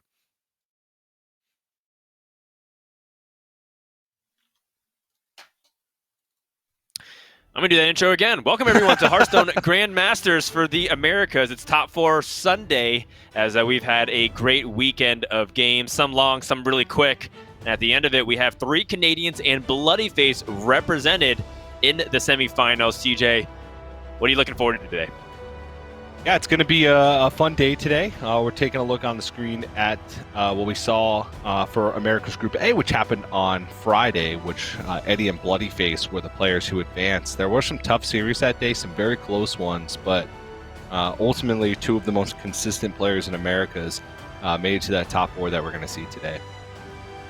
Yep, that's right. So we have some unusual decks and lineups that we've seen throughout the weekend. We have some people that took some bigger risks, but the Week 2 meta has definitely shifted a lot. We'll talk a little bit about that in a second, but we want to recognize that some players who have been familiar in the top 4, Bloodyface, Language Hacker, and Eddie, These three Canadian players have been exceptional, or rather, these two Canadian players have been exceptional, as well as Bloodyface. Might as well be Canadian at this point based off the track record and domination of this country. Monsanto, the third Canadian that's joining us, and Monsanto's had some really high highs in Grandmasters, and this season he's finally seems to be hitting his stride, even though he did make a couple of errors yesterday. It seems like overall he's been very solid. Yeah, and I feel like all four of these players, if you look at their all-time record in Grandmasters, some of them less time in the league, like Language Hacker, they are four of the most consistent players in the league. And, there's some players that leave, like Dog would be up there if you consider an all-time win rate, so he kind of pushes out some of the other ones when you look at average win rate, but he only played a season. But these are the four that we've seen the most at the top of the standings if you consider all of their seasons in Grandmasters. So even though we haven't seen much from Monsanto last season, of course, in the first week of Swiss, if you look back to last year, he was consistently at the top of his divisions. So it's amazing to see the consistency of play between these four guys. Yeah, so we're going to be having two semifinals and a final, so pretty straightforward. And you've been watching and carrying over from Europe or Asia Pacific, you pretty much know how the drill goes. But it's very crucial for certain players like Monsanto to make sure to make this top four count as much as they can. Getting to the finals, winning the tournament would be just a huge boon and secure that Division A spot. And, we've had some week-to-week tumultuous volatility sometimes with, how the meta shifts naturally. But the meta has shifted even just from Kael'thas and Mindrender Elucia getting nerfs from 0 to 1 mana and 2 to 3 mana, respectively. Do we feel like these impacts have had major changes on the meta, or has it kind of been a slight tweak, TJ? It's been slight tweaks. We're still seeing decks with Kael'thas be successful, though many players have decided to go for different lists, and we're still seeing games that are hinging upon whether or not Mindrender or Lucia can cause disruption. It does make the turns a little bit less powerful in both instances, but I still think that they're very powerful cards and ones that have to be respected in the metagame. Yeah, that's right. And, some of the decks that needs to be respected, Warrior, Priest, Demon Hunter kind of making a surge this week, while classes like Mage and Druid still stay right there in the mix. And, we've had some really interesting decks being brought this weekend. We've seen some Rogue really make a splash. One of the highest win rate classes, Warlock, also on the table. But that's not our T-Mobile deck Spotlight. Instead, our T-Mobile deck Spotlight is one of the more interesting decks currently in the metagame that we don't get to see very often on ladder, but purely in tournament, which makes it the perfect candidate for our deck Spotlight. And that is the Mage that Eddie has brought forward this weekend, the second weekend in a row that loves to play a big combo through Tortolan Pilgrim, Potion of Illusion, and this week's flavor of choice, Sunreaver Warmage. Yeah, this list is very interesting, and Eddie has made back-to-back top 8s with the back-to-back top 4s, with this Mage in his lineup, and one of the only players to bring it over the course of the 2 weeks. It is sort of a combo deck. It relies on you getting to your Tortolan Pilgrim turn, which you can then pull a Potion of Illusion spell from your deck, which puts a 1-mana Tortolan Pilgrim in your hand. This allows you to keep chaining hundreds, potentially, of Tortolan Pilgrims throughout the game. And since the deck only runs 3 spells, Blizzard, Frost Nova, and Potion of Illusion, you can kind of imagine how those turns go, where you're constantly putting the Tortolans back into your hand, freezing your opponent's board, and then in the case of this deck, you're adding in Sunreaver Warmage as your win condition to deal damage. There's also some fun things that you can do with Astromancer Solarian, where you're bouncing that back, or the Solarian Prime back, in which case, that can also act as a win condition if for some reason you have to play both Blizzards and can't activate the Sunreaver Warmage. So, very cool deck, very difficult to play, and it does have some built-in fail-safes with drawing both of your Potions of Illusions, or in some cases, Mindrender, being able to dump all your Tortolan Pilgrims if you have to play both full cost ones when you're playing against Priests. So very interesting deck. Eddie seems like a master pilot of it, and a deck that, even though I may not be looking forward to watching the 30-minute games of it, it's still exciting and it's still very skill testing. I think that the deck brings something pretty unique right now, which is some punish to decks that take a little bit too slow to ramp up. And it does have a very different play pattern than others. So it's a very unusual deck to see, but when it connects, it is so powerful. So that is your T-Mobile deck spotlight. Also, another powerful connection. It's the largest 5G network in America. Shout out to T-Mobile, and shout out to Eddie for once again taking that risk and getting to top 4 once more. Super consistent. 5 out of 5 Swiss tournaments, and yet again another top 4. That brings us to our first match of the day. We're about to get started with Championship Sunday here for Hearthstone Grandmasters for the America Week number 2, so don't go anywhere. We'll be back in just a few to get today's game started. Hearthstone Grandmasters is brought to you by T-Mobile. Switch today and rank up to America's largest 5G network. T-Mobile.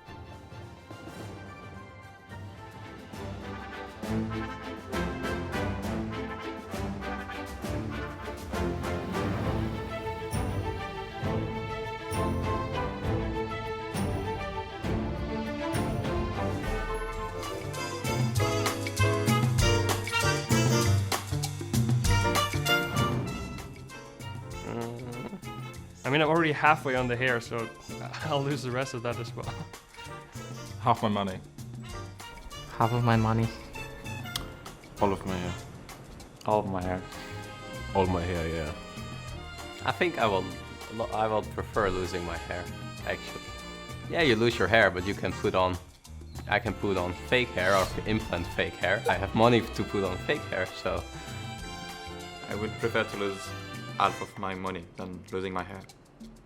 I don't know, like I will look strange bald. I would rather lose all my hair than lose half of my money, because I think I would look great even without hair. I already made the peace with the thought.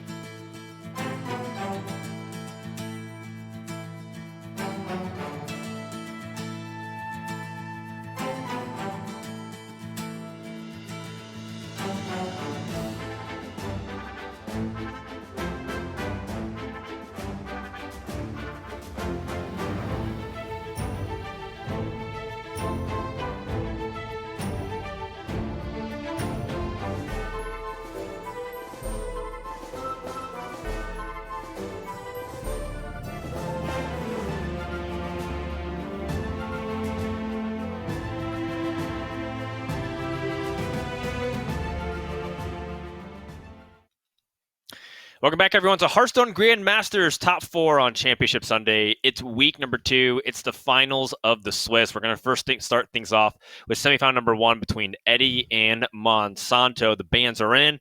Priest banned away from Eddie, which means that we will see a Turtle Mage possibility in this series for our T-Mobile deck spotlight.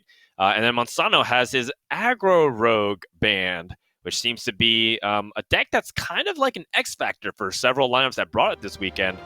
Instead, we have a pretty diverse range of decks going into this series, TJ.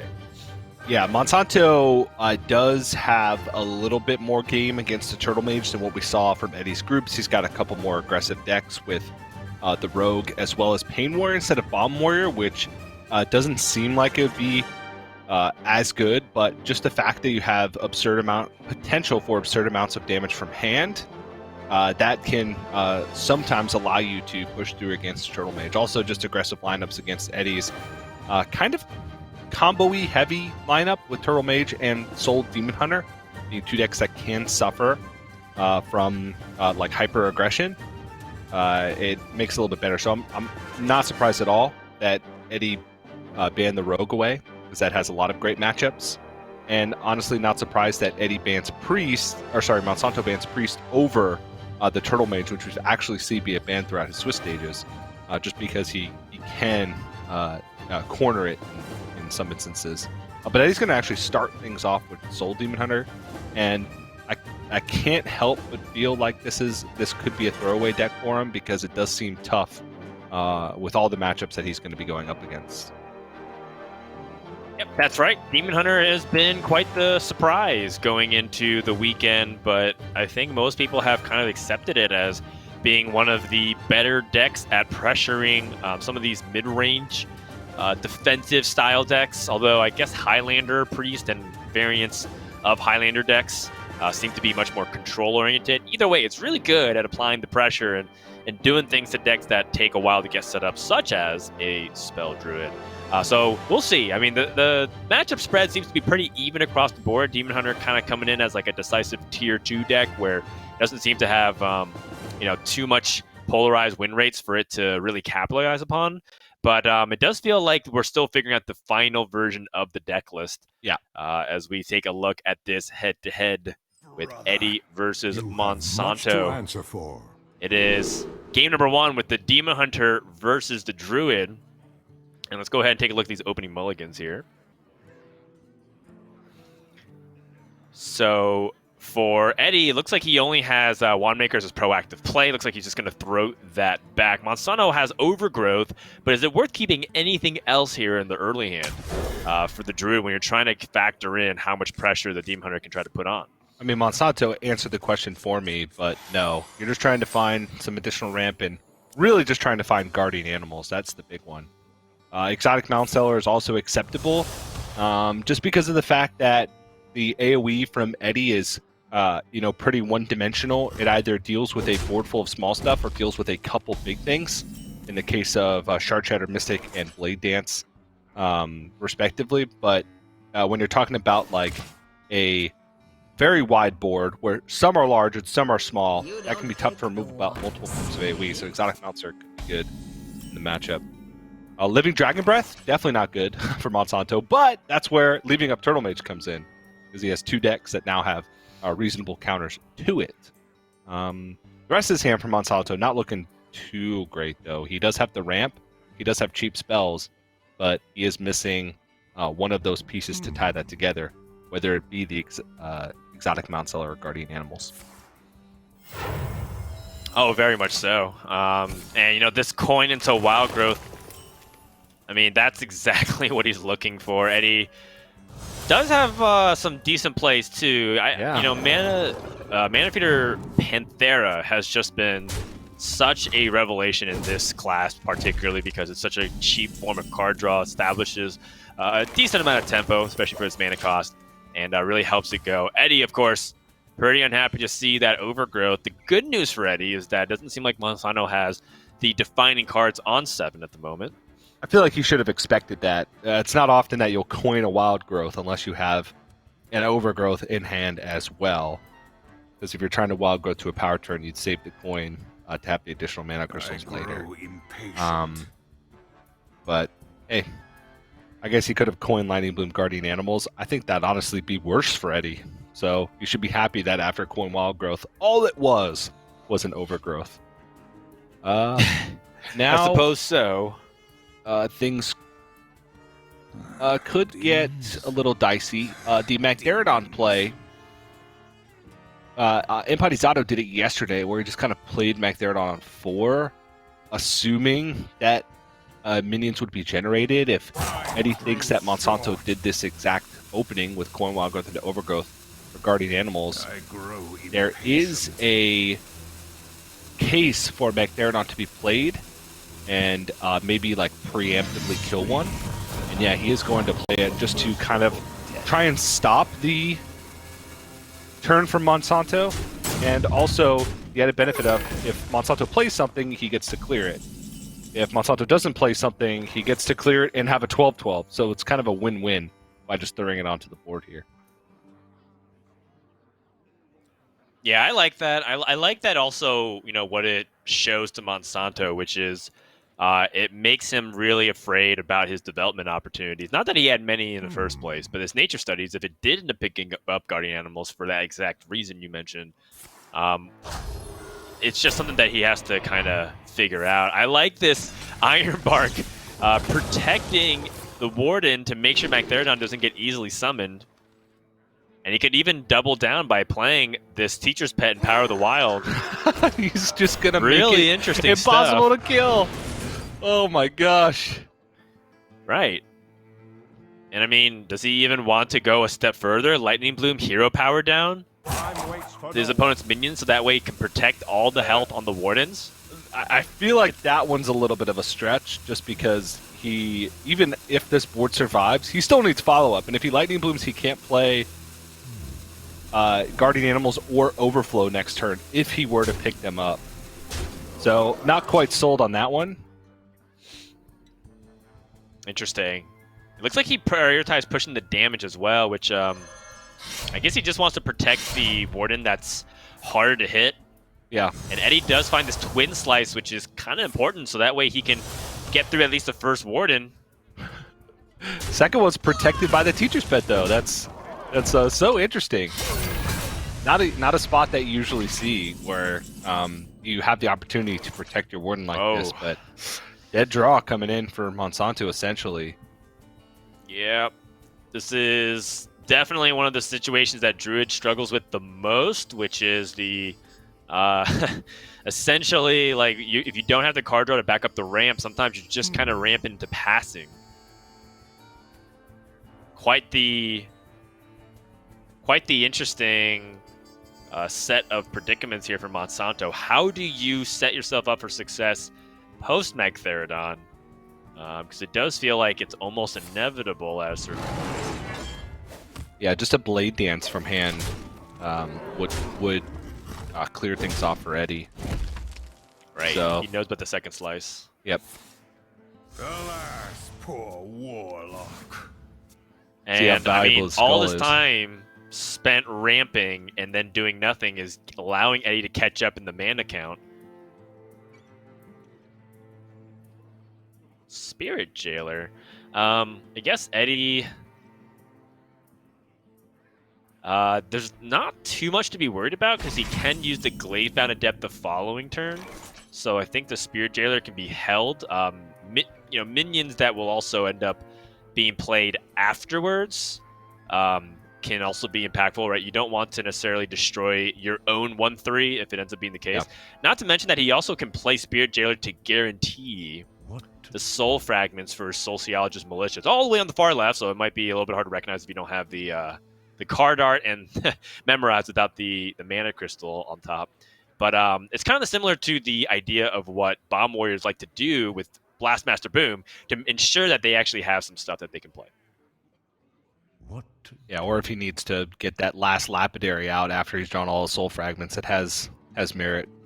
Monsanto picks up Guardian Animals, but your opponent just drew 3 cards from Skull and didn't play a single one. You have 1 Warder on board.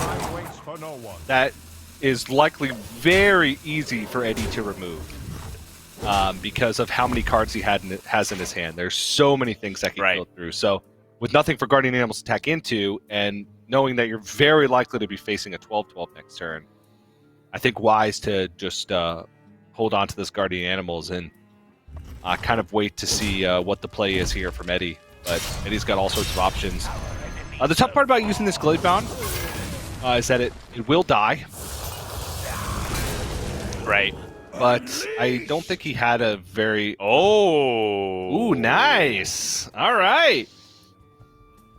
He was really hoping to use a second Glaive Bound to potentially, remove whatever Monsanto got off of that. But that's a really tough minion to deal with, Demon Hunter without Blade Dance. Yeah.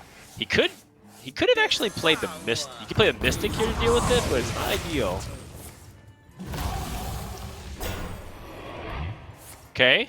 Oh my! Mini Misha. That's actually could be really sick, because if Guardian Animals were to come out, then Lake Thresher all of a sudden now won't be able to touch the Magtheridon. So that actually, well, he has Bog Beam, but theoretically that could protect. If he didn't have Bog Beam here, he would have to. Yeah, he wouldn't even be able to kill the Magtheridon. So I like the order there from Eddie to play the Demon Companion last to have the chance for Misha to protect. Right. Alright, so Monsanto does get the ability to clear the board and draw cards. Very scary situation for Eddie being at 8. Picks up another Guardian Animals. Can go ahead and innervate and play the Twilight Runner. Still kind of susceptible to Blade Dance, but he hadn't seen it before, and it feels like Eddie had good opportunities to play Blade Dance, given that he knows second Slice was in the hand earlier with the Aldraki Warglaves. So I feel like Monsanto might be more confident to extend onto the board with Twilight Runner, because I feel like he needs to find a way to win the game. Yeah, no, I definitely agree. I like it. I don't think Eddie would have thrown away a 2-mana Glaive Bound Adept if he had a better clear in hand with Blade Dance. Because that's a 6/4, which is, quite impactful. And yeah, Eddie does not find a way with this current hand to touch that Twilight Runner. Yeah, and it's really scary. The good news is that I don't think there's a ton of damage to amplify with that Twilight Runner, because cards like that Savage Roar in Monsanto's deck, the 1-of, which I love, that can't be played if he draws that after attacking. I guess it could, and then he could hero power it down. But Eddie could find a way to gain life and remove here if he plays the Aldraki Warblade and the Glaive Bound Adept. I mean, that would keep him alive barely to a Savage Roar drawn from the Twilight Runner, but wouldn't keep him alive for a Savage Roar drawn from the off the top. But he is overloaded, so he wouldn't be able to overflow into Savage Roar unless he would hit that second Lightning Bloom or double Innervate, I suppose. That's much less. Eddie's got to make a crucial decision now, and I think it is the Warblade and the Adept. It's just not ideal, but you got to start playing around the possibility of ranges, because you have so many more resources at the moment than the Druid. Even though they're about to draw more. Oh, that's actually not good for Monsanto. No, that's his last beast. So, Guardian Animals in hand is now dead. Right. Can draw, though, with this Twilight Runner. Yep. And also has the Broomstick. Yeah, has Broomstick. Ooh. Overflow, which sets up for a big exotic mount seller in the future, or immediately remove Eddie's tempo options, like the Glaive Bound Adept, and by playing more minions onto the board and kind of restrict Eddie's development here. But Eddie does have the Sociologist ready to go, which is actually such a powerful card. Oh my, Monsanto actually using the Mount Seller to trade. Interesting. I kind of was anticipating a Lake Thresher to come out, or maybe the Dragon Breath. Yeah, that's... because he would be able to use the Dragon Breath and the Living Dragon Breath and the Broomstick in order to trade through. Impatient. So, the Living Dragon Breath has almost zero value being played from hand now, whereas the Exotic Mount Seller had a ton of value being played from hand, because his minions aren't going to get frozen. It would still trade. He'd still protect his Twilight Runner's health. That's what he was trying to do. Maybe he doesn't want to leave a single minion on board and wants to try and spread out threats. But, I mean, to be fair, he has used a lot of his cheap spells. Like he's used Bog Beam, he's used an Iron Bark, he's used Nature Studies, he's used a Lightning Bloom, but he still has like Innervate. You know, he could still pick up the second Wild Growth and get the excess mana. There still are options. Because now he has no way to immediately come back and impact. He can Overgrowth and then find something else, but he has no way to just build a big board and also maybe have the chance to interact with his opponents, which Exotic Mountseller might have given him the chance to do. Does find the second one, but this has to be an overflow turn. No way around it. Yeah, and I think that makes sense. It's just one of those things where it feels like it's one of your really powerful resources, but I mean, with so many of those spells used, does seem to have lost a lot of that value. Monsanto also with this overflow kind of hits a series of draws which are too expensive to play over the course of several turns. You know, like Ysera and then lack of card draw afterwards. Mountseller with almost no cheap spells besides that Lightning Bloom and the Wild Growth. Speaker Ghidra's best combination is Guardian Animals with no beast to pull. It seems like this Druid deck is kind of missing on a lot of fronts here. And maybe Eddie's just outlasted the Druid enough in an odd way. Yeah. It almost feels weird to think about, like the fact that Druid's getting outvalued. There's still the Ysera out, but I mean now the punishment from Eddie can really start to hone in here. He's still not picking up his big threats, and honestly, he doesn't have too many big threats left in the deck. He's got the Soul Shard Lapidaries, and that's it. He also has a Kane Sun Fury, which may be good for that little extra push of damage. He's actually starting to get relatively low on cards. He's played a good amount of Soul Fragments, as you could tell by the Sociologist last turn. So I believe at least 3 more cards in his deck are Soul Fragments, and now at least 5. There might even be 6.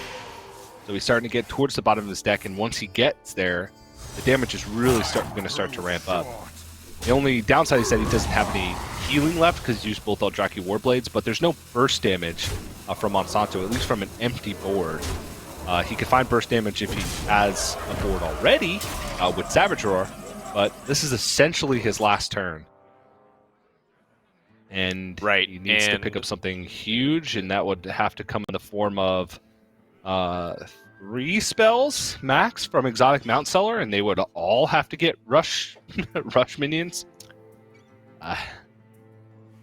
Yeah, or Ysera with the Wild Growth here. You could Ysera it, Lightning Bloom, and then that's also true. Wild Growth to draw Dragon Portals, and the Dragon Portals have to have Taunt or Rush as well. And even then, that still might not have the impact that matters because Kane Sun Fury might be in the hand of the Demon Hunter to just kind of ignore all that. I guess it really is just a math equation at this point. What's more likely to happen? The Ysera and the Dragons turning around the game, or Exotic Mountseller turning around the game? It's got to be Exotic Mountseller. There's so many Dragons and not many Taunts and only 1 Rush.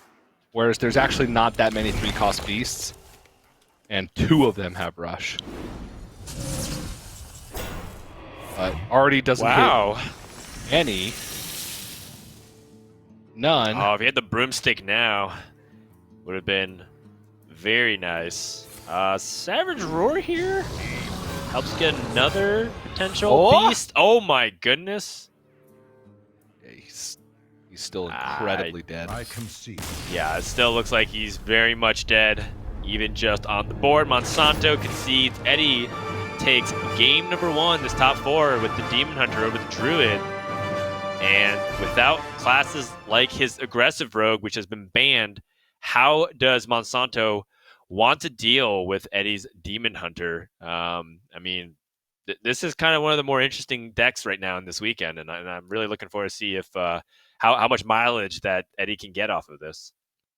Yeah, he does have the Pain Warrior, but I would say that the Pain Warrior is not as good against Druid as Bomb Warrior, because after a certain point you do fall behind because you don't have just hard removal. You have Risky Skipper and Blood Boil Brutes that you can sometimes copy and get out for really cheap. But you don't have Brawl, you don't have Blade Storm, Coerce, things like that. So a very early Guardian Animals, you're going to struggle a lot more. But the potential for early game blowouts from this Warrior deck are there.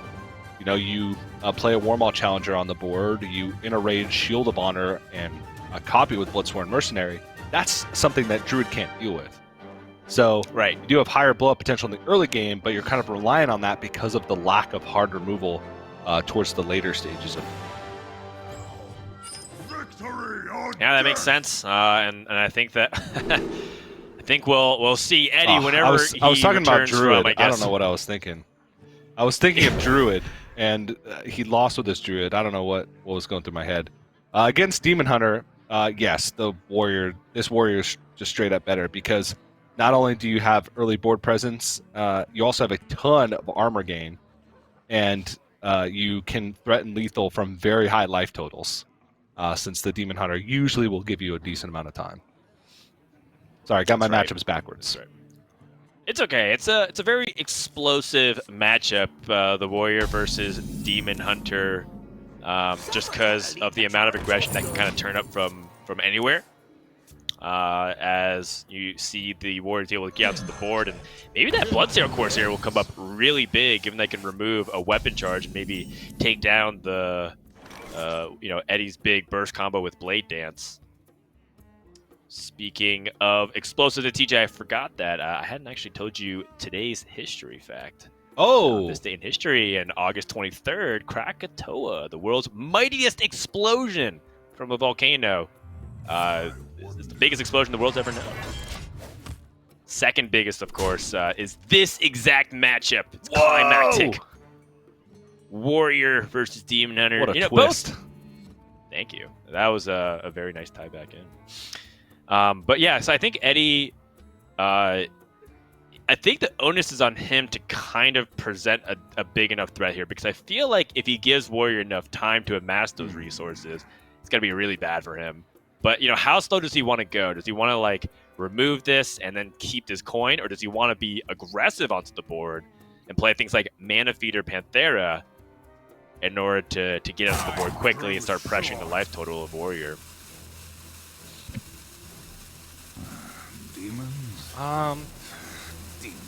With Gladebound Adept in hand, the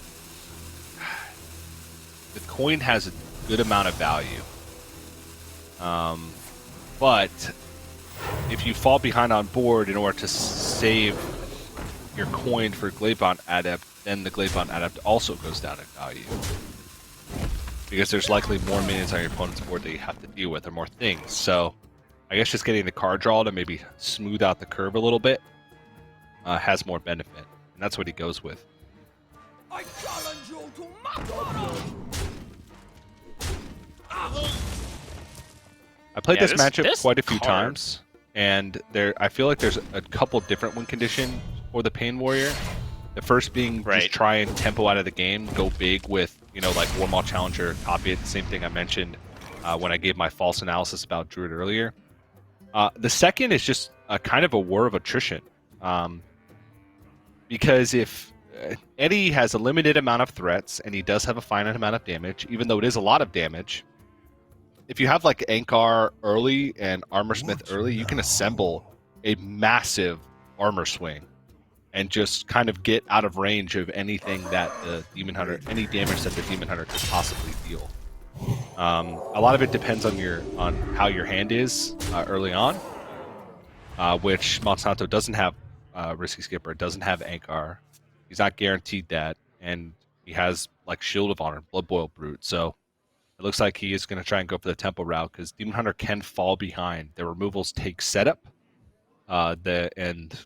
usually a good amount of mana plus things to go along with it. Like you have to have the Soul Fragments to play Shard Shatter. You have to have a good amount of attack to be able to play an effective Blade Dance.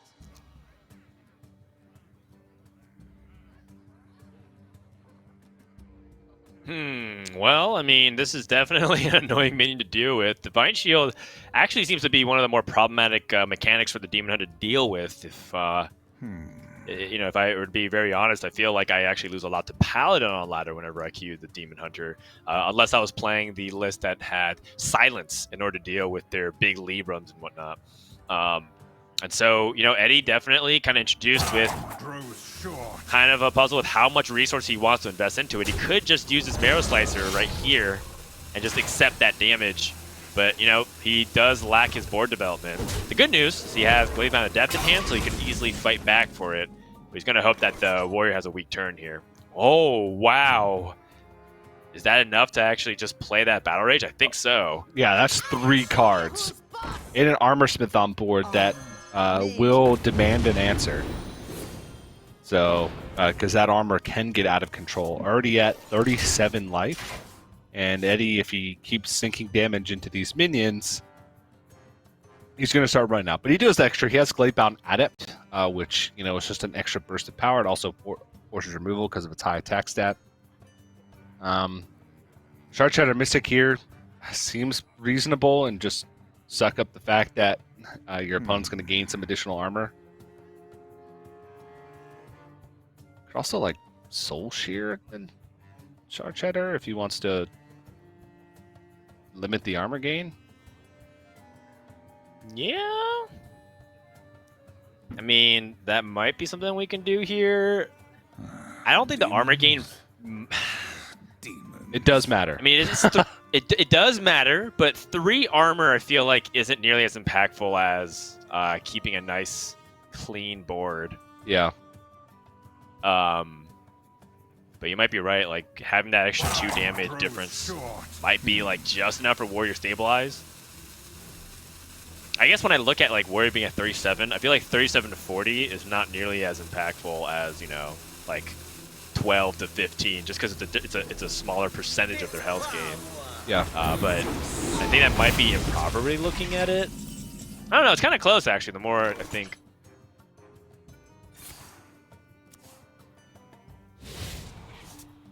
Ooh, yeah. Not too many pirates drawn up until this point. And with Gra Rage Rampage in hand, I really like that this is pointed directly at the face.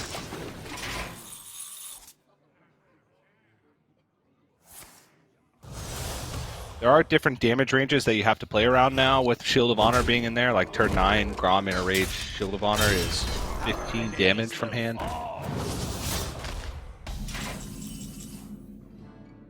I mean, it's still a pretty good amount of pressure coming in from this Glaive-Bound Adept. Glaive-Bound Adept tends to, you know, be a card that really automatically escalates the game and a really big inflection point for Demon Hunter because it has so much power and presence. Monsanto picks up his Risky Skipper, which I think, is that his last pirate in his deck? Yes, because he played the first Sky Raider early on, which got him the Bloodsail Corsair. Yep. That's a bummer. That is really unfortunate. Big bummer. Still 4 damage over a couple turns, though. Yeah, and I think that this Bloodborne Brew still can come down and have a pretty significant impact. But, you know, kind of like what we're talking about, no ability to really keep up the card draw here, so he might just kind of be stuck with what he has. Yeah. But outside of some Soul Fragment healings or picking up the Eldraki Warblades from Eddie, this damage is going to start to pick up and... Unafraid. Yeah. So he wants to protect the health on his Blood Boil Brute because that's worth more than a swing of the Ankar. But at this point, he's kind of counting down damage to kill him. Like, next turn he has 12. This is a lethal setup, I suppose. This is the only way to set up a 2-turn lethal, albeit maybe a slim one, because if the Risky Skipper gets removed, then that interrupts it. Actually, no, it doesn't, because he has the Ankar. So yeah, this is a lethal setup, and now does Eddie have any way to prevent it? Demon? No. Demons. He looks like he's dead. What's the best way from his perspective to deal with this board? Grows short. Right.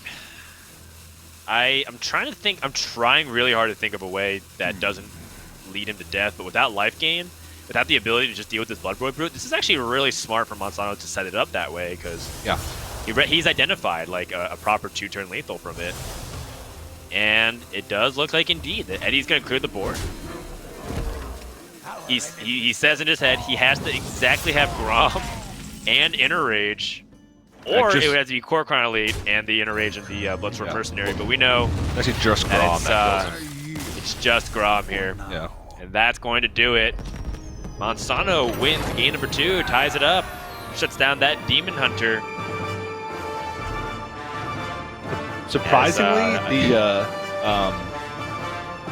that Bloodsail Corsair from the first Sky Raider clutch in that I believe it took off a charge of the Eldraki Warblades. Yeah, it's huge. It just looked annoying at the time, but just that little bit of health could have made all the difference in the world, or him being able to hold on to that and get a burst of healing. So kind of funny, but Monsanto does strike back and take out that Demon Hunter. Yep, so Demon Hunter down for the count, which means, again, this is last hero standing, so we only have 2 decks remaining, and that Demon Hunter is eliminated. So Eddie can now counter with his own warrior or with the Turtle Mage deck. I am not exactly sure how I feel about Turtle Mage against Enraged Warrior. I actually haven't encountered that matchup specifically on ladder yet, largely because I don't trust myself to play Turtle Mage. I played 3 games of a TJ, I went 0-3, and I messed up the combo every single game, and I said, you know what, I'll just watch other people play it and learn it. And then someone's like, no one's bringing it for week 2, don't worry, and then Eddie decided to bring it again. So I think it struggles with damage from the hand because of it only has board freezes.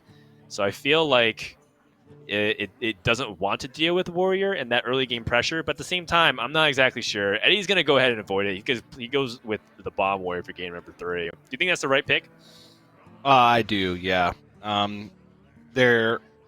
You just have like an added step that you need in your combo, which is the Cartoot Defender. You need to have like Cartoot Defender rotate into the combo to get rid of the possibility of Grom or Korkan Elite Bloodsworn Mercenary, and that becomes a headache. I played against even just today. I believe that 2 Turtle Mages. I actually don't even know because I killed them before they even showed me a Tortolan Pilgrim. But they played Doomsayer Sphere of Sapience early on in the game. Like, you have so many tools to answer what they try to do to stop you in the early game. I think that matchup is incredibly difficult for a Turtle Mage versus Pain Warrior. But we'll see if that's going to come out. It would require Monsanto to win this series and put Eddie down to the last deck. But the Bomb Warrior from Eddie does have, quite a good chance. It's not like Language Hacker's Bomb Warrior where he's running an Acidic Swamp Ooze and a Cobalt Sticky Finger in his deck. Not that would mess up Monsanto's deck too much, but it could cause enough disruption to tip the scales. What now? Tip the scales. One of my favorite cards. Tip the scales is ridiculous when everything lines up. We're of course talking about the unanimously most overpowered deck in Hearthstone's history, Murloc Paladin, which every player has a gentleman's agreement here in Americas to not bring it because it's just too broken. Yep. Also because it's not a 10-class format where everyone has to bring something. We actually saw a good amount of Murloc Paladin when it was a 10-class format. That's right. And it was so oppressive that one week, everyone agreed to just ban it. Yep. And not bring it. Tempo Zephyrus. I've been really unimpressed by Zephyrus in Bomb Warrior, and it feels like, in my experience, the Zephyrus has been doing this more often than anything, which is establishing tempo, combos with Risky Skipper, a Bloodfin Raptor on 2. And yet, we have also seen it come really clutch in key moments. So I feel like Zephyrus might be more of a tournament tech than actually reliable on ladder from my own experience. But it does seem like Eddie values so much having that board presence early that he's willing to just kind of forego one of his most powerful battle cries this entire deck. Yeah, I mean, I don't hate it just because the deck doesn't really do anything on 2 outside of Corsair Cache. And it does have like a huge upside because the deck draws, it does, to be fair, it does draw a ton of cards. You have Anchor, Battle Rage, Double Cutting Class, and Corsair Cache. But yeah, it's been just a real bummer this weekend, Dan. Real bummer of a card in the deck. My wish is that your battle cry would actually activate, Zephyrus. That's what it feels like. What about a Faces Manipulator? Which actually ended up being super good. Despite it, like, us being like, what? Why? Where's a Tyrion? And then the Faces Manipulator ended up being super powerful. How about a Fire In Elemental? that situation. Well, we already knew what was going on. You have to be fair wanted that to do the you a Fire favor. Elemental from yesterday was baffling. I'm telling you, Zephyrus knew what the perfect card was. It was Faces Manipulator and offered you suboptimal choices to make it more obvious. He's a homie. That's fair. Always looking out for you. Ooh. Henchclan Burglar, one of my favorite pirates. All right, you unpack what I said, then I'll unpack what you said. What you said about Zephyrus or what you said about Henchclan Burglar? Henchclan Burglar. I think that card is so good. It's just that you never really want to put it in your deck, which is why it's so good specifically with the Sky Raider dynamic. Yeah. Interesting. Okay, now you unpack. Okay. Yeah, the Bomb Wrangler play was sick. I agree. All right, that's it. Now we can move on. All right. Well done, Dan. Monsanto looks like he is stuck on a dead turn. If he wants to play something, he has to play for tempo. Those minions dying for the Risky Skipper ends up being a really good call-out, so Eddie can deny things like Battle Rage from getting value. And what does Monsanto do now here? Oh! Hero Power Pass. Yikes. I mean, it makes sense. He's got entirely a hand of combo cards. Every single one of his cards needs to combo with another card for effectiveness. That is just the stone cold truth, Dan.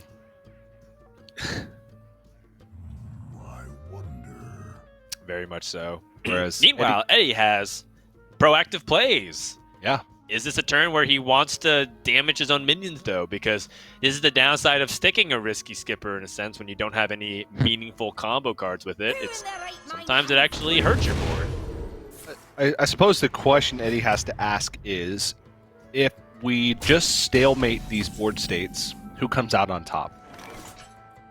And my instinct is to say that Eddie comes out on top, because if the board's not being developed, he at least has an alternate win condition of just keep swinging with bombs. Whereas Monsanto kind of needs the board to be developed at some point. For sure. Although Monsanto doesn't exactly have a good reactive play to a big board that swells. Because even if he plays Lord Barov, what does he do to follow that up? I guess he can Terran Gorfiend. Which actually would be very solid. Yeah. That's just kind of cool. I guess I was just thinking more Terran Gorfiend of like how he wants to draw the eggs and do all these other big combos, but that's definitely a very nice way for him to handle the board. And he picks up some removal cards. Finds Hunter's Mark, which is not a card that you often see be picked. It does seem to be pretty expensive. It also has one of the dubious records of being one of the few cards in Hearthstone that's been nerfed twice and still staying in Standard. Yeah. There's only a handful of them, but Hunter's Mark is particularly notable since it used to be 0, then it got moved to 1, still too strong, and then moved to 2.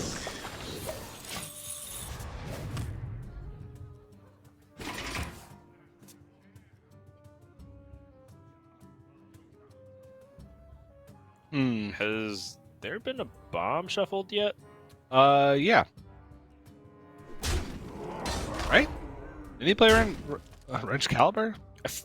I feel like he just skipped so many turns in a row that it feels impossible for him to have played the bomb. I don't. No, he didn't. He didn't. He didn't. It would just be a War Golem with a jetpack, which is kind of scary, but still, it's just a War Golem at its heart. Yeah. In which Whether case, aerial or ground assault. I mean, oh my gosh! He has no Wrench Wow. Calibers in hand. He has no Corsair Cash in hand. There's no guarantee that he's going to be able to shuffle bombs in anytime soon. He has 0 other proactive plays. Monsanto doesn't play hard removal. He plays Risky Skipper and Blood Boil Brutes, which can sometimes be hard removal. That's it. So, I'm on board with the War Golem with a jetpack. Yeah, I mean, yeah, you're right. The only other proactive play would be Armor Smith, and that's just an entire dimension difference of power versus being proactive. So I feel like that is reasonable to assume. Yeah. But it might be kind of telling of what Eddie feels about his current state in the game, where he feels like he has to do something like that. Someone's gotta lead the charge. It's very telling. Looks like it's going to be the Lord Okay. Brob Terran Gorfine turn. Fun stuff. And then the Terran Gorfine actually does not die at all, so because it stays alive, there's a chance for Monsanto to copy it with Bloodsword Mercenary.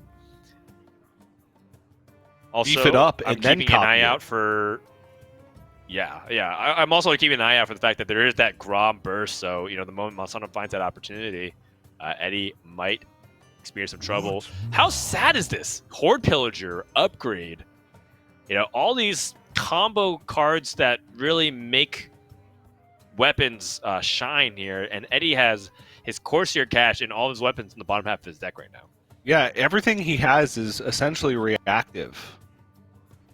Maybe not upgrade and Horde Pillager. I don't know if you could put those in the camp of reactive, but they are reactive in the sense that you have to react to drawing a weapon with those cards or destroying a weapon with those cards.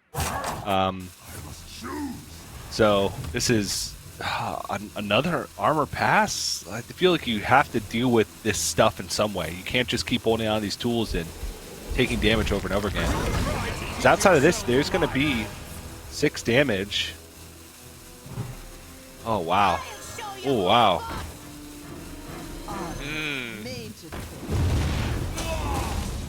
I mean,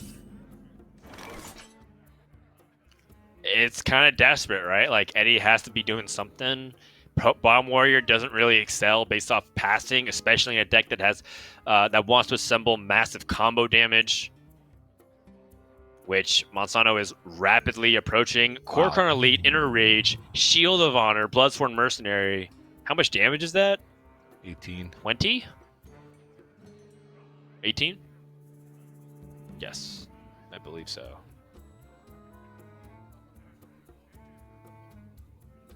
Hmm.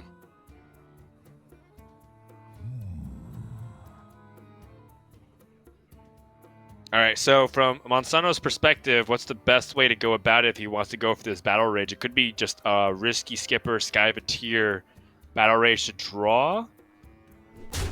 Oh, he's going for it? I guess he's sensing that Eddie has really awkward hands, and yeah, he's just going to try to pressure while he can. I guess he knows he's always going to be doing a move like this, and not to mention, if his opponent brawls and like one of his Core Crown Leads survives, I think he has lethal next turn because of the Risky Skipper and the Grom. Yeah. So he's trying to set it up. He also has like Risky Skipper, Skyveteer, Battle Rage, so he can refill his hand next turn, knowing that Eddie either removes here or dies. He has a free turn to kind of get the development going. I like it. Yeah, I'm a big fan. I like it. Monsanto with some nice plays today. He's playing almost as smooth as he looks, if you ask me, TJ. If you ask me too. That's right. I was hoping that he might have a different hat today.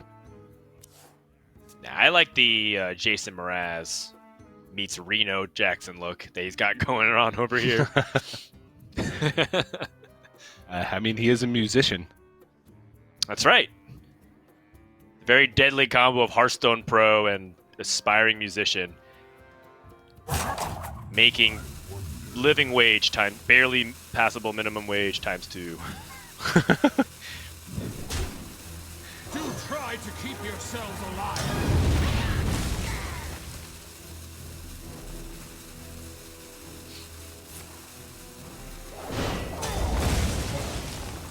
Bladestorm, just to kind of clear things off here, 10 damage from the hand from the Grom. So I guess it is an opportunity to go for big battle rage turn. You can draw 4 cards with Risky Skipper, Skyfeteer, Warmaul, Challenger. I guess it kind of depends on what, or I guess you want to kind of think about what order you want it in. What now?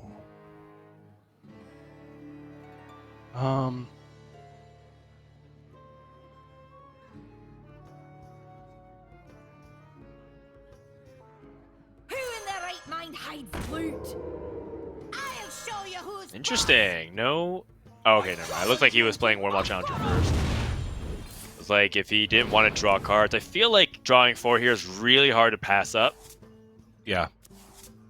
And just proper sequencing to keep the most health on his minions as possible. Right.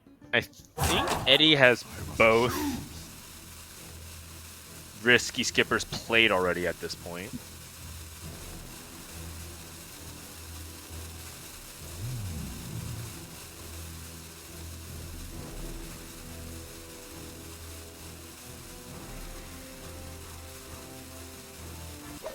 I don't think weakening your board makes sense here from Masano's perspective. And it's not like he's meaningfully developing power onto the board, so I guess like eliminating possibility for him to potentially lose his board for no reason and improving the strength of it, especially if he's going to be trying to look for a Bloodthorn Mercenary opportunity. Risky Skipper does not survive, meaning that Grom is not able to be activated easily here. And now we're starting to get to the point where Masano is drawing a lot of cards in his deck, and bombs are going to be threatening. Oh my goodness. So we've seen Brawl. You've seen Lord Barov. And he's seen Risky Skippers. Seen Risky Skippers. I mean, I guess you just do it. You just buff it up and copy it, and then you are getting close to just Grom ending the game. You can even throw in the Serpent Egg to protect yourself against Brawl. lead the charge?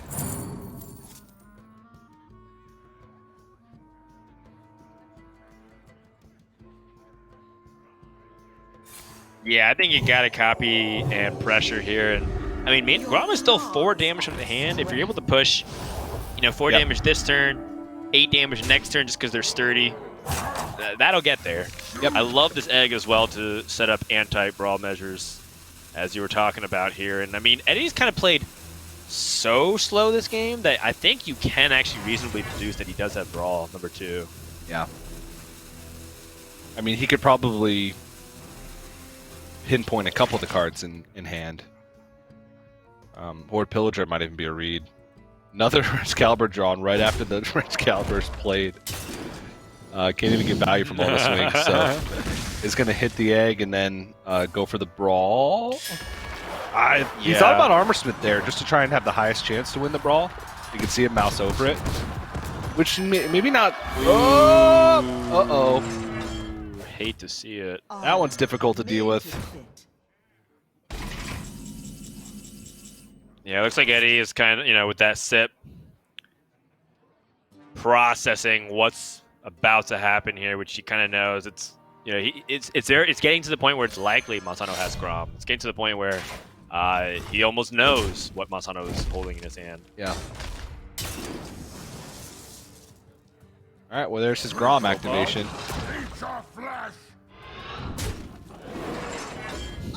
Not that he would need it, since Eddie doesn't even look like he can clear these 2 minions on the board. Both brawls are gone, so might as well throw out a Bloodsail Freebooter in order to protect himself against Bladestorm. And that is a Corsair cache. That does Nothing. That does No absolutely bomb nothing. outs. Right after he drew both of his wrench calibers, he picks up Corsair Cash after drawing Horde Pillager and Blastmaster Boom in like his top 10. That was one of the most awkward Bomb Warrior hands and draws I've seen in a while, but I do like the way Monsanto played in order to capitalize. Getting the core carnelites out of his hand, just keep pressure every turn, making sure that he doesn't let up. Very nicely done. Yeah, very much so. And, with Monsanto's back-to-back wins now puts the Mage in an awkward spot where it has to beat the Warrior and the Priest. It could be the fact that maybe Eddie wanted to keep the Mage deck just to guarantee the lineup against the Priest, but now we're going to see the Mage go up against that Warrior. And this is very appropriate, TJ, because it is our T-Mobile deck spotlight for today. And the spotlight is on this Turtle Mage. It has to come up big, otherwise Eddie ends another top 4 run in the semifinals, which seems to be one of Eddie's MOs at this point, which is being very consistent and sometimes getting really close to the finals, but not really winning it. He did get that big win in Bucharest, which was, his obvious biggest win to date, but it does feel like Eddie gets to this finish line very often and then just loses in the semis, which is quite tragic. So I feel like he's on the cusp of greatness by having, good performances and a lot of wins. But it would be sad to see him dip out here in top 4 playing such an unusual lineup. Yeah, and I mean, this is the match that he's facing right now against the Warrior will be the true test. I feel like the Turtle Mage against the Priest is actually a really good match for the deck, assuming it doesn't run into that built-in failure rate of drawing both of your Potions of Illusions, which we actually saw in Week 1 happen twice. But this one is going to be the tough one because Warrior pressures this Pain Warrior pressures at every step of the game. Where early on in the game, you're always worried about inner rage with Bloodsworn Mercenary. And then later on in the game, you're worried about, yes, inner rage Bloodsworn Mercenary, but on big charge minions, as well as Grom. Find Sphere of Sapience, Acidic Swamp Ooze, and Tortolan Pilgrim. No Potion of Illusion in hand. So this is kind of, I would say that this is a decent start because he can shut off some of the engine with the Acidic Swamp Ooze. Now he's kind of just looking for things to put in the way in order to make time for that. And I think he's in a good spot. Definitely off to a good start here relative to what he is looking for. That Sphere of Sapience, many times, super clutch. Monsanto kind of thinking about how far he wants to extend onto the board at this point. Bloodseer Corsair only can hit the Sphere of Sapience this game, so maybe, but it is off curve. He might need actually every bit of armor that he can get if he wants to be efficient with his value. Yeah, I mean, Sphere of Sapience. You don't pick the Oh my god, he's doing this so fast, but you pretty much just want anything that's not your spells. Yeah, essentially, Eddie is just going to use it to make sure that he doesn't draw a potion.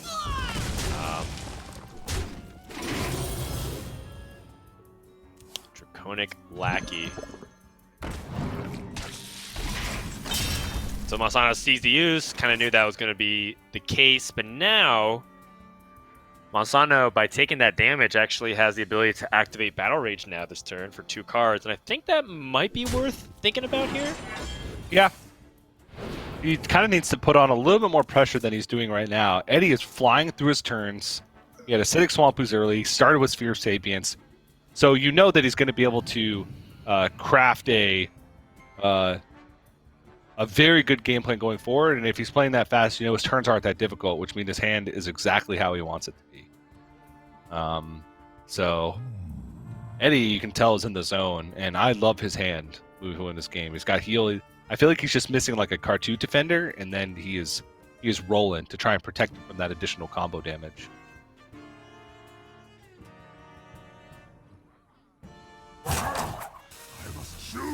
Yeah, I'm really thinking if Monsanto should just play this egg for development and get it out because the egg is very weak just from the hand.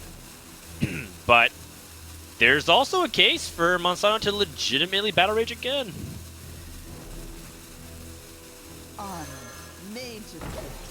Okay. Alright. Interesting. Interesting. Eddie. Second Earthen Ring Farseer. One of the cool things about this Turtle Mage deck, it seems to just, revive a bunch of cards that have nice utility that people don't think about, like cards like Earthen Ring Farseer and Nightblade, which has now been replaced by the Sunreaper War Mage. And I just like that. I like that a lot. Yeah, the list has sort of been refined over time, where it started out really messy, where you were all in on combo with depth charges and just trying to stall in the early game. But now it has, a little bit more proactive stuff.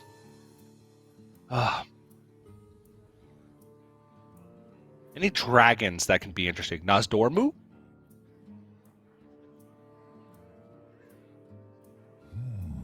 Do you want Nozdormu? Just because the turns take a while? But, I mean, Eddie can play quick. I'm thinking about... He could mess up. Could give him more chance to mess up. Yeah. I'm wondering if there's other ways you can disrupt besides Nozdormu. Because the core reason of what Nozdormu, of why you said it, is because it disrupts your opponent's plays. I can't think of anything off the top of my head though right now. It would have to be something that's generated too. Maybe it's like Draconic Lackey gives Cobalt Spellkin, which could do something else that we're not thinking about right now. More Shield of Honors for combo, potentially. Yeah, maybe just more burst straight up. Yeah. Sometimes that's the answer. You don't have to actually reinvent the wheel at all. Just kill them a little faster. Yeah.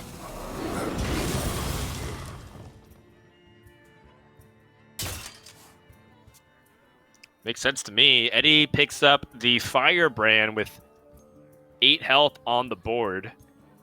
Or 8 effective health, rather. Yeah, it's awkward to Firebrand, though, because... right. Because of the Armor Smiths. Yeah, you could, ping off the Armor Smith, then Firebrand coin. But then you're delaying your full Tortollan Pilgrim combination, because you do need to... have 2 full turns of it in order to get maximum value. Freeze and potion, where there's usually 1 Tortollan where you're just potioning, and then you have the second round where you freeze and Tortollan. For sure. Whoa! Jandis with the double Naga sandwich. Oh. I mean, it's around lunchtime. Because I'm which starting one to is get it? kind of hungry. Oh, I'm...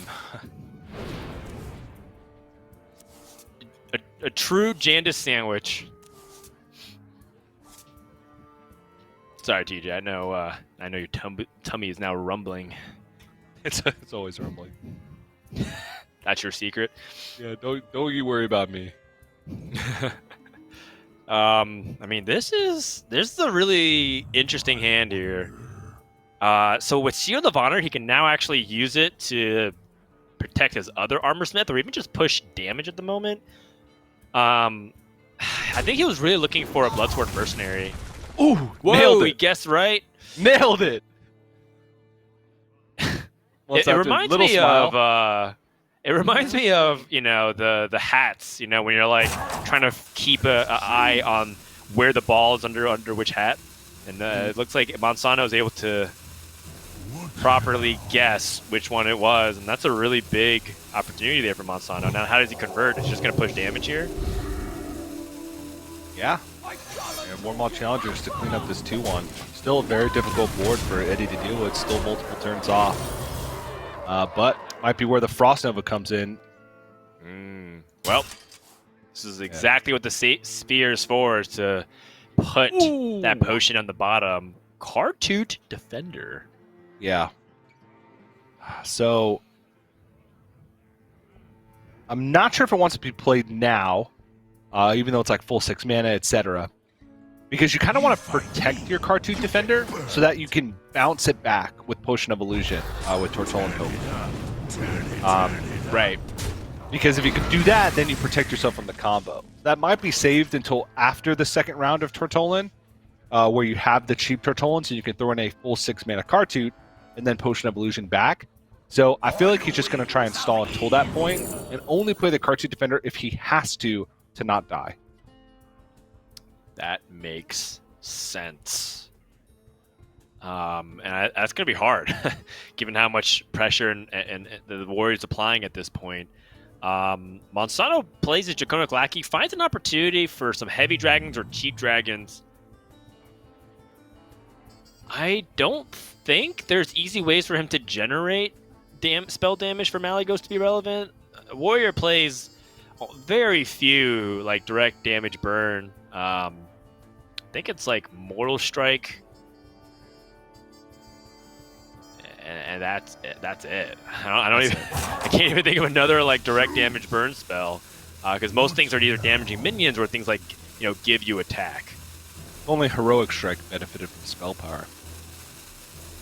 That's right. I mean, I think that's why they changed the word text very early in Hearthstone's life cycle, which was from spell power to spell damage. That way it would stop confusing people from like spell powers, like, wait, shouldn't I heal more? Shouldn't I gain more attack? Because it's like additional spell power. And he finds the Blizzard. And now we get to the point where he can go for the Tortolan Pilgrim.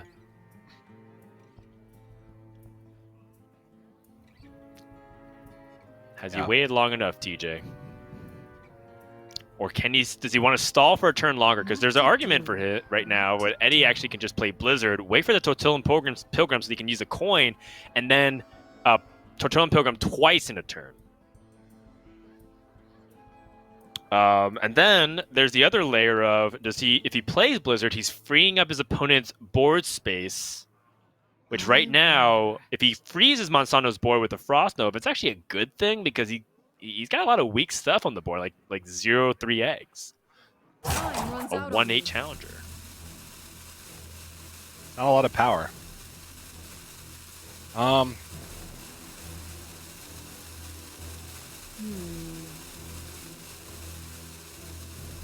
Ooh, okay.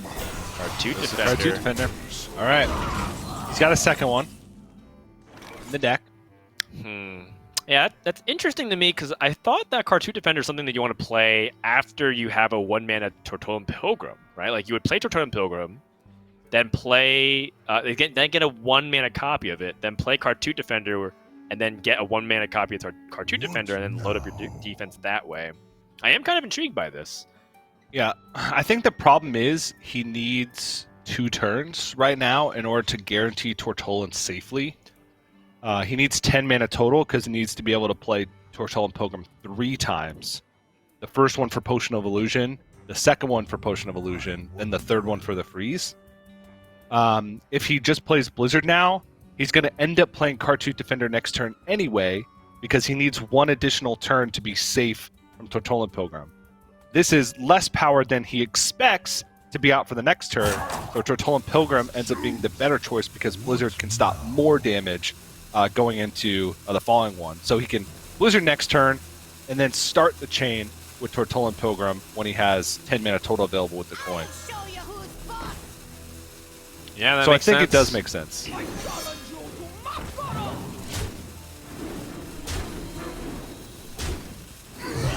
Looks like Monsanto okay with losing some minions on his board. Doesn't want to be too inefficient. It's a lot of armor. Prisoned Observer. I mean, that doesn't really do much, but I think he doesn't want to like risk drawing something really big. Oh. Doesn't have enough mana for Lord Keeper and Blizzard. Not to mention that Blizzard with eggs being popped and Boombots being summoned seems very dicey. Whoa, okay. I don't know if he can play Tortolan this turn. If he plays Tortolan this turn, then he has to Potion of Illusion and then coin, or just Potion of Illusion. And then coin Tortolan Potion of Illusion. Again. The alternative is to pop the eggs, both eggs, then with the hero power, and then Blizzard. Yeah. Which I think is a play that on paper makes sense more to me right now because of exactly what you described. You need to have the Tortolan chains. Maybe he's worried about he wants to Frost Nova instead. Because if this bomb goes face for 3, he dies to Grom. Yep, he thinks Grom's in the hand. All right, that's what he was thinking about. If he Tortolans, no, because he has to play Potion of Illusion twice. So he couldn't freeze at the same time. There's the Sphere of Sapience, and now being at 9 without Kartut Defender in hand, even if he starts this chain, he's constantly dead to Grom. Well, he's got Earthenry Farseer, so he could actually weave that in. He could, but not next turn. Yeah, not next turn. And but if he doesn't see, there's no activator for Grom either, so Monsanto would have to draw both. And if he extends onto the board, he knows one card's a dragon. This Bomb Wrangler actually kind of should be reassuring to Eddie at this point. Yeah, I think he might have thought that Bomb Wrangler was Grom. Right. You can see him like sit up and nod, and how much he winced when the bomb hit his face for 3. He was trying to find some way around it to where he wouldn't die to anything. He was trying to find somewhere around it to where he could Frost Nova the board, keep it full, and keep the Tortolan Pilgrim chain going, but he couldn't because he only had 9 mana available, which doesn't let you get enough Potion of Illusions and a freeze. You need the full 10 mana in order to do that. Okay. So now Monsanto, he might be in trouble because Eddie is going to start next turn. He's running out of time to draw Grom. Okay, Frost Nova. So what he could actually do, I think, is Tortolan Pilgrim, play the Firebrand from hand that he gets. What to do? Trade the other Firebrand in. No, actually, I don't know if you want to do that. I think he can just go. He wants to like freeze bombs. So just trade the Firebrand, Tortolan Pilgrim, Potion of Illusion, Tortolan Pilgrim, Potion of Illusion, coin, Tortolan Pilgrim, Frost Nova. He doesn't have Frost Novas anymore. He's got Blizzard only. That's Potion. fine. That's, I think, another reason why he wants to do that. But yeah.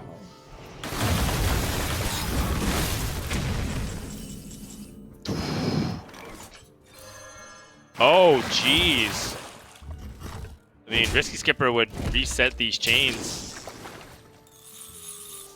Sky Raider.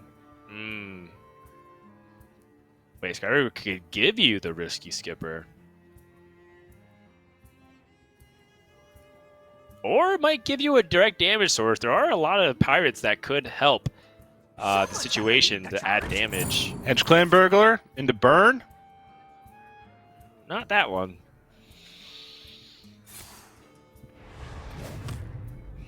Okay, Monsanto's at 71 life. At a certain point, though, he is dead. It literally doesn't matter. That's lethal for Eddie. In my hands now. He's at 71, and this is train. lethal. This is effectively lethal. This is too much to come back from.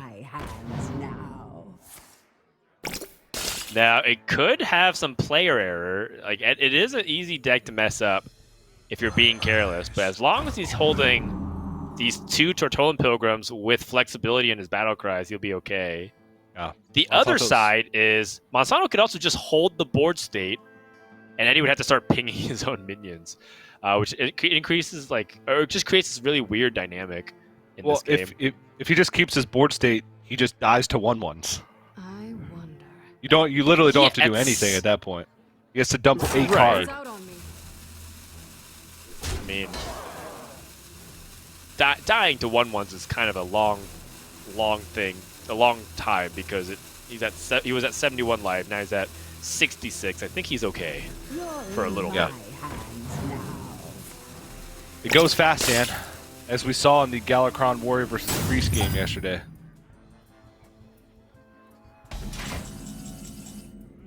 It can take a while.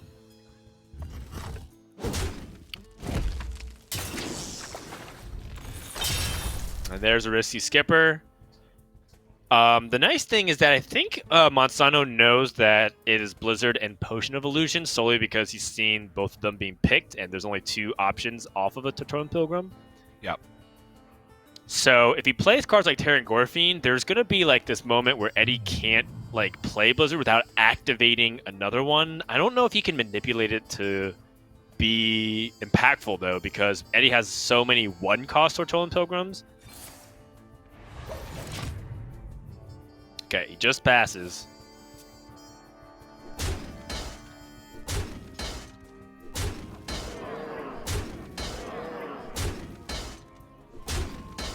And here we go. The race is on, TJ. He's down to only 55 life. So he's taking 14 damage a turn, mitigated by 2, so only 12 damage. And Monsanto's at 55, so this is at least like 5 turns of attacking. I do like freeing up the board space by hero powering your own minion.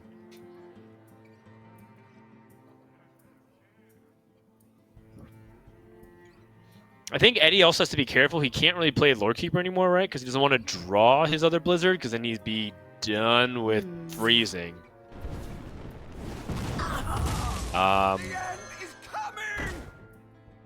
Interesting. Doomsayer.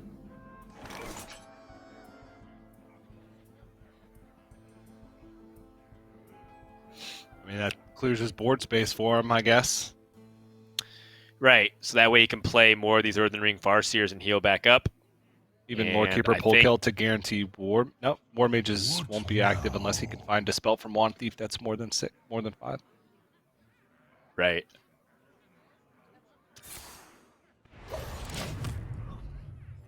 He just wants to heal more.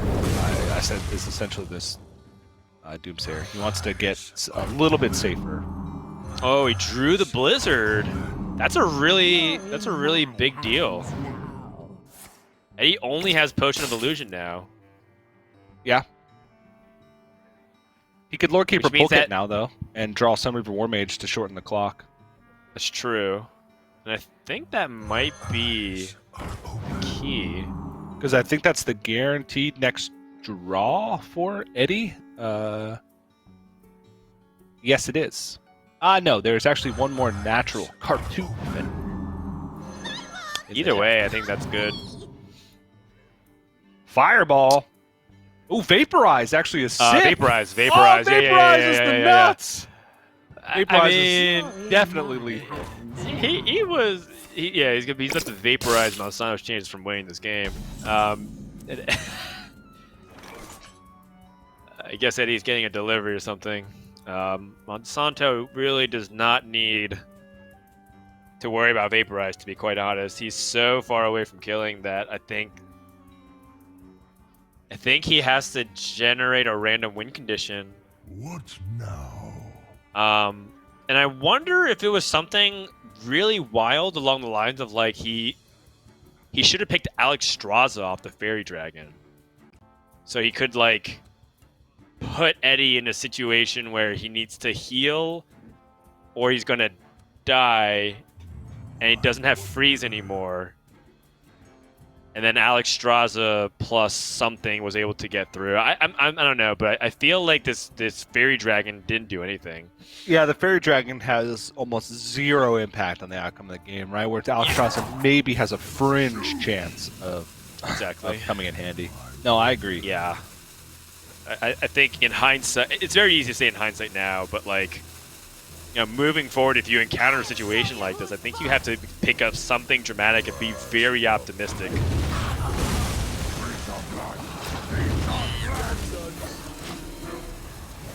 Monsanto knows Eddie is out of freezes from the Tortolan Pilgrim.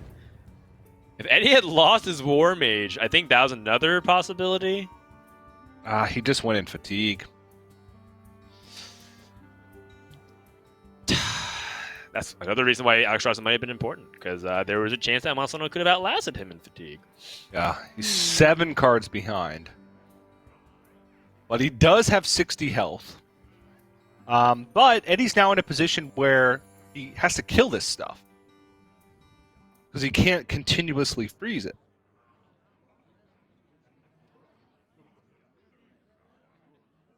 I wonder.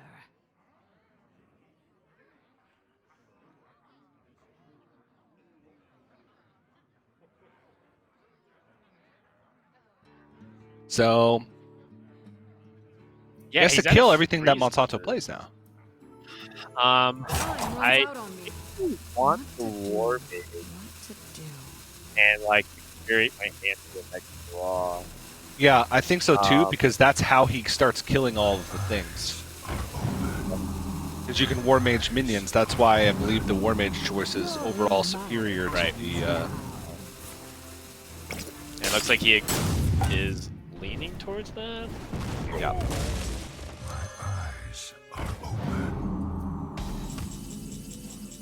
I don't know. He seems so sturdy against what Monsanto can do because he can full heal basically. Vape Nash. You see the vaporize, which I guess is nice for Monsanto. Like, didn't really do much as a secret.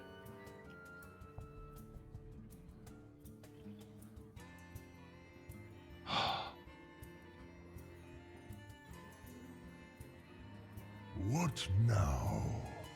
So if he copies the Blood Road boot, it has rush, so it can't actually go face. He wants to save it for Kor'kron Elite and amass big combo damage, but he doesn't really have the card draw to back it up. I don't even know if Corsair Cash pulls anything anymore in his deck. No. He only actually plays 2 weapons in the deck. He plays 1 Live Wire Lance, Right. 1 Ankar. Right. And he only plays 1 Corsair Cache because of that. But the vast majority of the time, if he draws his Corsair Cache this late, he's used both of his weapons.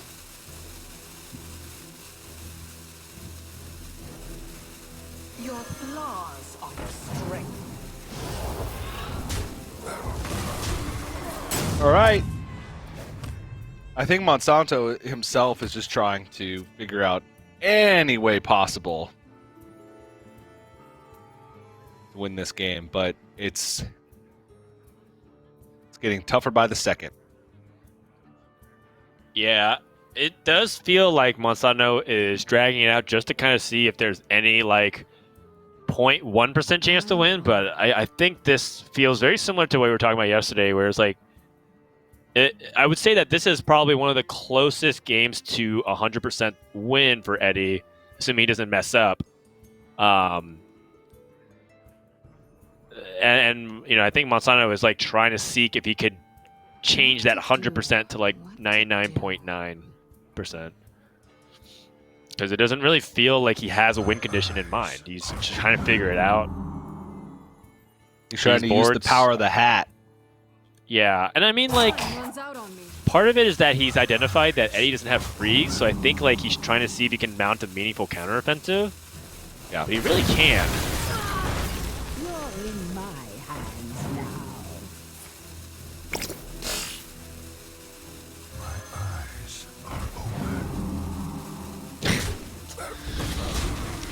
now. Basically, slowly picking the board apart here. Monsanto still with no clear endgame in sight here.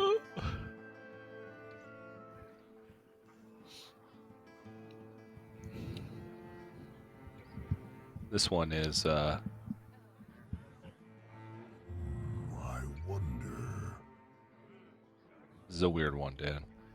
It's a very weird one, and it doesn't seem like I'm really trying hard to rack up any kind of way, like any methodology, any like wild 1% outs that involve like, you know, card generation, because I think that is purely his thing. And you know, to be fair to what we were talking about before, even if he had Alex shots, I don't even think he wins or has anywhere close to a chance to win. It just it would have to be that plus something else.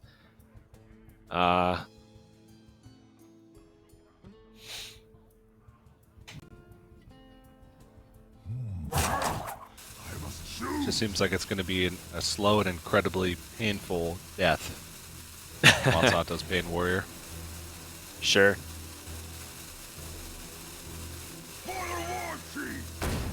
I think Monsanto really doesn't want to go with the priest into this matchup, but I don't know if he'll have much of a choice very soon here.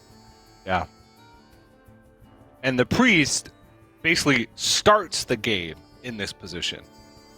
Yes. The priest starts the game with a feels like a 0.1% chance to win, assuming Eddie doesn't draw both of his potions. You have to like early pressure them. Yeah. It does seem that Priest is one of its only good matchups. The other good matchups for this deck that Eddie has would be against... It actually does pretty well on ladder against Libra Paladin. It does well against Shaman, some of the slower Shamans, some of the Druid decks, and some of the Warlock decks. It has a losing win rate against a bunch of other classes, though. Yeah. But I think that's kind of what makes it interesting, is that it feels like to me, at this point, Eddie might have a deck building victory, or like a lineup victory, because he's cornered Monsanto into tough situations where both of his last remaining decks happen to be bad against this, or not bad, but like the Warrior's actually favored on paper. But like if he loses this, then he's in a bad spot because his Priest is the last one alive. Is that the War Mage? No, it is not. Firebrand. So I understand why Eddie doesn't want to play the Pulkit. The reasoning is because he doesn't want to clock on his own Potion of Illusions. Right. It's true. He doesn't want to have to win in a certain amount of time because he knows that if the game just keeps progressing as is, that he will win 100% of the time. Whereas if he plays Pulkit, then he draws both of his potions in 4 turns. So he's got to win in those 4 turns. That does indeed make sense. Monsanto draws the Bloodsworn Mercenary, and now Eddie still not drawing Doomsayer. It's a really good observation that you made, and a nice little optimization corner for Eddie. Go ahead and ping. Free up his board space. Monsanto down to second last card. I mean, this is some fatigue math here, but he's so far away from Eddie drawing his first fatigue. He's 8 cards up, which means that by the time he takes, I believe, somewhere in the 40s of fatigue damage, Eddie will be taking his first few points of fatigue damage, and that's just too much to overcome. Yep.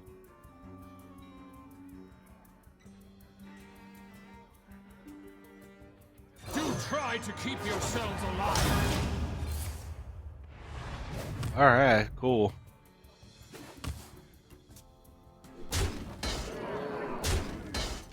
Yeah. It's just he knows what cards are left. Stack with all your minions, and then just start playing stuff. And now Monsanto is dead. Actually, he's been dead for a long time. But He's been dead for a very, very long time. I don't even remember what his last card is, but at this stage, it's just. Did he heal? I think he Earthen Ring Farseered his face. Maybe not. Yep, he did. Wow. After that, that's the ultimate BM. Here, take 2 health. Grom's last card. That window has long sailed. Monsanto, he's just gonna wait this out? No, he's hoping that he can't kill this Grom. 1, 2, 3, 4, 5, 6, 7, 8. So he can try to copy it with the Bloodsworn Mercenary, right?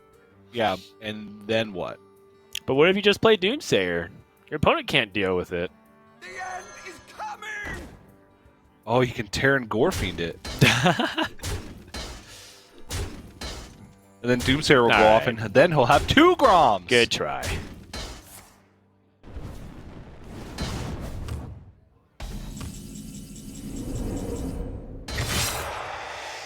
And I think that for people who want to play Tortolan Mage and also annoy their opponents to death, I think Eddie is just definitely kind of putting people on notice on what you need to do to play this deck optimally. It's a lot of times just not doing anything and being patient.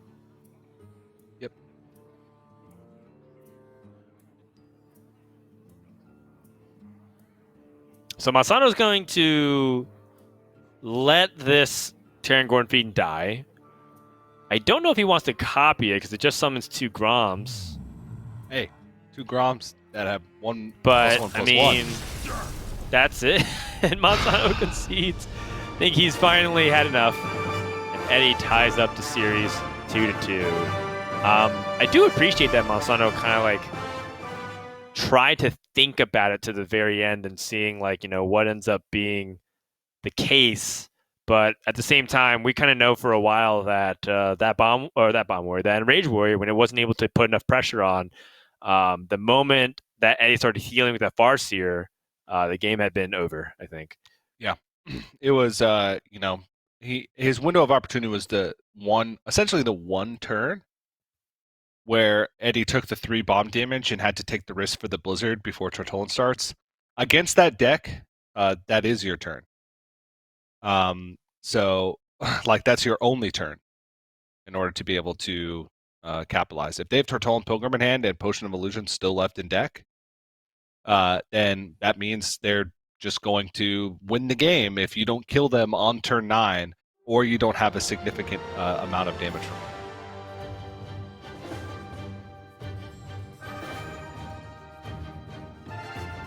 And now Monsanto will turn to the Highlander Priest. And this is a very, very tough matchup for Monsanto. He kind of has to pressure early. And if he doesn't pressure early, then he's going to put himself in a very rough spot because he doesn't have damage from hand. As long as Eddie plays it correctly, there shouldn't be any form of disruption with the Mind Render or Lucia. But that's essentially where his window of opportunity lies, is with that Mind Render or Lucia, because if for some reason Eddie is forced to play the full cost Tortollan Pilgrim from hand and only has low cost ones in hand, then the Mind Render or Lucia can maybe do it. So Monsanto here, the only thing he's really looking for in this mulligan is 1, Mind Render or Lucia, and 2, whatever he can piece together that gets him the most damage early. Yep, very much so. I don't, or maybe he has enough damage where he can out-tempo Eddie, and Priest is one of the classes that can potentially find a way to do that. Hard to say. Yeah. He is playing Highlander, which gives him more opportunities. Like, if he builds up a board full of small stuff and keeps chipping away, he can find Zephyr's Bloodlust to maybe close out a game. But that doesn't happen very often. He also plays a lot more random early game minions because you can't fit all your things in with 1-drops or with spells. I mean, so he has like Acidic Swamp Ooze, Imprisoned Biofiend, Wild Pyromancer, and then once you get higher than that, he's got the one thing, Cobalt Sticky Finger, Dan. Cobalt Sticky Finger, You could steal the Sphere of Sapience, and double Potion of Illusion. Ooh! Ooh! He's got Mind Render and Cobalt Sticky Finger. Uh-oh. So there's Potion of Illusion 1. This is how another way Monsanto can win. If That's Eddie right. draws both Potions of Illusion.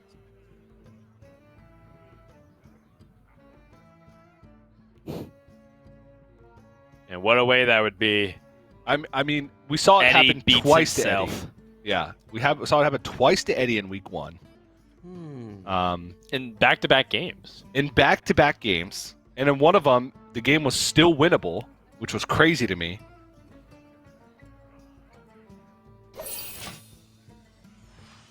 I also want to hold on to the coin if I'm Monsanto, because there is sometimes when you can just Mind Render, use the coin to get, what was it? It was...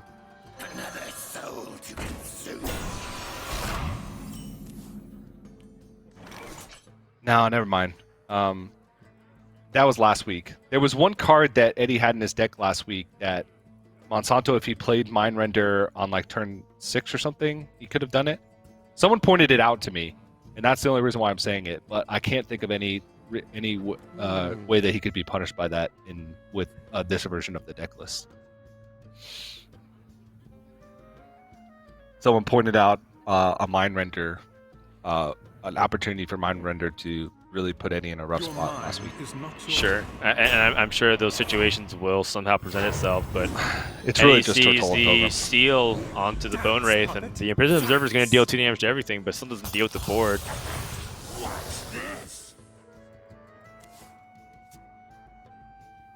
Tempo time. What makes Ooh, Jandis. Jandis. Nice. Dr. Krastenov. Oh, oh wow, Boom Pistol Bully. I mean, that was just in the deck for a long time. Right. To try to lock out other decks from interacting with you. Yeah. What to do? What to do?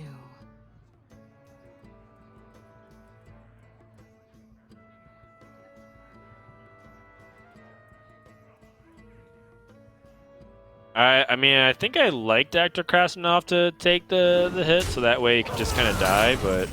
Yeah. So you keep your 5/5 around. Right. It makes sense.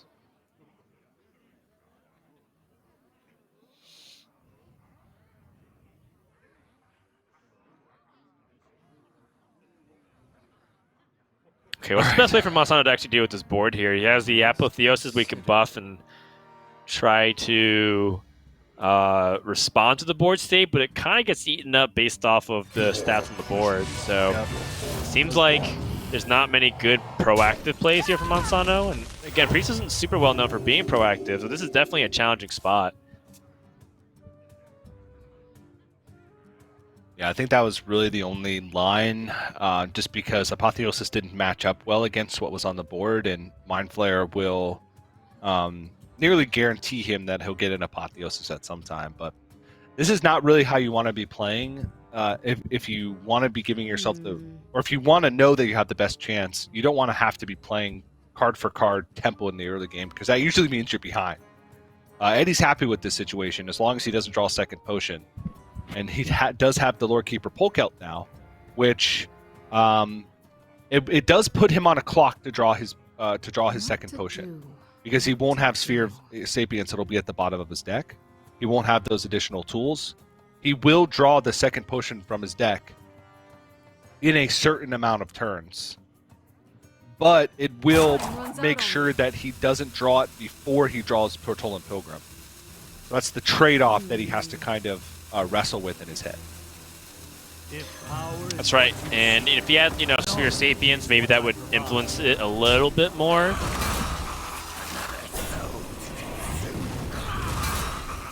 If you have Sphere of Sapience, you can just jam it. Whoops. Ooh, missed the attack. Eddie. I mean, if he attacked, he would have increased the power on board, which allowed Monsanto to trade and maybe do something more destructive. So I don't know if... I'll attack face, then. Yeah, if he did miss attack phase, I don't know if attacking the Mind Flayer actually really was the right call there, but...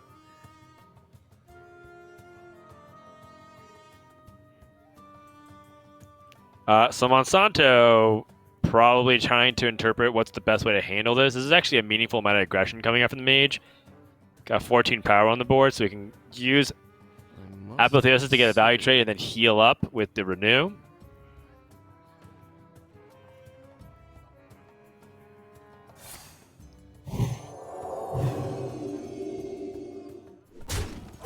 Box. Whoops.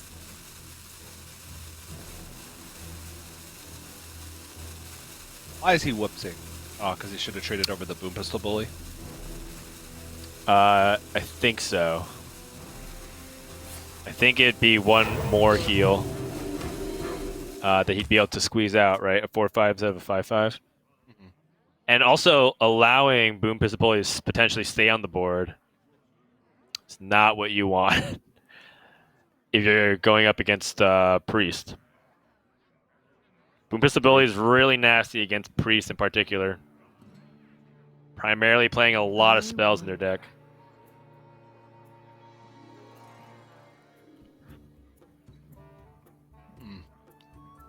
So Eddie can no longer draw the Sphere of Sapience, which is interesting. At least not from anything that we see is possible. He's going to draw towards the bottom of his deck. And so with that clock being understood, how does he best navigate a board state that can handle what he's doing? And I think that he just kind of has to stay the course here for a bit. Play toward Toland Pilgrim on 8. Try to copy that and just see whatever he gets from his hand, which just does mean he needs to dump hand space. He could also play Wand Thief this turn. Oh, interesting. He's going to go ahead and cash in on that right now and play Doomsayer. Okay. Yeah. This means that he's guaranteed Reasonable. to have Boom Pistol Bully in his combo. Yeah, I like that. Masato I like that could a be lot. really, really punished for leaving that Boom Pistol Bully up. Yeah. I think he recognized it too. Yeah, because now Mind Render doesn't matter. I wonder. Right. Essentially, right? Because it'll be shut off by Boom Pistol Bully, and Eddie can add that into his chain. So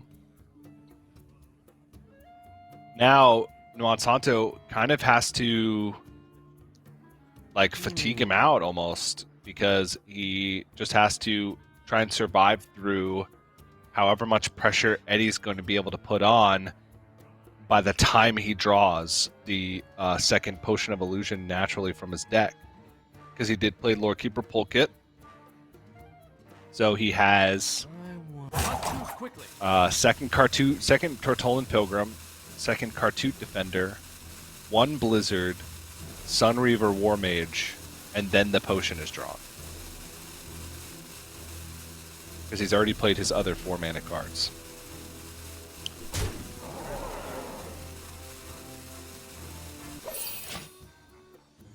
Yeah, it doesn't seem like there's much that he can do about it with the Tortolan Pilgrims now being in the hand. Can't dump it fast enough. So he plays Tortolan Pilgrim and Potion this turn. Next turn he draws his other Blizzard. Or the second Or Kartut his Defender. other Kartut Defender. And then next turn... so then he'll draw the other card after that, whatever he didn't draw of the Blizzard or Kartut Defender. Then he'll draw the Sun Reaver and then his Potion. So he has 4 turns until he draws his other Potion, and he needs to amass the most amount of Tortolan Pilgrims. Maybe Monsanto in his mind can figure out a way to make him run out of damage? Is that even possible? Yes. That's the trade-off that Eddie had to make in order to guarantee that he wasn't going to draw his second Potion of Illusion. Okay. What if Monsanto just steals this Tortolan right now with the Cabal Shadow Priest? So that way Eddie can't at least copy as freely as he would like to. Oh, Ray's dead. Okay, Cabal Acolyte does something similar. So there was a world where Monsanto could have... Yeah, so... What? No. He could have forced out the... He could have Mind Rendered, right? No, it wouldn't have worked, because he has Murzon in hand. I was saying he could Mind Render, play the 1-mana Tortolan Pilgrim, which would force Eddie to play his full-cost Tortolan Pilgrim next turn. Never mind, because then there would be no... Yeah, it would force Eddie to play his full-cost Tortolan Pilgrim next turn, and then save the Raise Dead, try and Raise Dead his Mind Render, and then Mind Render the hand full of cheaper Tortolan Pilgrims. Right. Does that make sense? I think that makes sense. Nobody move and no one gets hurt. It makes sense if you don't think about it. I think it does make sense. I think he is supposed to do that. Or maybe he just thinks that the better option is now to wait until wait until he runs out of damage. But the thing is, yes, because the limiting factor actually would be Eddie's board space, right? Like he would run out of damage. Yeah. And then like Eddie would try to combo him with 1 turn. The Sun Reaver does 4 damage. So you need You're in my hands 8 of them, now. so that way it equals 32. I guess 9 if you really need to get past armor. And that's really hard to curate a 9 Sunreaver turn. Or even just like 6, because you just need hand space for it, and you need Tortillon program. Yeah, I mean, I feel like he should have played the Mind Render last turn anyway, because now he's just never going to be able to play it because the Boom Pistol Bully is just now in the mix. Ah, yeah, that's another good point. The fact that Boom Pistol Bully makes these battle cries really difficult. Yeah, he could have played in the first place. He could have played Mind Render, dumped the 1-mana Tortollan. I'm trying to think of any punish. Murazond, since he would play a spell from his own deck and not the potion, wouldn't do anything. Yeah, I think that was the play. And then you can just raise dead Mind Render, maybe even the next turn, and dump all the 1-mana Tortollans. I wonder. Yeah, just raise dead your Mind Render. Which wasn't actually that unlikely given how few minions died. I wonder if it was a case where maybe Monsanto could have done the same thing right back.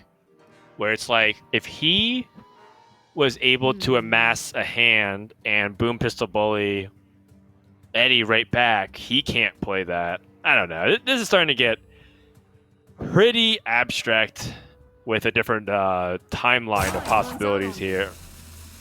I still stand by the fact that I think that Monsanto's in really big trouble here. I don't think there's much he can feasibly try to do here. Nobody move and no one gets hurt. Oh, I mean, Eddie's kind of running out of time a little bit. Wait, what if instead he Mind Render Lucia? No, he can't play. He can't, just because you swap hands. I don't think your Battle Cry minions cost less, right? No, they still. So I was cost thinking about like filling up the hand before Eddie inevitably, because isn't this like the turn where you draw, Sunreaver Mage? Oh, he doesn't know about the Cartoon Defenders. Okay, so this is a guess, right? Because we know Eddie's next draw is the Sunreaver War Mage. Yes.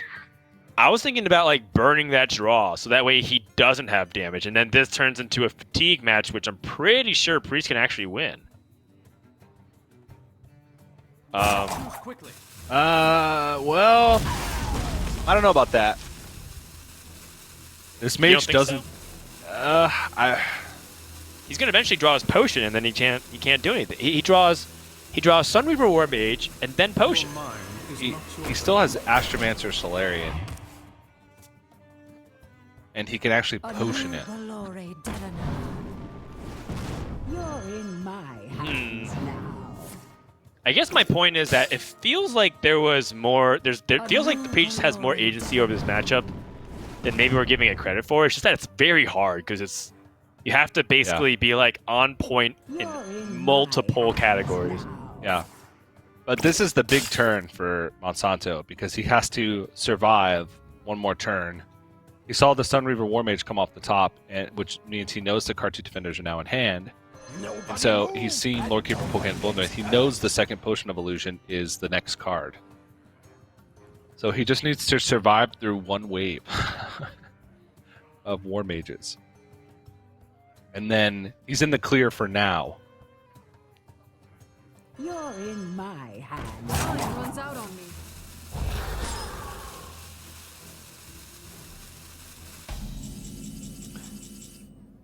So then, what does he do right now here in this position? Does he Soul Mirror and clear it off? Yeah, Soul Mirror heal.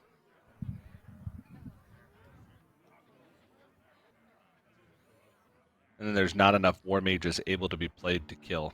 I wonder.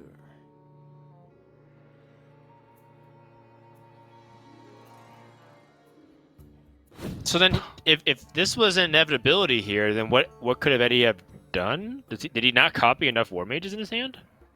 Yeah, there's no way you can deal that much damage with War Mages in a single turn. Okay. I wonder.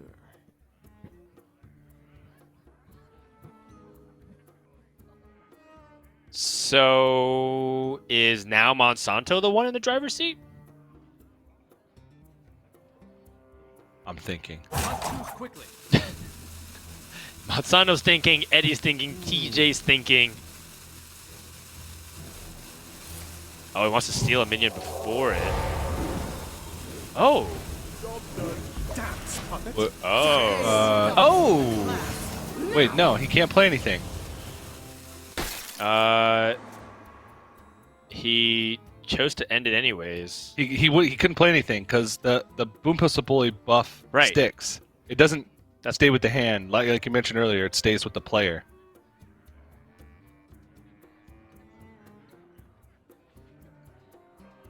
Oh, because he knows that.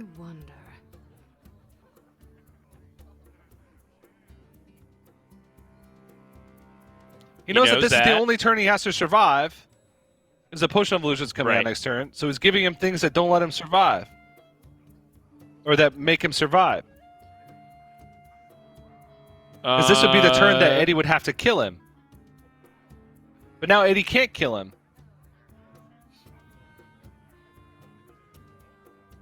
Time runs out on me. Right? I think so. I mean, it makes sense. Monsanto swapping hands also means that, you know, that next draw gets missed.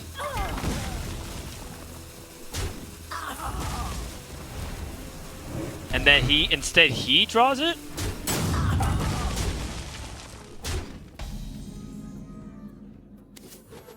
No, it'll still go back to him. Like, he's still gonna... Right, no, I meant more that, like, Eddie stalled for a turn and he didn't get the draw then, but... Yeah. I don't think that's that relevant. I definitely need Monsanto to break this down afterwards. I know that he's actually a person that likes to talk about his plays on social media, but, you know, a lot of times we try to, like, make sense of a lot of these, what's going through the player's head. I gotta say, this one's very complex and difficult.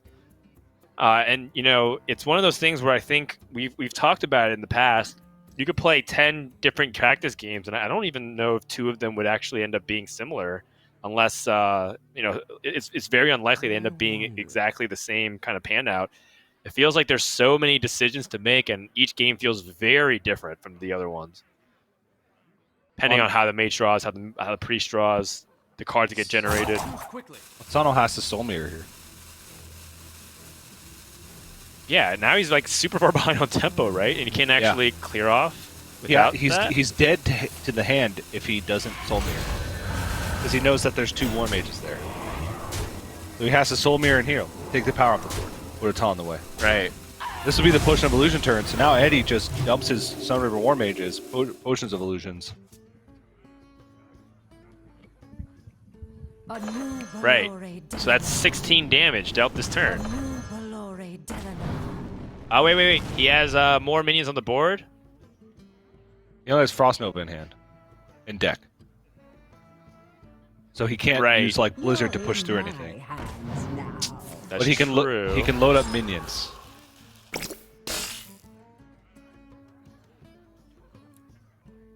So Oh, Cabal Shadow Priest. Yeah. Wait, doesn't have then board he's out of space, board though. space. Can he ping? Wait, but he can ping. No, he doesn't have the mana.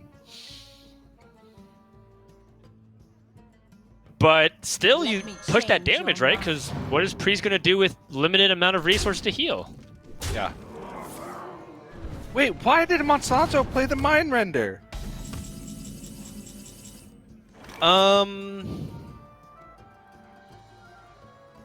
Okay, no, he had...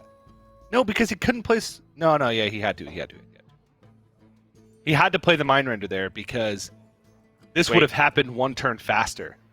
Yeah. I think that was what it is. It stalled. But, like, if we were to boil it down to, like, a really pivotal moment as Monsanto plays Murzon, he's going to be able to potion, by the way, right back, which is kind of hilarious. And Eddie won.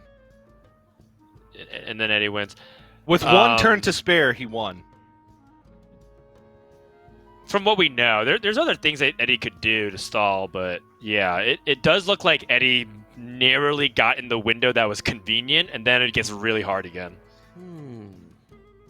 But Monsanto, not having that boom pistol bully that gets killed might have been the fundamental reason he ended up losing here. Monsanto, you can see how disappointed he is. Eddie advances to the finals.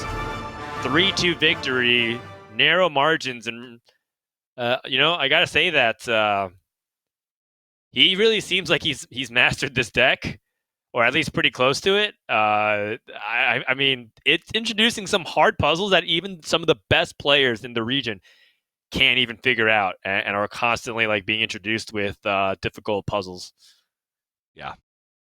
I don't know, Dan. I don't ever want to cast that matchup ever again. It's pretty hard. And there's like this instance where like him having Murzon like gave him another Mind Render, which gave him a 1-mana Mind Render, which gives him like other things to do. I think that's kind of what he was thinking about, which was like if he plays Potion from hand, then I play Murzon, then I play the Elucia, and then do other things. But it's just too expensive. It's too expensive. It's too complicated. Your hand's not. It's too clunky. And in the end, Eddie was able to get the win, 3-2. He's gonna wait the winner of Language Hacker and Bloody Face. Bloody Face, the sole non-Canadian in Grandmasters top 4 for this week. Yep. And that's going to be coming up soon here as we get ready for the next series. We're going to take a few minutes to get ourselves set up for semifinal number 2. When we come back, we're going to resume the top 4 here at week 2, day 3 of Hearthstone Grandmasters for the Americas. Hearthstone Grandmasters is brought to you by T-Mobile. Switch today and rank up to America's largest 5G network. T-Mobile.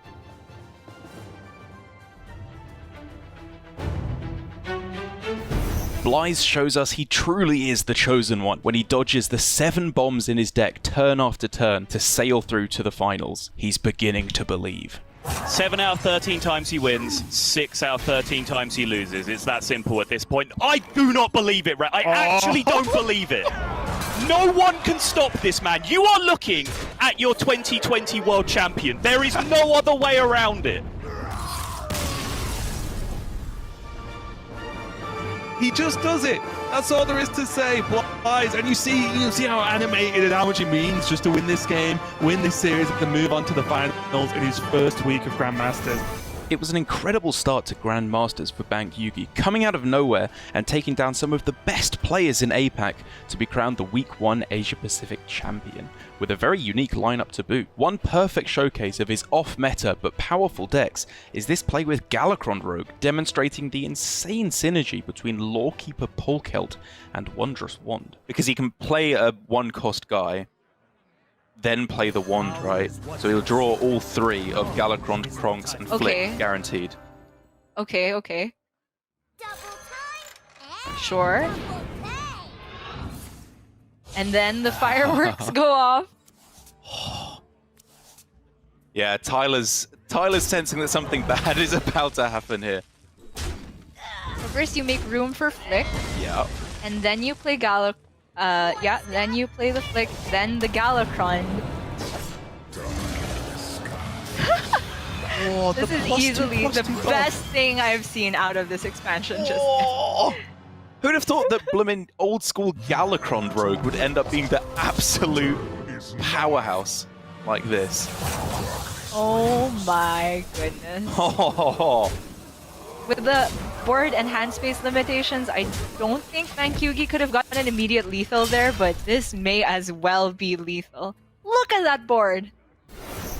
Mind Render Elucia is one of the funnest new cards in Scholarmance Academy for the person playing it. Not so much fun, however, for No Hands Gamer, who gets his own claws stolen in order to deliver a very priesty lethal at the hands of Language Hacker. He finally gets his claws. Oh! All right. Nice. That's awesome. And I think Language Hacker sees that.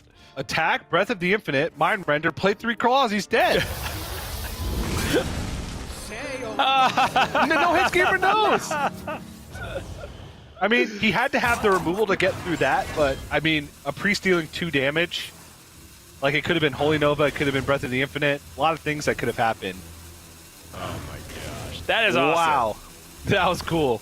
Priest doing priest things. Language Hacker is going to take the series 3-2 in advance to play Bloody Face for a top 4 spot on Championship Sunday. In one of the best macro game plans I've seen in a long time, Bank Yugi picks up Malagos's Fireball on turn 6. Despite having multiple good opportunities to use it as removal, he saves it all the way until he's in Fatigue before comboing it with Zephyrus for a beautiful lethal. Right, Squall Hunter, Fireball, Zephyrus. He has 3 mana remaining. Lava Burst. That's it. That lay on hands was nuts. We were forgetting about the key extra bit of burst damage along the way from Bank Yugi in the Zephyrus, but what a way to close things out. It looked like Chonsu had just gained way too much health to have any chance. Who else but the Muzz could counterspell a 10 mana spell, then use his own 10 mana spell to hit lethal later that very game? What a way to be crowned Week 1 America's champion. Keep around a 4-4. Oh, no! Oh, round of applause. Muzzy Language is- clapper, giving it up for Muzzy here, and Muzzy gets a free turn. He essentially skipped his opponent's turn. What? Oh. Nope. And he's dead. That's it. What a game. What a series. What a weekend. Muzzy's going to take home the first week of Swiss with a championship under his belt.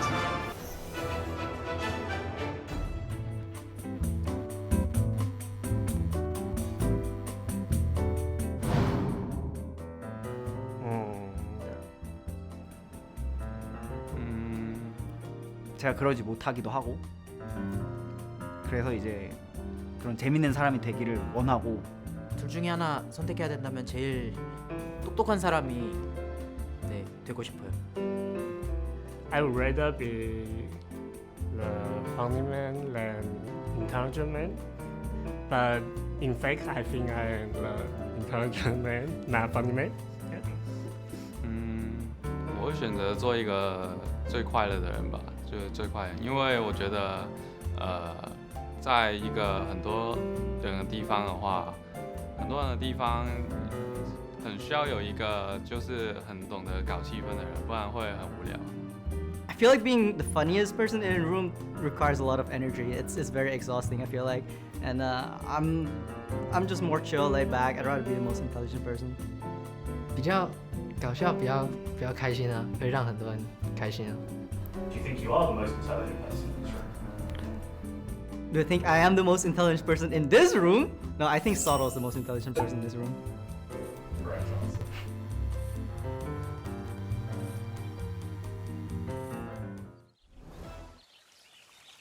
Hail to thee, O Scholomance, the magic school of your legacy of glory shines. May they stand forevermore.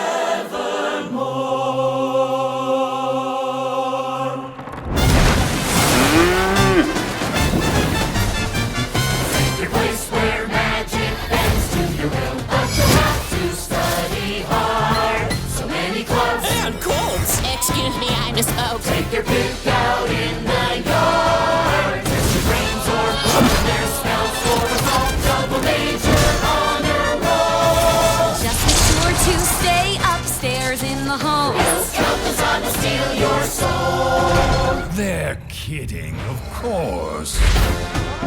Dear Magic School, we vow to stay right and true. Oh, Scholomance, we love you. Hey, hey, USA!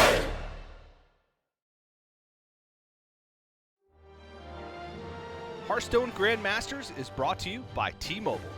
Switch today and rank up to America's largest 5G network. T-Mobile.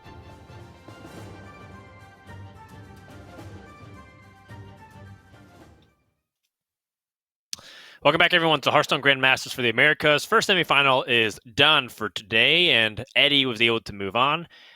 Challenging him will be either Language Hacker or Bloody Face, two players who seem to be, kind of fighting for the top of Americas alongside Eddie. And it's kind of interesting that the final 3 players remaining was on preseason rankings that I was able to do with Admirables. I think these 3 players are the ones who really define the Americas region at the moment. And it's no surprise to see once more Language Hacker make it here. And, it feels like his ascent in the past few years in particular, along with Bloodyface, have really ushered in a new wave of players who have been super consistent over some of the heroes in the past that we've seen, carry that torch in the early days.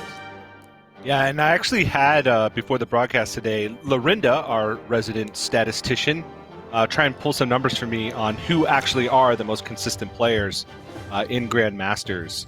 And the 4 players that we have in this top 4 are all in the top 5 highest win rate players of all time in Grandmasters, minus players that left like Dog or players that were relegated who wouldn't be up anyway. Bloodyface is first with about a 64% win rate. Eddie is second, 61%. Frozen is third, 58.8. Language Hacker fourth, 58.6, and Monsanto fifth, 56.4. So the only person that we're missing is Frozen. If we had a top 5 or whatever, and Frozen was actually close to making it to the top 4 in both weeks. So that's pretty insane, just the level of play at the top end. It seems like we're constantly seeing the same players make it to these top 4s and make it to the finals, and that's why. Because the numbers back it up. That's right. This rogue deck from Bloodyface is going to be starting off here. And yesterday it was the T-Mobile deck Spotlight.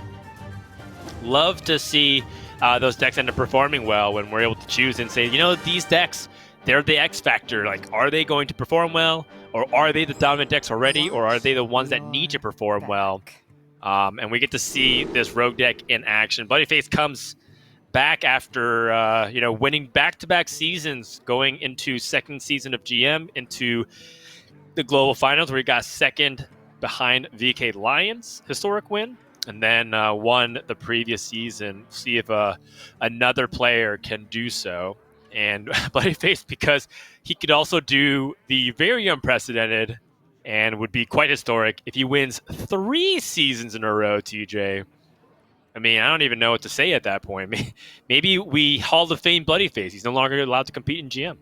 Out of all the so many game sample size that we have in Grandmasters over Swiss for this year, all of the additional matches that we played in round robin, plus round robin last year, and assuming that Bloodyface just didn't get along with Specialist at all, and his first season in Grandmasters, because of that, was kind of a bust. As soon as we went back to multi-class format, he did well. He's still more than 2% higher win rate percentage over the second highest person in America's Grandmasters, which is Eddie. So that type of dominance is pretty unheard of in the grand scheme of things when you're talking about the highest level of play for a region. I agree. And so let's go into this game here. Turns 1 and 2, pretty straightforward from Bloodyface. Love the no attack because he needs that Great Heart Sage. And kind of made it difficult for Language Hacker to even get the potential, coin into Wild Growth and the Overgrowth. Not that Language Hacker was really planning on doing much anyways. Yeah. He's like, The coin will give you a mana at the measly price of 1 mana. Now that's a deal. 1 mana equals 1 mana. So wise, Stan. Yeah, I think this is more like Language Hacker. How does he want to use his hero power? If it's worth preemptively investing into something, because he does have Speaker Gidra on 3 if he needs it.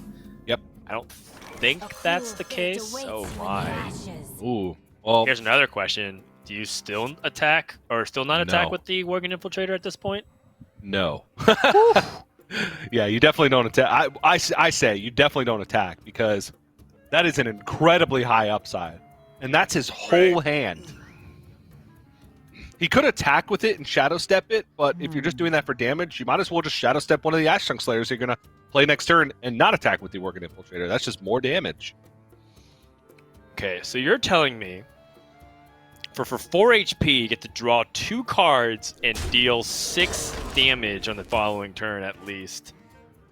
I am willing to take that trade. Yeah. Okay, so Language Hacker, he's got some explosive potential here. He's got up to 7 mana this turn. Doesn't really obviously want to much. play the exotic Mount Seller just like that. So I think this is an overgrowth, and then try to leverage his front-loaded mana gain next turn. Yeah, problem is like the exotic Mount Seller's a little bit awkward, but he could go like Lightning Bloom, exotic Mount Seller, Innervate, Nature Studies, Bog Beam? No, he wouldn't. He would have be 1 mana short for Bog Beam, right? With that sequence of events. Deal with him. Okay, well, I mean, that's a lot of damage coming in. That's so much. The Shadow Step for the Cult Neophyte to lock out the spells. Language Hacker. Unhappy to say the least. This is lethal being presented on board. It's 14 damage. He's at 14 life. Teacher's Pet. Hey, you know what he could do, though? Speak of Gudra now gets buffed by a more expensive Nature's Blessing, or Nature Studies, excuse me. So now he could trade it, for example, into Greyheart Sage. Try to identify something.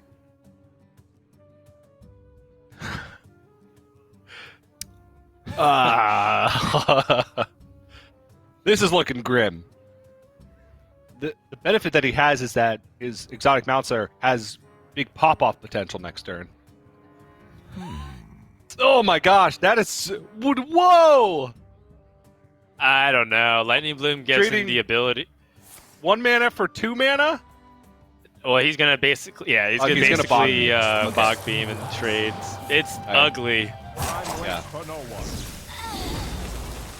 It's ugly, but what choice did he have? I think I was open to the idea of Nature Studies, so that way he still gets trades. I think he would lose his Gidra, though, which is what he doesn't want to happen. Yeah.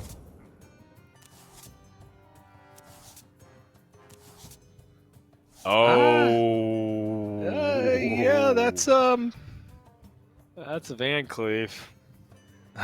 That's a big old Cleef. You could even Spy Mistress, attack with Ashtongue Slayer, Shadow Step the Ashtongue Slayer, and then have it for the Spy Mistress next turn. Right. Just play it on the following turn. You don't need to play the battle cry. It gets us 3/2 on the board. Language Hacker's like, and I know what Language this is. Hacker. Okay, yeah. I mean,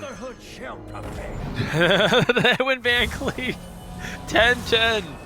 Challenging Language Hacker's ability to provide defense, and he only has Teacher's Pet or Exotic Mount Seller. I don't even know at this point. With that start from Bloody Face, you know there's a sap somewhere. Yeah, it's just that it happened to be in the secret passage. Yeah. And unless a taunt minion comes through,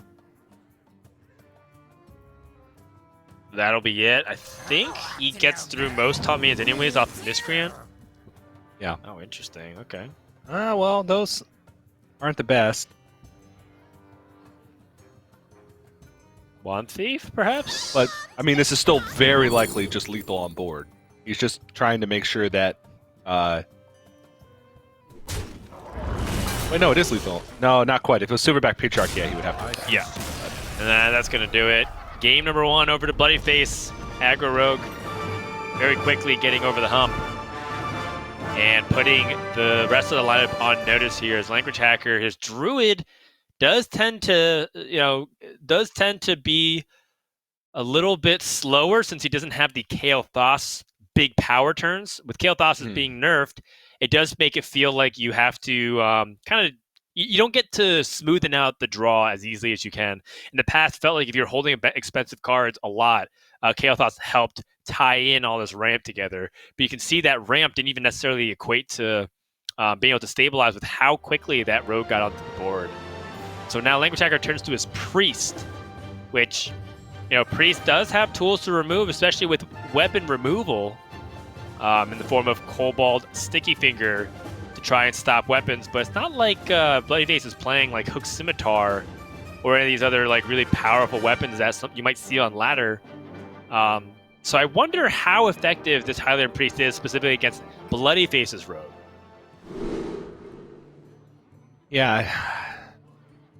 So one of the things watching Europe that impressed me the most was just how Bunny Hopper navigated different matchups with his rogue. That's kind of similar to Bloody Face. The difference being that Bloody Face has chosen to go a little bit more aggressive with stealth, whereas Bunny Hopper went with a little bit more value with secrets. But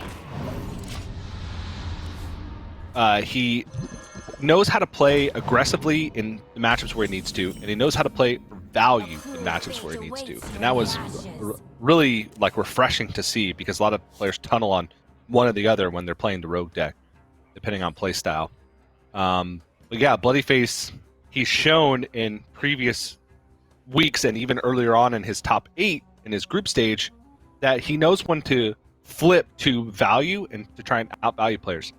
If you think back to the game against Zalay's Priest, which wasn't Highlander, it was Galakron, but he almost outvalued Zalay and ended the game that way when he knew that his early aggression was getting forwarded, and that was very impressive to me. And I think that he's shown a ton of flexibility with the rogue deck because of those things. Yeah, I definitely think that. Hold on. Mind Flayer Karsh here is actually very nice to stake onto the board, and that does mean that he has a higher chance of having a minion that can potentially get Apotheosis if he draws it off the top.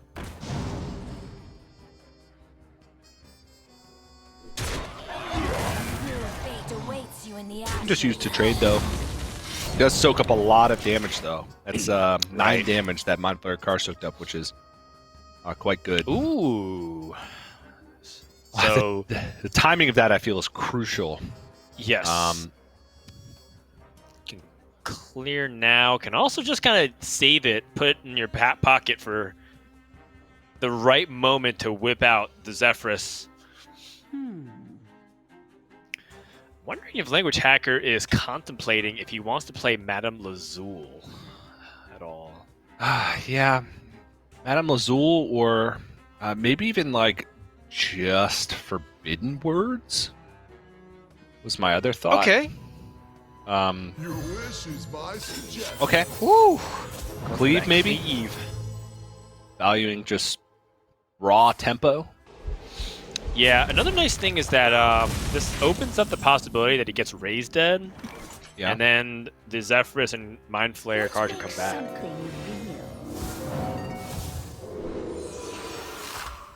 The Wasteland Assassin. My, that is sick. That's so good. So because with the Reborn effect, powerful. it also comes back with stealth.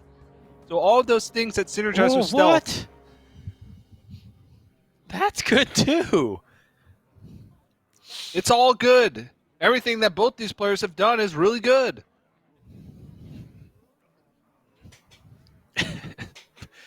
Yeah. What is I like that you say done as if they willed it into existence.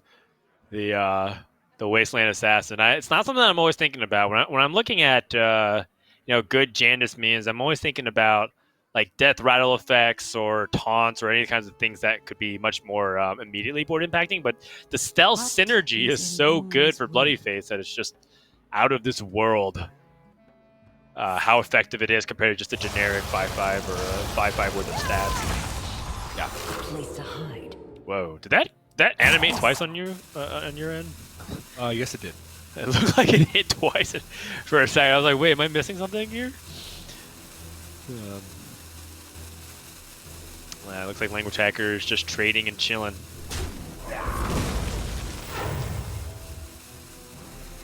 The future is clear. Ah, okay. Putting out the Madame Doesn't have much Lazul time to kinda react see. to this. Secret Passage with Priest? I guess it's like if he needs to have some kind of play and he doesn't have any. Yeah, I suppose. Also, he got some pretty valuable information. He saw Edwin Van Cleef, which means that he knows this Shadow or Death has to be held for that. Oh my. Counterspell or Polymorph or Font of Power. kind of think... Okay, never mind. I was going to say, Font of Power gives him value in a situation where he doesn't have much, but he does have Shadow Step.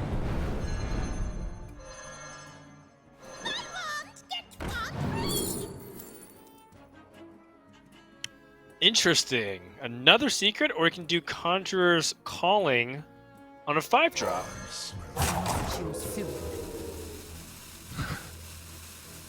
Options are endless. Yeah, I think that I'm okay with playing the Sneaky Delinquent and attacking because now I have 2 stealth minions, and also not the end of the world because the Stealthy Delinquent gives you a stealth minion.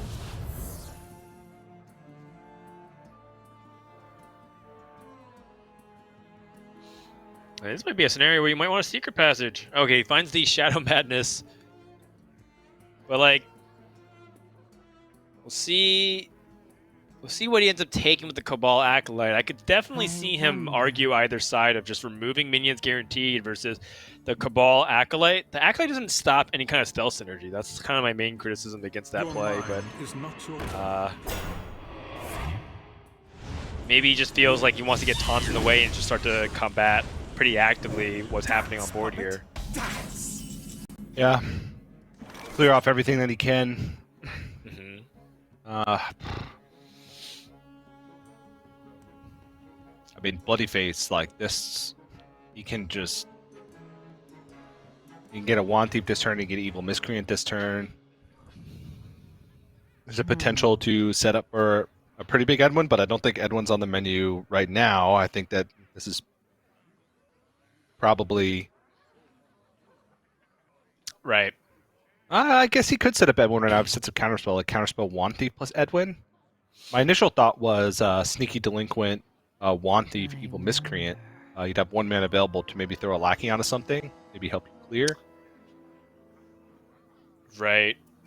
I'm also thinking about the possibility of, like, what if Edwin just gets played as a 4/4?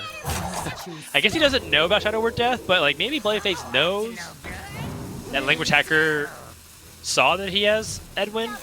That might disincentivize him from wanting to play into it, but it just seems like he's just going to go for the value line. He's going to have a much bigger hand than that of Language Hacker. Cobalt Spellkin, just more potential damage through the form of Sinister Strikes and Deadly Poison. I mean, this looks like an aggro rogue, but this has basically turned into like a mid-range tempo rogue style. Yeah, that's why I like the flexibility. You get something for 2 or less mana. Power Shield! Okay. Oh, that's so good! Yeah, I mean, that gives him another look at things. Psyche Split. Okay.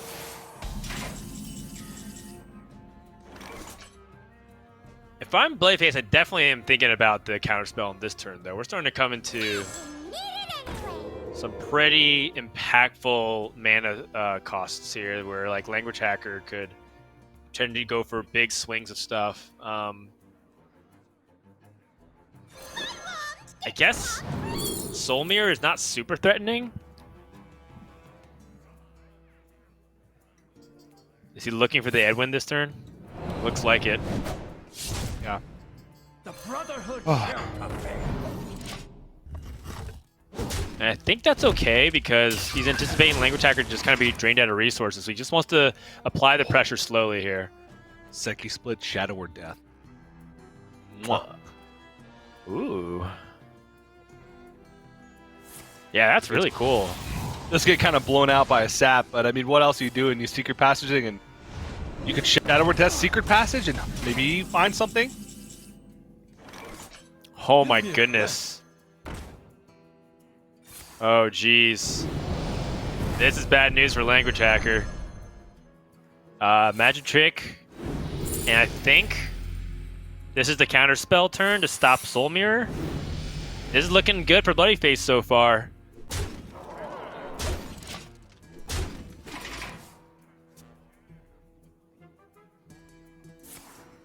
Dragon Queen Alexstrasza, Language Hacker going for the secret passage, gets counterspelled.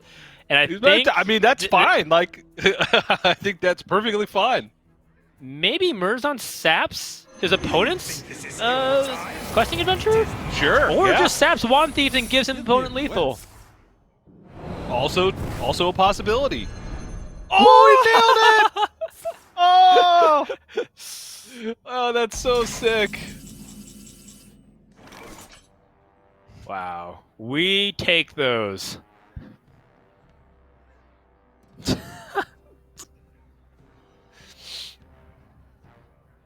All right, now Bloodface has to kind of figure out how to get back into it. He knows Counterspell is also up, which means Secret Passage is just not playable. So Evil Miscreant might give him Honestly, a Rush Lackey. Yeah, honestly, like, no great way to get rid of this Counterspell in hand, which is awkward. Secret Passage has so much value. Conjurer's Calling is so expensive, even though it may not have necessarily the value that he'd want.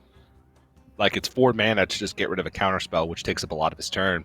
When basically Bloodyface's goal from here is to develop a big board while also keeping his hand full. Like, develop a big enough board to threaten and keep his hand full simultaneously. Interesting. He has an opportunity to pick. Actually, there's a case for all of these. Evasive Dragon's really hard for Priest to deal with. Ysera is the highest value.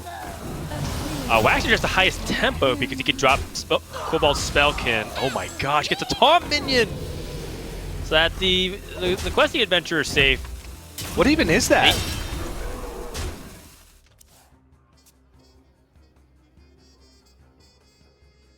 I will find it if you give me 2 seconds.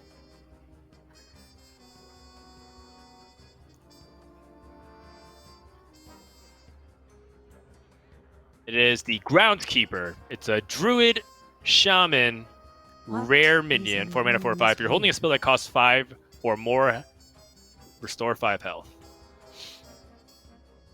I have not played against that card. It has not appeared, and I actually haven't built a deck with it. But yes, it is called the Groundskeeper. Very solid card, actually, in terms of its stats. 4 mana, 4/5 with taunt.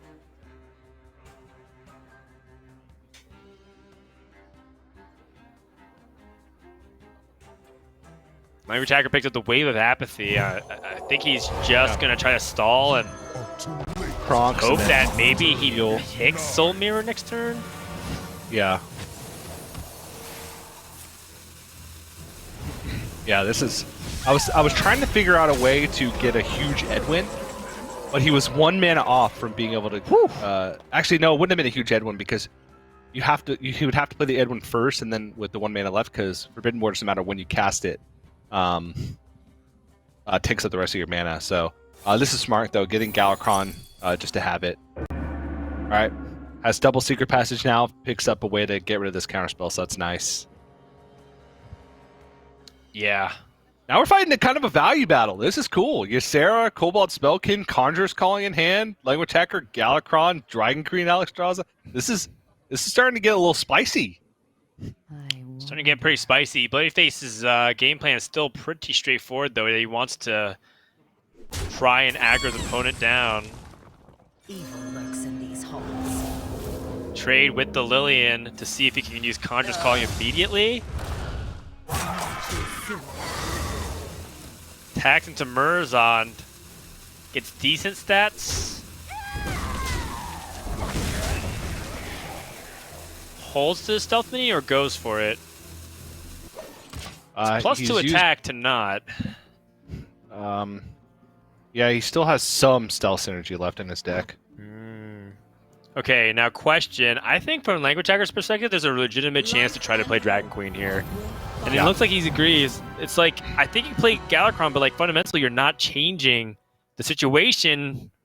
One card that might change it, though, is those Dormo just from the raw stats, and now Bloodyface has to go quick. Ooh, here we go. I mean, Secret Passage takes a long time. Make haste.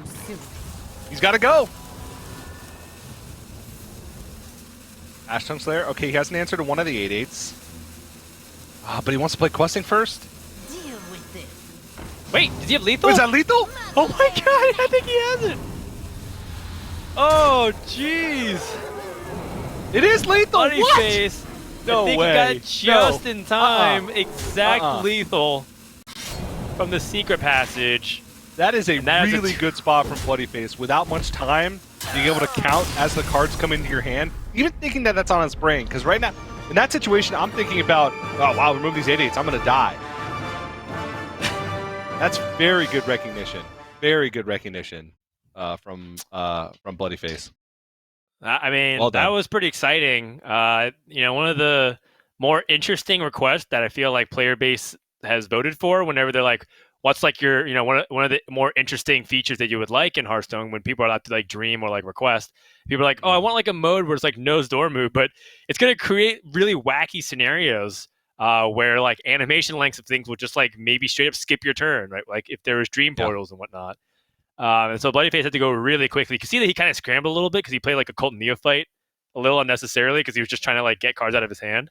And it's like, wait, I actually have the damage as he's like waiting for the animations to finish. So it wasn't perfect. Yeah. Okay. If you don't play the Cold Neophyte, but with that much time and like that short of margins, barely even time to double check. Like knowing your opponent's health total, knowing how much damage you have on board, knowing exactly how much each card you draw is. So I had that was cool. Definitely not expected, but cool. Yeah, now we go into game number 3. Completely different type of matchup.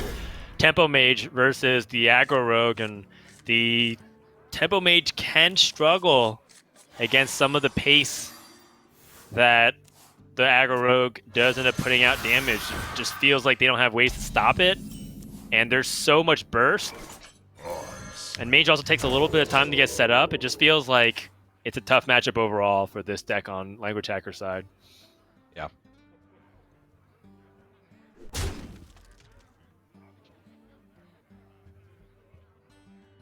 All right, well, Mage versus Rogue it is, and yeah, I mean, everything you mentioned, plus the fact that you're doing things before they can get set up, and then even if you manage to get your power turns, it's not just about like getting safely to your power turns. It's about getting set up enough to where your power turns actually are impactful. Like he needs to not take too much damage and not fall to the early aggression. Then he needs to hit his power turns, which is like Sorcerer's Apprentice, Mana Cyclone, or Evocation, that kind of thing. And then on top of that, he needs to actually find the tools to close out a game, which is like Mana Giant plus Conjurer's Calling, and hope that that sticks enough to where he can finish it out. Potion of Illusion, I feel like that Wand Thief offers that way more than any other mage spell. Yeah. Maybe just in Grandmasters. It feels like we have to mention that every single Rogue versus or Rogue game that we cast with Wand Thief. Wow, and like Potion of Illusion with Cult Neophyte. I mean, that's just nasty. Oh! Okay. All right, Language Hacker. I see you. Yeah, Getting some yeah. really nice shots. Yeah. Yeah. It is every time when we're like hanging out like in a Discord call and like talking to like Casper or like these other they always go yeah and then just move on, like as if like that's like a let's end this topic and move on and talk about something else. I'm gonna hold that one I in don't my think back Bloodface pocket. plays any secrets in his deck, so Ancient Mystery seems to be out. Counterspell and Conjurer's Calling is interesting. We saw Conjurer's Calling actually be somewhat relevant that previous game to help him clear off that board and have some ways to interact. But Counterspell is particularly interesting against a deck that thrives off of playing a ton of small spells, because while it technically would be like negative tempo if they're like investing a 1 mana spell into a 3 mana counterspell, it's disruptive enough where it sometimes makes Language Hacker's turns really poor. It's fascinating. Yeah, I think the counterspell is just too good. Because usually when you go for those big pop-off mage turns, like order matters and planning matters. Like if you kind of need to start the turn with a Ray of Frost, then all of a sudden you don't have the twin spell Ray of Frost to fall back on. Oh, 2 4/4s. You could just backstab both. Yeah. Backstab both. I mean, it's funny. Okay, so I have a theory, TJ, is that humans, for some... I read a study one time that humans are a little bit biased to be picking things on the left. That's why they put hosts on the left. That's why they put information a little bit to the left visually. You read from left to right, yeah.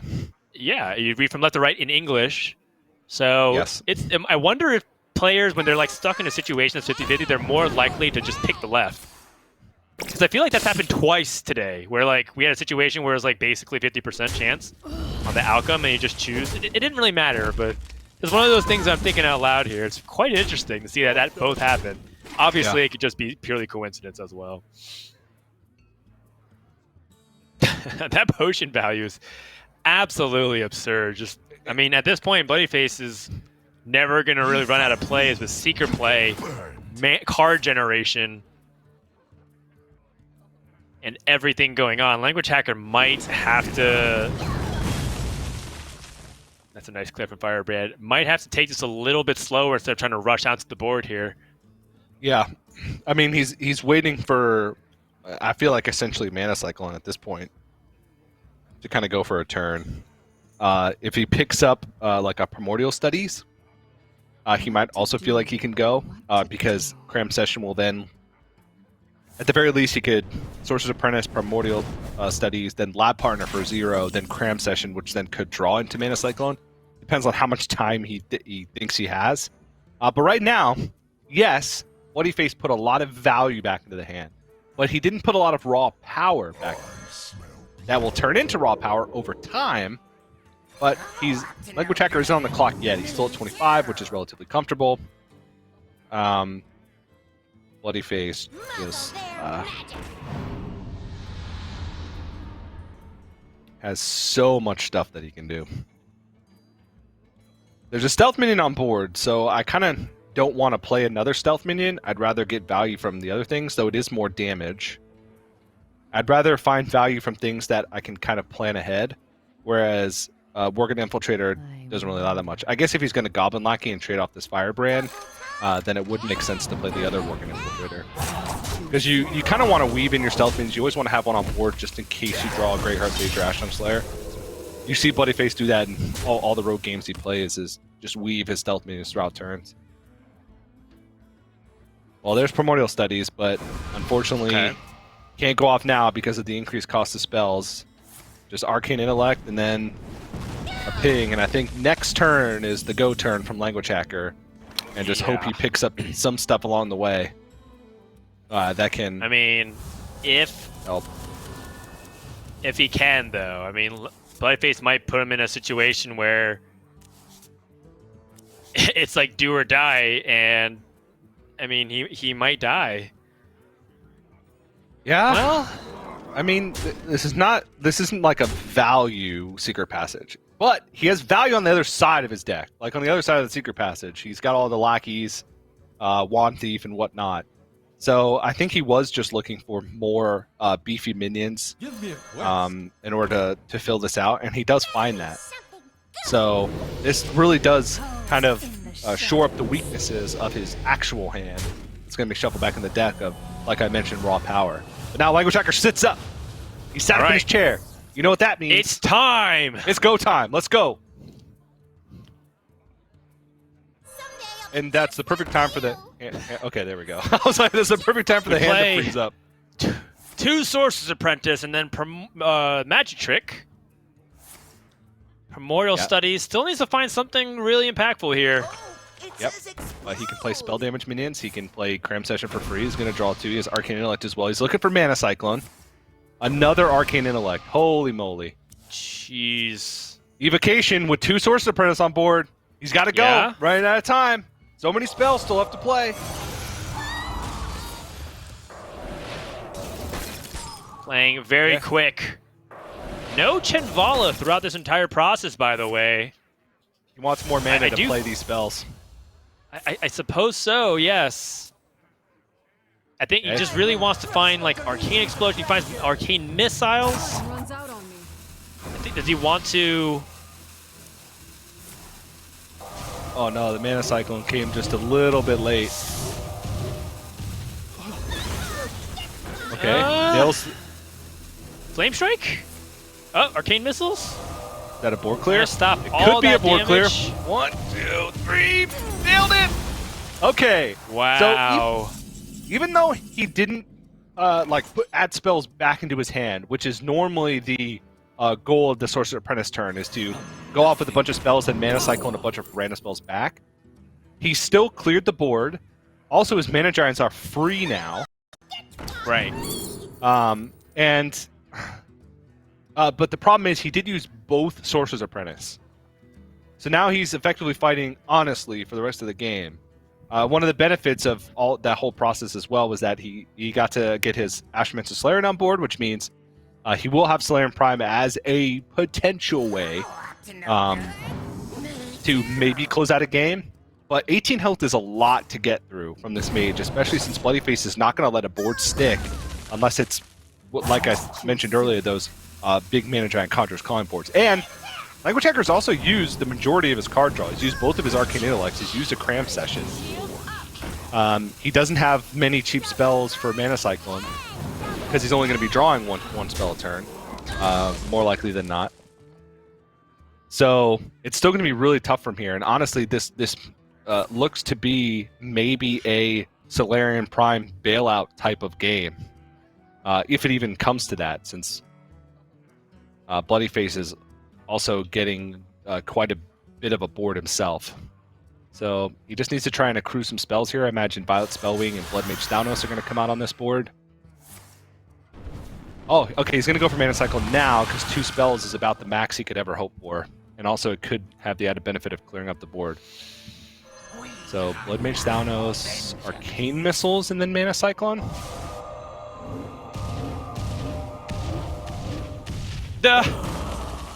Okay. Wow, that was terrible. I mean, he still has another chance. Okay, Another Primordial Studies. On average, doesn't actually do much. No. Actually, it might even increase power. Okay. Another Astromancer Solarian.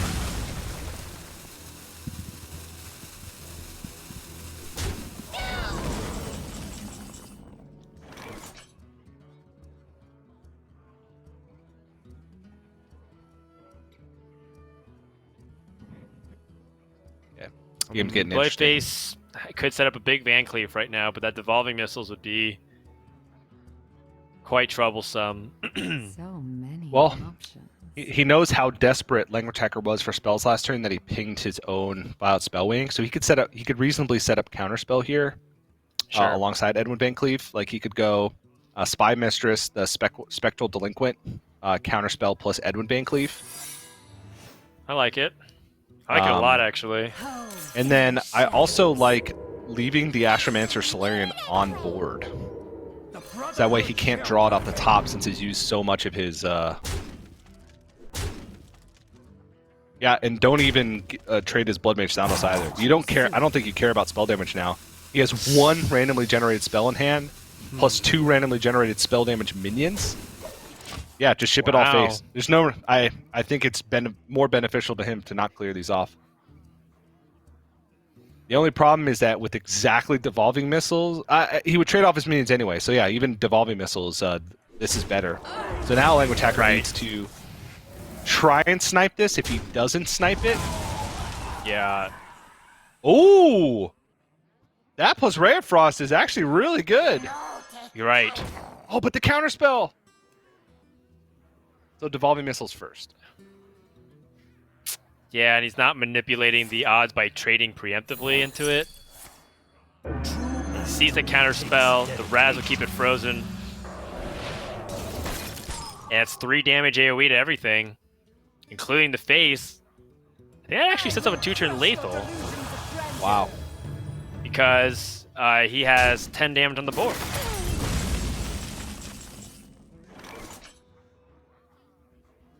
Oh, geez. You hide head here like first for the taunt? I mean, it also might get something that can help him, like, with the board state if he gets Twin Tyrant or something. Yeah, Twin Tyrant or like Evasive Worm. Evasive Draconade could also be pretty good too.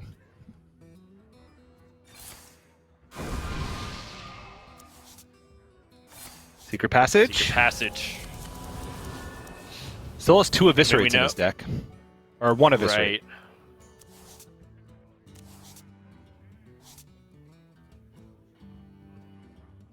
Yeah, Jandis needs a rush. What makes something 2 rushers. Or taunts. unprovoked?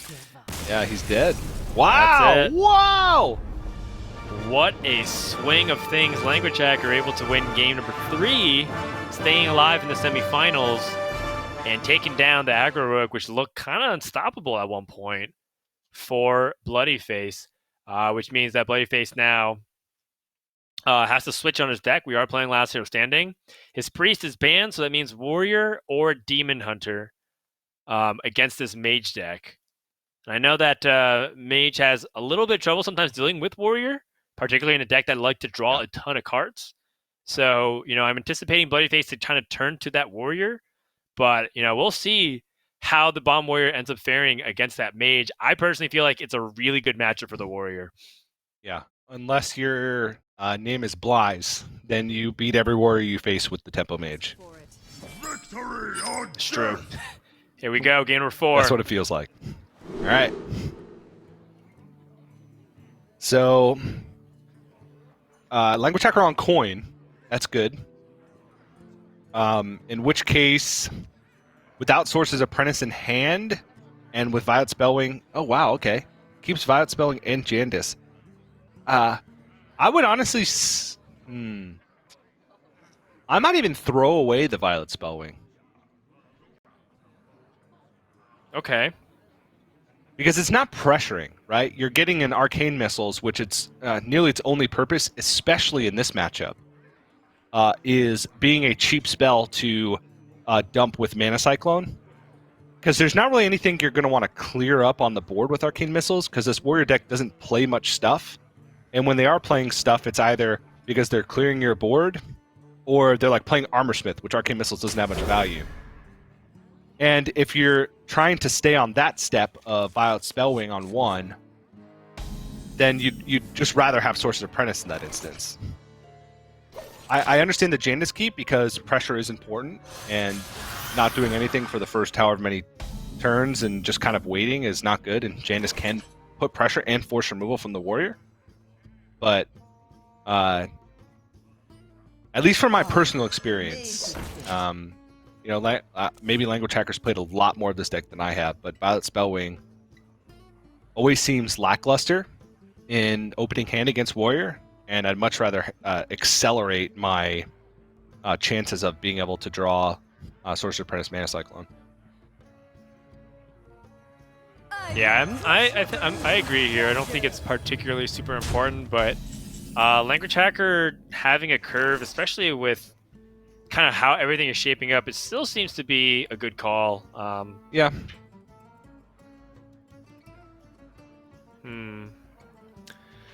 Well, Bladeface picks up a second Armorsmith. That's kind of awkward, but I guess if your opponent has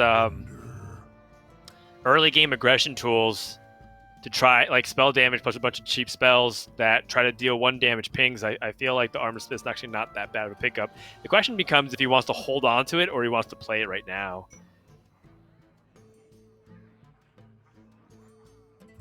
With no weapon in hand either, it just definitely makes it more awkward for Bloody Face moving forward. Yeah.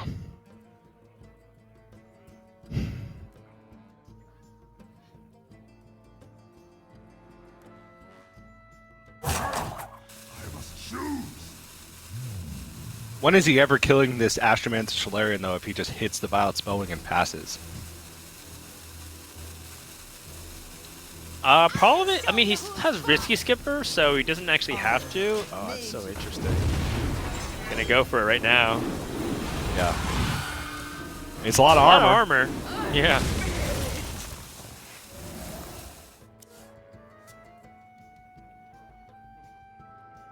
And Language Hacker does have Firebrand ready to go to stop any kind of Battle Rage from coming out.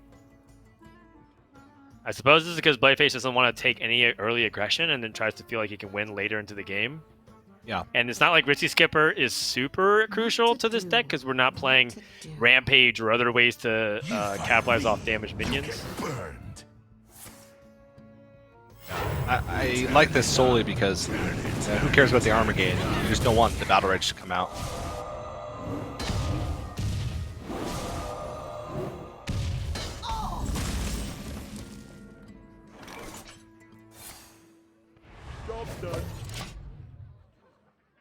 No weapon. Captain Greenskin, Dr. Krasnov in hand.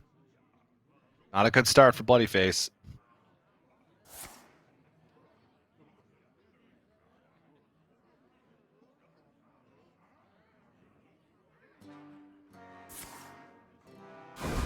Well, it doesn't seem like it picked up anything meaningful off that Magic Trick since Cram Session doesn't exactly benefit from what's on board, but he finds two lab partners. Wow. Okay. Oh, jeez. It feels like we're regularly placed in a situation like this where the warrior does not have the weapon to be able to draw it and play it and be able to continue to benefit off of it. Yeah.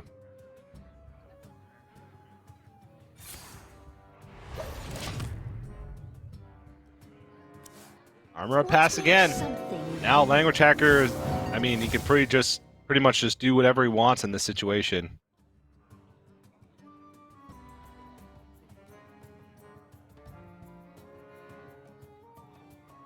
Ooh. I don't think there's an opportunity to get lackeys at all whatsoever. Not that it matters because it's a battle cry, but it's definitely more interesting to think about like what Language Hacker can do to piece together an offensive. Next turn, he does have the ability to go for this massive card draw turn and replace everything, which is great.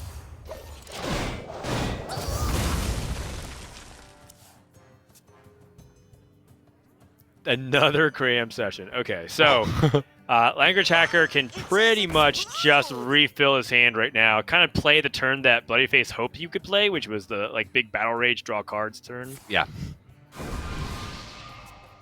He doesn't actually want to play the other lab partner immediately because I don't think he actually can hold all those cards in his mind if he drew the extra card. Yeah. No, actually, I think he could have.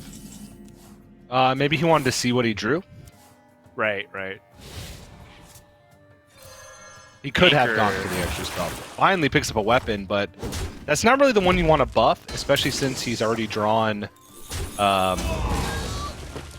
pirates. Like, the only pirate he has left in his deck, I believe, is the second Risky Skipper. Oh, no, he has a Horde Pillager. Okay, he can get value out of the last two swings, but you don't want to Captain Greenskin this weapon, so just kind of awkward. But it's better than nothing, right? He's drawing pirates out of his deck, and he drew the weapon out of his deck. So that means like he's more likely to draw into Wrench Calibers at this point. All right, well, the Astromancer Solarian, not really Kona Cold on himself. Frost Nova not super impactful. Uh-oh. Kills himself. A lot of nothing. And that's kind of the risk that you incur, though, when you play Astromancer Solarian on an empty board. That was definitely subpar, to say the least. Yeah. Someone's got to lead the charge. Bloodyface. Gotta be pretty happy to see that, though. Language Hacker, though, still has the fallback of, like, Mana Giants into things, but definitely feels like a potential missed opportunity there. Yeah, apparently Bloodyface had accidentally discovered the portal to Narnia. And realized that he's in the middle of a Hearthstone match. He'll go and hang out with the lion after this series. But yeah, I think you're right. Equipping the Wrench Caliber now is totally fine. Language Hacker kind of showing that he's still in the middle of like acquiring resources at the moment. True mastery takes. But, I mean, he's doing a good job of that. Totally.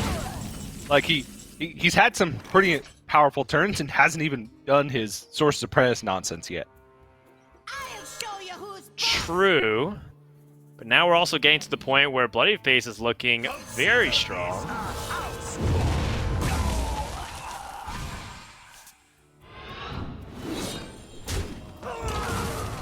Does seem that he has to use this Bloodseer Corsair to get that extra hit.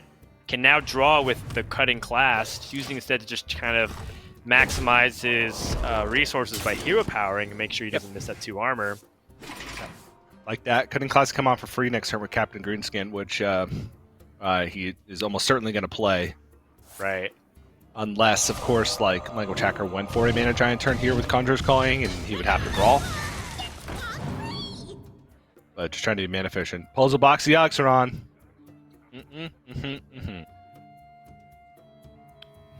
Yeah, it's it's a situation where, like, you know that you can set up all this stuff. You can get Chimbalo, you can summon Mana Giants, you can play all these really nice looking cards, and then your opponent can brawl it and just wait for you to bomb. But Puzzle Box the Oxeron, I mean, it draws cards pretty often as well, which is something that I'm afraid of. And I kind of wonder from Language Hacker's perspective, at what point do we just acknowledge that and just suck it up, or do we wait for the very last moment where it's kind of like a do or die situation? Oh, is he gonna go to full hand size and then not do anything? That'd be interesting. You can play a Mana Giant. Okay.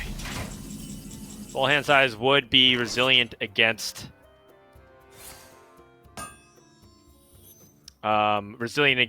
a bomb draw situation, but we shall cross that when we get there. Bloodyface finds the second brawl. Captain Greenskin makes this weapon deal 24 damage by itself.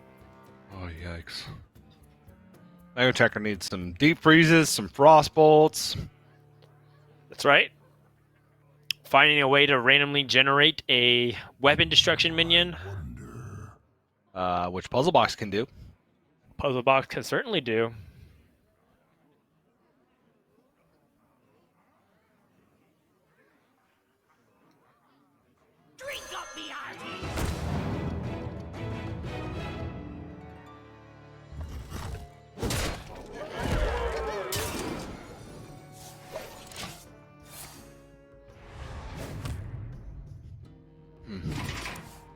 Starting to get kind of scary here for both sides, although Bladeface does have over 30 life, so it looks like he is okay. Yeah. From Language Hacker's perspective, what's the best line? Are you trying to be aggressive? Are you just trying to keep the pressure going? You could also, like, so there's two things that he could do. He could, one, extend onto the board here, but he plays into Brawl while Bloodyface has kind of been, slowly drawing resources.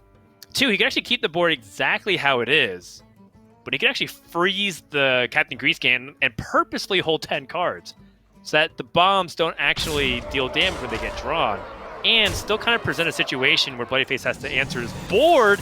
Or he's gonna rip the secret puzzle option box. number 3.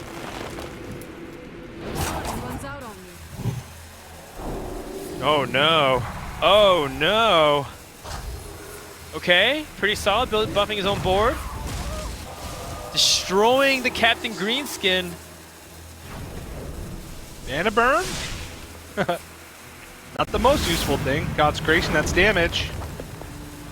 Oh, he's getting rid of his second. Why? Second Mana Giant. He wants to free a card. He's full on cards. Why does he want to free a card? Is there a specific card he's looking for in his deck? Does he need a second Sorcerer's Conjurer's Apprentice? Calling, but if he plays the Mountain Giant, if he plays the Mana Giant, then it doesn't matter anyway. There's what, 5 bombs in his deck? 2, 3, 4, 4, 5? I think. Oh, jeez. He should have just kept his hand full. Is it cold in here? Or is it just me? All right, well, can't really focus on the past here. He's gonna find Mirror Image, which helps a little bit.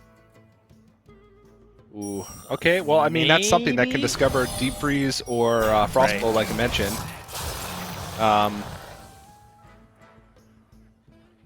Looks like he's going to dump his hand. He could play his Ray of Frosts. He could But he just doesn't want to draw cards here. And I'm also wondering if he wants to just play Blessing of the Ancients just in this spot to increase the power that he has on board and cement it. But Bloodyface, we know, has a second Brawl.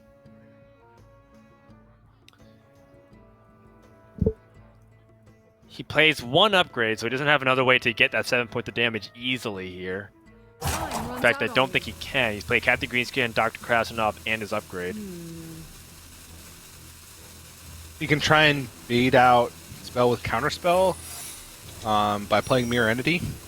Maybe force Bloodyface to play a little bit inefficiently. Zephyr's not active. Okay. Shield blocks are the two left in the deck. Right. I mean, this summons the minion, and then he can brawl. That Mirror Entity backfired.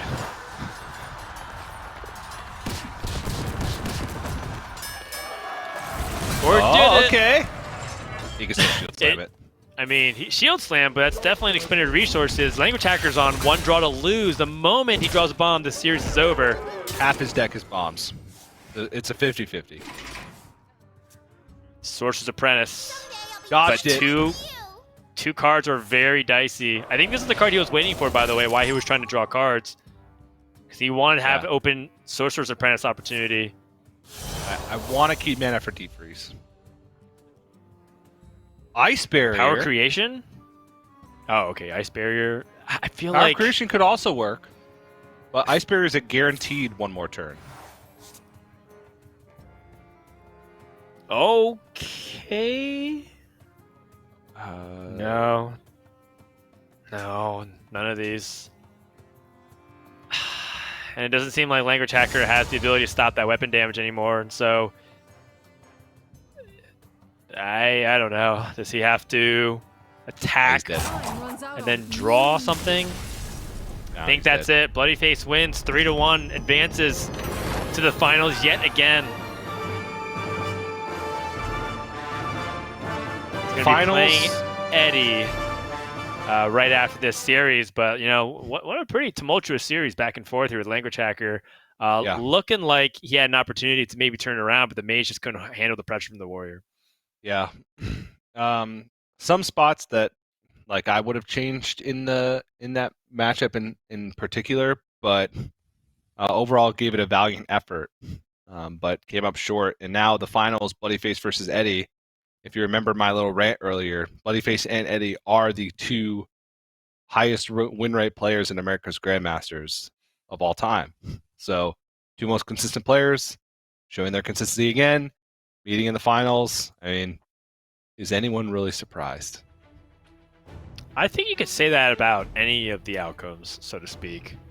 I think that just shows you the quality of players that we have for our top four, where Bloodyface and Language Hacker both are very skilled, very consistent, and I mean, both are making it to Division A at this point with their consistency. So is Eddie. I think the only person I think that might be in limbo might be Monsanto, but I think getting the top four puts you in a pretty good spot to do so, depending on how you perform in week number 3. Yep. That is going to be our last series of the week, so we're going to take a few minutes and give Bloodyface an opportunity to reset after that pretty intense back and forth, and when we come back, we're going to have the grand finals of Week 2 here at Hearthstone Grandmasters for the Americas, presented by T-Mobile. Hearthstone Grandmasters is brought to you by T-Mobile. Switch today and rank up to America's largest 5G network. T-Mobile.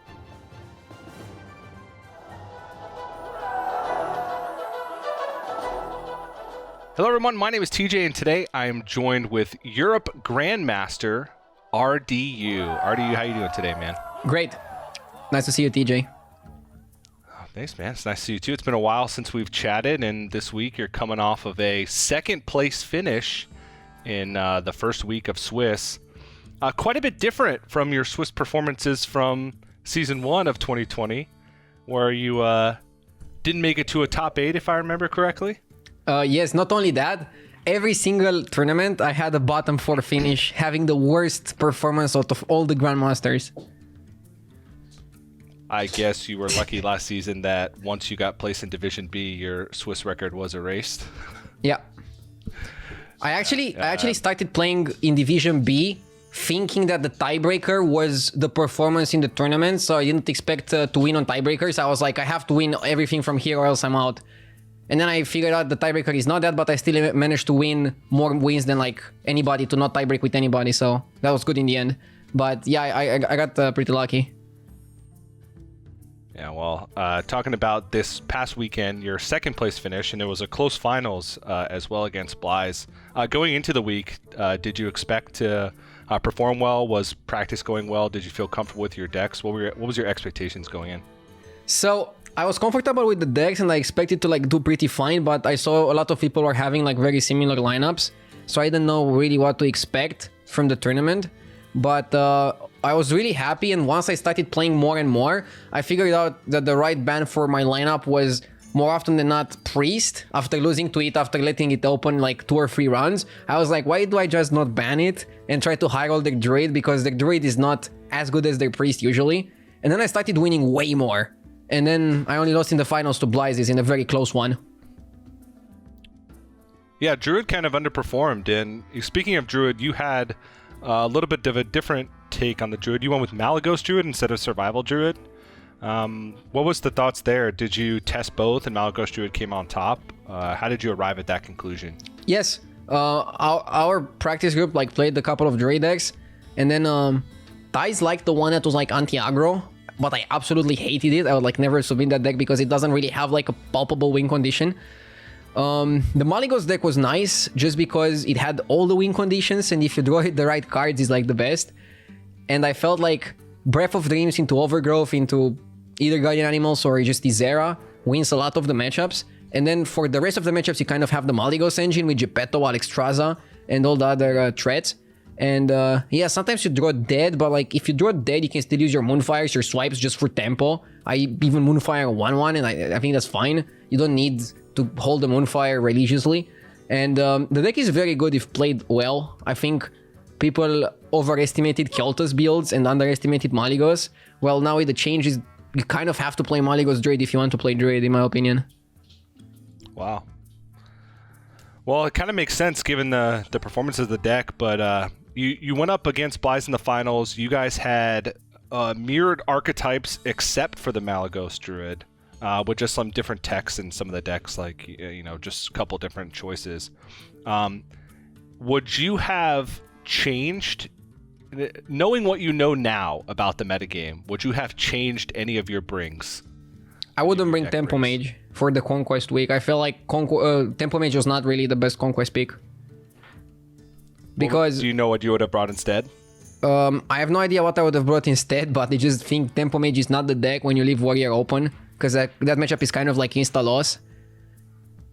And okay. Yeah, you just cannot afford to ban Druid either if you bring Tempo Mage. But I was really happy with the decks overall. I feel like you should always like compare your deck submission with other players' deck submission and not compare it with the current metagame, because things are going to be wildly different. Mm-hmm.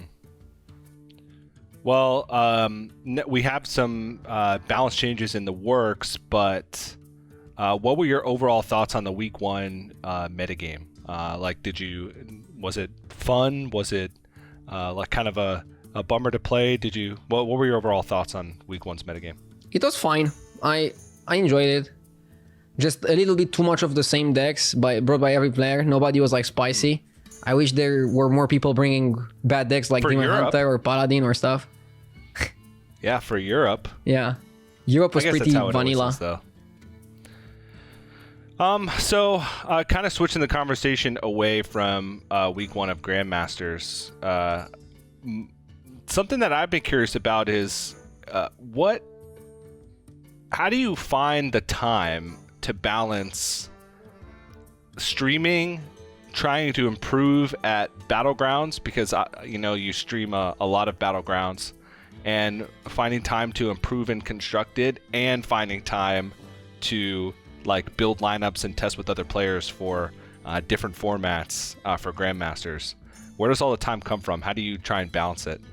So right now I'm not really doing much else. I'm just like focusing on Hearthstone most of the day. So right now when Grandmasters is running, I'm playing 0 Battlegrounds off stream, and I'm only playing Battlegrounds a couple of hours when I'm streaming. And then I'm sometimes also streaming Constructed. My off-stream time, at least my off-stream playing time, is like 100% dedicated to Constructed. And instead of like, let's say, watching a TV show or a movie at night to relax, I'm just like jamming ladder and like playing against others on ladder.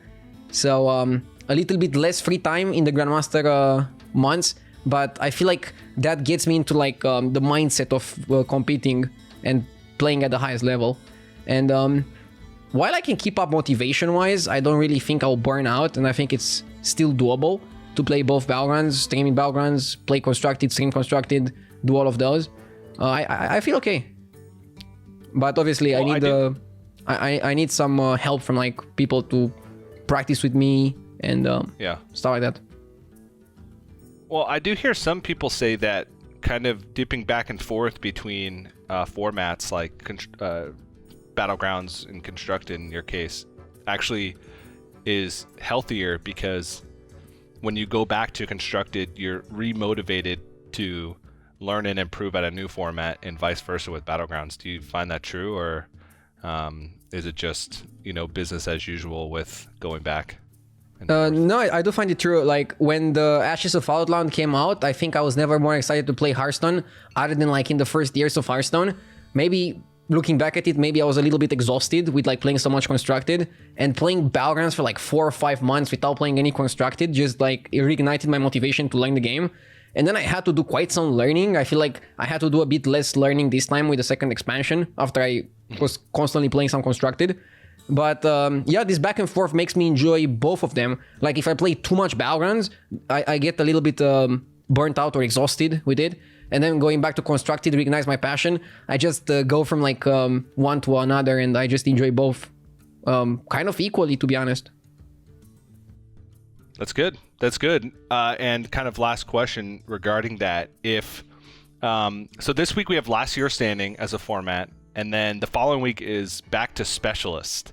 Now, let's say that instead of Specialist, that last week was Battlegrounds as the format for Grandmasters. And hypothetically, for this scenario, all 3 regions played in the same bracket. Who would win? Would you win? I would place top 8 for sure. Okay. I don't know. I think Language Hacker would win because he's the best Romanian player. In everything. Oh, jeez. Even in non-Hearthstone. What's his MMR? What's his rating? I don't know. In Battlegrounds. I think it's like above 10,000, so he's pretty good. Okay. All right. Well, it's really funny because my last question on my notes here was, what do you think about Language Hacker? I mean, as a player, he's good. His opinions I usually disagree with, but that's fine. I think we just have like different schools of thought, just different mindsets, different ways of seeing life, and we tend to disagree very often. But that's fine. I don't know. There's nothing wrong with that. Well, it's from the outside looking in, it's very entertaining. So whatever your relationship with this is with him, I encourage you to keep it up, if not for my own entertainment. All right, but I think that's all the questions I had. So thanks for taking the time. I know it's got to be pretty crazy for you right now, prepping for Last Year Standing and streaming and whatnot. So thanks for sitting down with me and taking the time for the interview. Thank you for having me. And if you guys want to check out any more information about Hearthstone Grandmasters or any upcoming Masters tours, you can head over to playhearthstone.com/esports.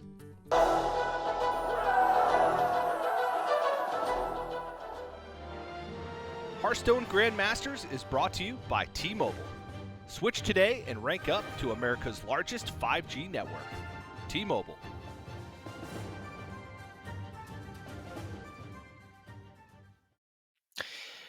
Ladies and gentlemen, it is time for the conclusion of this week's Hearthstone Grandmasters matches, as we have Eddie versus Bloodyface, 2 players who have kind of been the most consistent in Americas, and it's only fitting that in our books, at least in my books, TJ ranked number 1 and 2 in this region, end up facing in the final 2 spots. The bands are in. The deck spotlight for today, Eternal Mage, it's been banned, TJ. No more games where maybe Bloodyface feels cornered. Woo! Instead, it'll be Priest, Demon Hunter, and Warrior for Eddie's side. Yeah. I feel like Bloodyface could theoretically have another ban. Like, he could ban Bomb Warrior in this matchup and, like, be okay, but with how much proficiency Eddie has shown with the Turtle Mage and how just kind of sometimes downright annoying it can be to play against this deck, and it can kind of take away your agency as a player, I'm not surprised to see it banned away. I even think that in the last series they played, he did ban Warrior when they played through, right? That's right. If I'm not mistaken. It could just be an evolving ban because of the way he's watching some of the matchups play out. Yeah. Because, we are on a delay on stream for people who are watching live as opposed to the VOD. And so some players like to watch long, but when they're like called ahead of time, like, hey, the match is about to begin, they usually don't watch like the last games. I think the Eddie Monsanto games was like long enough for at least Bloodyface to watch what Eddie Face's deck was capable of before he had to go for his check-in time. Yeah, he banned Warrior last time. Right, and it's very clear that the way Eddie's approaching this specific deck is unlike the other GMs. He's the only player brave enough to bring it, which already should get attention, right? Like, clearly Eddie feels like there's something with this deck that he's willing to risk having a good start in week one and throwing it all away and, botting him out. And he was even tweeting during his break how he was prepping with Monsanto, and Monsanto was trash-talking the Mage, saying it was a free deck. And it felt extra good to beat Monsanto, a practice partner, by the way. Yeah. So these dudes obviously are in good spirits and on friendly terms. It's just really fun to see. And now Eddie kind of carries not only, of course, that practice group's hopes and dreams, but he's the last Canadian remaining against Bloodyface, who's just been the America's superstar in the past 18 months or so. Yeah. Kind of hard to stop him. And yeah, looking back on it, on second glance, Eddie 3-0'd him with the Mage when they met in the group stage on Friday. So yeah, I think that warrants a change in strategy. When you leave the Mage up and it 3-0s you. I'd rather play against Bomb Warrior and get swept by that. Not saying that that's going to happen, but... All right, Bloodyface... think about just playing a 3-2 here, tempo. Yeah. Makes sense. He's got a lot of removal in hand already. He could play the Spirit Jailer first, but he doesn't really want to fall behind on board. Because in this matchup, Bomb Warrior doesn't really build a board, right? They can have a board, but a lot of times their boards are reactive. They're playing Risky Skipper, Armor Smith, etc. to try and react to your turns. They're not playing too many minions proactively. And so if you do fall behind on board, you're end up falling into this trap where you have to start trading these big bursts of damage into minions, which never feels good and doesn't further your own game plan. So I kind of just like playing the 3-2. If Eddie wants to wrench caliber this down, by all means, take the 3 damage, use the coin, be my guest. Yeah, I think that there's definitely a lot of opportunities here for Eddie to find. He looks super stressed, or I guess torn by some of his decisions here, and I think you can make an argument for several of them. I think that when you anticipate this deck to burst pretty heavy, I do feel like with the Armor Smith in hand, that Risky Skipper line seems just a little better to me as well. So I agree with what Eddie's going to do here. He doesn't get rewarded. He doesn't have the Risky Skipper yet. But with Ankar having 3 charges, it eventually will pay off, I think. Yeah. All right, so Lord Caper Polkit is going to make Bloodyface's turns really awkward, because if he plays it this turn, he's guaranteed to draw Sociologist. Actually, it's not too bad, because if he plays it this turn, he draws Sociologist next turn, and then Skull on the turn where he would be able to outcast the Skull. The issue is, if he spends his 4 mana doing that this turn, what does his next turn look like? Because he didn't play Spirit Jailer, can't play Soul Shard Lapidary, and so if he plays the Lord Keeper this turn, it would mean he would have a completely dead turn next turn. Well, he could play a 5/5, but I feel like the Lapidary is too important to the overall game plan of the deck that you can't just play it at a 5/5. You kind of need to move forward. So it looks like he's going to go Spirit Jailer, then Lapidary, and then think about Polket once he sort of gets past those turns. Polkelt. A weird name.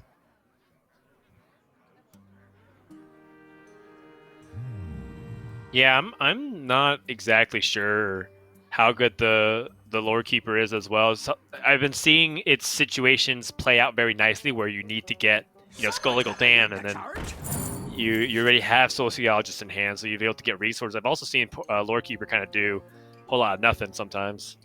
So I think, that's definitely one of the cards I was evaluating a lot when kind of getting some games and figuring out whether or not that's like an optimal card for the build. Armorsmith and the Britzing Skipper connection's finally been made here. Eddie finds an opportunity to swing a little bit of the board. Soul Shattered Mystic has already been played. And now the turn 5 here from Bloodyface, not looking super nice outside of this I-Beam. Guess he could I-Beam and Hero Power and play Volpera's Scoundrel and see what cards he gets. Yeah. Okay. If power is what you seek, knowledge is what I Okay, divide. so he even though he's not drawing Skull next turn, he is drawing the Sociologist. He does have plays next turn now. He has Soul Fragments in his deck. And the Red Caliber's played anyway, so it doesn't matter. Yeah. It does feel like sometimes you could set up all this stuff with Lore Keeper and then it just kind of gets thrown away. The dynamic of these Soul Fragments of how you shuffle things in are also pretty interesting. Either way, I guess Bloodyface just basically played for tempo that turn and there was no like real big punish on it. Yeah. Maybe he doesn't want to draw. Sociologist in the skull. No, there's very, very, very rare time where you don't want to draw 2 of the best cards in your deck. With this play now, does get to get at least the skull that was in his hand into outcast position, so that can kind of get the ball rolling. But Eddie feels like he has a lot of the boxes checked right now. He's got removal for minis that are played on board. He can keep swinging because he has the Horde Pillager. Even has like Marrow Slicer and Aldraki Warblades checked because he has Kobold Sticky Fingers. So now he just kind of needs to find the additional damage, find the weapon buffs so that this Wrench Caliber is going to... Actually, no, Horde Pillager is 50-50 right now. Yeah. So not a guaranteed way, but...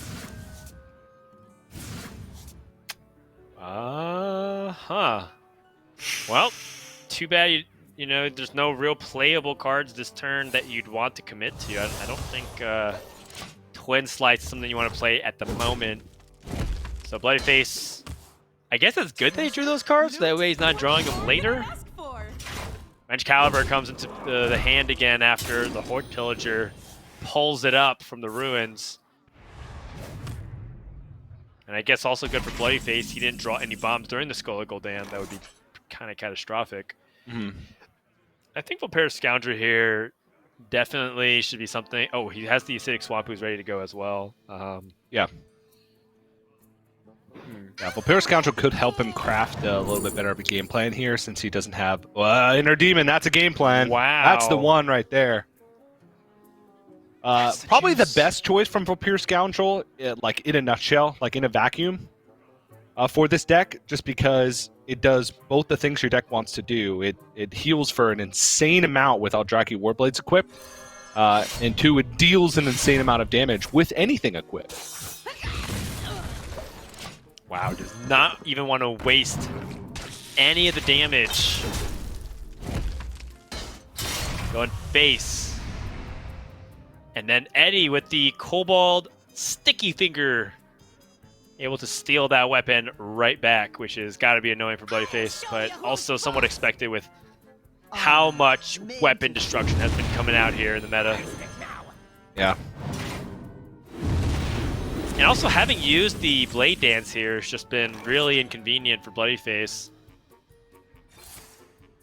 He can consume magic. to stop the armor gain. But right now, Bloody Face. Oh. Oh yeah. Woo! That's the one. That's the stuff right there. Wow. Doesn't even pick up any skulls or any soul fragments. So he gets all of these at minimum cost. Doesn't pick up any bombs either. So with both armor smiths gone, Bloody Face just has to say, okay, it's about face damage right now. Twin Slice, Twin Slice, Twin Slice, Inner Demon seems to be the most damage he can generate from hand, which would be 14 damage.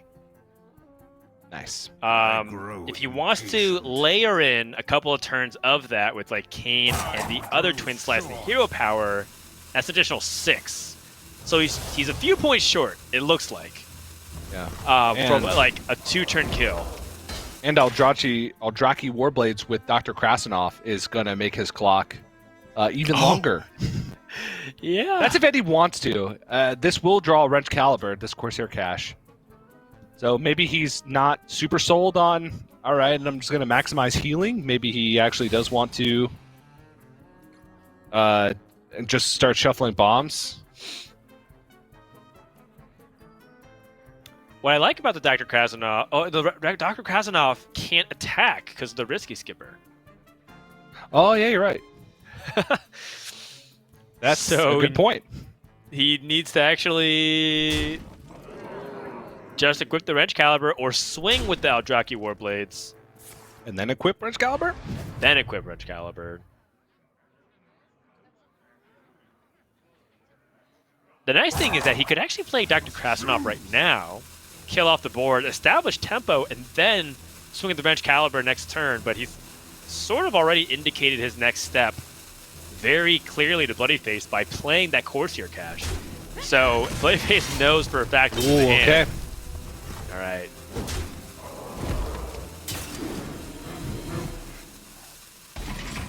Bloody Face needs to dodge bombs. There's a lot in this deck right now. Marrow Slicer. I mean, that's a full board of souls that can rush out with Sociologist Militia.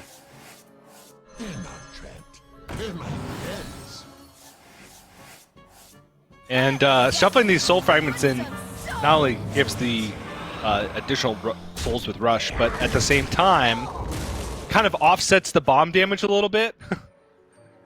Because now he has as many soul fragments in the deck as he has bombs. So each bomb, you know, on average is going to deal like 3 damage. So he's got a little bit more life to work with.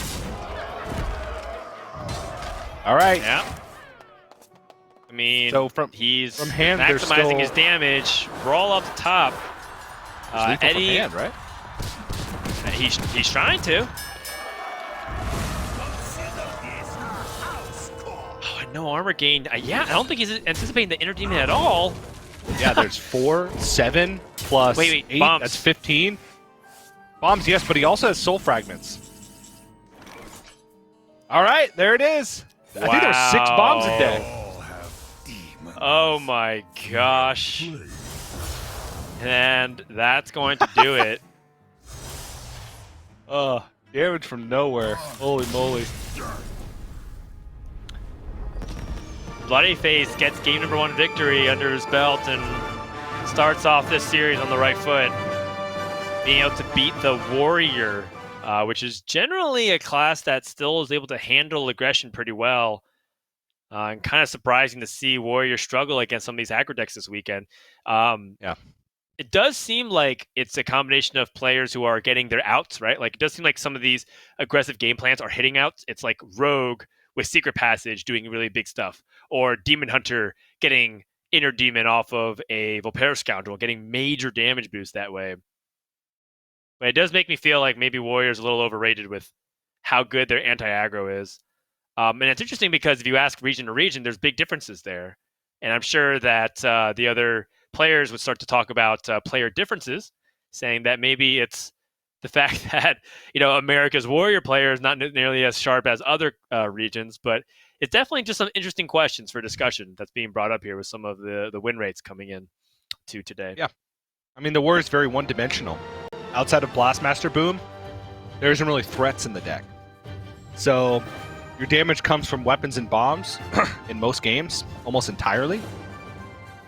And if your opponent dodges bombs on crucial turns, you a lot of times you just will run out of removal and run out of things to do.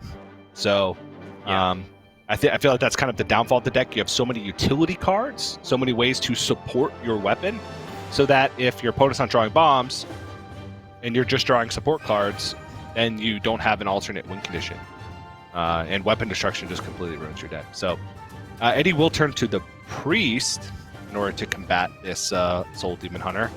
This is a Priest with double weapon hate. And in a lot of cases, even more than that, as we saw happen in the matchups yesterday, where it, who was it? Against Briarthorn, the last match. From yesterday? Yeah, it was Monsanto. Monsanto, right? yeah. Where he played, for the first weapon, he played Zephyrus into Ooze. Both those minions died. Yes. He raised dead them. So he got another Zephyrus and Ooze. Then Zephyrus oozed again the second weapon. Then played his natural ooze for the third weapon. And then played a Kobold Sticky Finger for the fourth weapon. Or something along those lines. He destroyed 5 weapons, I think, throughout that game. Destroyed/stole 5 weapons throughout the game, playing this. I'm pretty sure this exact list. If they practice together especially, it's the exact list. So, Bloody Face does rely a lot on weapons with this Demon Hunter matchup. Marl Slicer is a good chunk of damage. Aldraki Warblades is a decent chunk of damage, but can also try and help you stabilize later on in the game. With the amount of weapon destruction and just like heal over time that this Priest has, it can combat the Demon Hunter. Though, its weakness is that it doesn't necessarily have great ways to play proactively, which means that you're letting the Demon Hunter have a ton of time, you're letting the Demon Hunter have a ton of turns to set up their big burst. Okay.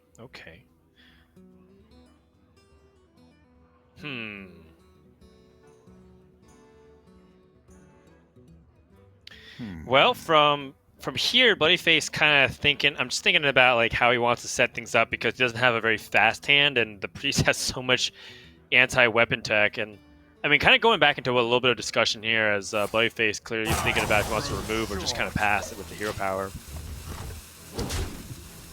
Is that a lot of times these win rates are largely influenced by the bans and how you're teching the lineups to beat it, right? Like Warrior, if it's let through, because I think it's drawn the most bans this weekend out of any class by a pretty significant margin. It looks like it's twice as banned. It's twice as much banned than the next highest class, which is Priest. Which means that people that leave Warrior through tend to have cards and decks that are tilted against it. And then Warrior still having a positive win rate is actually a good sign. But that being said, the tournament meta seems extremely balanced, as 6-7 classes nearing the 50% win mark, and those that aren't near that still have competitive games. Like Demon Hunter actually has a losing record, but as we see, still actually performing decently well for a handful of players that are able to get to the top 4 with it. It is very intriguing, DJ, all these trends. Last year's standing, it seems like decks kind of mold closer to 50%. As opposed to Conquest. Just because of the whole Q, counter Q kind of situation. Actually, caveat to that, if players are assembling their lineups properly and understanding the meta correctly, then last year's standing should squish things closer to 50%. There's weapon destruction numero uno. I mean, this is the beginning of what Priest is going to do, and it might get a lot worse as well before it gets better for Bloodyface. And I mean, this could be just one of those things that, like, Demon Hunter maybe just be unprepared for this week because everyone has strategies to beat Warrior and therefore accidentally hit Demon Hunter. Maybe not accidentally. A lot of players have clearly put a ton of thought into it to the point where they understand that this is good against Warrior and Demon Hunter, but It does feel like these games become super one-sided once these weapon destruction or weapon stealing gets dropped, because you lose so much value and tempo from everything that you invested in by playing things like Marrow Slicer. I mean, Bloodyface's facial expression kind of tells me a lot about how he thinks this matchup's going to go. Though there is still hope, right? Well, Pure Scoundrel's a card that can change things. Just having Skull hit some really impactful tools. Like the goal here for this Demon Hunter deck is either to get off to this like big start where you're just consistently pushing medium bursts of damage, or assemble resources and then go for a couple turns of huge burst damage. The problem becomes if you try and assemble too many resources, then Mind Render or Lucia can kind of ruin everything. And then two, if you're just trying to assemble resources, it lets the priest kind of develop onto the board, and they can use like Apotheosis to kind of re-heal back up the big burst of damage that you're trying to accomplish. A true OTK is not possible.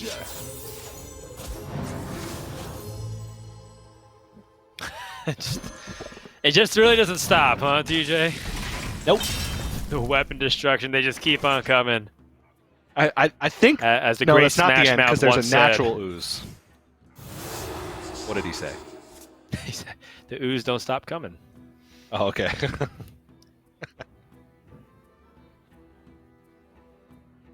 I mean, I'm trying to. It's again. It feels like these priest decks are specifically tilted for blowout victories, which is kind of what Last Hero Standing encourages, right? You want to make sure, sure that if you queue up a deck into a really powerful class, that you beat it.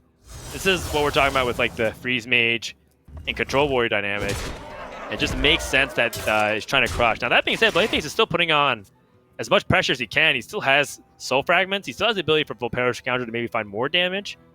And so Eddie, he's kind of done disrupting, but definitely needs to figure out a game plan to heal eventually. I think the game plan here is you play Galakron this turn. If you play Galakron this turn, Kronks can be a form of heal. Sure. And you don't need to worry about losing your hero power, because by playing Galakron, you also open up a better possibility to play Mind Render, because then your opponent can't steal your Galakron. And you're kind of giving them garbage at this point. Look at the rest of his hand. And then you can like dump the rest of his burst damage with Mind Render in order to make up for the fact that you're giving up your priest hero power.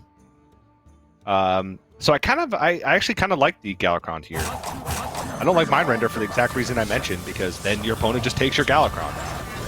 Sure, I can buy it. And also, you are putting reasonable amounts of pressure because you do have 10 damage available next turn with the weapon, and then Kronks can add 5. And I mean, that starts to get real scary for Bloodyface.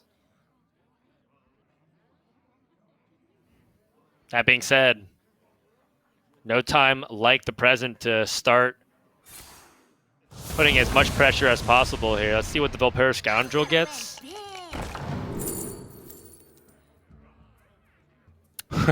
It gets Mystery Choice. Yeah, Demon Companion might chum in a small thing, but nope. Okay. It has the Outcast effect, but there's no demon in the hand for Bloodyface. Only unless a hotfix came in Magnerodon. this morning and changed Lapidary to be a demon. I don't think that's the case. I mean, you would play 2 Philosophy in every Soul Demon Hunter deck if Lapidary was a demon, I feel. Right. No attack. Really holding it in case he gets opportunity for Blade Dance. I think he's anticipating some big minions here. Also, maybe wants to be careful about what Priest could be doing right back, but I think Eddie's just going to go for the counter-offensive. And he is ready to pressure. Face needs to draw Blade Dance right now, and even then it might not be enough to win the game. Ooh.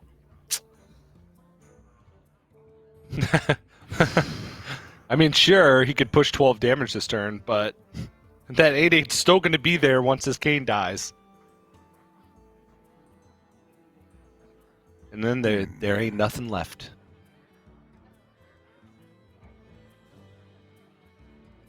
Looking at Bloodyface's deck and seeing what he could really rip here, and it might just be Skola Gul'dan.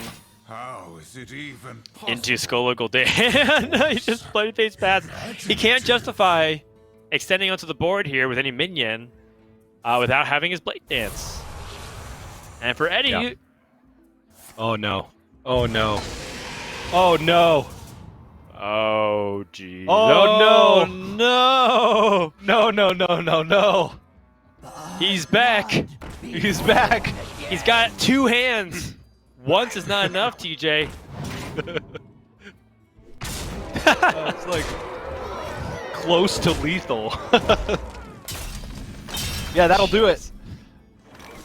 Yeah, that's going to do it. Game number 2 over to Eddie's Priest. Anti-weapon tech coming up huge. If you are losing to weapon-based classes on ladder and you love Priest and you hate fun, go ahead and play Cobalt Sticky Finger and Ooze and raise that into your decks. It is working phenomenally. And then watch yourself still lose to Stealth Rogue. And lose anyway in the secret passage. Yeah, it happens. Like you focus so hard on weapon tech that you're just like, what if they don't have weapons? Right, and 3 ones just get you and you don't have AoE. You're like, I got Acidic Swamp Ooze, Cobalt Sticky Finger on my mulligan, I'm good. Plays like Spy Mistress, Greyheart Sage, double Eviscerate, Sinister Strike, cool. Probably not a good idea for ladder, but maybe if Bomb Warrior starts coming back in metagame. But Freddy worked out, so now Bloodyface's choice to try and counter, and he's got Dan. Oh boy, Priestmere, Highlander Priestmere, and it's gotta be because he can't queue his own warrior. Yeah, he can't queue the warrior, and this matchup actually is huge for Bloodyface. Like the most important Priestmere of not his life, the week, but of the week. Yeah, the month. Sure, I could say the month. Yeah, unless he makes it to next week's final. But and I'm expecting all 16 players to bring Priest to Specialist. So it's just going to be non-stop Priestmeres all weekend long. Dan, I think I'm coming down with a cold a little bit. I don't know. TJ, I don't think I can make it next week. I have homework that my dog needs to eat. Well, we shall see. If everybody's expectations that everybody's going to bring Priest to Specialist, then that means everybody's just going to bring the thing that counters Priest to Specialist, which is Priest. That means the one person that brought, combo, like some kind of way to beat Priest or some kind of pressure deck. Yeah. Would end up doing very well. But yeah, theoretically, if everyone brings one deck, the person that brings the deck that beats it will come out on top, because Priest is not infallible, contrary to what many people believe. If you look at the win rate data for a lot of Priest decks, it's actually a lot of losing matchups. I don't know if that's the case, though. It just seems like there's 2 kinds of decks that the Priests do struggle with, which is weapon-based aggression, which they seem to be shoring up a lot, and this is like on ladder. And combo decks, which I think a lot of players are just kind of messing up. Maybe people just bring Highlander Hunter next week, TJ, and just completely dunk any kind of Priest. Yes, please. Yes, please. All right, so I guess we can kind of take a look at the differences in both these players' decks. Yeah, they are similar, though Bloodyface I do feel like has some slight edges, just because he has less weapon tech, like less anti-warrior tech. He's got Thought Steal, which Eddie doesn't. That can get him a little bit more value. He's also got Vulpure Scoundrel, which Eddie doesn't, so more value. And you go straight down the list, like card for card. Bloodyface just has a little bit more value, whereas Eddie has more like tech inclusions. He has Acidic Swamp Ooze, he has Cobalt Sticky Finger, and then he also has a Plague of Death, which I feel like is like a 50-50 choice if you look across all the lists for Grandmasters. That could help. But, I mean, at that point in the game, you're likely to have randomly generated a Plague of Death from something. So maybe it's going to be redundant in the list, but I'd give Bloody Face a slight edge, but because it's a Highlander Priest mirror and because so many things can happen, it's 51-49 Bloody Face. But Bloody Face does play the Zephrys early. He's going to get the ramp going. He knows that he has Raised Dead in hand, so the Zephrys is quote-unquote protected because he can kind of curate his hand to get it back once it eventually dies. Yeah, we saw opportunities for Priest matchups, specifically the mirror, to end pretty quickly if one player falls dramatically behind on tempo. I think this was what we saw in the finals for Europe with RDU versus Bunny Hopper, where like RDU just kind of had too much momentum and both players ended with like 15 cards in their deck. That was a 45-minute game, Dan. I know, yes, but I'm just saying sometimes it seemed like, yes, it ended because one player got ahead on tempo, which happened, yes. But it was still a 45-minute game. Oh, wait. He has Mindrender Lucia. He can take the Zephrys away from Eddie. He doesn't know it's there. I know. I'm saying this is what he could do. Otherwise, I think he might just play... Okay, hold on. He wants to carry his pool for Raised Dead as well, right? So maybe it's just trade and develop, and then try his best to find an opportunity to drop Zephrys again later on. But Zephrys control definitely does seem to be a thing in this matchup. No, it does, yeah. Because it is a pretty massive swing card, which that's kind of what you need in this matchup, is cards that can swing the game. Right. All right, what about now, Mindrender? I mean, you have Wave of Apathy, so you can Cabal Acolyte, but you do have the Spell Burst on the Wretched Tutor, so does kind of conflict with what you're trying to do with it. I must consider. Okay, Raised Dead just to get the Zephrys back. I guess you could renew first. I think you want to renew first, yeah. I feel like we're kind of like thinking exactly the same kind of pace at Bloody Face right now. Doesn't he want to trade first? I don't know if he wants the Wretched. I don't know if he wants it back. She does seem pretty wretched and kind of strict. Quickly.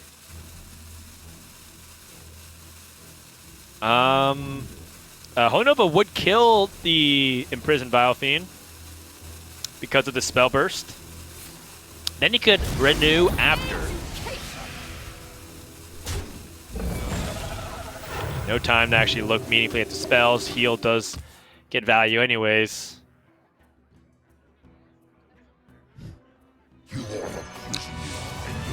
Oh man, Zephrys was hovered over briefly from Eddie, but no such value, and now Bloody Face can just steal it with the Wave of Apathy. Yep.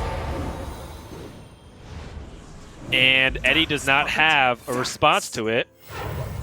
And here's the tempo that we're kind of talking about, the tempo line from Bloody Face, and he's also dumping his hand enough to the point where Mindrender Lucia will be tough for Eddie, or rather, like, for Eddie to respond to, right? Because he doesn't actually have too many plays when he switches. Oh, yeah, destroying the Mind Flayer. Wow, Mind Flayer and Zephrys come back. That's a pretty good set of cards for Raised Dead, TJ. That's sick. That is, like, almost ideal. What? That is very sick.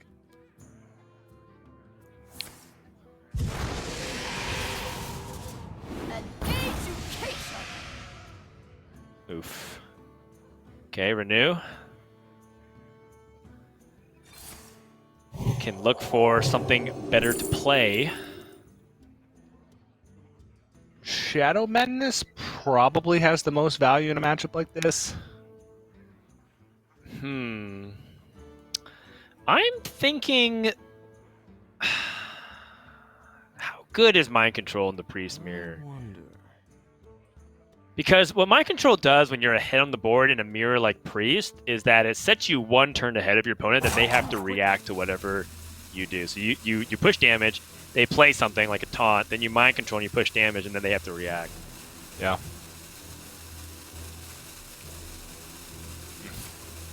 Eddie, by the way, has Zephyrus and Lucia just like Bloodyface now. Oh, has his own Cabal Acolyte to steal one of Bloodyface's minions. I am curious too what Zephyrus offers in this kind of position with 5 mana remaining. Yeah. Also, the Wave of Apathy is kind of wasted in the situation because if you just have one spell, you'd steal a minion. 5 mana with that board. Everything's 5 health or above, so it wouldn't offer Chaos Nova. It would probably offer you something for tempo or something to do next turn, like Twisting Nether, Temple Enforcer, and like Brawl. I don't know. Brawl, Cabal Shadow Priest. Oh, would it offer you a Kodo? Oh, Stampeding Kodo. This might be one of those rare Stampeding Kodo appearances, Dan. Unfortunately, we'll never know. No.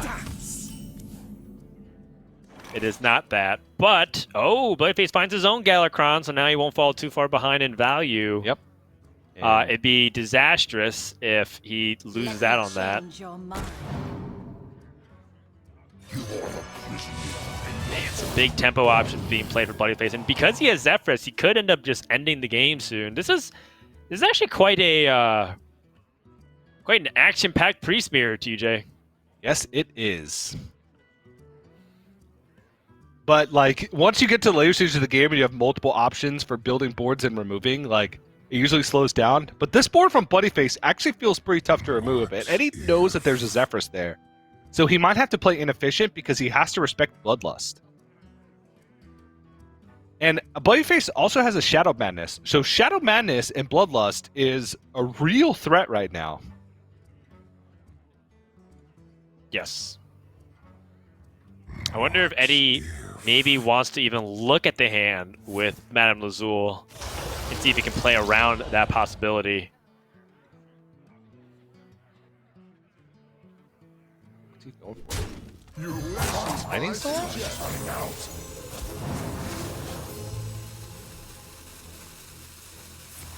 Shadow Madness right back just to take it. Wow. All right, Zephyrus, Shadow Madness, not Bloodlust. Optimal. Oh no, you can't do it. Oh, wait. Shadow Madness on the Cabal Acolyte. That is 6, 7, 8 plus 12. 9, 10, 12. It's not lethal. 8, 12. No, you get 10 because the Shadow Madness minion can go face. Yeah, but then there's 12 damage from the Bloodlust. 20. Okay, so it's not lethal this turn. Yeah. Is it like... So the part of the issue, too, is Bloodyface knows that if he takes it with Shadow Madness, he eventually gives it back because it's not going to die this turn. Quickly.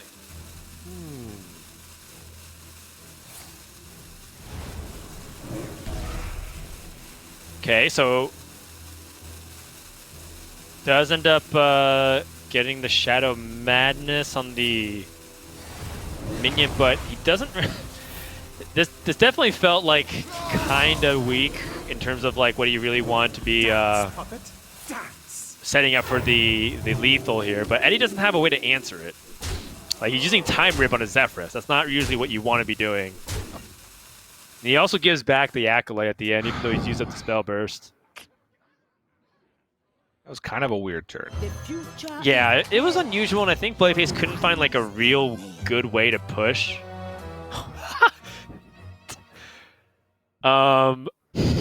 He can Lucia and steal the Zephyrus. You can also just Zephyrus and try to clear the board here. Wait, what does Zephyrus offer for you to clear the board? For 4 mana? Nothing. Shadow Flame. But that doesn't clear the board. Clears a lot of the board. Yeah. Actually, it does clear most of the board because you can use to attack. I can't get past the Cabal Acolyte. Yeah. But a Holy Nova plus Penance also isn't bad. Allows him to heal back up. And, you know, he's stabilizing. Both players are kind of equal on resources since they both have a Zephyrus and Mind Render. And once Bloodyface plays Galakron, they'll both have a Galakron. So they have Mind Render, Zephyrus, and some change. This kind of information, by the way, for Eddie is actually extremely powerful. He knows Galakron's in the hand, so he could next turn, if his opponent's not playing Galakron, he could Mind Render Lucia and play Galakron, and now Bloodyface doesn't have access to one.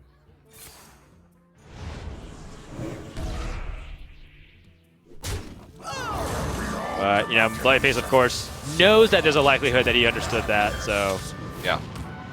Goes for it. Very good, just to avoid, like, falling very far behind because of that. This is so weird, the Mind Render plus Zephyrus in both hands. The interaction. Right. What? That's the exact same race that Bloodyface had. Exact same. What?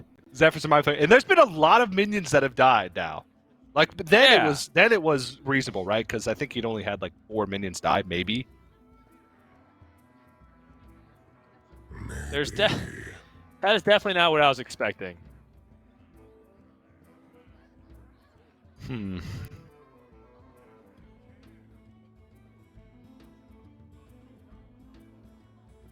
Okay. Okay, so but now I think it gets awkward. You're a Power Skeletal Dragon? Time is running out. Guess so, yeah. Okay, the Mind Flayer cards just to get more tempo. Alright. I mean, that comes back with the Spell Burst.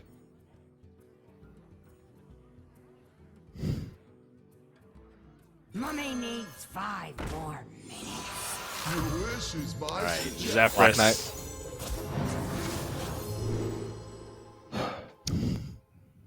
More tempo options. As he is sensing the beginning of the end here, trying to push that damage. Oh, Mind Render, Zephyrus, Bloodlust next turn. It could happen. It very much could happen. But Eddie will clear off this board with this Zephyrus. It'll offer him removal to use up his mana here. That's like the big challenge, is that he knows Mind Render is in the hand of Bloodyface. So he wants to try and dump multiple things, but if he wanted to dump like both Zephyrus, for instance, it'd be impossible because the first Zephyrus doesn't know that you want to dump the other Zephyrus. So he's going to offer you expensive cards thinking he's helping you out. Right.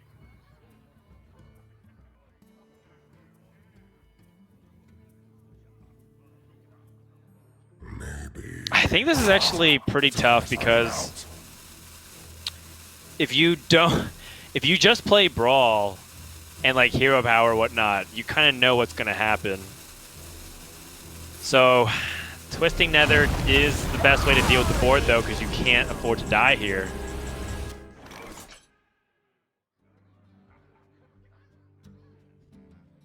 Yeah. Mind Render Lucia costing 3 means that Zephyrus will give Bloodyface 5 more mana to play different stuff. But, I mean, looking at the quality of hands here, Eddie looks like he's really well positioned at the moment. Yep. As long as he can stabilize. Bloodyface tried to go for an aggressive line, and it doesn't look like it's going to pan out.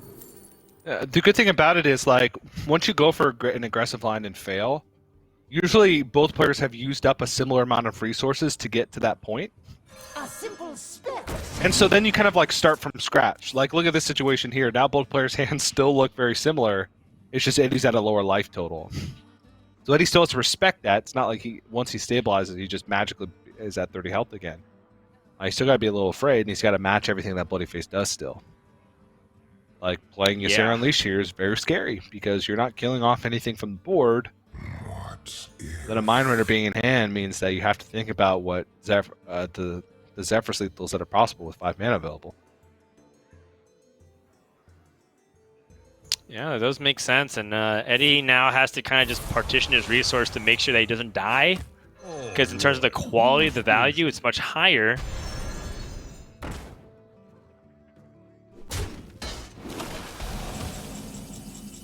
I'm trying to imagine a line like, because in these kinds of priest matchups, the big limitation is mana, like what you can be doing in responding to your opponent's turn. Yeah. The resources is never really an issue because you have access to Galakron's hero power, which allows you to generate a lot of value over time.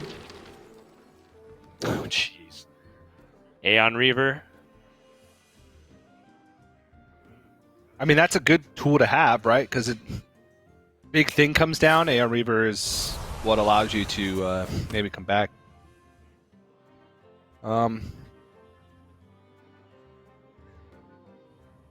Big cards you're kind of looking for, I feel, are... well, I mean, Mind Render is always an interesting one. I really hope more Mind Renders don't come out, because that gets really complicated. Good turn to try and use the initiation, as it is expensive.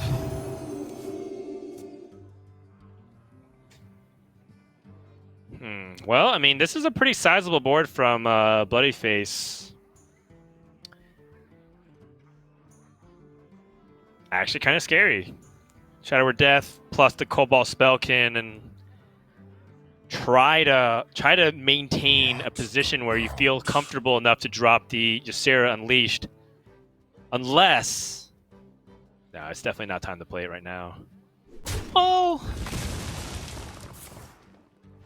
No, definitely not. It's just because he needs to hold on to that Wave of Apathy. Yeah, it feels like he has to make sure that there's absolutely no way he can die. Radiant is actually pretty good, because that makes him feel a lot more comfortable about playing Ysera Unleashed. Even though it has 0 effect on board, it's a good way to fill this mana here. And does give him a little added layer of comfort.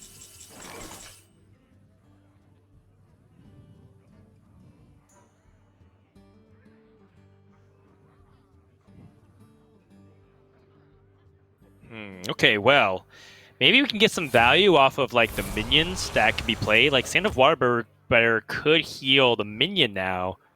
Okay, Psychopomp? There's been so much stuff that's died. Yeah. It looks like there's just lower value, but the nice thing is Bloodyface has strength in numbers. So again, if there's an opportunity where Bloodyface can get ahead on board here by just power of the quantity of minions, Eddie doesn't have too much tools in terms of removing stuff. He's got some in the form of Zephyrus. Time is running out.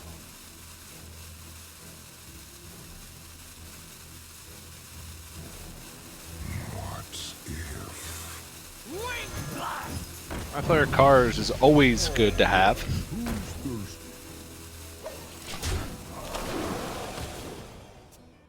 Okay.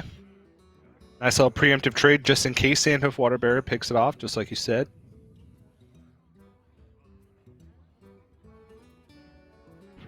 Now you play Ysera Unleashed.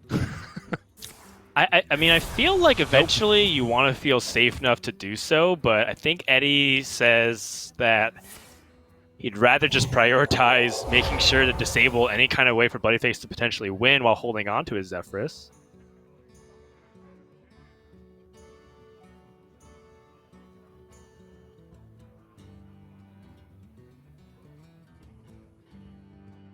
Well, the Shadow Priest stealing the Water Bearer and then getting some nice trades could actually end up just giving him such an overwhelming amount of sticky board presence that now Bloodyface can't respond back. And we talked about the power of mind control. Cabal Shadow Priest, big tempo plays is basically that. Yeah. In these moments, I wonder how many practice matches of Highlander Priest mirrors these players have played, or if they realize that it's not worth it and they just have to kind of trust their like absolute Hearthstone instinct, you know? Right. Agreed. And I think, well, at this point, doesn't seem like he's generating much value off of his Galakrond's hero power. He's hit the Dragon Maw, and that's just not enough, right? Just lifesteal with a 1/4 just doesn't match up to Cabal Shadow Priest and Sandhook Water Bearers. No.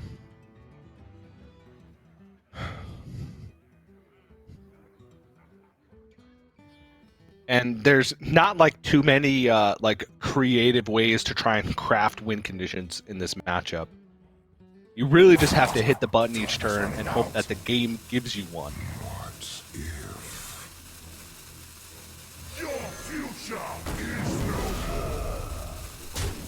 Yeah, wow. I mean, this looks pretty desperate for Bloodyface to try to fight back on the board. Eddie's now back in the driver's seat, and I think now DJ feels like a good Ysera turn. We keep saying that, because you don't want to. You don't want to go too late into the game, right? You don't want the portals to be stacking too quickly onto each other. Otherwise, you get them all at the same time, and then you open yourself up to having things like removal. Like your opponent can play the Mind Flayer and the Zephyrs, and then like the Brawl. Yeah. Alternatively,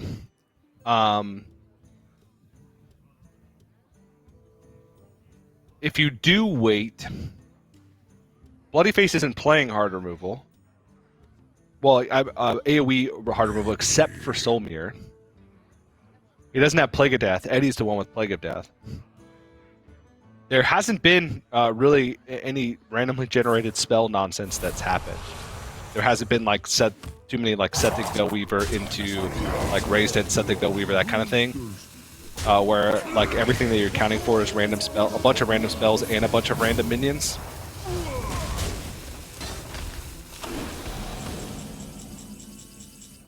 So I could see it being played early, but I mean, it feels like he's just trying to make sure that he hero powers and make sure that he puts as much power on the board right now as possible. And then Ysera is the backup. Not necessarily thinking about timing of portals, but timing of like guaranteed power right now. Well, because Bloodyface has a bunch of garbage in his hand. He feels a lot better about doing this. And now I think he's like starting to be able to contextualize what he's been like waiting for on Eddie's side. It's like look at the value of the opponent's hand. It's like, whoa, this is so much better than my hand. Yeah. Comparing notes here. Bloodyface like, I can't believe it. But the Zephyrs here can definitely deal with Eddie's board. Oh, Shadowward Ruin. Yeah, I suppose. Better than better like leaving up your opponent's stand up Waterbear and having a 4-2 is probably worse than just killing it off and not having the 4-2. In the case of Big Game Hunter, I mean. Right. It was more mana efficient though. Literally doesn't matter. Right. It does feel like this kind of play from Bloodyface is more of an act out of desperation, and Eddie is in pretty firm control over the resource board. The Murazon does make things also kind of interesting, and the pace that can be set. Looks like we have a slight disconnect. Just kind of reconnect here. Thankfully, we have the Essential Pause feature on it. And so, with this, from this point on, I think we're like kind of safe to assume that there's no tempo line available. I think there's a breaking point in the Priest mirror where it doesn't seem like either player can be super aggressive to end the game quickly. And so now, both players kind of healed back full, almost having like too many cards and resources to play. Remember that these hands are going to swap afterwards. I mean, Annalie Swing is pretty good. I mean, it has 1 health though, so Yeah, but that one health's so hard to deal with as Priest. Yeah. He's got Shadow Word Ruin, Shadow Word Death to deal with it.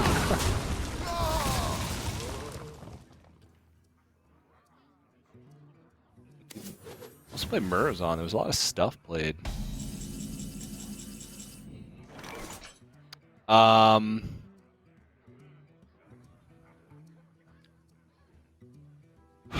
right, so there's full information now.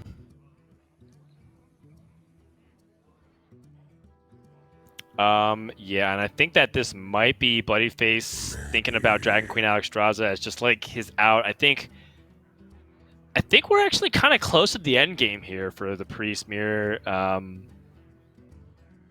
don't know if we started just yet, but like we might be in the situation where Eddie has accrued such a big amount of resources. Bloody Face knows exactly what's in Eddie's hand. Eddie's hand pretty much knows what's in Bloody Face's hand outside this Dragon Queen, and I think Bloody Face might have to take a little bit of a risk and be more aggressive onto the board and develop this Dragon Queen Alexstrasza and try to make something of it. Whatever dragon he can get to play for tempo. Okay, instead, Murazon is also a lot of stats. Something. It's difficult. I feel like you got to see what's in there. Deathwing! Not yet. Wow, okay. Not yet. Yeah, not yet, but it's 1 mana. Which means he can play a bunch of stuff and then Deathwing, and then he can refill his hand with Galakron. True. I mean, his hand is pretty garbage right now, so